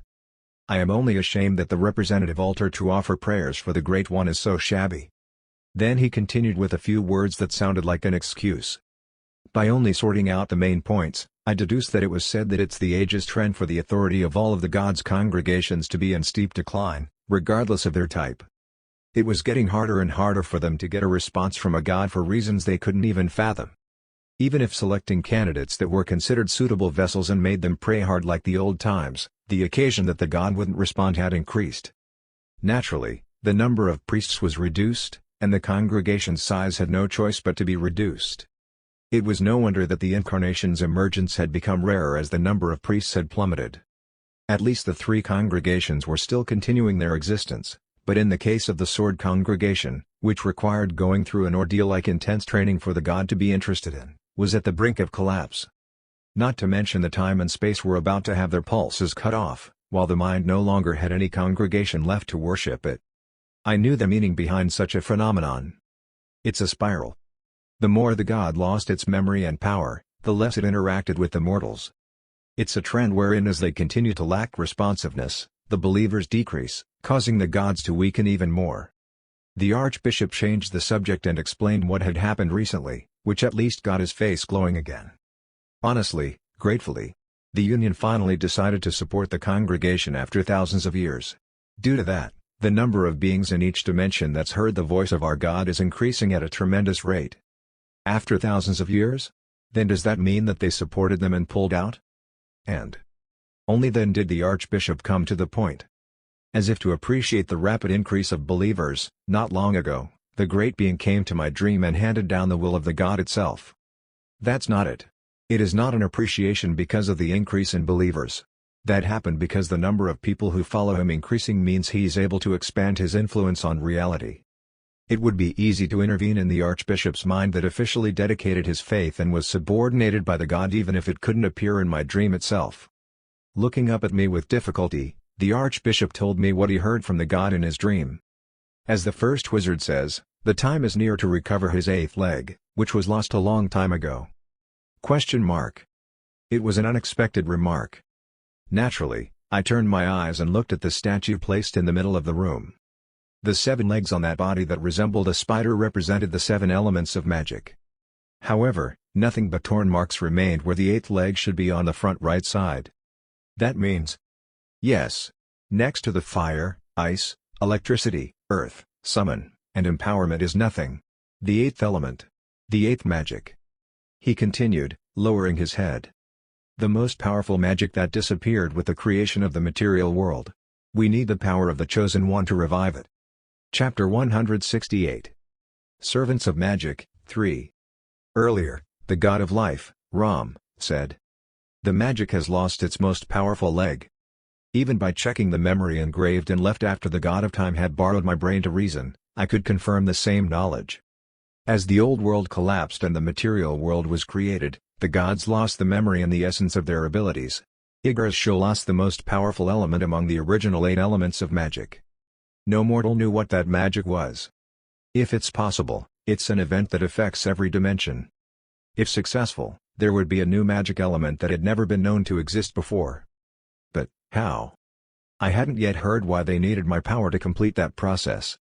And was that even possible in the first place with just the power of a mortal? How could a mortal recover something that a god lost? I think I'm going to need a little more detailed explanation. The archbishop forwarded me what the god told him in his dream. The Great One resides in a place that we can't reach. It was an indirect expression that he was exiled to an unknown place. I knew that the place was the void beyond the Red Gate at that point, but I didn't bother to add anything. Instead, I nodded silently. When the old world collapsed, the god lost the most powerful spell, the leg, and it was sealed in a different place from where the god resides. That is, in the world we live in. That's a reasonable story. It meant that the leg was cut off by the enemies that exiled the gods and sealed it somewhere else in our world instead of sealing it together in the void where they were exiled. The god has pointed us the location. I asked, pretending not to know. Has he never given such an oracle before? There was none. This is the first time. In fact, it's been a long time since Yggdrasil appeared in the form of a dream. That's strange timing. Why would it be only now? A reply returned as if to wonder why I was asking such a shallow question. Wouldn't that be obvious? He looked at me with faithful eyes. This is because the Chosen One who deserves the God's will has appeared. He stared at me so hard that I was worried my face would wear out. It had waited until now because it is impossible to achieve only with the power of the congregation alone. Now that it has finally found a legitimate vessel, it wishes to actualize its long-cherished desire. Afterward, he confessed why he secretly delivered the message to me, not through the Union. It's because of the place where the leg is sealed. The planet was said to have been taken over by monsters from the Red Gate in the distant past. However, the identity of those who still claimed ownership in that place was surprising. The Adgons, you say? It was the species the Supreme Commissioner that was persistent in arguing against me originated from. It was even more strange to hear the words that followed. It said that not only were there no residents on that planet, but they also prevented other races from entering the area. When we looked at the old records, there were many things that were doubtful about how the planet became the land of death in the first place. Usually, when a red gate occurred, the system would issue a quest and respond by conscripting it from the Union. However, when the red gate occurred on the planet, the Union's reaction was said to be very slow. That was still the case even though it was a planet owned by the Adgon species, who were in charge as one of the main pillars. Isn't it supposed to be the opposite? If the land of the species in power were in danger, it would be common sense to respond and move faster. Not only was such occurrence repeated several times, but the Adgons also gave up on the planet's defense, recovery and evacuated residents to another dimension all too early. The congregation's analysis was that the worst-case scenario could have been avoided if they had responded properly in the first place. One distinct intention was felt due to such behavior. They may have made that land a planet of death on purpose. It might be so that nobody can go, and nobody has to go. Yes, so was our guess. To work on a bit more of wild reasoning. They might know something. Of all places, there was a part of a god's lost body in such land? If this is made known to the Union, it will naturally have to go to the Adgon's ears. That's why our congregation contacted you as carefully as possible. Although the charges weren't clear, they intended to cross the stone bridge as safely as possible. Having explained to that point, the Archbishop raised his head and begged me with an earnest face. Please, I plead you. My lord, give us a helping hand in response to the divine call and request. I thought for a moment. In the long run, the growing influence of a god was good news for the mortals. The gods' fluctuating minds seemed to be gradually clearing up. Sooner or later, they would be able to help the mortals prevent damnation. Additionally, the release of the eighth spell was good for the congregation, and it would increase my power as well. Even unlearned magic could be cast with the power of the god. Will the system add the eighth magic to the skill cards scattered? I can't determine that far. I agreed in the end. Okay, I'll help you as much as I can. Then, the Archbishop and all the priests gathered busied themselves by lying on the floor, praising me and expressing their gratitude. I didn't think the congregation had any intention of sending me there alone from the beginning. The priests who greeted me secretly in the conference room were said to be aces gathered from each dimension, and all of them moved with me. They were ready to leave as soon as I accepted, so we teleported over space and over a few gates without further delay to get to our target location. The Adgon guards defending the gate leading to the planet didn't even notice us when we passed through it. Swoosh! A dry wind blew. The place was a desolate desert that, as heard, had no trace of any intellectual entity. The atmosphere was crunching, and the hot heat was burning on the skin. The god told me to find a black hole that would engulf everything. In the process of searching for the place he saw in his dream, we had to encounter the interrupters several times. They weren't the Adgon species. They hadn't sent anyone to the place that had become a deadland. There was a reason for such. Gwoo! The monsters that eradicated the life on the planet. They were different from dungeon monsters, even in ecology.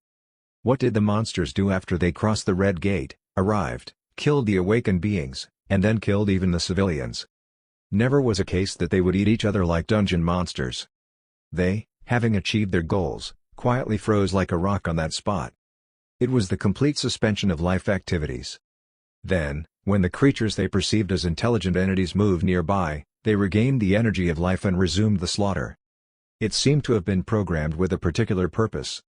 In any case, due to the Adgons not dispatching anyone to aggravate the monster in there needlessly, the monsters had become pillars of rock for a long time since they first ceased moving. In such a place, we appeared. Kya! Unlike the Adgon species, who let us pass without noticing us, some monsters chased us. They did so even though we had thoroughly cast stealth magic.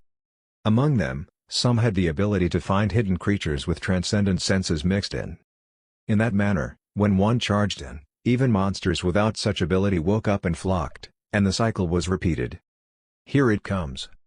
What looked like a mountain moved, flying up into the sky.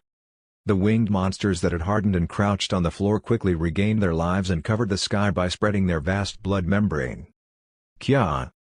In their eyes, unreasonable hostility towards their opponent frighteningly flashed. Stop them! When the priests prayed in unison, The response blossomed through various magic. An enormous flame shot up into the sky and intercepted the monsters. Boosh! Boom! Boom! The magic created by priests selected and collected from numerous dimensions was comparable to the SSS-class magic learned through cards. The monsters were scorched and burst and were driven away. Several crashed, but more flocked in after that. Our God! With prayers close to a battle cry, spells were fired like anti-aircraft guns once again. Elite priests performed miracles with sweat dripping down their faces following the high priest's gestures and command. I also fought against the monsters. Swish! Holding my sword, I flew up into the sky. Each of them had the size and attack power comparable to a dragon. I passed through the monsters quickly and swung my sword. Within the penetrated spaces, the sound of the atmosphere exploding could be heard. Their flesh was crushed. Ripping screams reverberated around, and blood poured out like waterfalls. I could hear someone's admiration on the ground. Ah! As I have heard, the Chosen One has also received the choice of a deity other than magic. They could also sense and discern other divine powers. Indeed. This is unprecedented.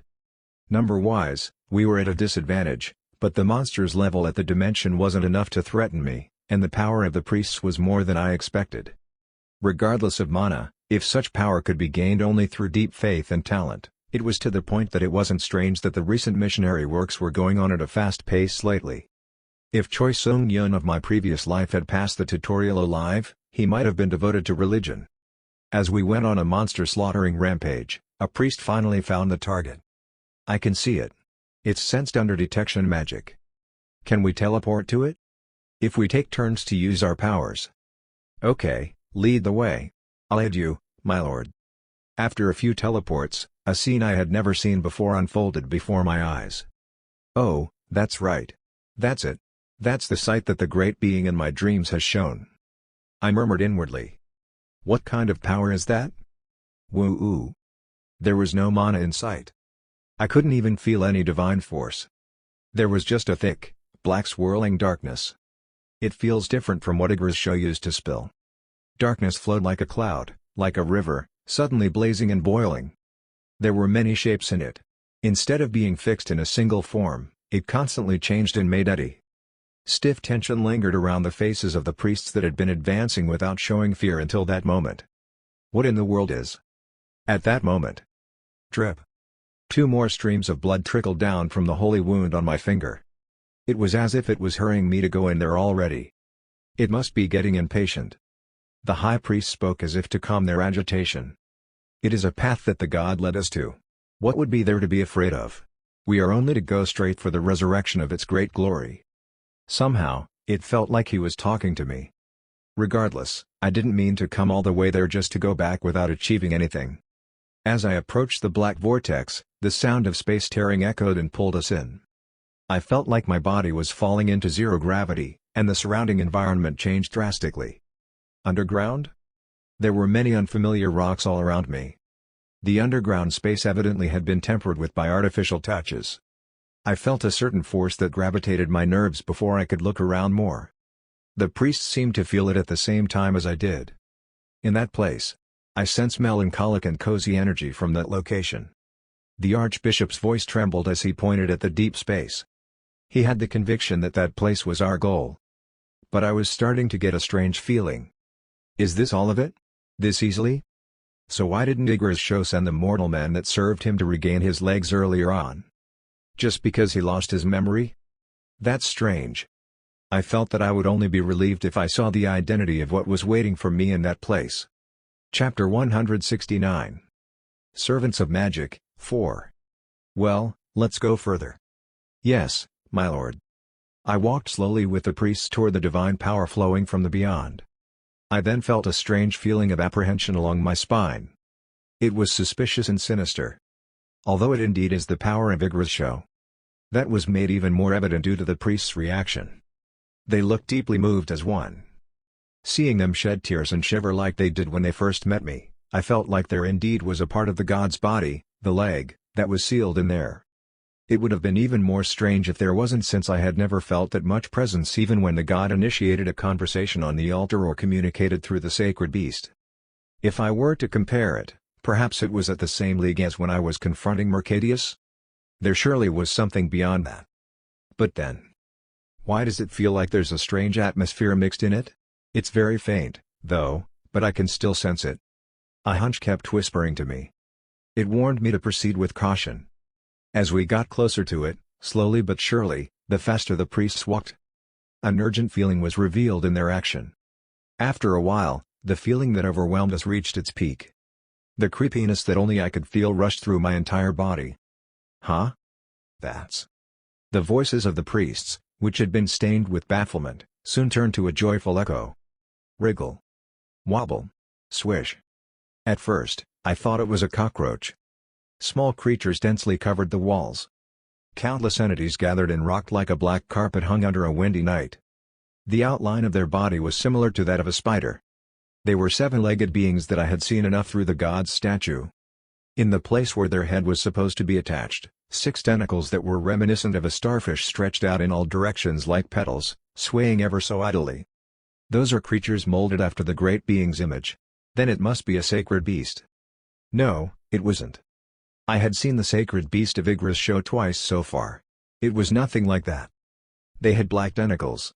And the force I felt from them, although very slight, was different. The unpleasantness was mixed with the presence of the Yggdra's show. Ah? Did I just say unpleasantness? Yes, there was a reason why it felt queasy. The feeling was so faint as if it meant to tickle my senses.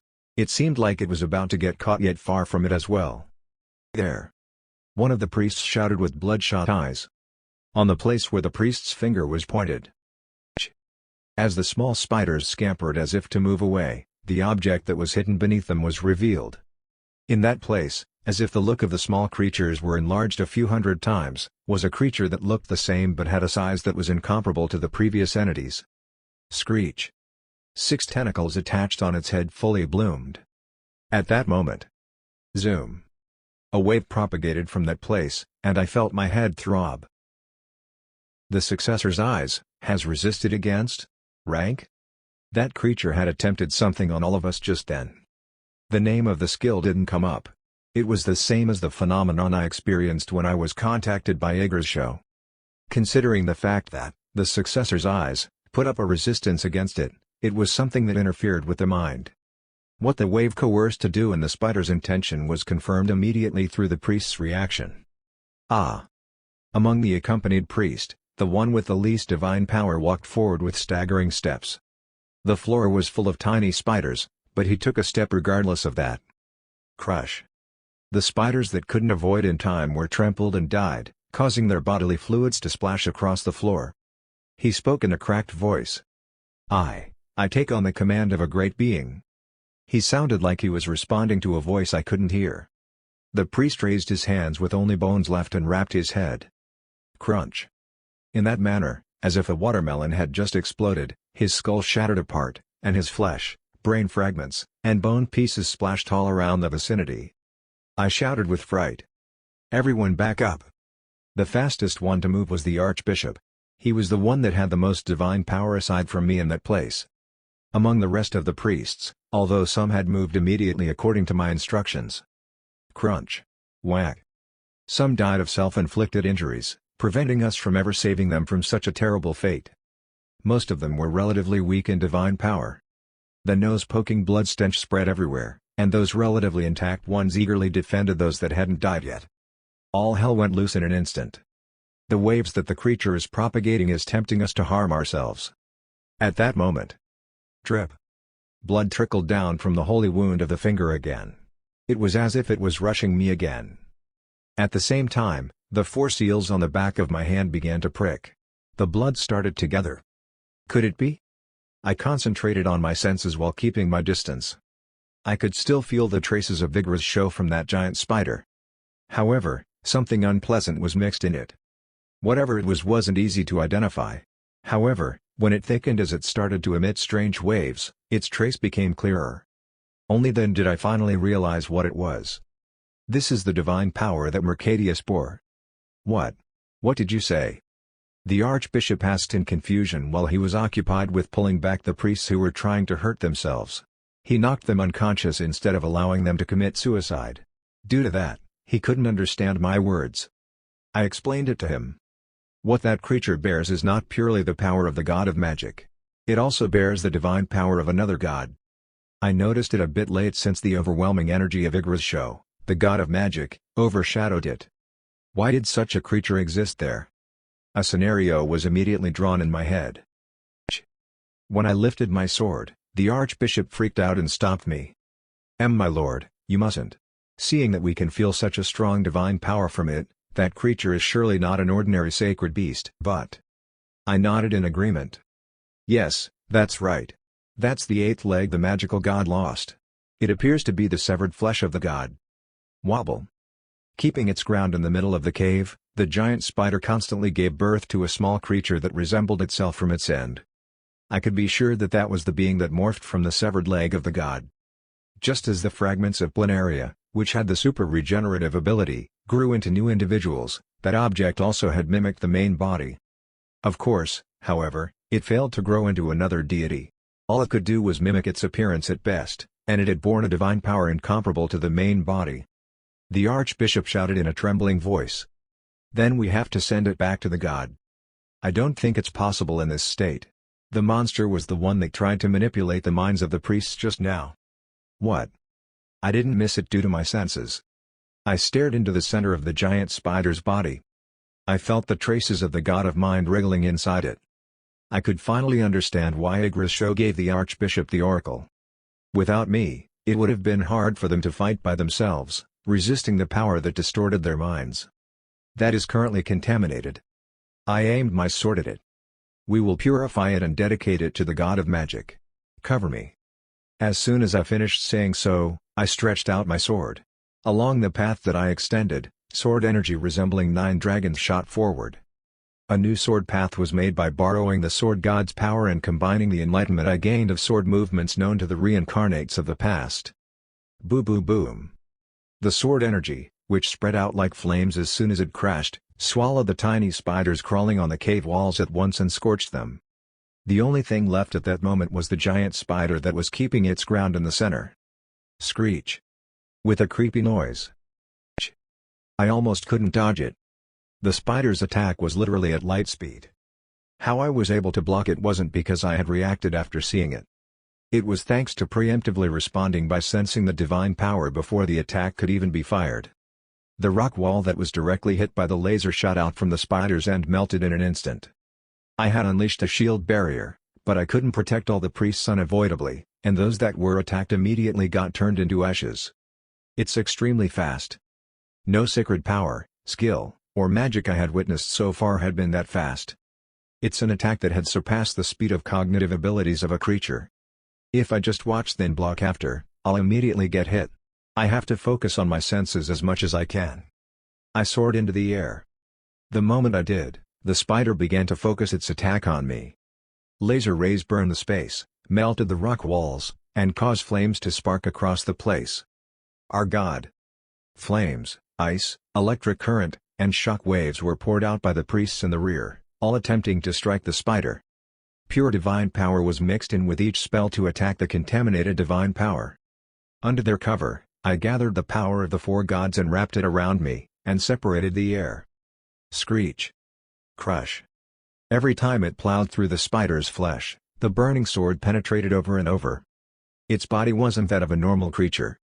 Darkness flowed along the trajectory of the sword I swung, which then scattered in all directions. I cut off at the darkness, layer by layer as if to dig into it.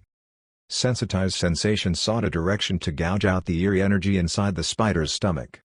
I attacked intensively only to penetrate it. It's in that place. The main culprit that contaminated the spider. I gathered my strength together once more. Resistive force repelling divine forces of a different kind. The cycle of me first predicting the attack, blocking, and then the spider attacking repeated endlessly. After the heavy rain of light, my sword dug up the spider's stomach without fail. After cutting out the darkness in all directions as if to slice sashimi, I finally bore witness to it. It's different from the Mercadius's form. There was no such thing as a red mana mixed in it. It was understandable. The time when that object had seeped in the severed god's flesh would have been a lot earlier than the incident that the Mercadius had obtained the skill. Perhaps it happened shortly after the collapse of the material world. More precisely speaking, perhaps the timing would be right if it was done after the god of mine went missing? Here it is. With a sword made out of 4 interlinked divine power, I struck the spider's belly. The small dot would have been like a fatal blow to the spider right at that moment. I stabbed deeply and thrust in. Boom. The foreign divine power confronted the 4 kinds of sacred energies of the gods that agreed to go along with each other, causing a huge explosion to occur. It was such a shock that it made me worry if the cave would collapse. Be gone. Disappear from its body. While having the sword stuck in, I poured all the divine power I had into it. The force I pushed into it was concentrated only on the traces of the god of mine stuck in it instead of spreading and attacking the entirety of the spider's body. And after a while, screech! I finally observed a change. The outskirt of divine power disappeared like a phantom. It shattered and gradually scattered. The energy that remained in the middle of the spider's belly gradually shrunk until it finally disappeared. At that moment, pot. Huh? The surviving priests were astonished. My eyes also opened wide unknowingly. What's this? The light stemmed and crossed the cave, carving out all the landscapes in our sight. It felt like we were watching a scene where cracks and light leaked out on the eggshell that conceived the sun. As the traces resembling the god of mine disappeared, the darkness covering the spider's outer skin faded and steadily disappeared. Afterward, a strong ray of light broke out of the spider along the path where the shadow disappeared. I was cautious that it might have malice and destructive power like the rays that attacked us recently, but it was different. The light seemed more intent to reveal its existence than to attack. In such an instant, the black surface disappeared, and only the brilliant waterfall of light remained. At that point, it had reached a state where we couldn't look straight at the spider with our naked eyes. And whoong! The spider floating, wrapped in light, spun as it twisted its body. Like a waterspout created above a lake, it tightened its slender body and made itself thinner. When it completed taking shape, a long object floated in front of us, emitting holy light. The archbishop cried. The 8th leg. It was difficult to breathe since the traces of pure Igris show after the unpleasant feeling disappeared were so intensely filling up the surroundings, causing air to have difficulties traveling into my lungs. The archbishop wiped away his tears and gave me a suggestion. Chosen one. It's your grace. You should consecrate to the great being yourself. Originally, fancy rituals and ceremonies would have to be followed to match the congregation's format. At that moment, however, I didn't think they would need such empty formalities. The priests of the congregation and the one that awaited the dedication wanted its leg back. Therefore, I held on to the shining spider's legs with my hands and prayed with my desire in a sincere manner. Oh, great being! I consecrate this to you. It was a prayer that was done in my own will for the sake of connecting to Igris show. I then felt like it had answered for the first time since I came there. It expressed words full of gratitude and joy. By this, you have completed me, mortal. In the next moment, I saw a different space than the cave we were in. The priests disappeared, and an alien landscape unfolded. This is. The place was familiar. The thick wobbling darkness was all over the place where the glaring light I had dedicated the leg to hadn't reached. It was where I first met Igris show. And that time again, there was the god in front of me. Igris show looked like a plain mass of flesh compared to the spider I once saw in the material world. The darkness continued to flow from the base of the severed leg, covering the surroundings. But at that moment, finally, the god brought the leg that turned to light near the cut surface. Boosh! Afterward, the light that had filled the surroundings began to cut and consume the darkness. The starlight-like glow melted and covered the dark universe, and the fiery Milky Way lit up all the shrouded spaces. I let out an exclamation unbeknownst to me. It has returned. I realized that the magic element that had been lost had been revived. Even without the god's declaration, for those who contained the power of Igris show in their bodies, they just knew instinctively. Although I couldn't see any of them, the archbishop, priests who came along, the remaining members of the headquarters, and the believers, spread throughout the dimension, must have realized the magic of the 8th element. I experimented on it. Boosh! When I raised my hand, a photon fluttered at the end. So that's what it was. I could see why Igris show, whose leg had been cut off, kept shedding darkness like blood, why the space I was in was so full of darkness, and why the breathtaking darkness was around him whenever the god descended. Darkness is, After all, the absence of light. At that moment, Yggdrasil had recovered what he had lost for a long time. The god laughed, and I was thrilled. From that point on, the mortals of the material world would come to know of the light element magic. Chapter 170. Adgon, 1. The flash brilliantly painted the surrounding. The god's voice rang again in my head. It's been a long time.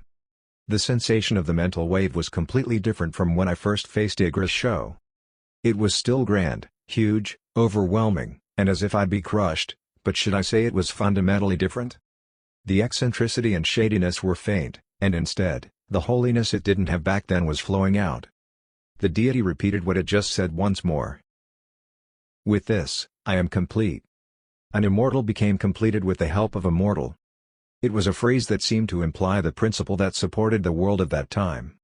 The body of Yggdrasil, wrapped in light, gradually changed shape. It didn't stop at only attaching the arm that wasn't there. Instead, the darkness calmed and faded. The body revealed in that manner was like the goddess with 8 arms. The strange creature disappeared, and the presence surrounded by the holy halo looked at me.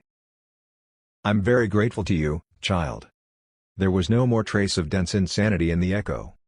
It was completely different from when it lost its memory and origin and moved according to its primary desires. Is that its true appearance?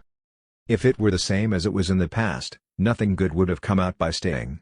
I would have found a way to run away as fast as I can. But I thought it would be okay at that point for some reason. Hence, I asked a question. Have you now completely regained your power and memory? The goddess denied it. My body is still anchored to the void. That meant it hadn't recovered enough to escape from there yet. I was torn from the world in the past war that caused me to lose my glory and power. It's still a long way from recovering the power and memory I had then, but by recovering my strongest leg, my mind became clear, and I regained some strength. It's all thanks to you, child. It wasn't perfect yet, but it seemed to have regained a meaningful level of strength. Of course, I will continue to increase my influence on the world through those who convey my will and believers. Anyway, it looked much more convincing as a deity than before. Hence, decided to grab the opportunity. I didn't know how many more instances I would have to talk to the god that maintained a relatively stable mentality, after all. If so, may I ask you a question? Ask away, child. I took out the question I had as I fought the monster that morphed from the Yggdrasil's severed arm. The god of the mind. I felt the power of that deity on your 8th leg. You have seen and judged it right. Its power helped suppress and seal my leg so it wouldn't return to the main body. Also, I have confirmed that the fragment of the god is spread all over the world, bringing about destruction. That is true as well. They desire the destruction of all life and are enticing them. Why is the god of the mind doing such a thing? And what do you recommend us to do to stop the debris? The Union was preparing for a massive extermination war, but I wanted to hear the solution from a god's perspective. Yggdrasil replied. Before the creation of the material world, the gods controlled and ruled perfectly and existed as part of the world. In that place, where it lasted for a long time without any issues, the enemy appeared without any signs. The first to be attacked was space. Like a red spider's web, the universe cracked, split, and opened a gap, and monsters poured out of those fissions. Beyond the cracks was a completely different space from the world where the gods existed at that time. The great beings called it the void. The enemy that emerged from the void was incomparably powerful than the enemy that the mortals of the current era were up against, and the gods fought desperately to resist but eventually lost. The magic god mentioned them and described them as such. The purpose of the monsters seemed only to destroy and exterminate everything. It was all for the sake of destroying all of the boundaries between the void and our world. In doing so, the void would be able to swallow everything through the war. The war's victory went to the inhabitants of the void, but the monsters couldn't completely fulfill their purpose. They didn't completely exterminate the gods and hadn't completely devoured the world. However, the gods who lost the war had their powerful authority and memories sealed, and their main bodies were exiled to the void. But the world that we managed and looked after did not completely collapse. Instead, it survived. Additionally, the destruction of the mortals could be avoided. Even before the material world was created, souls and life already existed. However, during the gods' reign, They weren't completely separated from the deities and lived and regressed as part of the Great Being. Originally, what composed the body and soul of the mortals were the small fragments that composed us. If to compare it to your concept, it's like the cells of the gods. However, after the gods were dragged into the void, the mortals, who acted as their cells, were left in a world separated from the gods. Meanwhile, even the world couldn't remain intact, and the space that was originally one was broken into countless dimensions. It was the birth of the material world we lived in currently. So why didn't the inhabitants of the void who exiled the gods destroy the material world right away? That is because the monsters also used up a lot of strength while fighting with us. After the creation of the material world, they chose to regain their lost power slowly. As long as the material world existed, the gods could avoid an irreversible end, even if they lost themselves and their memories. Then the red gate that opens in our world now and the monsters in it are. It is a phenomenon that occurs in the process of their recovery for their strength. For the monsters, it's nothing much but stretching. The frequency of the fissures being observed is gradually increasing, isn't it? It was just as the goddess said. According to Union statistics, the number of red gates was increasing, and the monsters that appeared were also getting stronger day by day. As recently witnessed at the Garangsha dimension, variations that weren't bound to existing categories and patterns were also being discovered one after another. They were monsters that couldn't be overcome unless the strongest warriors in all dimensions stuck together and fight with all their might. But what if there came a world where they were no longer classified as mutants? What if time had gone by and the powerful monsters that couldn't be dealt with using existing knowledge and experience covered up the world? That was the enemy that the gods had to fight and the destruction the future empire would face. Of course, none of the deities wanted that kind of future, except for one being. The god of the mind. I recalled the memory of him more than that passed through my head as if to absorb when Mercadius was destroyed with the non-elemental divine force in me. Blind hostility toward the world. And pure anger and hatred toward the living. What on earth is its motive? It's the possible result of the god of mind losing its memory and going crazy. I was also aware of the reason why the god of the mind, of all the deities, faced the worst end. But madness was its reason to doom the world? The god of mind was divided but didn't get completely destroyed. It maintains its presence even though there are no remaining faithful servants left to serve its degraded state. Then, what was needed to be done for a god to be completely extinguished? Igra's show had already told me the answer. The reason why we are trying to increase believers and expand our influence in the world is that only that method makes us stronger. If believers disappear, I will end up like the god of the mind. However, I will not perish. I understood what it meant. Only when the material world is completely destroyed will the gods be driven to extinction. That is the desire of the void's inhabitants and the desire of divided and scattered god of the mind. Is it suicide? As long as the mortals, who were once part of us, and their souls remain existing and possess a mind that can think, the god of the mind will remain as well. They will only continue their miserable existence endlessly in the same way, fragmented and scattered. The god of the mind wanted total extinction. It was trying to attempt a mass suicide with the mortals from all dimensions. There was no way for it to die on its own, after all. The only option it had was for the world to perish or use another god's power to offer them extinction. The magical god looked at me quietly and continued. Although it is said that it was split up as while it was mad, it is also a deity. It can't be left alone, pouring its hatred to the world and bringing doom upon itself in this way. Will you help me, child? How can I? A silence, as if to observe me, flowed. I see. Now that I've lifted the ignorance that covered my eyes, I now understand. You are moving with a long-cherished destiny to achieve in each life. Beyond just evaluating it as hard and tough, it seemed to have discovered something engraved within my soul. My identity is the successor. That's right. But there are too many variables compared to the original plan. Then it told me as if to assert. The biggest reason is the system. Pot. After talking to the god of magic, I came back to reality. Oh, chosen one. The archbishop, full of tears, greeted me. He spoke without being able to hide his emotion. From all things, the atmosphere, the universe, graceful power rises. The power has clearly changed from the previous presence of the Great Being. Oh, I can feel it. All priests who served Igra's show might be facing a similar phenomenon in their respective dimensions. The priest, who was trembling, seemed to have noticed a change in me as well. Oh my, an unusual energy from the Chosen One is. It was only natural. By any chance? I nodded and turned the Archbishop's guess into a fact. I just came from meeting the Great Being. Oh. What a blessing. Did it call you to honor the consecration of the eighth leg? Well, there's that, but should I say the true purpose was an oracle? An oracle? Although I didn't serve with all my heart, unlike the Archbishop, it appeared in front of me as it took advantage that I had consecrated it myself. I recalled what the god had told me in reply to my question. Just as my fragment was manipulated, the god of the mind has left its trace on the system. Without solving that obstacle, I cannot guarantee the safety of the world.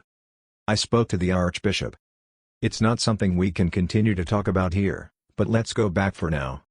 While I was gone, they had already recovered the corpses, stored them in a subspace, and had finished preparations to return. We retraced our steps, and soon after, we were able to get out through the entrance where the black vortex swirled. However, the moment the landscape changed, the priest cried, "Over there!" I looked up at the sky and couldn't help but click my tongue. It's a disaster. It's a transport ship. Spacecrafts were approaching from many directions. The priest shouted, confirming the appearance of the battleship and the inscription on the surface. Adgon. It's the Adgon's transport ship. We thought that we had infiltrated under their watch, but I guess we were caught in the end. The priest murmured. If this is what has to happen, they will understand once we surrender and calmly explain what happened. There's a definite proof that the magic that disappeared has been revived. That gentleman had a field of flowers in his head. The moment I was about to say something. Pot. A battleship used blue energy to summon waves that covered the entire place. It stopped our retreat. The X-class items installed in the transportation ship had locally twisted the dimension. They had blocked us from running away through teleports. I clicked my tongue and murmured. I don't think the other party has any intention of solving this in such a peaceful manner. I unleashed a barrier shield in preparation for the air raid, but the transportation vessel made an unexpected move. They just fell as if they were crashing into the ground. Why? It wasn't that it wasn't equipped with any weapons just because it was a transport ship. There were barrel openings everywhere that seemed to mimic that of the tactical fortress. Perhaps, because of this? The black vortex that was located right behind us. It was the entrance to the place where the Igra's show's leg was sealed. Were they concerned that a sudden bombardment could lead to damaging it? If so. As expected, the Adgon punks knew it was in there. After landing, the entrance door to the transport ship opened, and aliens poured out. They approached us, all armed. The intention was clear. It's too late. I spoke to the priests, pulling out the sword that I had received from the Union. Let's push through them. Chapter 171. Adgon, 2. We had disguised our original appearance with polymorph even before we came to the planet for contingencies. In other words, they weren't rushing in because they recognized our identities. The desolate planet was a place where no normal organism could be found, and only plenty of monsters frozen in a statue-like state were scattered. Even if someone invaded it, why would that be enough reason for them to quickly dispatch such a tremendous amount of force and react immediately? Furthermore, their aura while charging in was suspicious. An all-out war out of nowhere? They didn't seem to have the option of conversing or capturing us alive in mind in the first place. The vigor of the Adgon's army of awakened was immense. Their blue mana, which was boiling violently in their hearts, was so blatant that we could already deduce what they were planning at a glance. Mana gathered in their gun-type weapons. The dimensional isolation barrier is active, so outside communication is impossible at this moment. They most likely took such a precaution to prevent us from escaping, but there was an aspect that made it advantageous for us. They came without even knowing who they were dealing with, after all. In other words, even if divine power, magic, or skills that could give away our identity were utilized in the incoming battle, nothing would leak out. As long as no survivors remained, that was. I decided to aim for the transport ship last since it was evident that it was the source of the dimensional isolation shield. That artifact had to remain intact until the very end of the battle. I spoke to the Archbishop and the priests. The transport ship should be the last one to be destroyed. Don't leave any survivors behind. Understood. Thy will be done, my lord. Since the resurrection of the magic of light, the way they treated me had become even more courteous. They followed my instructions as if they were obeying a god's word. Here they come. The Adgons were approaching from various directions. Their movements were clearly visible beyond the horizon. If we could see them, it would be safer to assume that they could see us as well. At their gunpoint, blue energy condensed, lasers were fired and fragmented in the air. Pop pop pot. It took less than a second for the bedrock we were standing on to turn into gravel. The reason why infantry was deployed instead of bombarding the ground using the airship was evident. The storm-like beams precisely avoided the black hole where the fragment of Igra's show was sealed.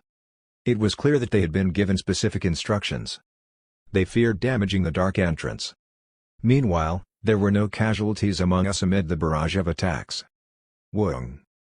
A bright light emanated from Igra's show's seal implanted on the back of my hand. It didn't emit its signature black hue ray that painted the surroundings whenever I would draw out the God of Magic's element. Instead, it produced a beautiful flash made out of every natural color dwelling within it. My magic created a thick curtain of brilliance, deflecting and disrupting their long-ranged attacks. Attack. Our counterattack followed soon after. Through the power granted by the magic god, they attacked the Adgons with spells they had never learned before. It was less than an hour after the light-type magic revival, but the priests freely recited and invoked the element's spell. Powerful and fast oblique beams, incomparable to the firepower of the enemy's artifacts, wreaked havoc. The land we were standing on turned into a gravel field due to their attack. However, the earth under our opponent's formation was cleanly severed and was vaporized to the point that it was noticeably caving in. The Adgon troops could barely hold out against it, even though they were already evoking their defensive artifacts. Regardless, everything around them, except the round sphere, was destroyed quickly, making them gradually sink lower. At $. They exchanged words that showed their bafflement, but the Adgons seemed to have no way to break through their predicament. Rumbly. At that moment, the whole surrounding land began to fluctuate. What is that? I activated penetration and gazed through the depths below my feet, allowing me to understand what was happening below us. Our battle against the contaminated eighth leg in the underground cave was destructive enough to create holes and cracks on the bedrock. Of course, apart from pure physical integrity, some kind of force keeping the eighth leg sealed would have played a role in keeping the place intact, but that had already been dispelled. As a result, the ground below us had become very unstable. To make matters worse, shocks from the ongoing battle against the Adgons were disrupting it. How much energy was both of our sides exerting at that point? I couldn't quantify it, but observing the scene in front of me, one thing seemed certain. It was enough to cause a massive earthquake. Everyone, fly up. Even while maintaining the attack, the priests soared into the sky, reciting flight spells in unison. Rumble. Rumbly. Shortly after we moved away from the ground, the earth began to fluctuate with a stronger magnitude. A colossal fissure widened and covered the lands as the bullets of light fired by our troops poured down endlessly. Whenever the rays struck the ground, shock waves spread, and sparks flew. The Adgons also tried to escape by flight, but the constant attacks raining down on them from above prevented them. Not long after, their screams finally broke out. The wide field we were looking down on had become a mess. The Earth's movement, which was initially described as mere shaking, became more intense. It rose, sank, and turned over. The ground submerged completely and sprang back up. Surrounded by protective barriers, the Adgons were tossed around like ants swept away by overflowing river currents. Amid such tremors, the barrier shook, and the priests and I didn't miss such a golden chance. Ray of destruction. Pop pop pot. Particles of electromagnetic waves, smaller than atoms, penetrated through the cracks. The Adgons' bodies were like a sheet of paper before the might of the light element magic. After a while, among the awakened beings sent down from the transport ship, not a single one remained alive. The transport ship was being swept away by the earthquake, with its cockpit and tail position turned upside down, but it was still maintaining the dimension isolation barrier activated. I extended my palms toward it. Blazing beams were fired from my hands, and the carrier evaporated immediately. Simultaneously, the dimensional isolation barrier was extinguished, showcasing a scene that would make any Adgon faint to those outside the dome. The black hole that led to the sealed leg disappeared without a trace, and the Adgon race couldn't even retrieve their kin's corpses properly. The land was turned upside down, causing it to collapse, and the transport ship also disappeared, leaving only a few pieces of debris. Retreat. We teleported leisurely and escaped from the planet of ruins ruled by the Adgon race. After returning to the Igris Show congregation headquarters, the Archbishop and the priests begged me to stay longer. However, I refused to comply since I thought a year or two would not be enough to finish all the various consecration ceremonies they wanted me to attend. Furthermore, at that time, when the fragment of a god was released from its sealed state, it wouldn't look good if I were to be found in the congregation headquarters. After I left, the Archbishop declared to all dimensions that the eighth magic that had been lost since the creation of the material world had been retrieved. The reaction was hot.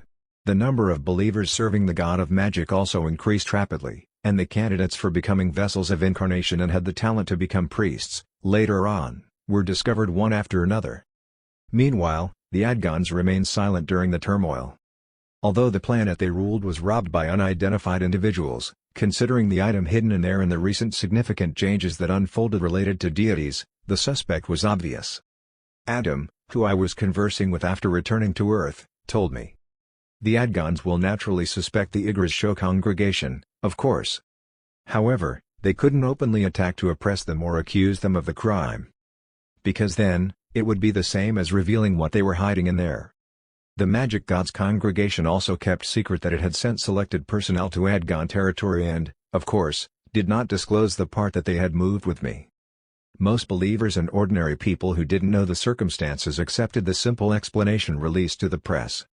They were told that the congregation's status grew because of the Union's support, which in turn helped the god, resulting in the Lost Magic's revival. Those Adgon punks won't be able to protest even if they learn of the truth, since if they were to complain about the invasion of their private property, they would reveal their dirty secret. Yes. I'm curious, though. What the hell is it that they do that requires them to hide a god's fragment in such a desolate place? It couldn't be that they were the ones who sealed it. Didn't you say that the loss of the god's eighth leg coincided with the creation of the material world? Of course, they weren't the ones that sealed it. However, they must have been assigned as the gatekeeper at some point. The planet wasn't located near the home dimension of the Adgon race. Even after joining the Union, they expanded their territories too. The place that the leg was sealed at had been one of their territories. I've looked into it more, and they colonized the planet about 1,000 years after the Union was formed. He added an explanation. The Adgons were not originally very active species in expanding their colonies but suddenly began to expand their territories from that point on. It was around that time that each of the 5 tribes that formed the Union began to perish. The only exception was the Adgon species. What he said made various theories possible. So there definitely was something going on from then on. Here's a list of planets that they recently marked as their territory since then. That many? Yeah, think about it. What if they know more about locations like the black hole that you discovered? What if they preoccupied each of those planets and declared it as their territory, and prevented others from accessing it? There seems to be a need to get a closer look at this. But recklessly charging in like that won't work anymore. Yeah, they're only remaining silent since they can blatantly point fingers, but they're certainly suspicious of me too. Contrary to the will of the Union, if the Adgons wanted the gods to fall faster, they would have their eyes bloodshot, eager to get rid of me somehow. If we wait a little longer, they would reveal their fangs. Adam's prediction soon turned into reality. A few weeks later, Bachurka called me through interdimensional communication with a look of bafflement. I asked the alien beyond the screen. They've found a candidate for the incarnation of the god of sorts? The congregation that served the god had fallen beyond comparison to magic, life, and luck. To exaggerate a little, it had become nothing but a small convenience store. Therefore, the Union's support was more urgent for them than other congregations and was actually receiving more help. During the search in conjunction with the Union's members that time, they reportedly found an individual who had the talent to fulfill the Sword God's will in some dimension and had finished the tutorial but didn't join the Union. It was quite good news to hear so far, but there was a reason why Bachurka looked grim. The Union representative that was dispatched there to handle the work was the Adgon species. It is said that they used a priest who isn't very high-ranking to find candidates for the incarnation, but they said that in the process, the incarnation candidate ran away. Why the hell would he? Running away from the surveillance of the Union? Though he acknowledged the candidate's intention, the ability needed to do that was high. Aren't the Adgon species the one that lost him? At this time, it's still too early to jump to conclusions. Anyway, the individual that ran away seems to be an outstanding talent. He hid deep inside the planet using his completely shrouded divine power that had sprouted with much effort. The following was the request of the Adgon species. Under the current situation, I, who's the most skilled in using the God of Swords power, was asked to find the hidden incarnation candidate. Around that place, the dispatched Adgons crowded. They are acting so blatantly. There was also a way to avoid responding with reasonable excuses right at that moment. But all right. Bachurka's expression changed.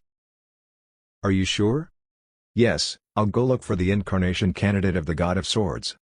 I kept a deep smile on my lips as I continued my sentence. With the Adgons, that is. Chapter 172.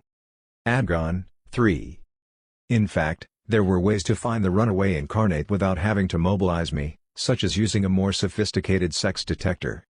Nevertheless, the Adgon species at the scene expressed their desire for me to come quickly. Well, their real intention is obvious. The world where they searched with the Sword God's priest, Aiden, wasn't affiliated with the Union. It was the best condition they could get if they wanted to avoid the member dimension's eyes while disposing of certain things. Are you sure it's going to be alright? Adam anxiously asked the moment he called, but I had already solidified my determination. It's an opportunity to reveal what the Adgon's true plot is in their true colors to the Union. Even if I argued with the commissioners until my voice turned hoarse, my claims would only be an empty echo without evidence. There was a method to turn the place where we found the sealed fragments of Vigra's show into evidence, but they could simply play innocent. There was also the possibility that they would retaliate against such notions, saying that we had trespassed. Hence, I had no choice but to save it as a last resort.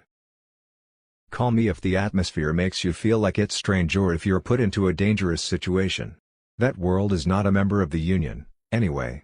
We would be able to send our troops at a moment's notice however we want to. Of course, they would have to brace for considerable friction if ever I asked them to take such drastic actions.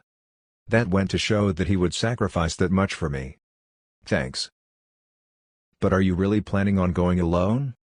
Knowing it was a trap, it was absurd to take Nate or Hibiki, especially when taking the fact that they had yet to overcome their mana capacity's limitations into consideration. The dragon, Euclid, needed to help with their quest, so there was only one workforce left that could actually help. Hey, you need to go to some other world with me. Then the darkness in the golden armor spoke to me as if to protest. Wait a minute, didn't you just say they're waiting with traps planted? You said you wouldn't take the others to avoid getting them caught up in the chaos. Are you telling me that you don't care if it's me that goes and dies? Instead of answering him, I asked Jenna Drake a question in reply. Do you think you can even actually die? I honestly don't know. But if this body breaks down, I'd helplessly get stuck in a sword again. Then you should do your best to help me sort this out. We have to work together to avoid such a situation. A few days later, we tore up a pile of scrolls sent by the Adgon species and crossed the gates that they led us to. The place where they were searching for the incarnation was the planet that had a similar name to its home dimension, Darien. When we pierced through the blue flash, the scenery of the strange world unfolded. Around us, there were many fortresses and infrastructure that had collapsed halfway. It was magnificent, but there was no sign of anyone living there as of the moment. The scene was practically close to ruins. Jenna Drake murmured. What? It's a ruin of a fairly advanced civilization, isn't it? I nodded in confirmation. Yes, it seems like it was a civilization that was well beyond Earth's current science development stage. How could such destruction have happened? War? The ruins, which were already close to heritage, seemed to be burning crimson as it received the rays of the simultaneous sunset and sunrise of the two suns. Oh, Mr. Seo Jin-wook. You're finally here. A voice was conveyed by my interpretation magic. As I turned my head, I immediately saw a spacecraft standing out among the ruins. The door opened, and several aliens walked toward us. The one on the lead wore a uniform of the Union headquarters staff. Overall, they had a body type similar to that of humans, but I couldn't see any body hair at all. Their skin color was close to the hues of coffee, and their pupils were light gray. He was a typical member of the Adgon species, the same as the ones that I had seen so far. He approached us and introduced himself. I'm Talus, Commissioner of the Union headquarters. I'm currently on a mission to find an incarnate candidate here on planet Darien. I greeted in return moderately. Nice to meet you. I'm Seo Jin Wook. The Adgon made a fuss with exaggerated expressions and tone. It was a completely different attitude compared to the member of the same species who was blatantly acting hostile to me at the Supreme Commissioner's meeting. Was it because he was of a different rank? I'm familiar with the rumor. I've heard that not only did you get recognition from the four gods, but you also became the first person in the universe to identify Mercadius and destroy an entity belonging to their species. Indeed, that is an achievement that will go down in history for a long time. It is such a blessing to live in the same era as someone like you. The commissioner that said such pleasant things quickly turned his glance when I didn't seem impressed. He greeted the golden armor standing next to me. You must be the companion of Mr. Seo Jin Wook. Excuse me since there was no mention in advance, but if I may be so upfront as to ask for your name? It was different from the reaction of the deer Garangsha, and the starfish in the fishbowl Tunjil, who didn't even bother to ask, assuming that he was a devil who was being enslaved.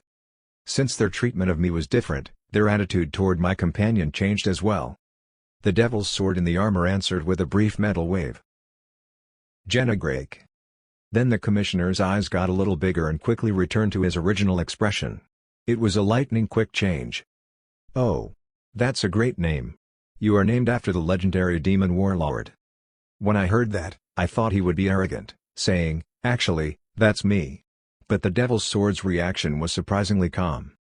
To be more precise, there was no reaction. He didn't even bother to answer. The other Adgons were standing silently behind them while the commissioner greeted us.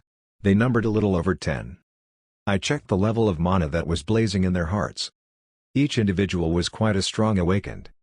They weren't at a level wherein they would be pushed to the corner or ignored regardless of where they were dispatched. However, it was unlikely that we would lose even if they rushed at us all at once. That can only mean that that's not the entire force. There's a good chance that the rest of them are hiding within the planet. Next, my eyes stopped at an alien that was mixed among the Adgon. Compared to sentient beings on Earth, his whole body was like a two-legged monkey covered with golden fur. Looking closely, his clothes were unusual. The shape on his shoulder was indicative of his high priesthood serving the god of swords. Bachurka did say a low-rank priest is going to be accompanying us. The commissioner overreacted as if he had noticed my glance. Oh. I apologize. I seem to have acted densely. Let me introduce you. Mr. Seo Jin Wook, this is Bishop Briam. The golden-haired monkey then approached and bowed deeply. The humble-laden sword stands before the Chosen One. His reaction was much more refined and calm compared to the maniacal reactions showcased by the god of magic's priests. A bishop. It was quite a high position, but the priest's power that took the position wasn't exceptional because the situation of the god of swords congregation was far from ideal. The divine power felt from his body was weak compared to the priests of vigorous show's congregation headquarters. To put it bluntly, he was just equal to a normal priest of other churches. Now, let's not stand around here and talk inside. Following the guidance of Commissioner Tallis, we all entered the airship. I thought that they planned to do something to me right there and then, but as if they didn't desire to reveal their fangs right away, he began to explain the current situation briefly. In fact, I am nothing but ashamed. It's my species' territory, yet we had to request Mr. Seo Jin Wook's deployment for help. Then Bishop Briam's face drastically darkened and intervened. The Adgons dispatched by the Union had done their best. It is our fault that we lost him. At that moment, I realized I hadn't really heard the full details yet. What the hell happened? The commissioner resumed the talk, and Bishop Briam listened with a face full of shame. This place we are in, planet Darien, had almost lost all of its glorious civilization of the past. Their situation was so dire that most of their planet had become inhabitable for natives to live on, and it was said to be comparable to Earth's lost land concept. It was at least fortunate that more than 70% of the population was an awakened individual because of their long history. They created collective dwellings of the size of city-states all over their world, and the gates that appeared in them were desperately closed so that they could avoid extinction. The problem was that there was no motivation or room to move between such city-states actively. Hence, exchanges with each other were almost cut off as if they were all living in isolated islands.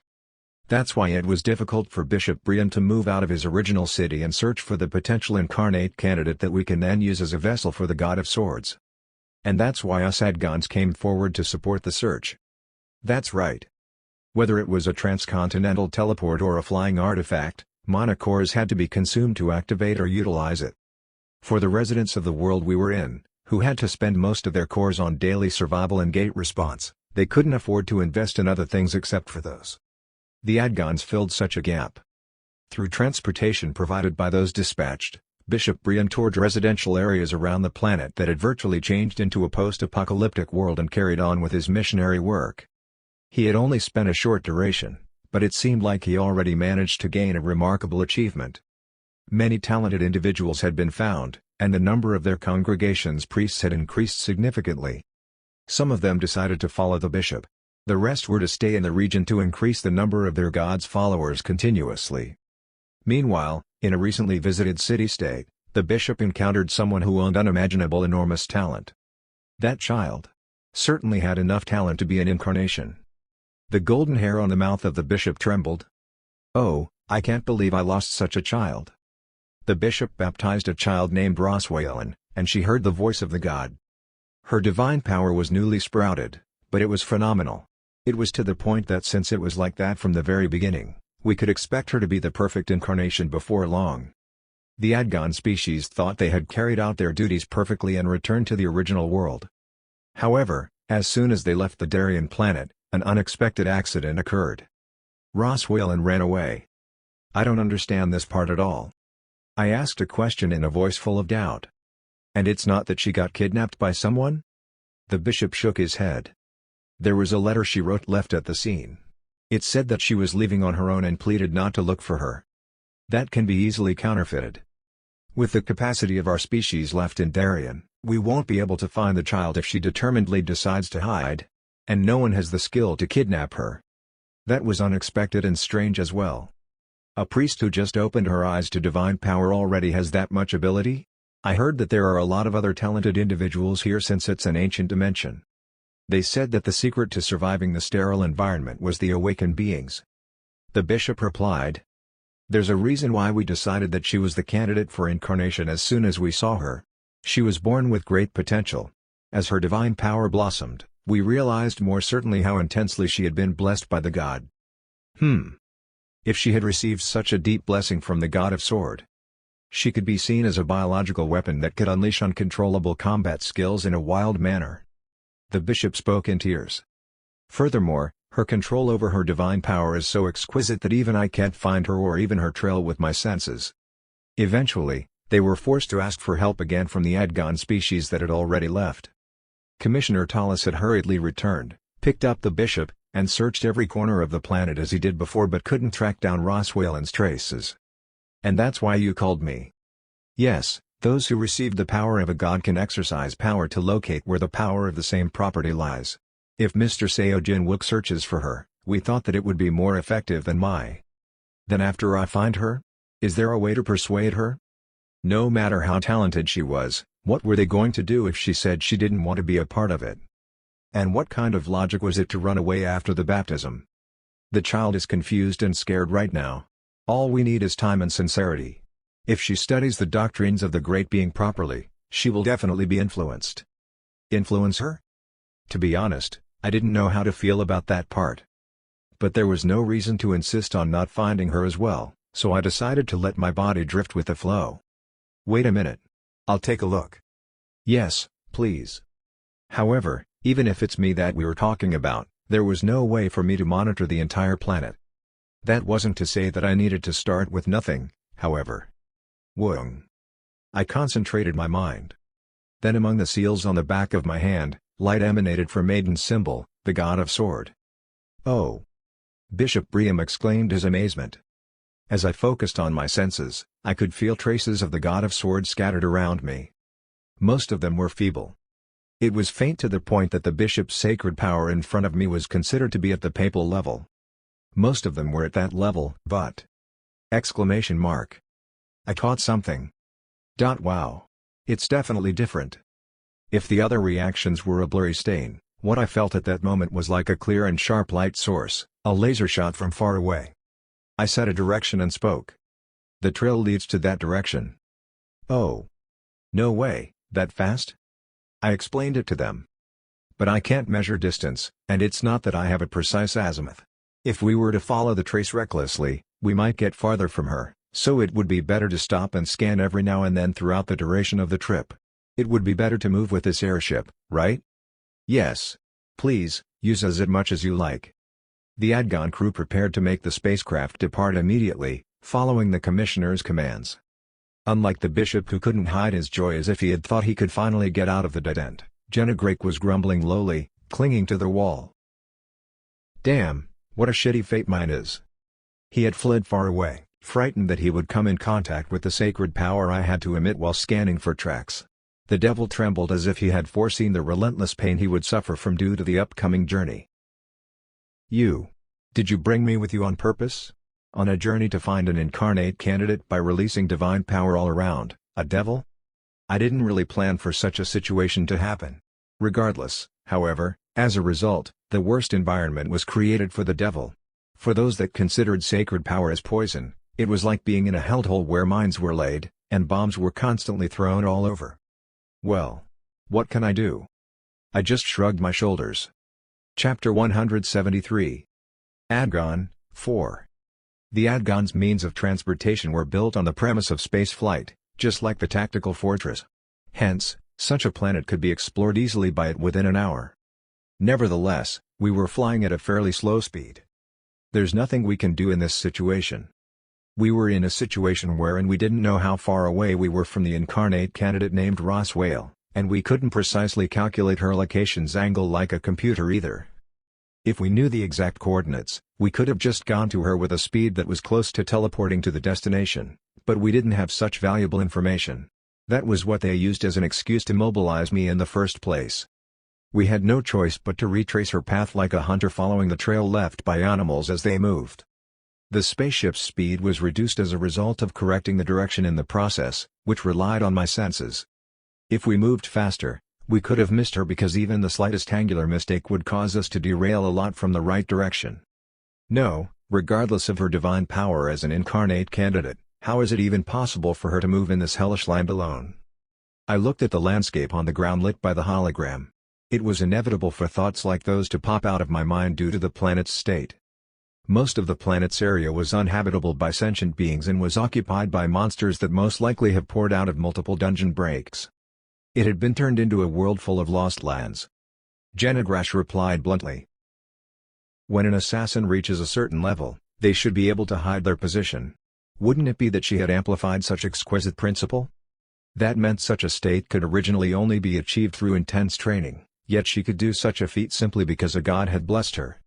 It's not stealth made possible by magic, but stealth gained through the complete control over one's body and mind? That's almost to the level of a superhuman. If she's truly a representative of the God of Swords, that much should be possible. She's more formidable than I thought. Why would a child who could use such power run away from the protection of the congregation? Why would she rather dare wander through the wilderness? I looked at the ground for a moment and muttered. It's nothing but chaos down there. Only dungeon monsters filled every acre of the fields below us. They were freely stirring from place to place and attacked and ate among themselves. The observation suddenly made me wonder. Wait, does the red gate open here as well? The dimension we were in had already completed the tutorial. Then the monsters much more powerful than normal dungeon monsters.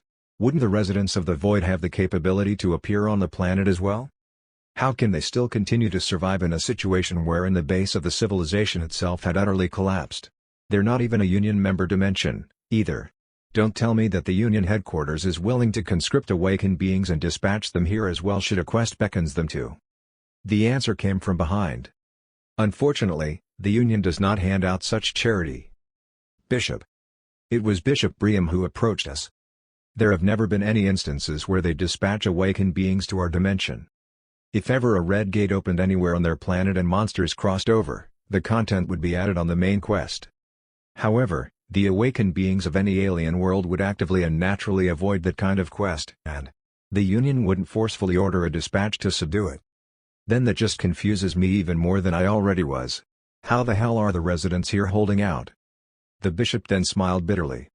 It's paradoxically our miserable situation that has helped us survive this forsaken reality for so long. The planet's population density was extremely low. If a red gate opens near the residential area because of bad luck, the residents of the area will be unconditionally exterminated. That was because members of the same species that lived in other areas wouldn't be able to come to help, and no alien, who would act as their savior, ever came. But most of the time, red gates open in places where people don't live. In terms of the residents of the Void's behavior, their top priority had always been to kill the awakened beings first. But what if there was no awakened in the vicinity? What if they still couldn't find anyone that had a monocore after traveling long distances?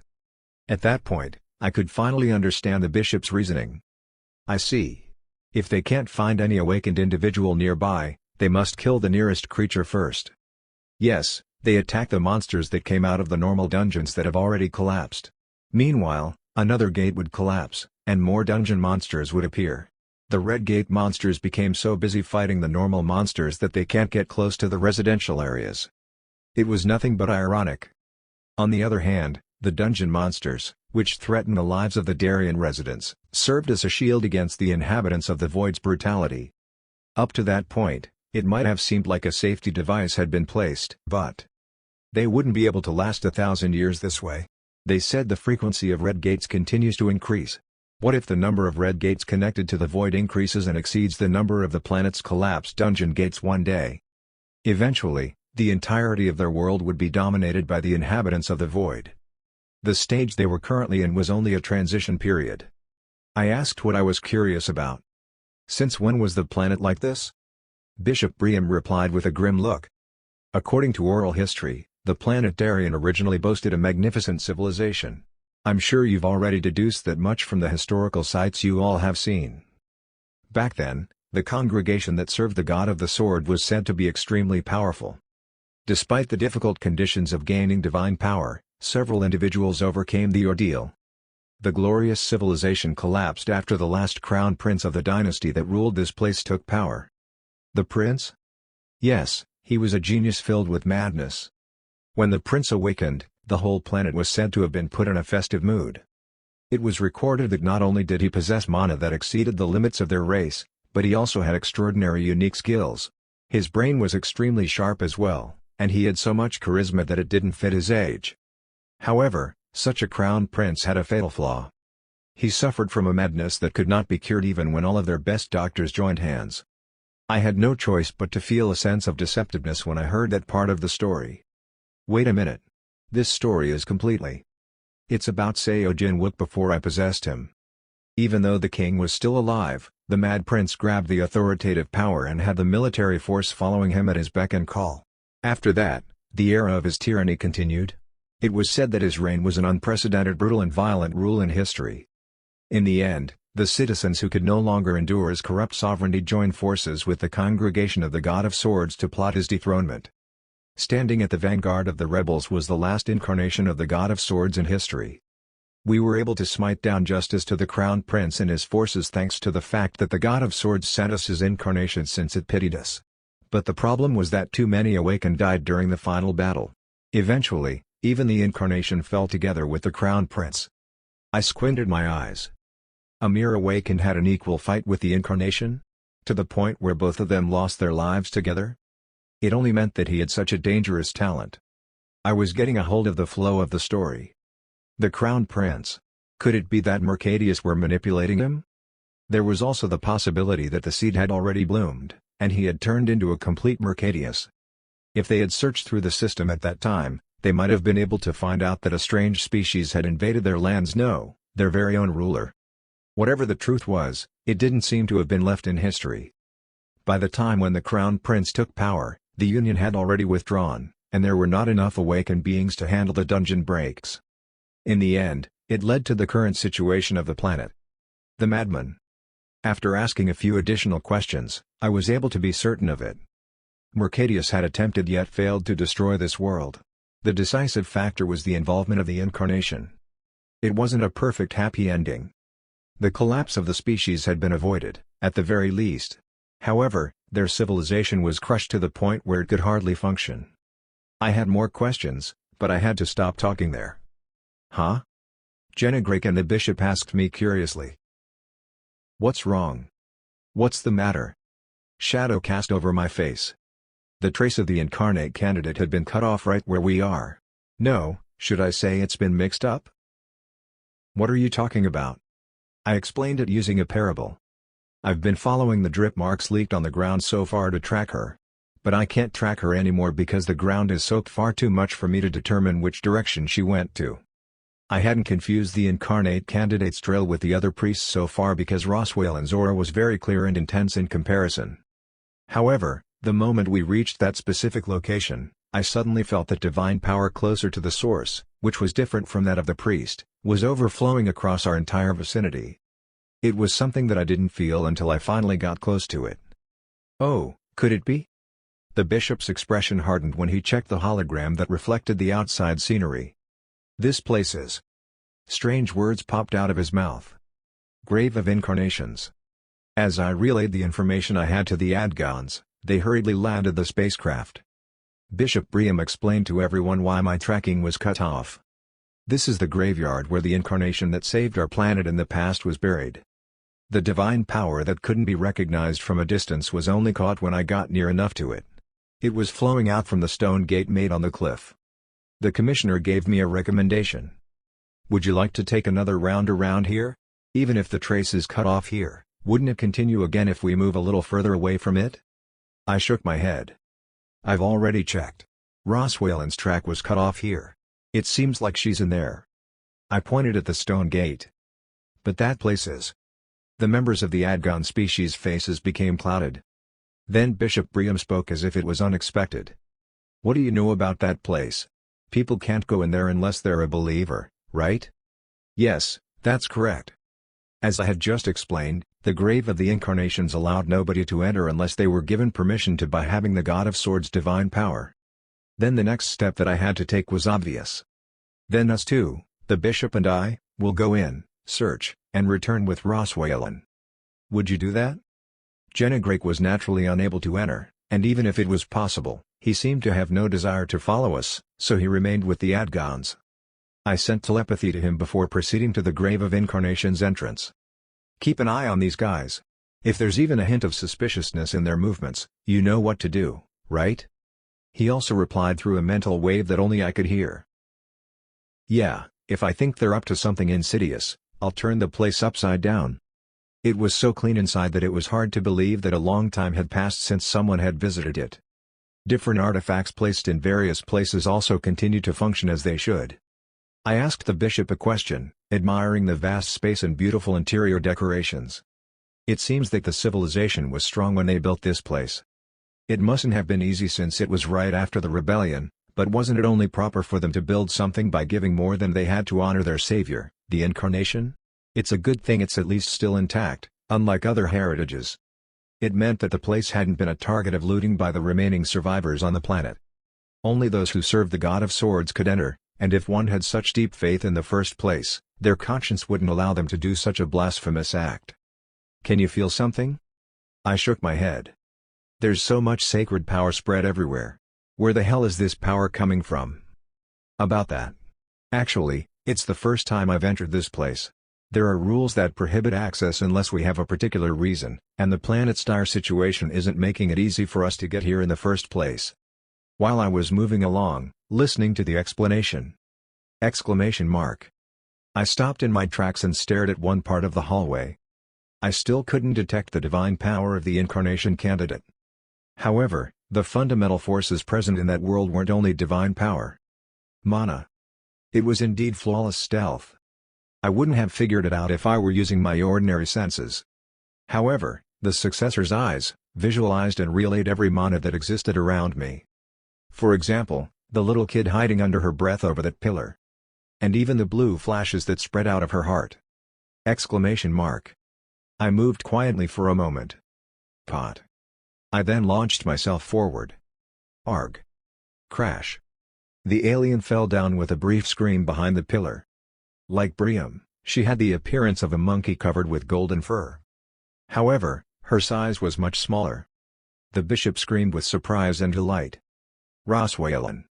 I found the Incarnation candidate. Roswellan, who was forced to sit on her bum, looked at me with a devastated glance.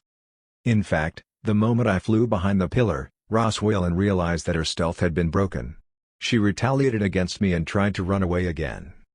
I didn't know if Bishop Briam noticed, but there was a battle between us at the speed of light at that short moment.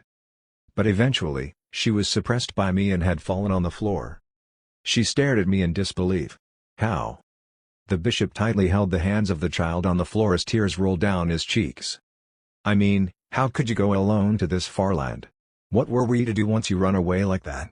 Do you know how worried we were? Only then did Roswell turn to look at the bishop. Her lips were shaking. I'm sorry. By the heavens, what's the reason behind your actions? Did we do anything upsetting? Or did you suddenly become scared to hear the God's voice? Then the young monkey shook her head in fright. No. Absolutely not. It's not like that. It's the luckiest thing in my life to serve a great being. That told me she didn't run away because she was overawed or pressured, at least. Then the bishop asked as if he couldn't understand it at all. Tell me then. Why? Only then did the child who had been chosen as an incarnation spoke of the story behind her actions. The God has given me a prophecy. Question mark. The bishop's eyes widened. What? Soon his face filled up with compassion. You mean you received an oracle? An oracle of the God of Swords that the bishop had never heard of. The bishop was about to dance. An oracle had been sent by a god that had been silent and cold for ages, after all. It was as if he was never in grief in the first place. However, the continued words made the air around us freeze. I had no choice. The god had spoken to me that I shouldn't stay there. That he will let me know of a safe place, so I should evacuate myself. Otherwise, I'll be killed. At that moment. Bang! A roar rocked our surroundings along with a tremendous shockwave. Chapter 174. Adgon, 5. After Seo Jin-wook and Bishop Briam entered the Grave of Incarnations, the stone door that opened for a few moments closed again by itself. The Grave of Incarnations. It's my first time seeing it myself. Although I've heard that there are such heritages in this dimension. The commissioner looked at the door, muttering in a strange tone. Jennegrake, who chose to remain outside, observed from far away since he didn't even want to get any closer to the divine energy. Even if the Adgon commissioner touched the stone door, it wouldn't have responded at all. In contrast, when Seo Jin-wook approached it, the door opened quickly and automatically. Jennegrake quietly observed the awakened Adgons who were with him. According to Seo Jin-wook, they were at a level that even Jennegrake alone would be enough to defeat them. If they had a plot in mind, they wouldn't have mobilized only this much of a force. Jennegrake stood silently, wondering when they would reveal their card. Covertly, he kept his guard up, especially whenever someone would pass by him. What broke his silence was the commissioner who approached him, moving away from the door. Pardon me, but may I ask you a question? Jennegrake replied bluntly. Out with it. He pointed at Jennegrake. I'm afraid that I might be wrong due to my lack of knowledge, but... The golden armor with a little mixture of red. Isn't your body the armor that was given to a subordinate by the King of Gold? He guessed it correctly. The devil grumbled internally. What? Lack of knowledge? If the bastard that recognized this metal at first glance when he's not even a devil lacks knowledge, then all the rest must be idiots. Seo Jin-wook was right.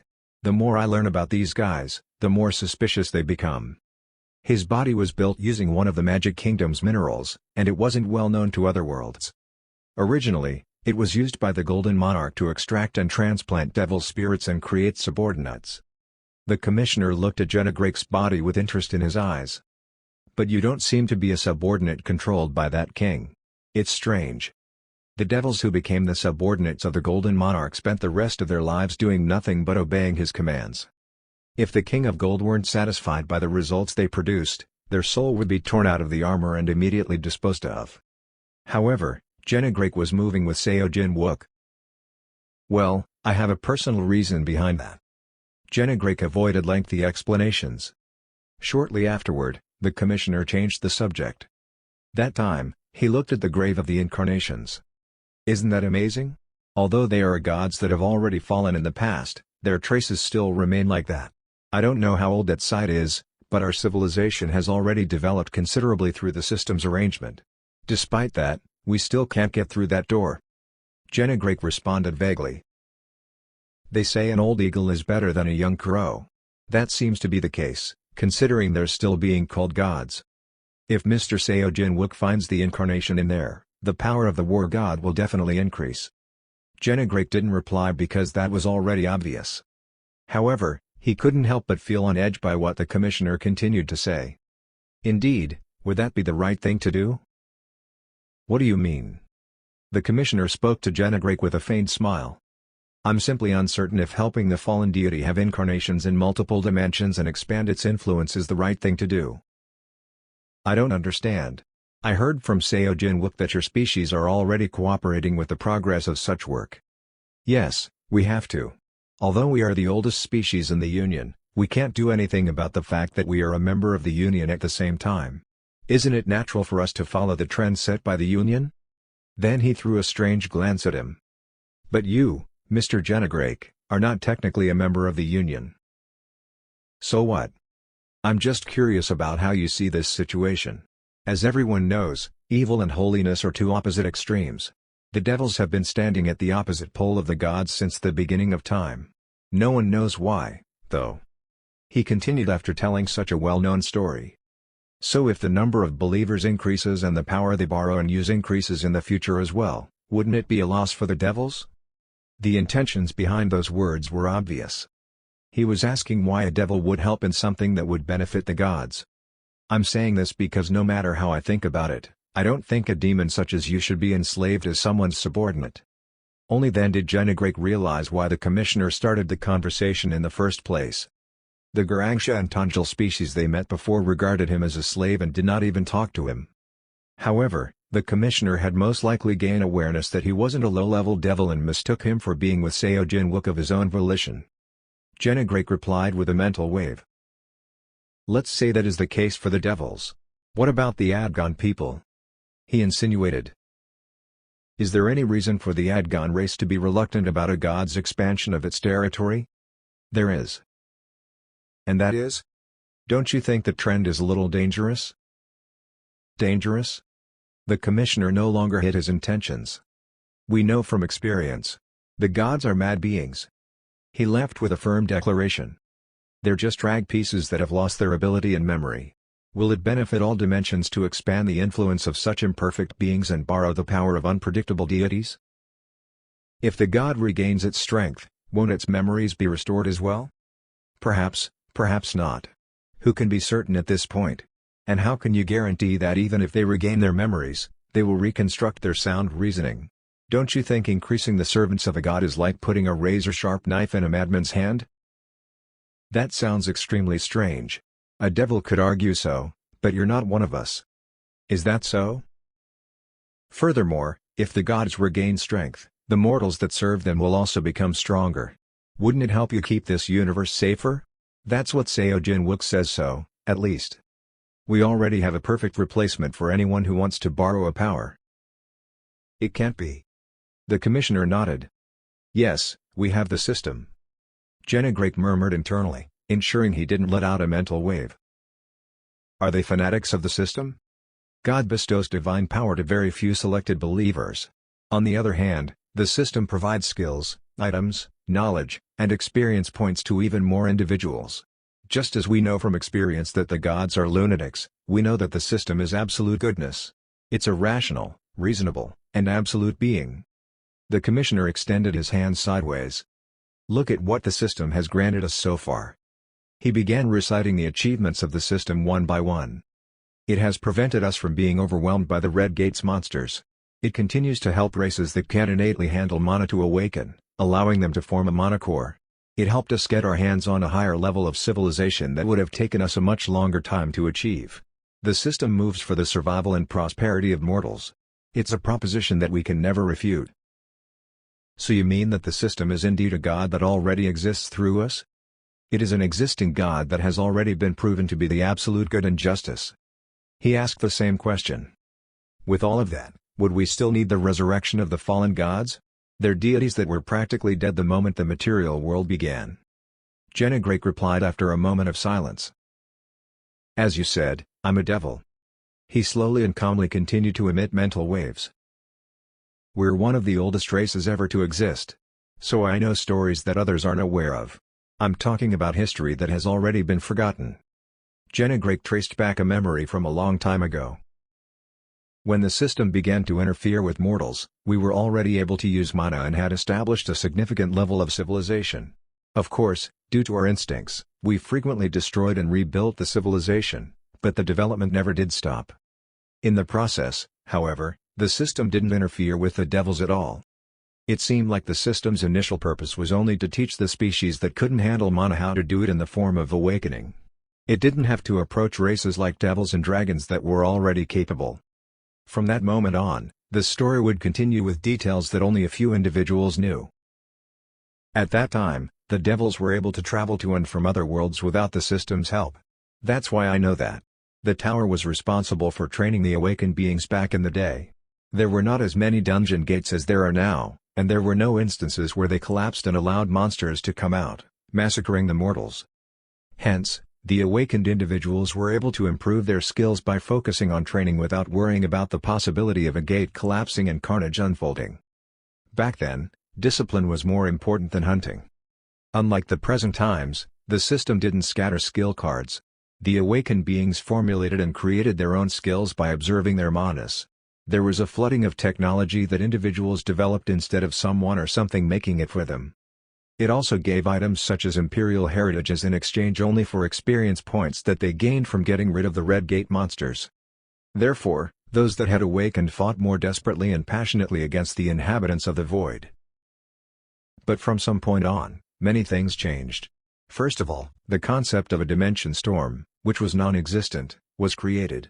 The crazy phenomenon struck a dimension that wasn't connected to the system and nibbled away at it little by little.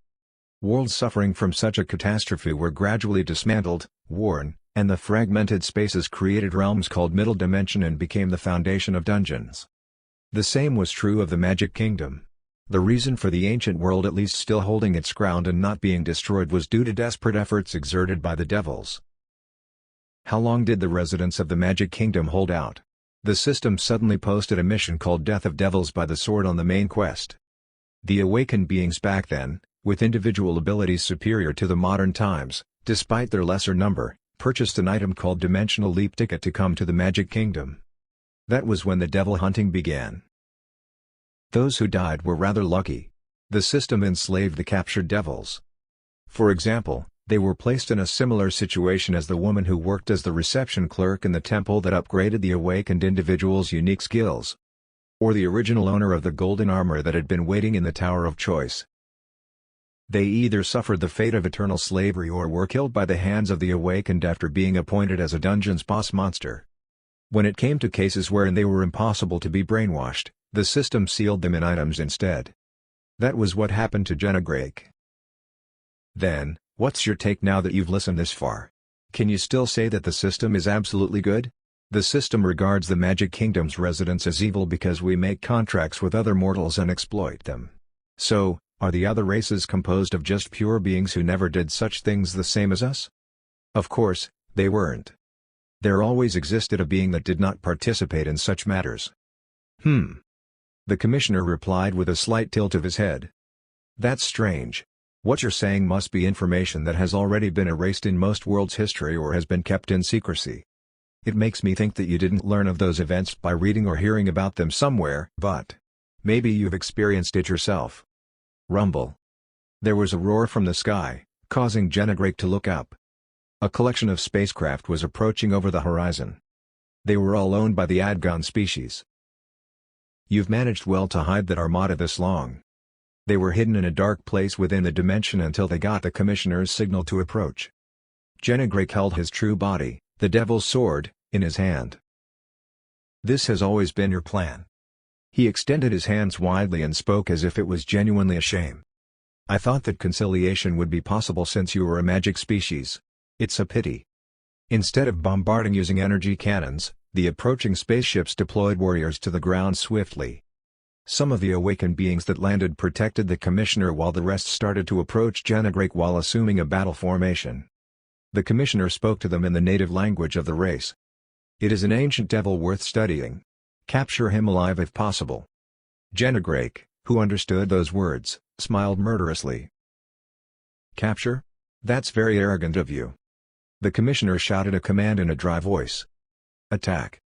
Awakened Adgons rushed in as they released their own abilities.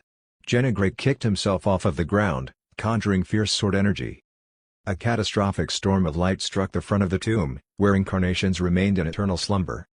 Chapter 175. Adgon, 6. Right after Roswellan told an unexpected story. Rumbly. Rumble.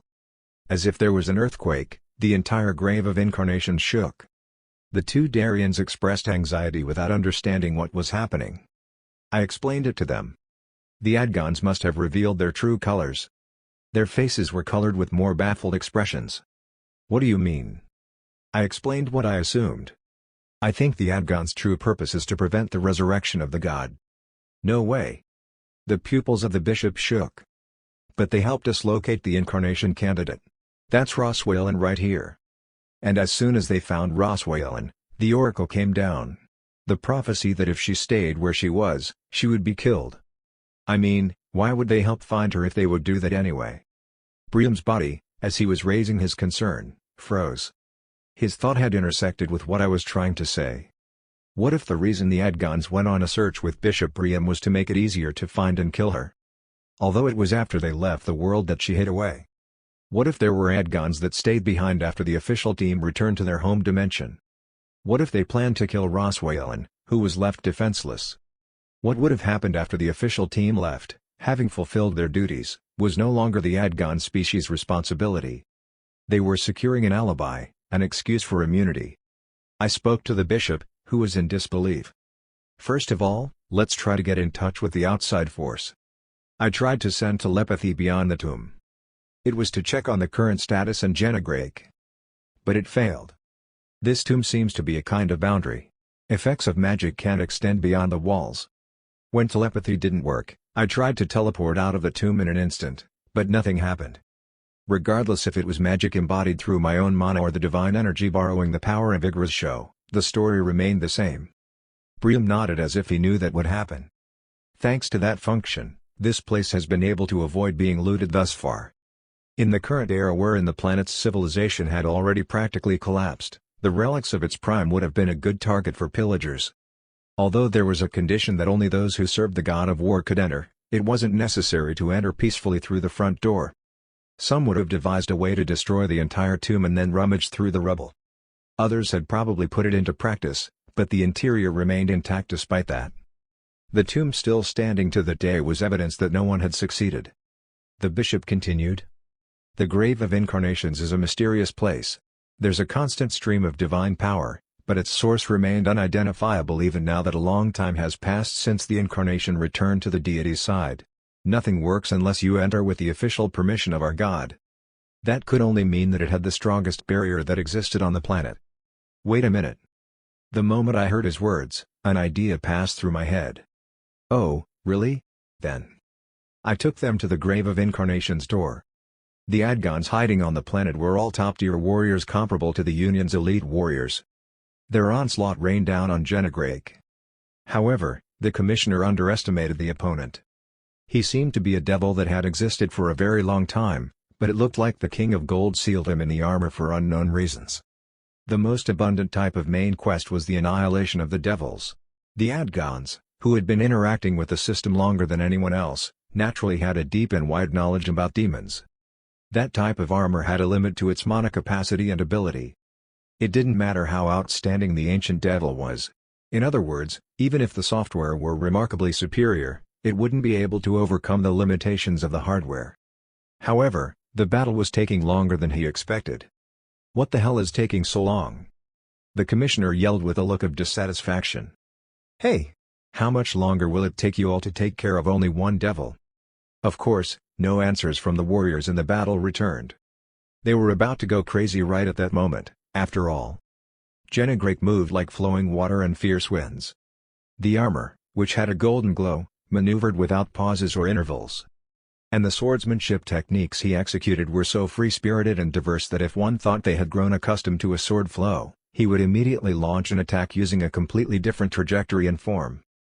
Meanwhile, the Adgon warriors, who were clearly superior in numbers, weren't even able to knock down their opponent, let alone deliver a decisive blow. Those stupid idiots. The moment the commissioner shouted angrily,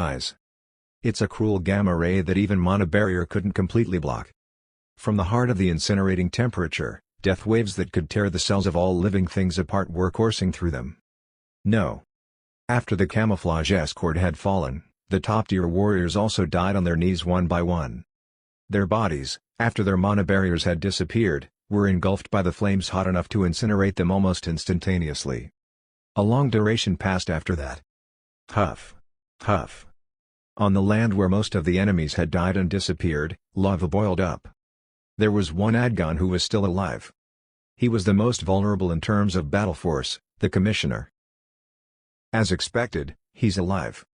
Through a cloud of dust covering the sky, Genegrake identified the survivor through perspective.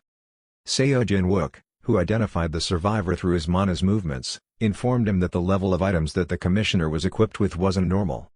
That showed that he was shouldering a heavy responsibility. Swoosh! Genegrake landed on the ground. Around the grave of incarnations, hell unfolded that would immediately kill any sentient beings through heat and radiation. But Genegrake's body was technically not alive. He walked fine even under radiation that destroyed DNA and cellular tissue. He took one step at a time on the melted earth. Likewise, despite the devastation, the grave of incarnations was still intact. The stone door opened again. Seo Jin-wook, Briam, and Ross Whalen left the grave of incarnations walls, which served as a bunker. The faces of the two behind Seo Jin-wook were distorted by surprise when they saw the surroundings. What in the heavens is? Seo Jin-wook performed heat resistance magic, deflecting the harmful waves that stormed them using the power granted by the magic of light. That magic was based on the principle of refraction of electromagnetic waves. Genegrake spoke bluntly. What kind of magic is this? I've never seen such magic even when I was alive and even after being sealed in a sword. It had reached a point that they would be shocked and would question if an actual sun had been newly created just a while ago. It was fortunate that Seo Jin-wook told him how to act through telepathy when the door opened for a moment. If he hadn't flown high enough, his armor might have melted already since the fierce heat would have caught him at the time of the explosion. It was a precious body that he worked hard to obtain. This? Seo Jin-wook spoke calmly. I've mixed light-type magic and flame-type magic. It's a spell that hadn't existed before? Yes, thanks to the divine power, which doesn't suffer from the constraining format of skills, I was able to imagine a bunch of things. Honestly, it's my first time using it like this. He had an indifferent expression even though he essentially caused a thermonuclear explosion and limited its range. Of course, if it weren't for the grave of incarnations, he wouldn't have attempted such a dangerous experiment. Ghhhhhh. Seo Jin-wook looked at the Commissioner floating on the lava unyieldingly while wrapped with the light of an artifact. Motioning to him, he floated in the air through psychokinesis. Now, evidence is secured. And the first action he took was to make sure he didn't die in vain. He removed harmful substances from his body, which had already become a radioactive mass, and healed him just enough to prevent his imminent death. Khhhhhhh. The Adgon looked around after regaining his energy and expressed his shock mixed with terrible horror. Then, he glared at Seo Jin-wook, who seemed like a villain, as he spoke. You, devil. Looking into the eyes of the Commissioner, Seo Jin-wook replied apathetically. Now, then, tell me. What kind of dirty plot do you have planned? Chapter 176. Grave of Incarnations. 1. The poison in the eyes of the Adgon Commissioner didn't fade away easily. Seeing that, I clicked my tongue. All of his escorts were dead, and their plans had been ruined, but his spirit was still going strong. Where was that confidence coming from? No matter how hard the wick was, breaking it would do the job. HMPF. Although his skin was boiling and melting, he shouted in a tone that told me his spirit remained unwavering. I am the Commissioner that represents the Adgons. So? He replied brazenly. According to the agreement between the Union members, you owe me fair and proper treatment as a prisoner. Was that so? I held back the profanity that was about to come out. Such stupidity. I glanced at Genegrake. Although it didn't look like there's a high probability of success, we had to try the easiest way first. Then the golden armor placed the devil's sword, its true body, closer to the Adgon. His eyes widened, thinking that Genegrake was about to slice his neck open. Rip. Karg. He immediately set off a ripping scream. Genegrash had stretched his scorched, crushed finger, forced it to open, and then took it. Whisper of the sword. After checking the results for a while, the devil shook his head. Mental manipulation didn't work on him. In that case, I had no choice but to interrogate the body itself. I gathered mana in my hands. Why don't you tell me everything before you end up with a horrible death? He kept glaring at us with an evil spirit-like look. The will to never cooperate flashed in his eyes. This is going to be bothersome. As soon as I reached out for the prisoner. Are you torturing him? I heard a voice that was processed by interpretation magic behind me. I turned around, my eyebrows raising due to the identity of the person that spoke. Roswellan, the incarnation candidate, absent-mindedly looked at me after having said such words. Bishop Brigham, standing beside her, was also surprised by her unexpected remarks. He somehow looked helpless. I mean to do so. Why? It was quite strange that she had stayed still until that moment, then suddenly stepped in. Could it be that there is an instruction in the teachings of the God of War not to torture or torment incapacitated opponents? But my concern was for naught. She stepped forward, rolling up her sleeves. Then, let me do it. I'm confident that I can finish the job quickly. What? Roswellan gave an explanation. Ever since I was connected with the Great Being, I was granted great knowledge and enlightenment. As if the gods whispering in my ears, teachings come down in my head. Regardless of the opponent's species, I can see the quickest and most efficient way to piece, disable, and kill them. If I applied that information a little differently, I'd be able to cause maximum pain without killing him.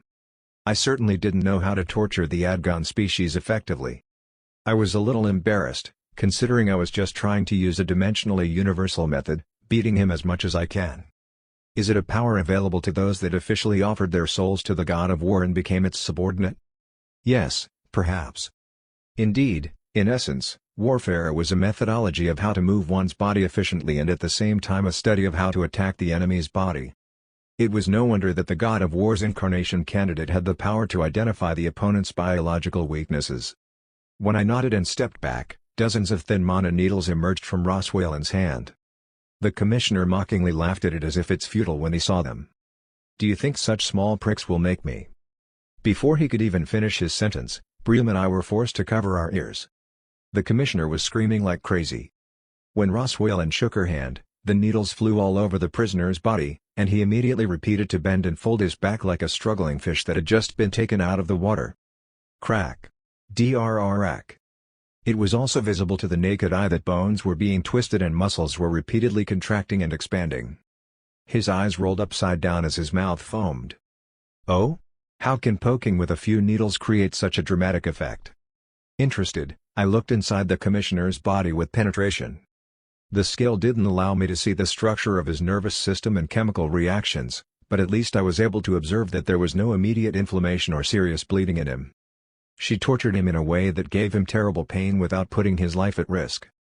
Roswellan, who had been waiting for a while after exposing the commissioner to hell, retracted the mana needles. She then gave me a look as if to tell me to start the interrogation process. Okay, do you feel like talk? I'll tell you. I'll tell you everything. Like a prisoner who had barely breathed air into his lungs after being waterboarded, the commissioner hurriedly began to abandon his will. Jennegrake expressed his admiration. Wow, that's impressive. Is that possible for any other race besides Adgon? Roswellan nodded slowly. Yes. While the devil and the incarnate exchanged conversation based on academic curiosity, I listened to the confessions of the commissioner.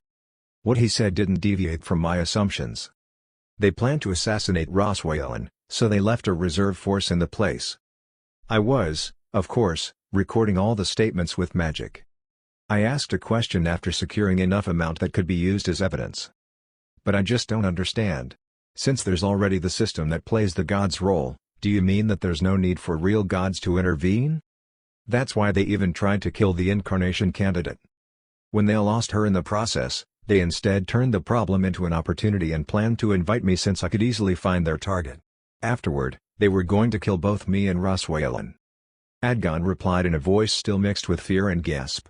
Yes, that's the conclusion we've reached. Then why the hell were you all so passive with the Mercadius suppression? I thought that the Adgons were already aware of the identity of Mercadius, that the bizarre species was actually the device of incarnate of the god of the mind. If rejecting and keeping the gods in check was their absolute objective, the Adgons would have had to search and kill Mercadius more than others. That species was also a trace left by a god, after all. However, the Adgons actively misled public opinion, saying that the species were harmless. What the hell? That's... The Adgon hesitated for a while. When I looked at her, Roswellan created a needle again with mana. Shuddering at the thought of being put through the same hell again, he continued. Wait. I'll tell you everything. So that thing, please. The following words were surprising. That's because the administrator of the system instructed us to do so. What the hell was that supposed to mean? Administrator? As far as I was aware, it was my numerous reincarnates of the past that created the system. They designed the system to have autonomy and evolve on its own. That was because the successor, who lost his memory every time he was reincarnated, couldn't manage the system in every life. Whenever he died and crossed over to the next reincarnation, a gap was made between being born again. He could only be reborn after a few years at the minimum or hundreds of years at the maximum. But then, someone's managing that system? Are you talking about the Ministry Spirit? How do you know that name? The commissioner looked at me in surprise. It is not them. The Ministry Spirit and the Administrator are different. The commissioner confided the secret that was said to be unknown to the other Union species and known by only a few, even among the Adgons. As I guessed, he was quite a high-ranking official in the Adgons' internal hierarchy. If the Administrator isn't a Ministry Spirit, then do you mean the creator of the system? No, no one knows who designed and developed the system. The Administrator is the one who holds the helm so that it can function well, even when it was just beginning. Continue. The system has a sense of purpose to help the mortals thrive and the power to actualize it, but it does not have the ego to judge its value by free will. Our new God, to put it simply, is more like a mechanical device. If you observe the control cognition, which is the system's usual method of communicating with the mortals, you'll notice that such a characteristic is evident. By control cognition, he was referring to the system message. It exuded mechanical comments such as quest completed, or select item. My guess was that the Ministry Spirit couldn't even monitor the control cognition comments in real time.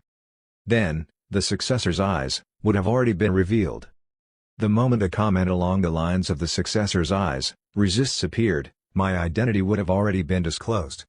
Therefore, I deduced that the Ministry Spirit couldn't manipulate the control cognition. Rather, it was more like the control cognition summon the Ministry Spirit. The Ministry Spirit intervenes in situations where the system's mechanical information processing and the conduction of business according to regulations cannot resolve the issue at hand.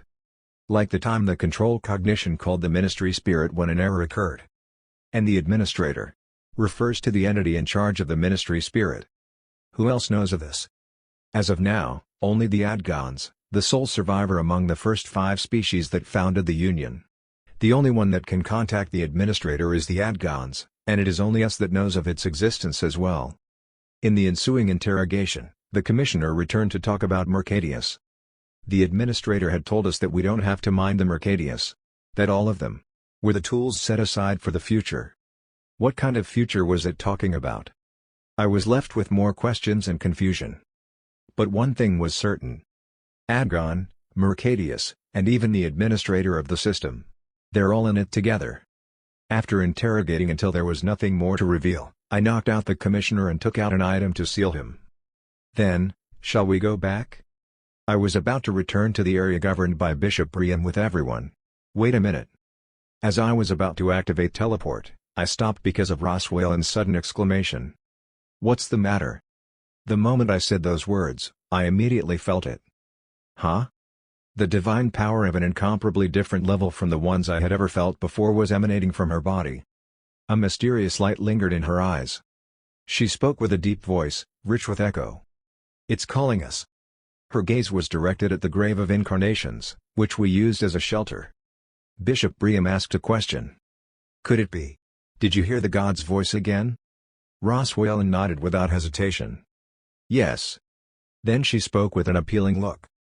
We have to go to that place. The Adgon threats had been killed and suppressed, so there was no need to leave in a hurry. And since there was no reason for the God to threaten us in that situation, I decided to heed Roswell's words. We head back in there. Leaving the grumbling Genegrake outside the grave of incarnations, of course. What on earth is going on? The tightly sealed stone door opened, and we entered the tomb for the second time that day. It's indeed still intact. We used it as a bomb shelter earlier, but there was no single crack on the walls despite the uproar outside. We're also undamaged. Wait. This is an unnecessarily strong barrier to construct if the only purpose is to protect the tomb, even if it was intended to keep the thieves off the place. Furthermore, when the incarnation died, the world's civilization was said to have already begun to decline due to the extensive war. Would it have been possible to make that much investment to honor the incarnation when there was a fire just around the corner? I asked the bishop about it. That's a fair question. It was right after the end of the war that the former incarnation was enshrined here. However, this cave itself predates that event. No detailed records have been passed down, but it was said to be already considered a sacred place for our congregation back then. Since only those who believe in the war god could enter the place, its qualification as a sacred place was sufficient. Then this barrier itself is. I don't think our ancestors made it. There's also a saying that it was here even before history was recorded. While we were exchanging conversation, Ross Whalen led us to the middle of the site. There was a large coffin made of stone. This way. Ross Whalen beckoned at me like she's possessed by something. As we followed her down the stairs. Whack. What's that? Among the patterns on the back of my hand, the one that represented the war god emitted light and shot it forward. Shag. The lid of the heavy coffin opened. Gasp. Frightened, Bishop Brigham landed on his butt. That's. Ross Whalen stared forward with a blank look as I distorted my face, unable to understand the situation. I asked quietly. When did you say that the incarnation committed martyrdom, Bishop? After a moment of silence, he answered with a dumbfounded look. I know it's been at least 1,000 years. The bishop and I looked at the coffin, unable to believe our eyes. Above the newly opened coffin, the former incarnation's body, which hadn't decomposed at all after 1,000 years, was floating in the air. Chapter 177. Grave of Incarnations, 2. Terrifying silence enveloped the place. I murmured lowly. It's been more than 1,000 years? Even though no one touched it, the lid of the previous incarnation's coffin opened by itself, and a body floated into the air as if an invisible thread lifted it. It was a strange sight. What made it even more strange was that the body had no signs of aging. Because of the intangible energy surrounding him, the golden hair covering his physique swayed ever so softly. No matter how many times I looked at him, his condition was good enough that it wouldn't be weird if he opened his eyes right then and there. I asked Brigham a question. Is this how it's supposed to be? He stuttered in bafflement. Huh? Is that condition normal for the body of the incarnation? He looks like he has completely avoided the flow of time. Even if you ask me such things. It's my first time witnessing the coffin opened as well. While we were talking, Ross Whalen was gesturing to me with a bewitching look. The place where she wanted to guide me was even further up the stairs. Come closer to that place, chosen one recognized by the god. I grumble inwardly. I have no idea what is going on. There was no reason for either Aiden or the incarnation that received its power to antagonize me for the time being. Trusting only on that, I climbed up the stairs one by one. Then Ross Whalen followed, maintaining a distance of a step away from me. Bishop Brigham didn't dare follow us and just looked at us from below. We both reached the top of the altar, which was elevated like a garden. The body of the incarnation was floating in front of my nose. Ross Whalen whispered. He wants you to reach out your hand. She was delivering someone else's message to me. It wasn't hard to guess who the other party was. Is that the God's word, too? Giving a glance as if to tell me how was it not obvious, Ross Whalen nodded. What did Aiden, the war god, want? It called me in out of the blue and told me to touch the incarnation's corpse that died ages ago. I turned my head again and saw the dead. The divine power he was emitting was heavy and dense. Woong. Similar light leaked from the God of War's seal left on the back of my hand. I reached out to the incarnation without further hesitation. As I did that, boosh. Glaring flashes consumed the surrounding. At the same time, there was an indistinguishable sound from the bottom of the stairs. It was Brigham. He urgently raised his voice and shouted. Where did he go?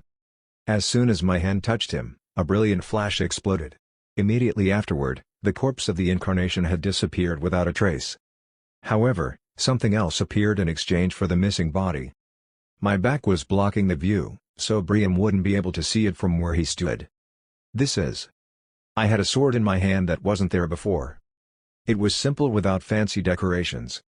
The blade was rusty, and it was broken in half. And no matter how I looked at it, it felt familiar. I had seen a weapon that looked just like it. Isn't this the same weapon that Aiden's sacred beast was holding? An entity appeared in front of me in the temple where I went to upgrade my unique skill and chose to be tried by the God of War, perfectly mimicking me and becoming my doppelganger. Its true identity was the God of War's sacred beast. The sword it was holding looked just like the one in my hand. It seemingly wouldn't be able to function as a weapon at all, but... Ah! Ross Whalen exclaimed in a voice full of glee. That is a weapon that only those with the permission of a great being can hold. The Holy Sword. I pushed Mata slightly into the weapon. The reaction was immediate. Boom! I muttered without realizing it. It's amazing. As the light enveloped the blade and completed its missing parts, it became impossible to notice that it was actually broken. The speed at which the weapon sucked and amplified my mana was incomparable to the Devil's Sword I used before or to the mass-produced energy sword I currently used. They were also excellent weapons, but the one in my hand right at that moment was a weapon of a different class. Furthermore, why isn't the system message responding?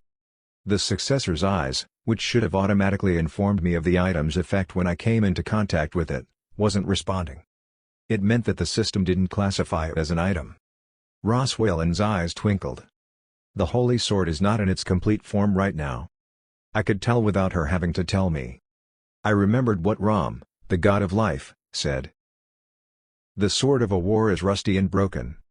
Only when you find and attach the other piece that had been broken and separated can the Holy Sword regain its complete authority and power. She continued, with weight in her voice. That way, it can be reborn as a complete weapon of the god. Until that day comes, the Great Being wants you to be responsible as the master of this broken sword. I looked at the Holy Sword emitting a brilliant light. Since it already showed performance comparable to an SSS-class Imperial Heritage while it was still broken, how powerful was it when it was still in its full form? Well, it had to reach such a point at least to be worthy of being called a weapon of a god. However, Ross Whalen's words didn't end there. And it wishes you to contribute in reviving the sword. Huh? Wait a minute. Wasn't that a similar situation to when Igor's show employed my aid through the church? It felt the same as when the magic god instigated me to find the eighth leg. I looked at Ross Whalen. Then where are the pieces of the broken blade? The location of the other half. The god is telling me that right now. She immediately told me the coordinates of a certain dimension. I laughed bitterly. It happens to be a coordinate that I know. It mustn't be a coincidence. Not long ago, Adam had investigated and informed me of dimensional and planetary locations that the Adgons had seized and restricted the accessibility of for other species. Of course, I remembered the list clearly thanks to the successor's eyes. The place that Ross Whalen spoke about was among them. They blatantly want me to be their errand boy, don't they? As an outcome of Igor's show's hiring of me resulting in great success, it seemed that other gods wanted the same for them as well. Well, it wasn't bad for the mortals or me to build up the god's influence anyway. I gave Ross Whalen my decision. All right, I'll do as the god instructs. However, I couldn't fly into the Adgon's front yard to find it immediately. Before that, there were things to be dealt with first. We teleported back to the area governed by Bishop Briam. When I got there, the first thing that I did was contact Bachurka, one of the Supreme Commissioners.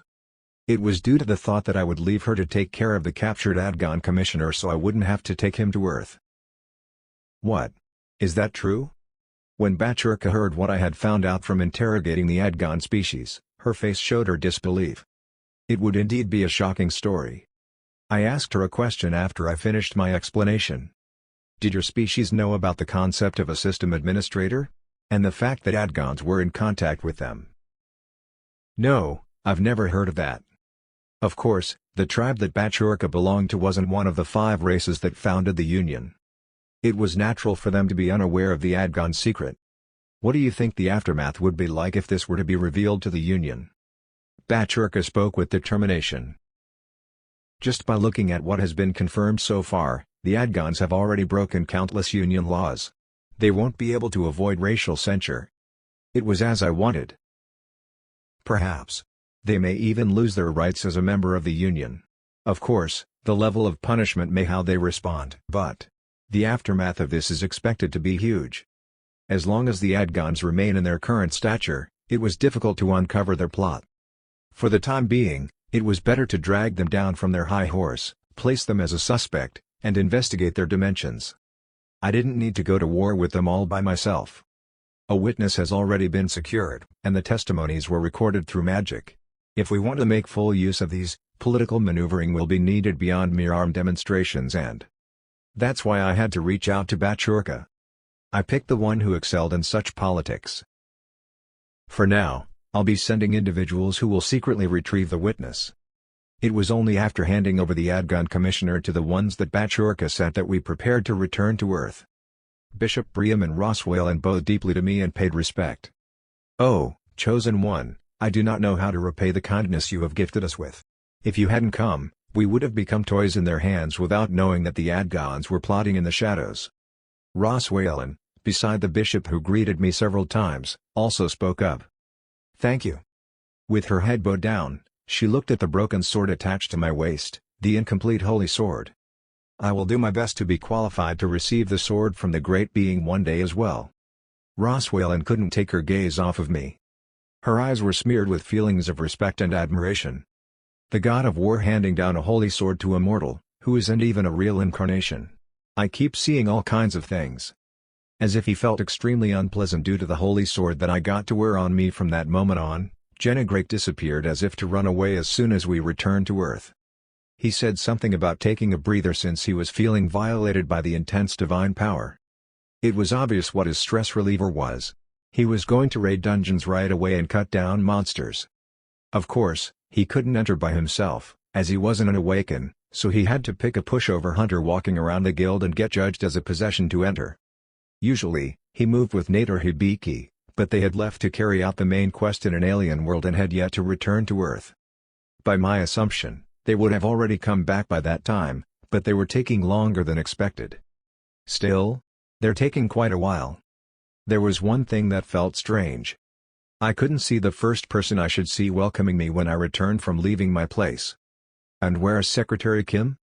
As soon as I came back, news about my return was shared throughout the guild. He should be running into the room soon. Since I had the time, I shared what happened on the Darien dimension with Adam. And what we both agreed to was that digging more in the Adgon's restricted zones should be done after the Union had taken a measure against them. Due to Igris show's magic resurrecting, the securities on such areas' boundaries had already reached their peak. Hence, it was only natural that things would be much easier to move after the Union carried out its attack. After sharing some more information and ending the communication with Adam, I heard someone call for me. "Guildmaster." The office door burst open without so much as a knock. There was no need to look up and check who it was. I couldn't mistake who the owner of that voice was since I had heard it one too many times. "Have you been well?" I answered back with my eyes fixed on the documents, not giving a glance at him. The things I had to deal with had piled up while I was away, after all. "Guildmaster." However, Secretary Kim urgently called me again without greeting me. What could it be? Only then, when I raised my head, did I see Secretary Kim's frightened and pale face. Presuming that something unusual had happened, I asked, "What's the matter?" Then he spoke in an urgent tone. There was a reason why he didn't see me when I returned. Secretary Kim was in charge of acting on behalf of external affairs when I was away, which included being an official communication channel with other dimensions.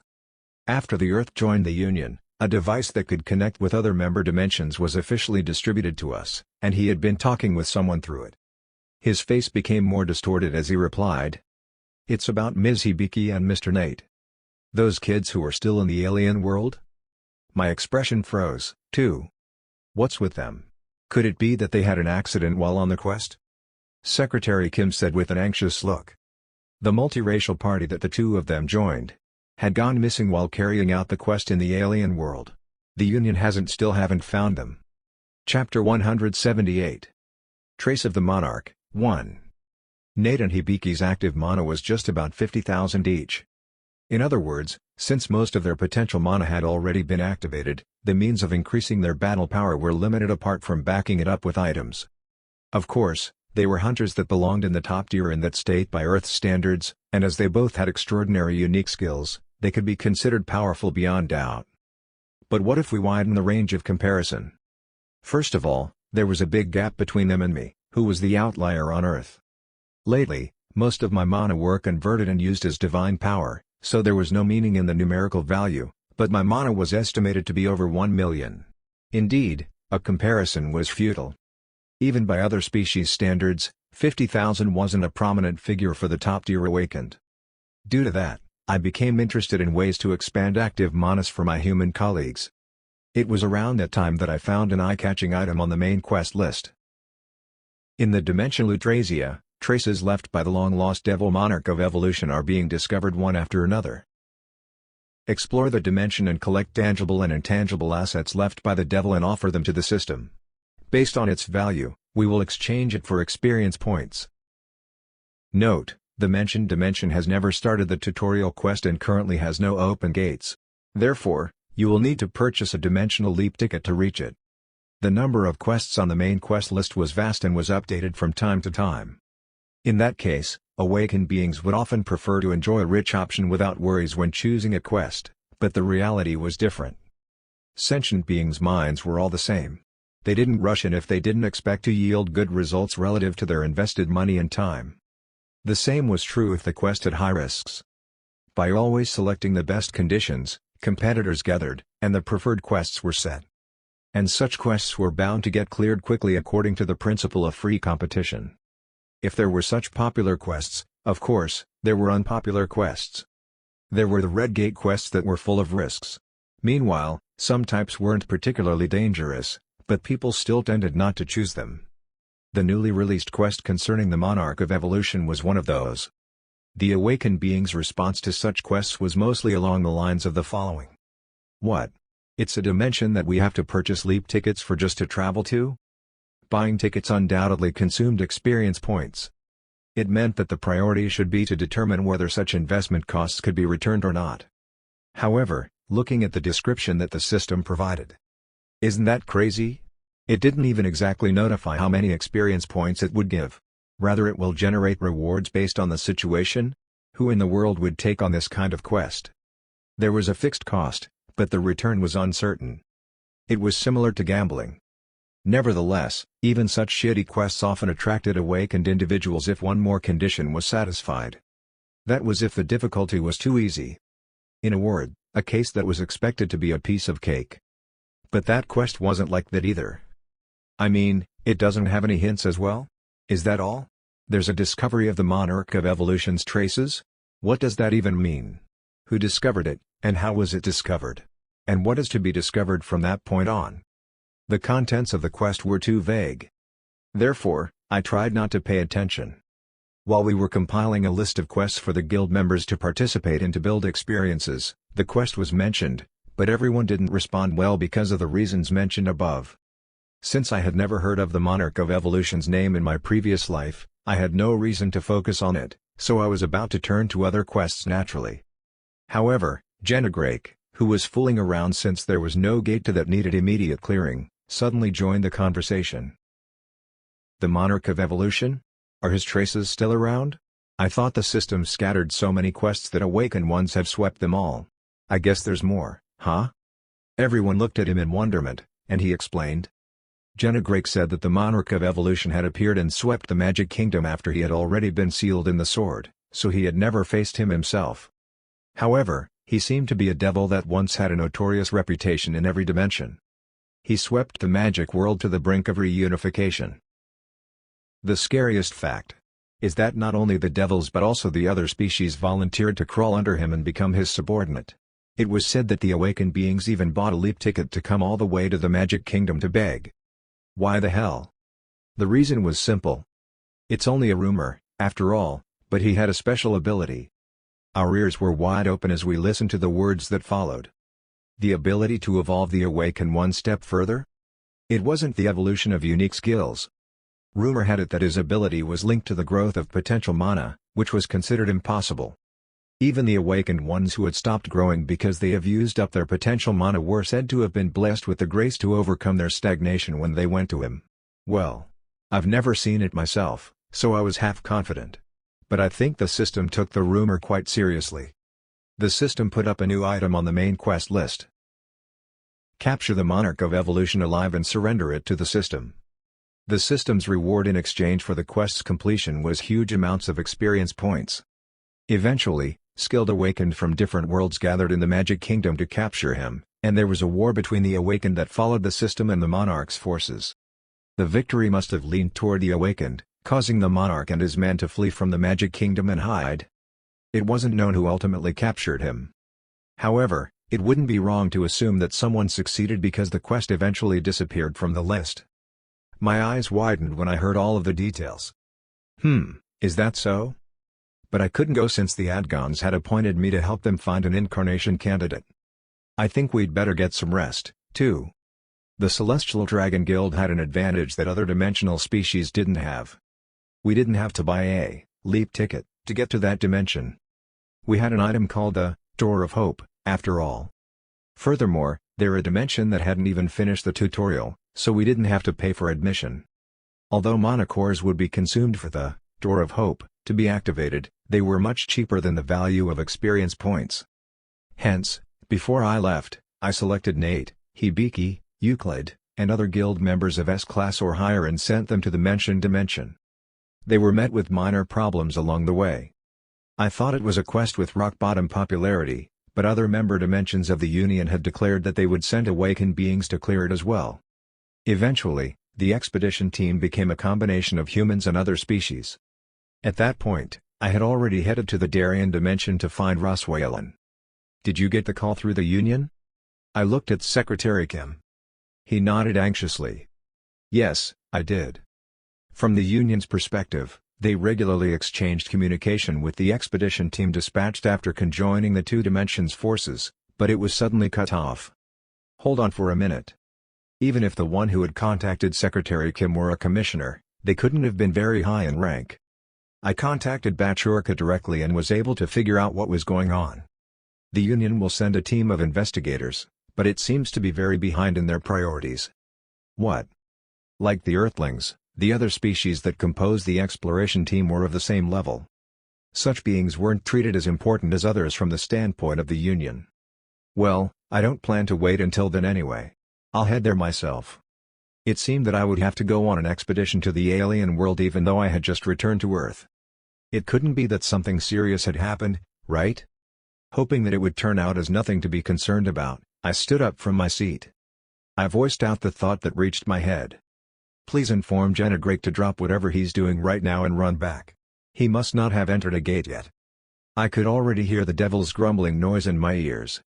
As soon as the devil in golden armor returned to the guild, I immediately activated the Door of Hope, and went through the portal. Pot. The coordinates I inputted were the same ones Nate and Hibiki used to cross from Earth. The landscape before me was unfamiliar. What's this? I tilted my head for a moment. Let's go there for now. Pot. The last time I sent guild members, the place was definitely a field without any infrastructure. In that short time, many decorative structures and buildings carved out of trees had been erected. The natives had gathered to concentrate on something in front of a bonfire. They muttered something in front of the fire and froze when we appeared. Huh? Huh? Through the interpretation magic, a baffled voice was heard. They are Lutrasians. Their skin was luminous gray, and the head attached to their shoulders was similar to that of Earth's seals. Excuse me. I'd just like to ask something. They most likely didn't even know what the Union was since they hadn't even started the tutorial. Rather than explaining the situation in detail, I was trying to ask them who I was looking for. Then the Lutrasians seemed to have reached a conclusion after they murmured among themselves. The individual who murmured the loudest in front of the bonfire approached me cautiously and then asked me a question hesitantly. Are you the emissary of a god? I was slightly baffled. Interpretation magic was in effect, but I could still tell what language the other was using. The being in front of me used a completely different language from what they used to communicate with each other. Well, it didn't differ much. As a result, it was interpreted perfectly, allowing me to establish communication. I also manipulated the translation magic and answered in the same language. What do you mean? Then the seal seemed to understand my answer as a negation. So it means that not all of you are. I looked at him with wary eyes. The emissary of a god? Technically, I might have belonged in that category. The problem was that such a concept shouldn't exist for the Lutrasians, who hadn't even started the tutorial, let alone the main quest. I raised an inquiry. Why do you ask such a question? Then the Lutrasian spoke with a complicated gaze. I am the religious leader here. Was he? I checked his body again without replying. There wasn't even a handful of divine power sensed from him. Only then did I know what he meant by God and religion. It's a similar situation to the mother goddess of the land that the Batarks serve. They believed in a god in a dimension where the deity's influence was yet to reach. It's a fake religion that served a god that didn't exist. I continued digging up information. But why are you suddenly speaking in a different language? This is a secret language that only religious leaders can speak. It's sort of an ancient language. They won't be able to understand. Question mark. A few days ago, individuals that looked just like you came here. They, too, said that they were not the god's emissaries. Have you come here for the same purpose as them? I thought he was talking about the guild members. To be precise, I'm here to look for them. The seal then pointed to the forest beyond the horizon. They went to the Devil's Forest. Devil's Forest? He still couldn't hide his vigilance and fear, but his expression that seemed to hope we would hastily leave their territory began to show as well. It's where the devil that took refuge here a long time ago hid, though it didn't last long. The god's emissaries, who followed the sacred voice, tracked and hunted the demons, and they didn't reappear for a long time. That's where the demons last fled and concealed themselves. Nate and Hibiki would have heard of that story as well. The seal asked me a question in return. So, is your party planning to depart to that place immediately? The priest seemed to be afraid of something. I spoke in a doubtful voice. You seem like you want us to disappear soon. The religious leader glanced at those who looked at us with a mixture of awe and fear before replying. Even if those that came not long ago had denied that they were emissaries of a god, they showed truly amazing miracles.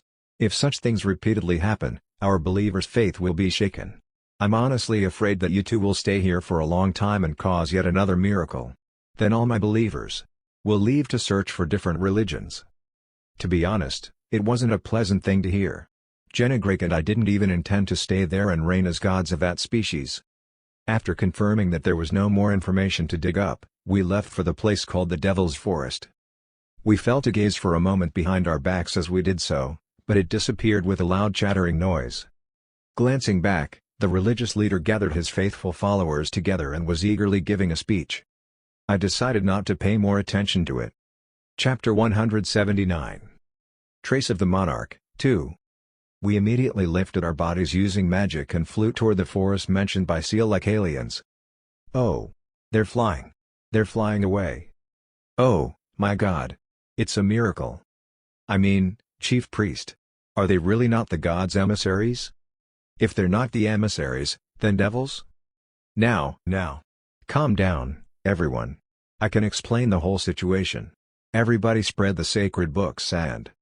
We continued to hear the startled natives making a fuss behind our backs, but as we climbed up the altitude further, the chaotic noise also faded away. Passing through the sky at high speed, I asked Jennegrake a question. That story we heard just a while ago. What do you think about it? The devil replied indifferently. A common pseudo-mythology. A case in which a suitable adaptation and fiction were added to the actual event. It's a story that can commonly be found in this kind of dimension. That's what I thought. The demons that hid in that forest must be the devils who followed the monarch of evolution, right? Wouldn't that naturally be the case? The monarch and his subordinates left the magic kingdom, fleeing and running from the awakened beings that took their bounties, and seemed to have eventually reached the world we were currently in. They couldn't buy such items as leap tickets because they were devils, so they could only have reached the dimension through their capabilities. From the perspective of the natives, who weren't even aware of the concept of mana, they must have considered the devils as bizarre monsters that went against their principles. On the other hand, it was easy to imagine how the two species meeting went, considering the magic species' nature. They would have treated the natives with an attitude interspersed with violence and brutality. That must be why the old stories here label your kind as evil. Their stay didn't seem to have lasted that long. The awakened beings ordered by the system managed to track down the devil's whereabouts. They must be the ones those natives call the emissaries who hear the voice of the god. Whether or not they named themselves their god's emissaries remained unknown. As a result, the natives decided to worship them, and the story seemed to be adapted so. Since it had been apprehended, the contents about the monarch of evolution's shenanigans had temporarily disappeared, right? It must be so. But considering a quest related to it appeared again. As we were flying while talking, a huge forest that stretched beyond the horizon flowed like a river. I never stopped my downward search while on the move. It's definitely a normal ecosystem with no gates or monsters yet. That was what the Earth looked like as well before the cataclysm began. There was no need to worry about gates opening or collapsing, and only life forms that originated from Earth lived in that environment. I didn't know when the tutorial would start for that world, but it was still peaceful.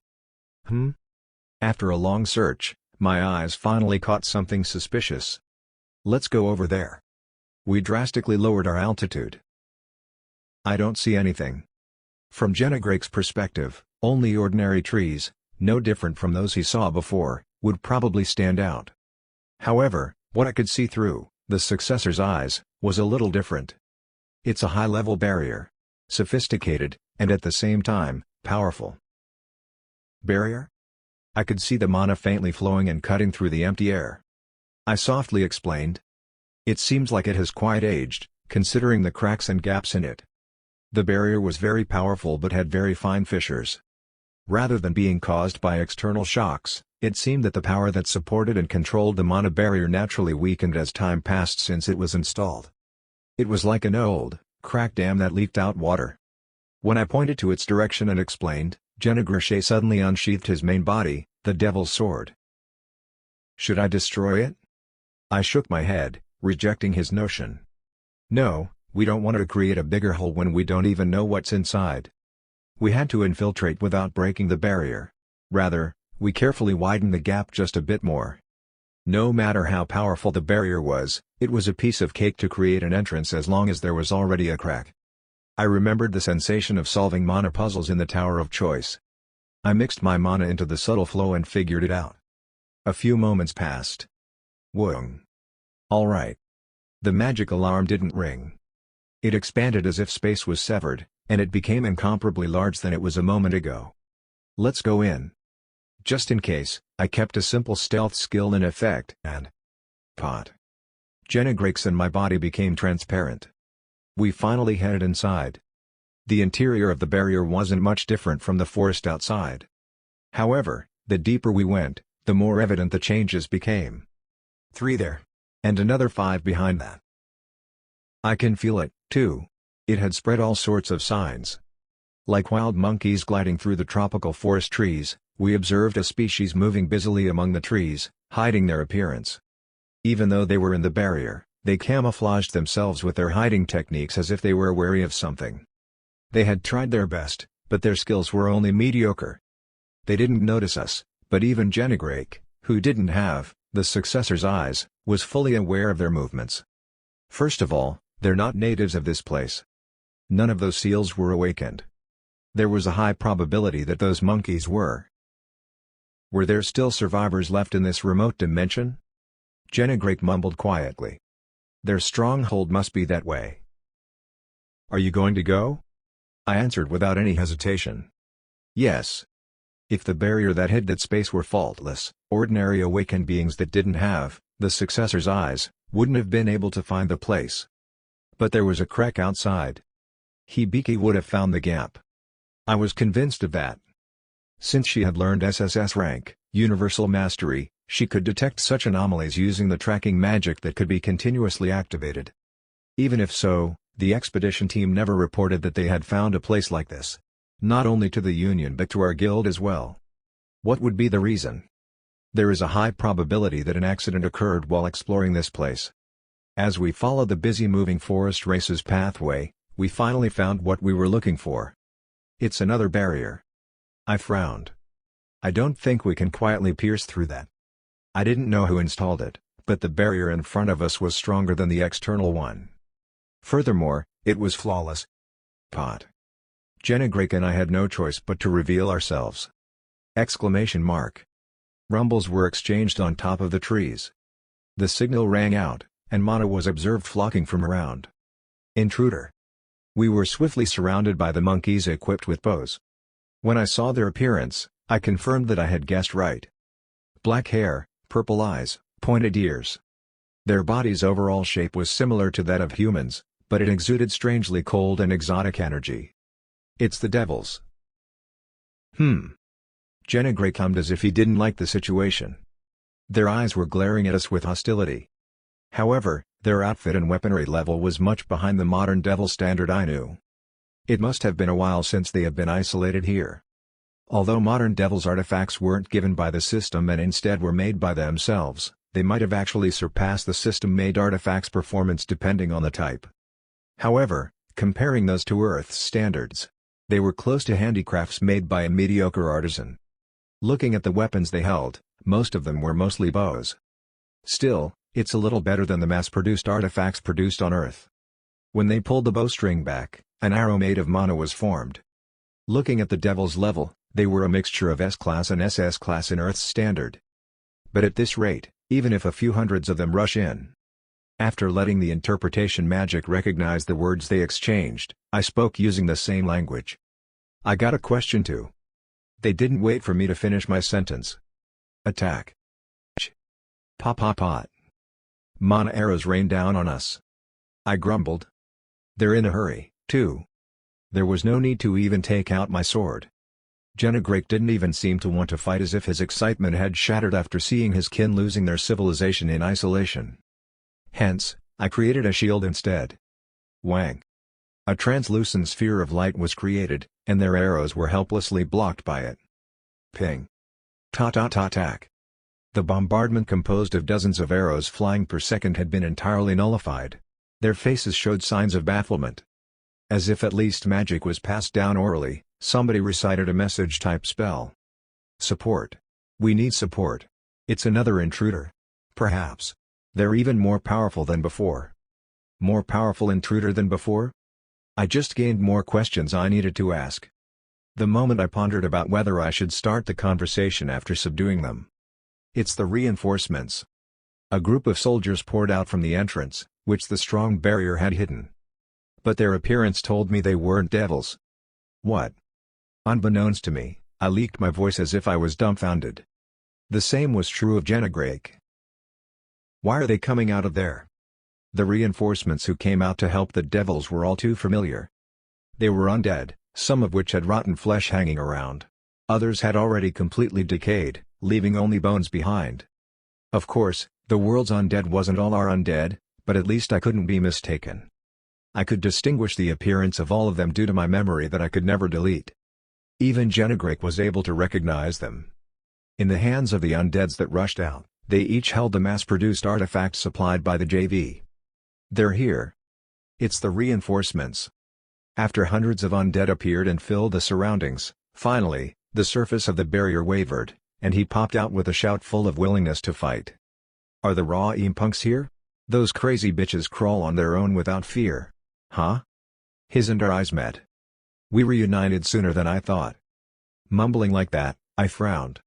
You, what on earth are you doing here? The necromancer was looking at Jennegrake and me alternately with a puzzled expression on his face. It didn't take long for Nate's face to be painted with joy. Jin Wook. He ran towards me as he delightfully exclaimed my name. Then, the devil's pupils looking at us trembled as if they were suffering from an earthquake. Jin Wook. I was counting on you. You've come to our rescue. Nate seemed like he was about to dance. Oh, as expected. Of course. I believed you would find us before anyone else. He then mumbled. Wait, so they don't even have to be taken out, do they? Hey, all of you. Get back in there. Swoosh. The wind blew, and the subordinates Nate summoned were quickly sucked back into his shadow. What is this situation about? Cautiously, the devil of the forest talked to Nate.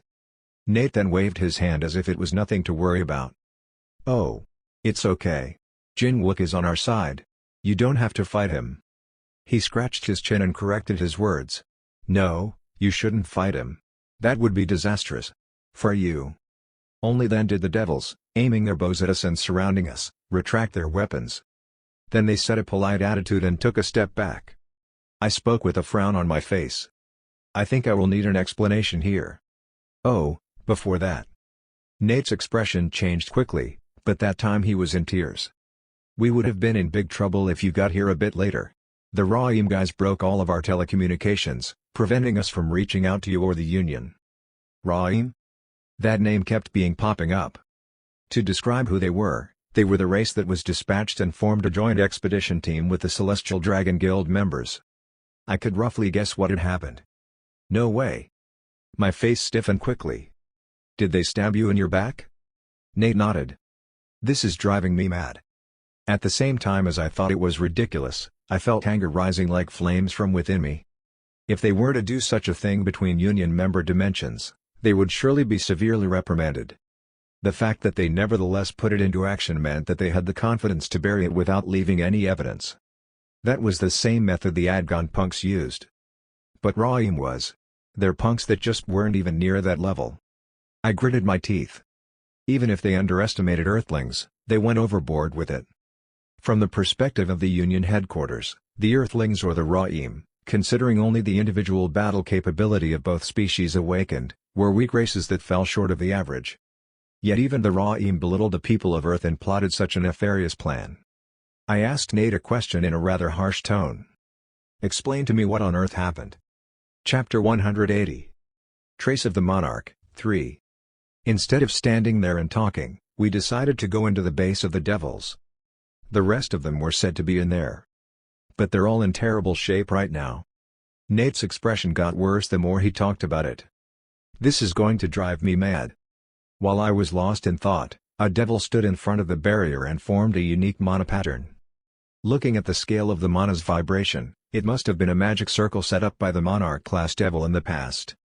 I kept the pattern that functioned as a key in mind. Space distorted, and the door opened.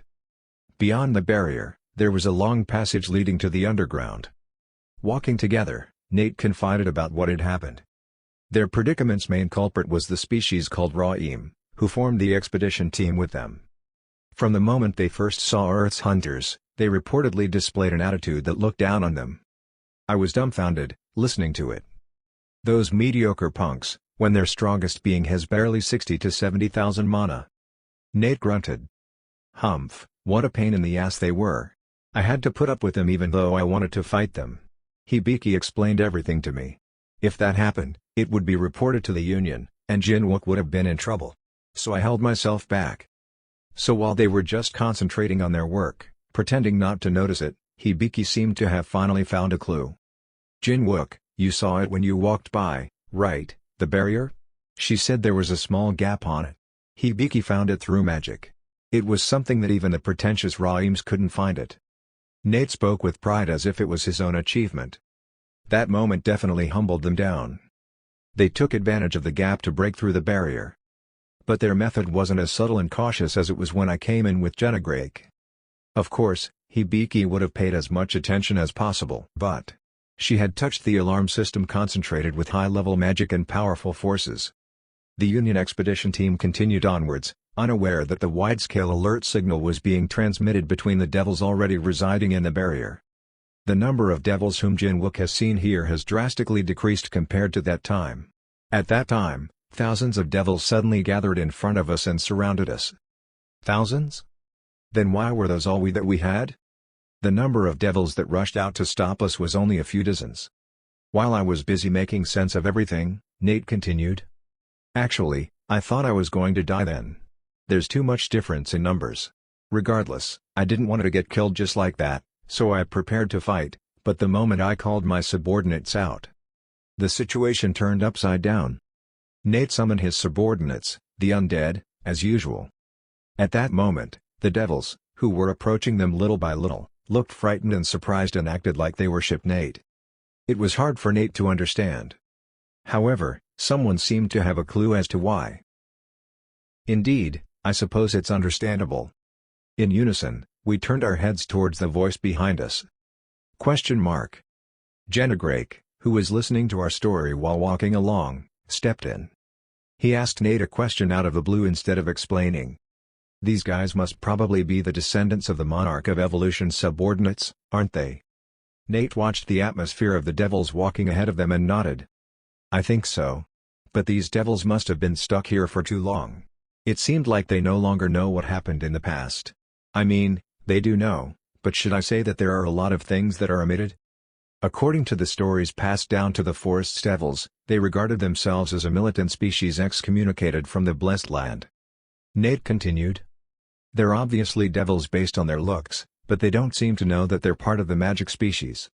According to their perception of history, long ago, they served a great monarch in a blessed land. However, they waged war against the devils that suddenly appeared and eventually lost, forcing them to be driven out to the forest and hide. I sensed irony when I heard that part. The natives who live outside the forest call the magic species the devil, and these magic species regard the awakened that drove them out as the devil. The reason for hiding in such places, instead of the devils dominating them or leaving the woods and moving freely, was also related to the tale told by the seal aliens, the Lutrasians, which were not awakened and were much weaker than the magic species. They think that those devils should never know the fact that they're still alive and surviving in here. They say that's why they never get out of the cracked barrier unless it's absolutely necessary. Jennegrake gave a bit more details. As you said, the passed-down story seems to be in a mess and is missing too much detail. He pointed at Nate and said, "Somehow, I think they mistook you for the monarch of resurrection. He was able to command the dead, too." Nate tilted his head. "The monarch of resurrection? I've never heard of that name before." "It was the same for me. There's one such title that came out of those devils. It's awkward since it's conveyed through interpretation magic, but they said something about a great warrior that controls the dead? They call me something like that." They must have remembered what his abilities were but had forgotten the title. The monarch of resurrection was one of the devils who the monarch of evolution ruled. A monarch controlling a monarch? There was a reason behind that. I've already told you what power the monarch of evolution had, right? The monarch naturally formed without being chosen by the system to become a user. Essentially, among those with monarch, some individuals developed special powers only they could use. One such example was the dragon breath. They called it abilities, which was the same as users' unique skills. The monarch of evolution's ability was the gift to increase other people's potential mana and help them go beyond their limits. Even the awakened beings that made a contract with the system rushed in to be that devil's subordinate. Would it be any different for a monarch? The monarch of resurrection was said to be able to manipulate more undead than before ever since he started serving him. Nate nodded as if he had just understood it then. For these devils, the monarch of evolution is the god, and the monarch of resurrection must be about the level of an archangel, right? Why use such a metaphor out of all the ones you could have used? Anyway, I think it was passed down in a similar sense. No wonder they kept saying weird things to me. It seemed that through Hibiki's help, Nate became somewhat civilized enough to not mess up by saying things such as "I'm not a devil," though. Since they worshipped him, my members most likely allowed them to keep doing that. Nate returned to the story of the expedition team's encounter with the forest dwellers. They invited us inside of this barrier. So we just followed the devils. They were treated as VIPs, and the expedition team had a serious discussion in bafflement. The quest objective was to find traces of the monarch. But would they be qualified for quest completion only with that? The Ra'ims reported their existence to the system and suggested converting the quest into a devil hunting quest. What? Jennegrake showed signs of discomfort all of a sudden. However, Nate continued, saying that they oppose the suggestion. The magic species are living peacefully among themselves here. Why should the awakened come all the way here to hunt? I felt it while observing them as well. They're different from dungeon monsters. They're not feral beasts whose eyes burn of bloodlust and whose instincts scream for them to kill. While he talked, the long passage ended, and a huge underground space unfolded in front of us. I spoke up in pure amazement. Was it this large-scaled? The underground city was wide enough to accommodate more than 10,000 people. Contrary to my response, Jennegrake muttered disapprovingly. I can't believe it wasn't enough for the devils to be kicked out of the Magic Kingdom because of the system. They have to live in hiding underground like rats too. Damn it. Nate pointed to the city. The one that governs this place. Using Earth's term, the devil that acts as a mayor of this place is called Knight by the residents. A knight was originally the title of the devil that commanded the army under the monarch. The original owner of the golden armor thieved by Jennegrake was a knight. The word's value had depreciated. At the moment, it seemed to be used as a title for the head of the administration. As the opinions between Ra'ims and Terrans collided and didn't go along, Hibiki suggested an alternative. The traces usually refer to the items, skills, or magic-related information that the old being left behind, right? So all we had to do was focus on those things. When one found a clue about the unique abilities that the monarch possessed, the system then exchanged and bought it with points. It was then assumed to be redistributed in a form accessible to the awakened contracted by the system. So we met the knight and got some additional information about the old owner that created the barrier surrounding this city a long time ago and went off alone to fight off the invaders while keeping the residents hidden. We also tried to get clues about where the monarch had lied. They said that only the Knight knew about that. However, he refused to inform us about it. The Terrans insisted on persuading them more instead of fighting the friendly devils, and everyone decided to stay overnight in the city for that reason. However, the Ra'ims attempted to kidnap the Knight while everyone was asleep. It seemed their intention was to monopolize the system rewards instead of sharing them with humans. Us, and of course, the devils fought together, but the Knight was kidnapped in the end.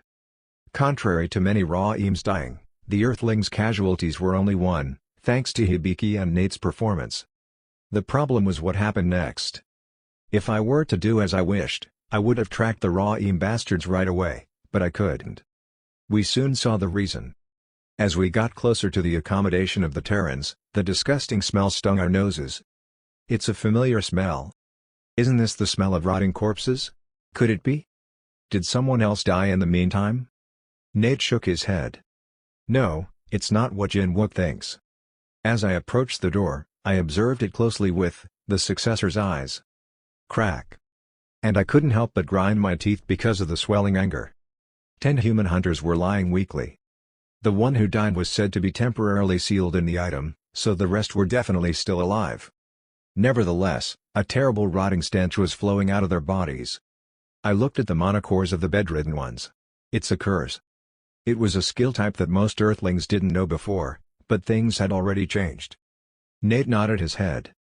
As soon as the fight ended, we noticed something wrong with them. The first one to fall was reported to be Hibiki. Looking at it, it seems like it's a curse with a quite tricky activation condition. It makes me think that perhaps killing the colleagues of the skill holder may be the trigger. It's because Hibiki, who had slain the most Ra'im bastards, is in the worst state. I approached the bed he pointed at. There, Hibiki laid in a ghastly shape. There were evident signs of black rotting throughout her revealed skin. When I saw it, sparks flew from my eyes, and blazing heat rose from my throat. Hibiki barely managed to open her eyes. "Oh. Guildmaster." A weary voice. I stared at the red mana tangled in her monocore. It was a combination of someone other than her own. It's a unique skill. It was similar to how the original Seo Jin Wook was affected by the Mercadius seed. The effect of the curse was to cause the body of the living to decay slowly. Surely Nate must have been hit as well, but there was no sign of a curse on his body.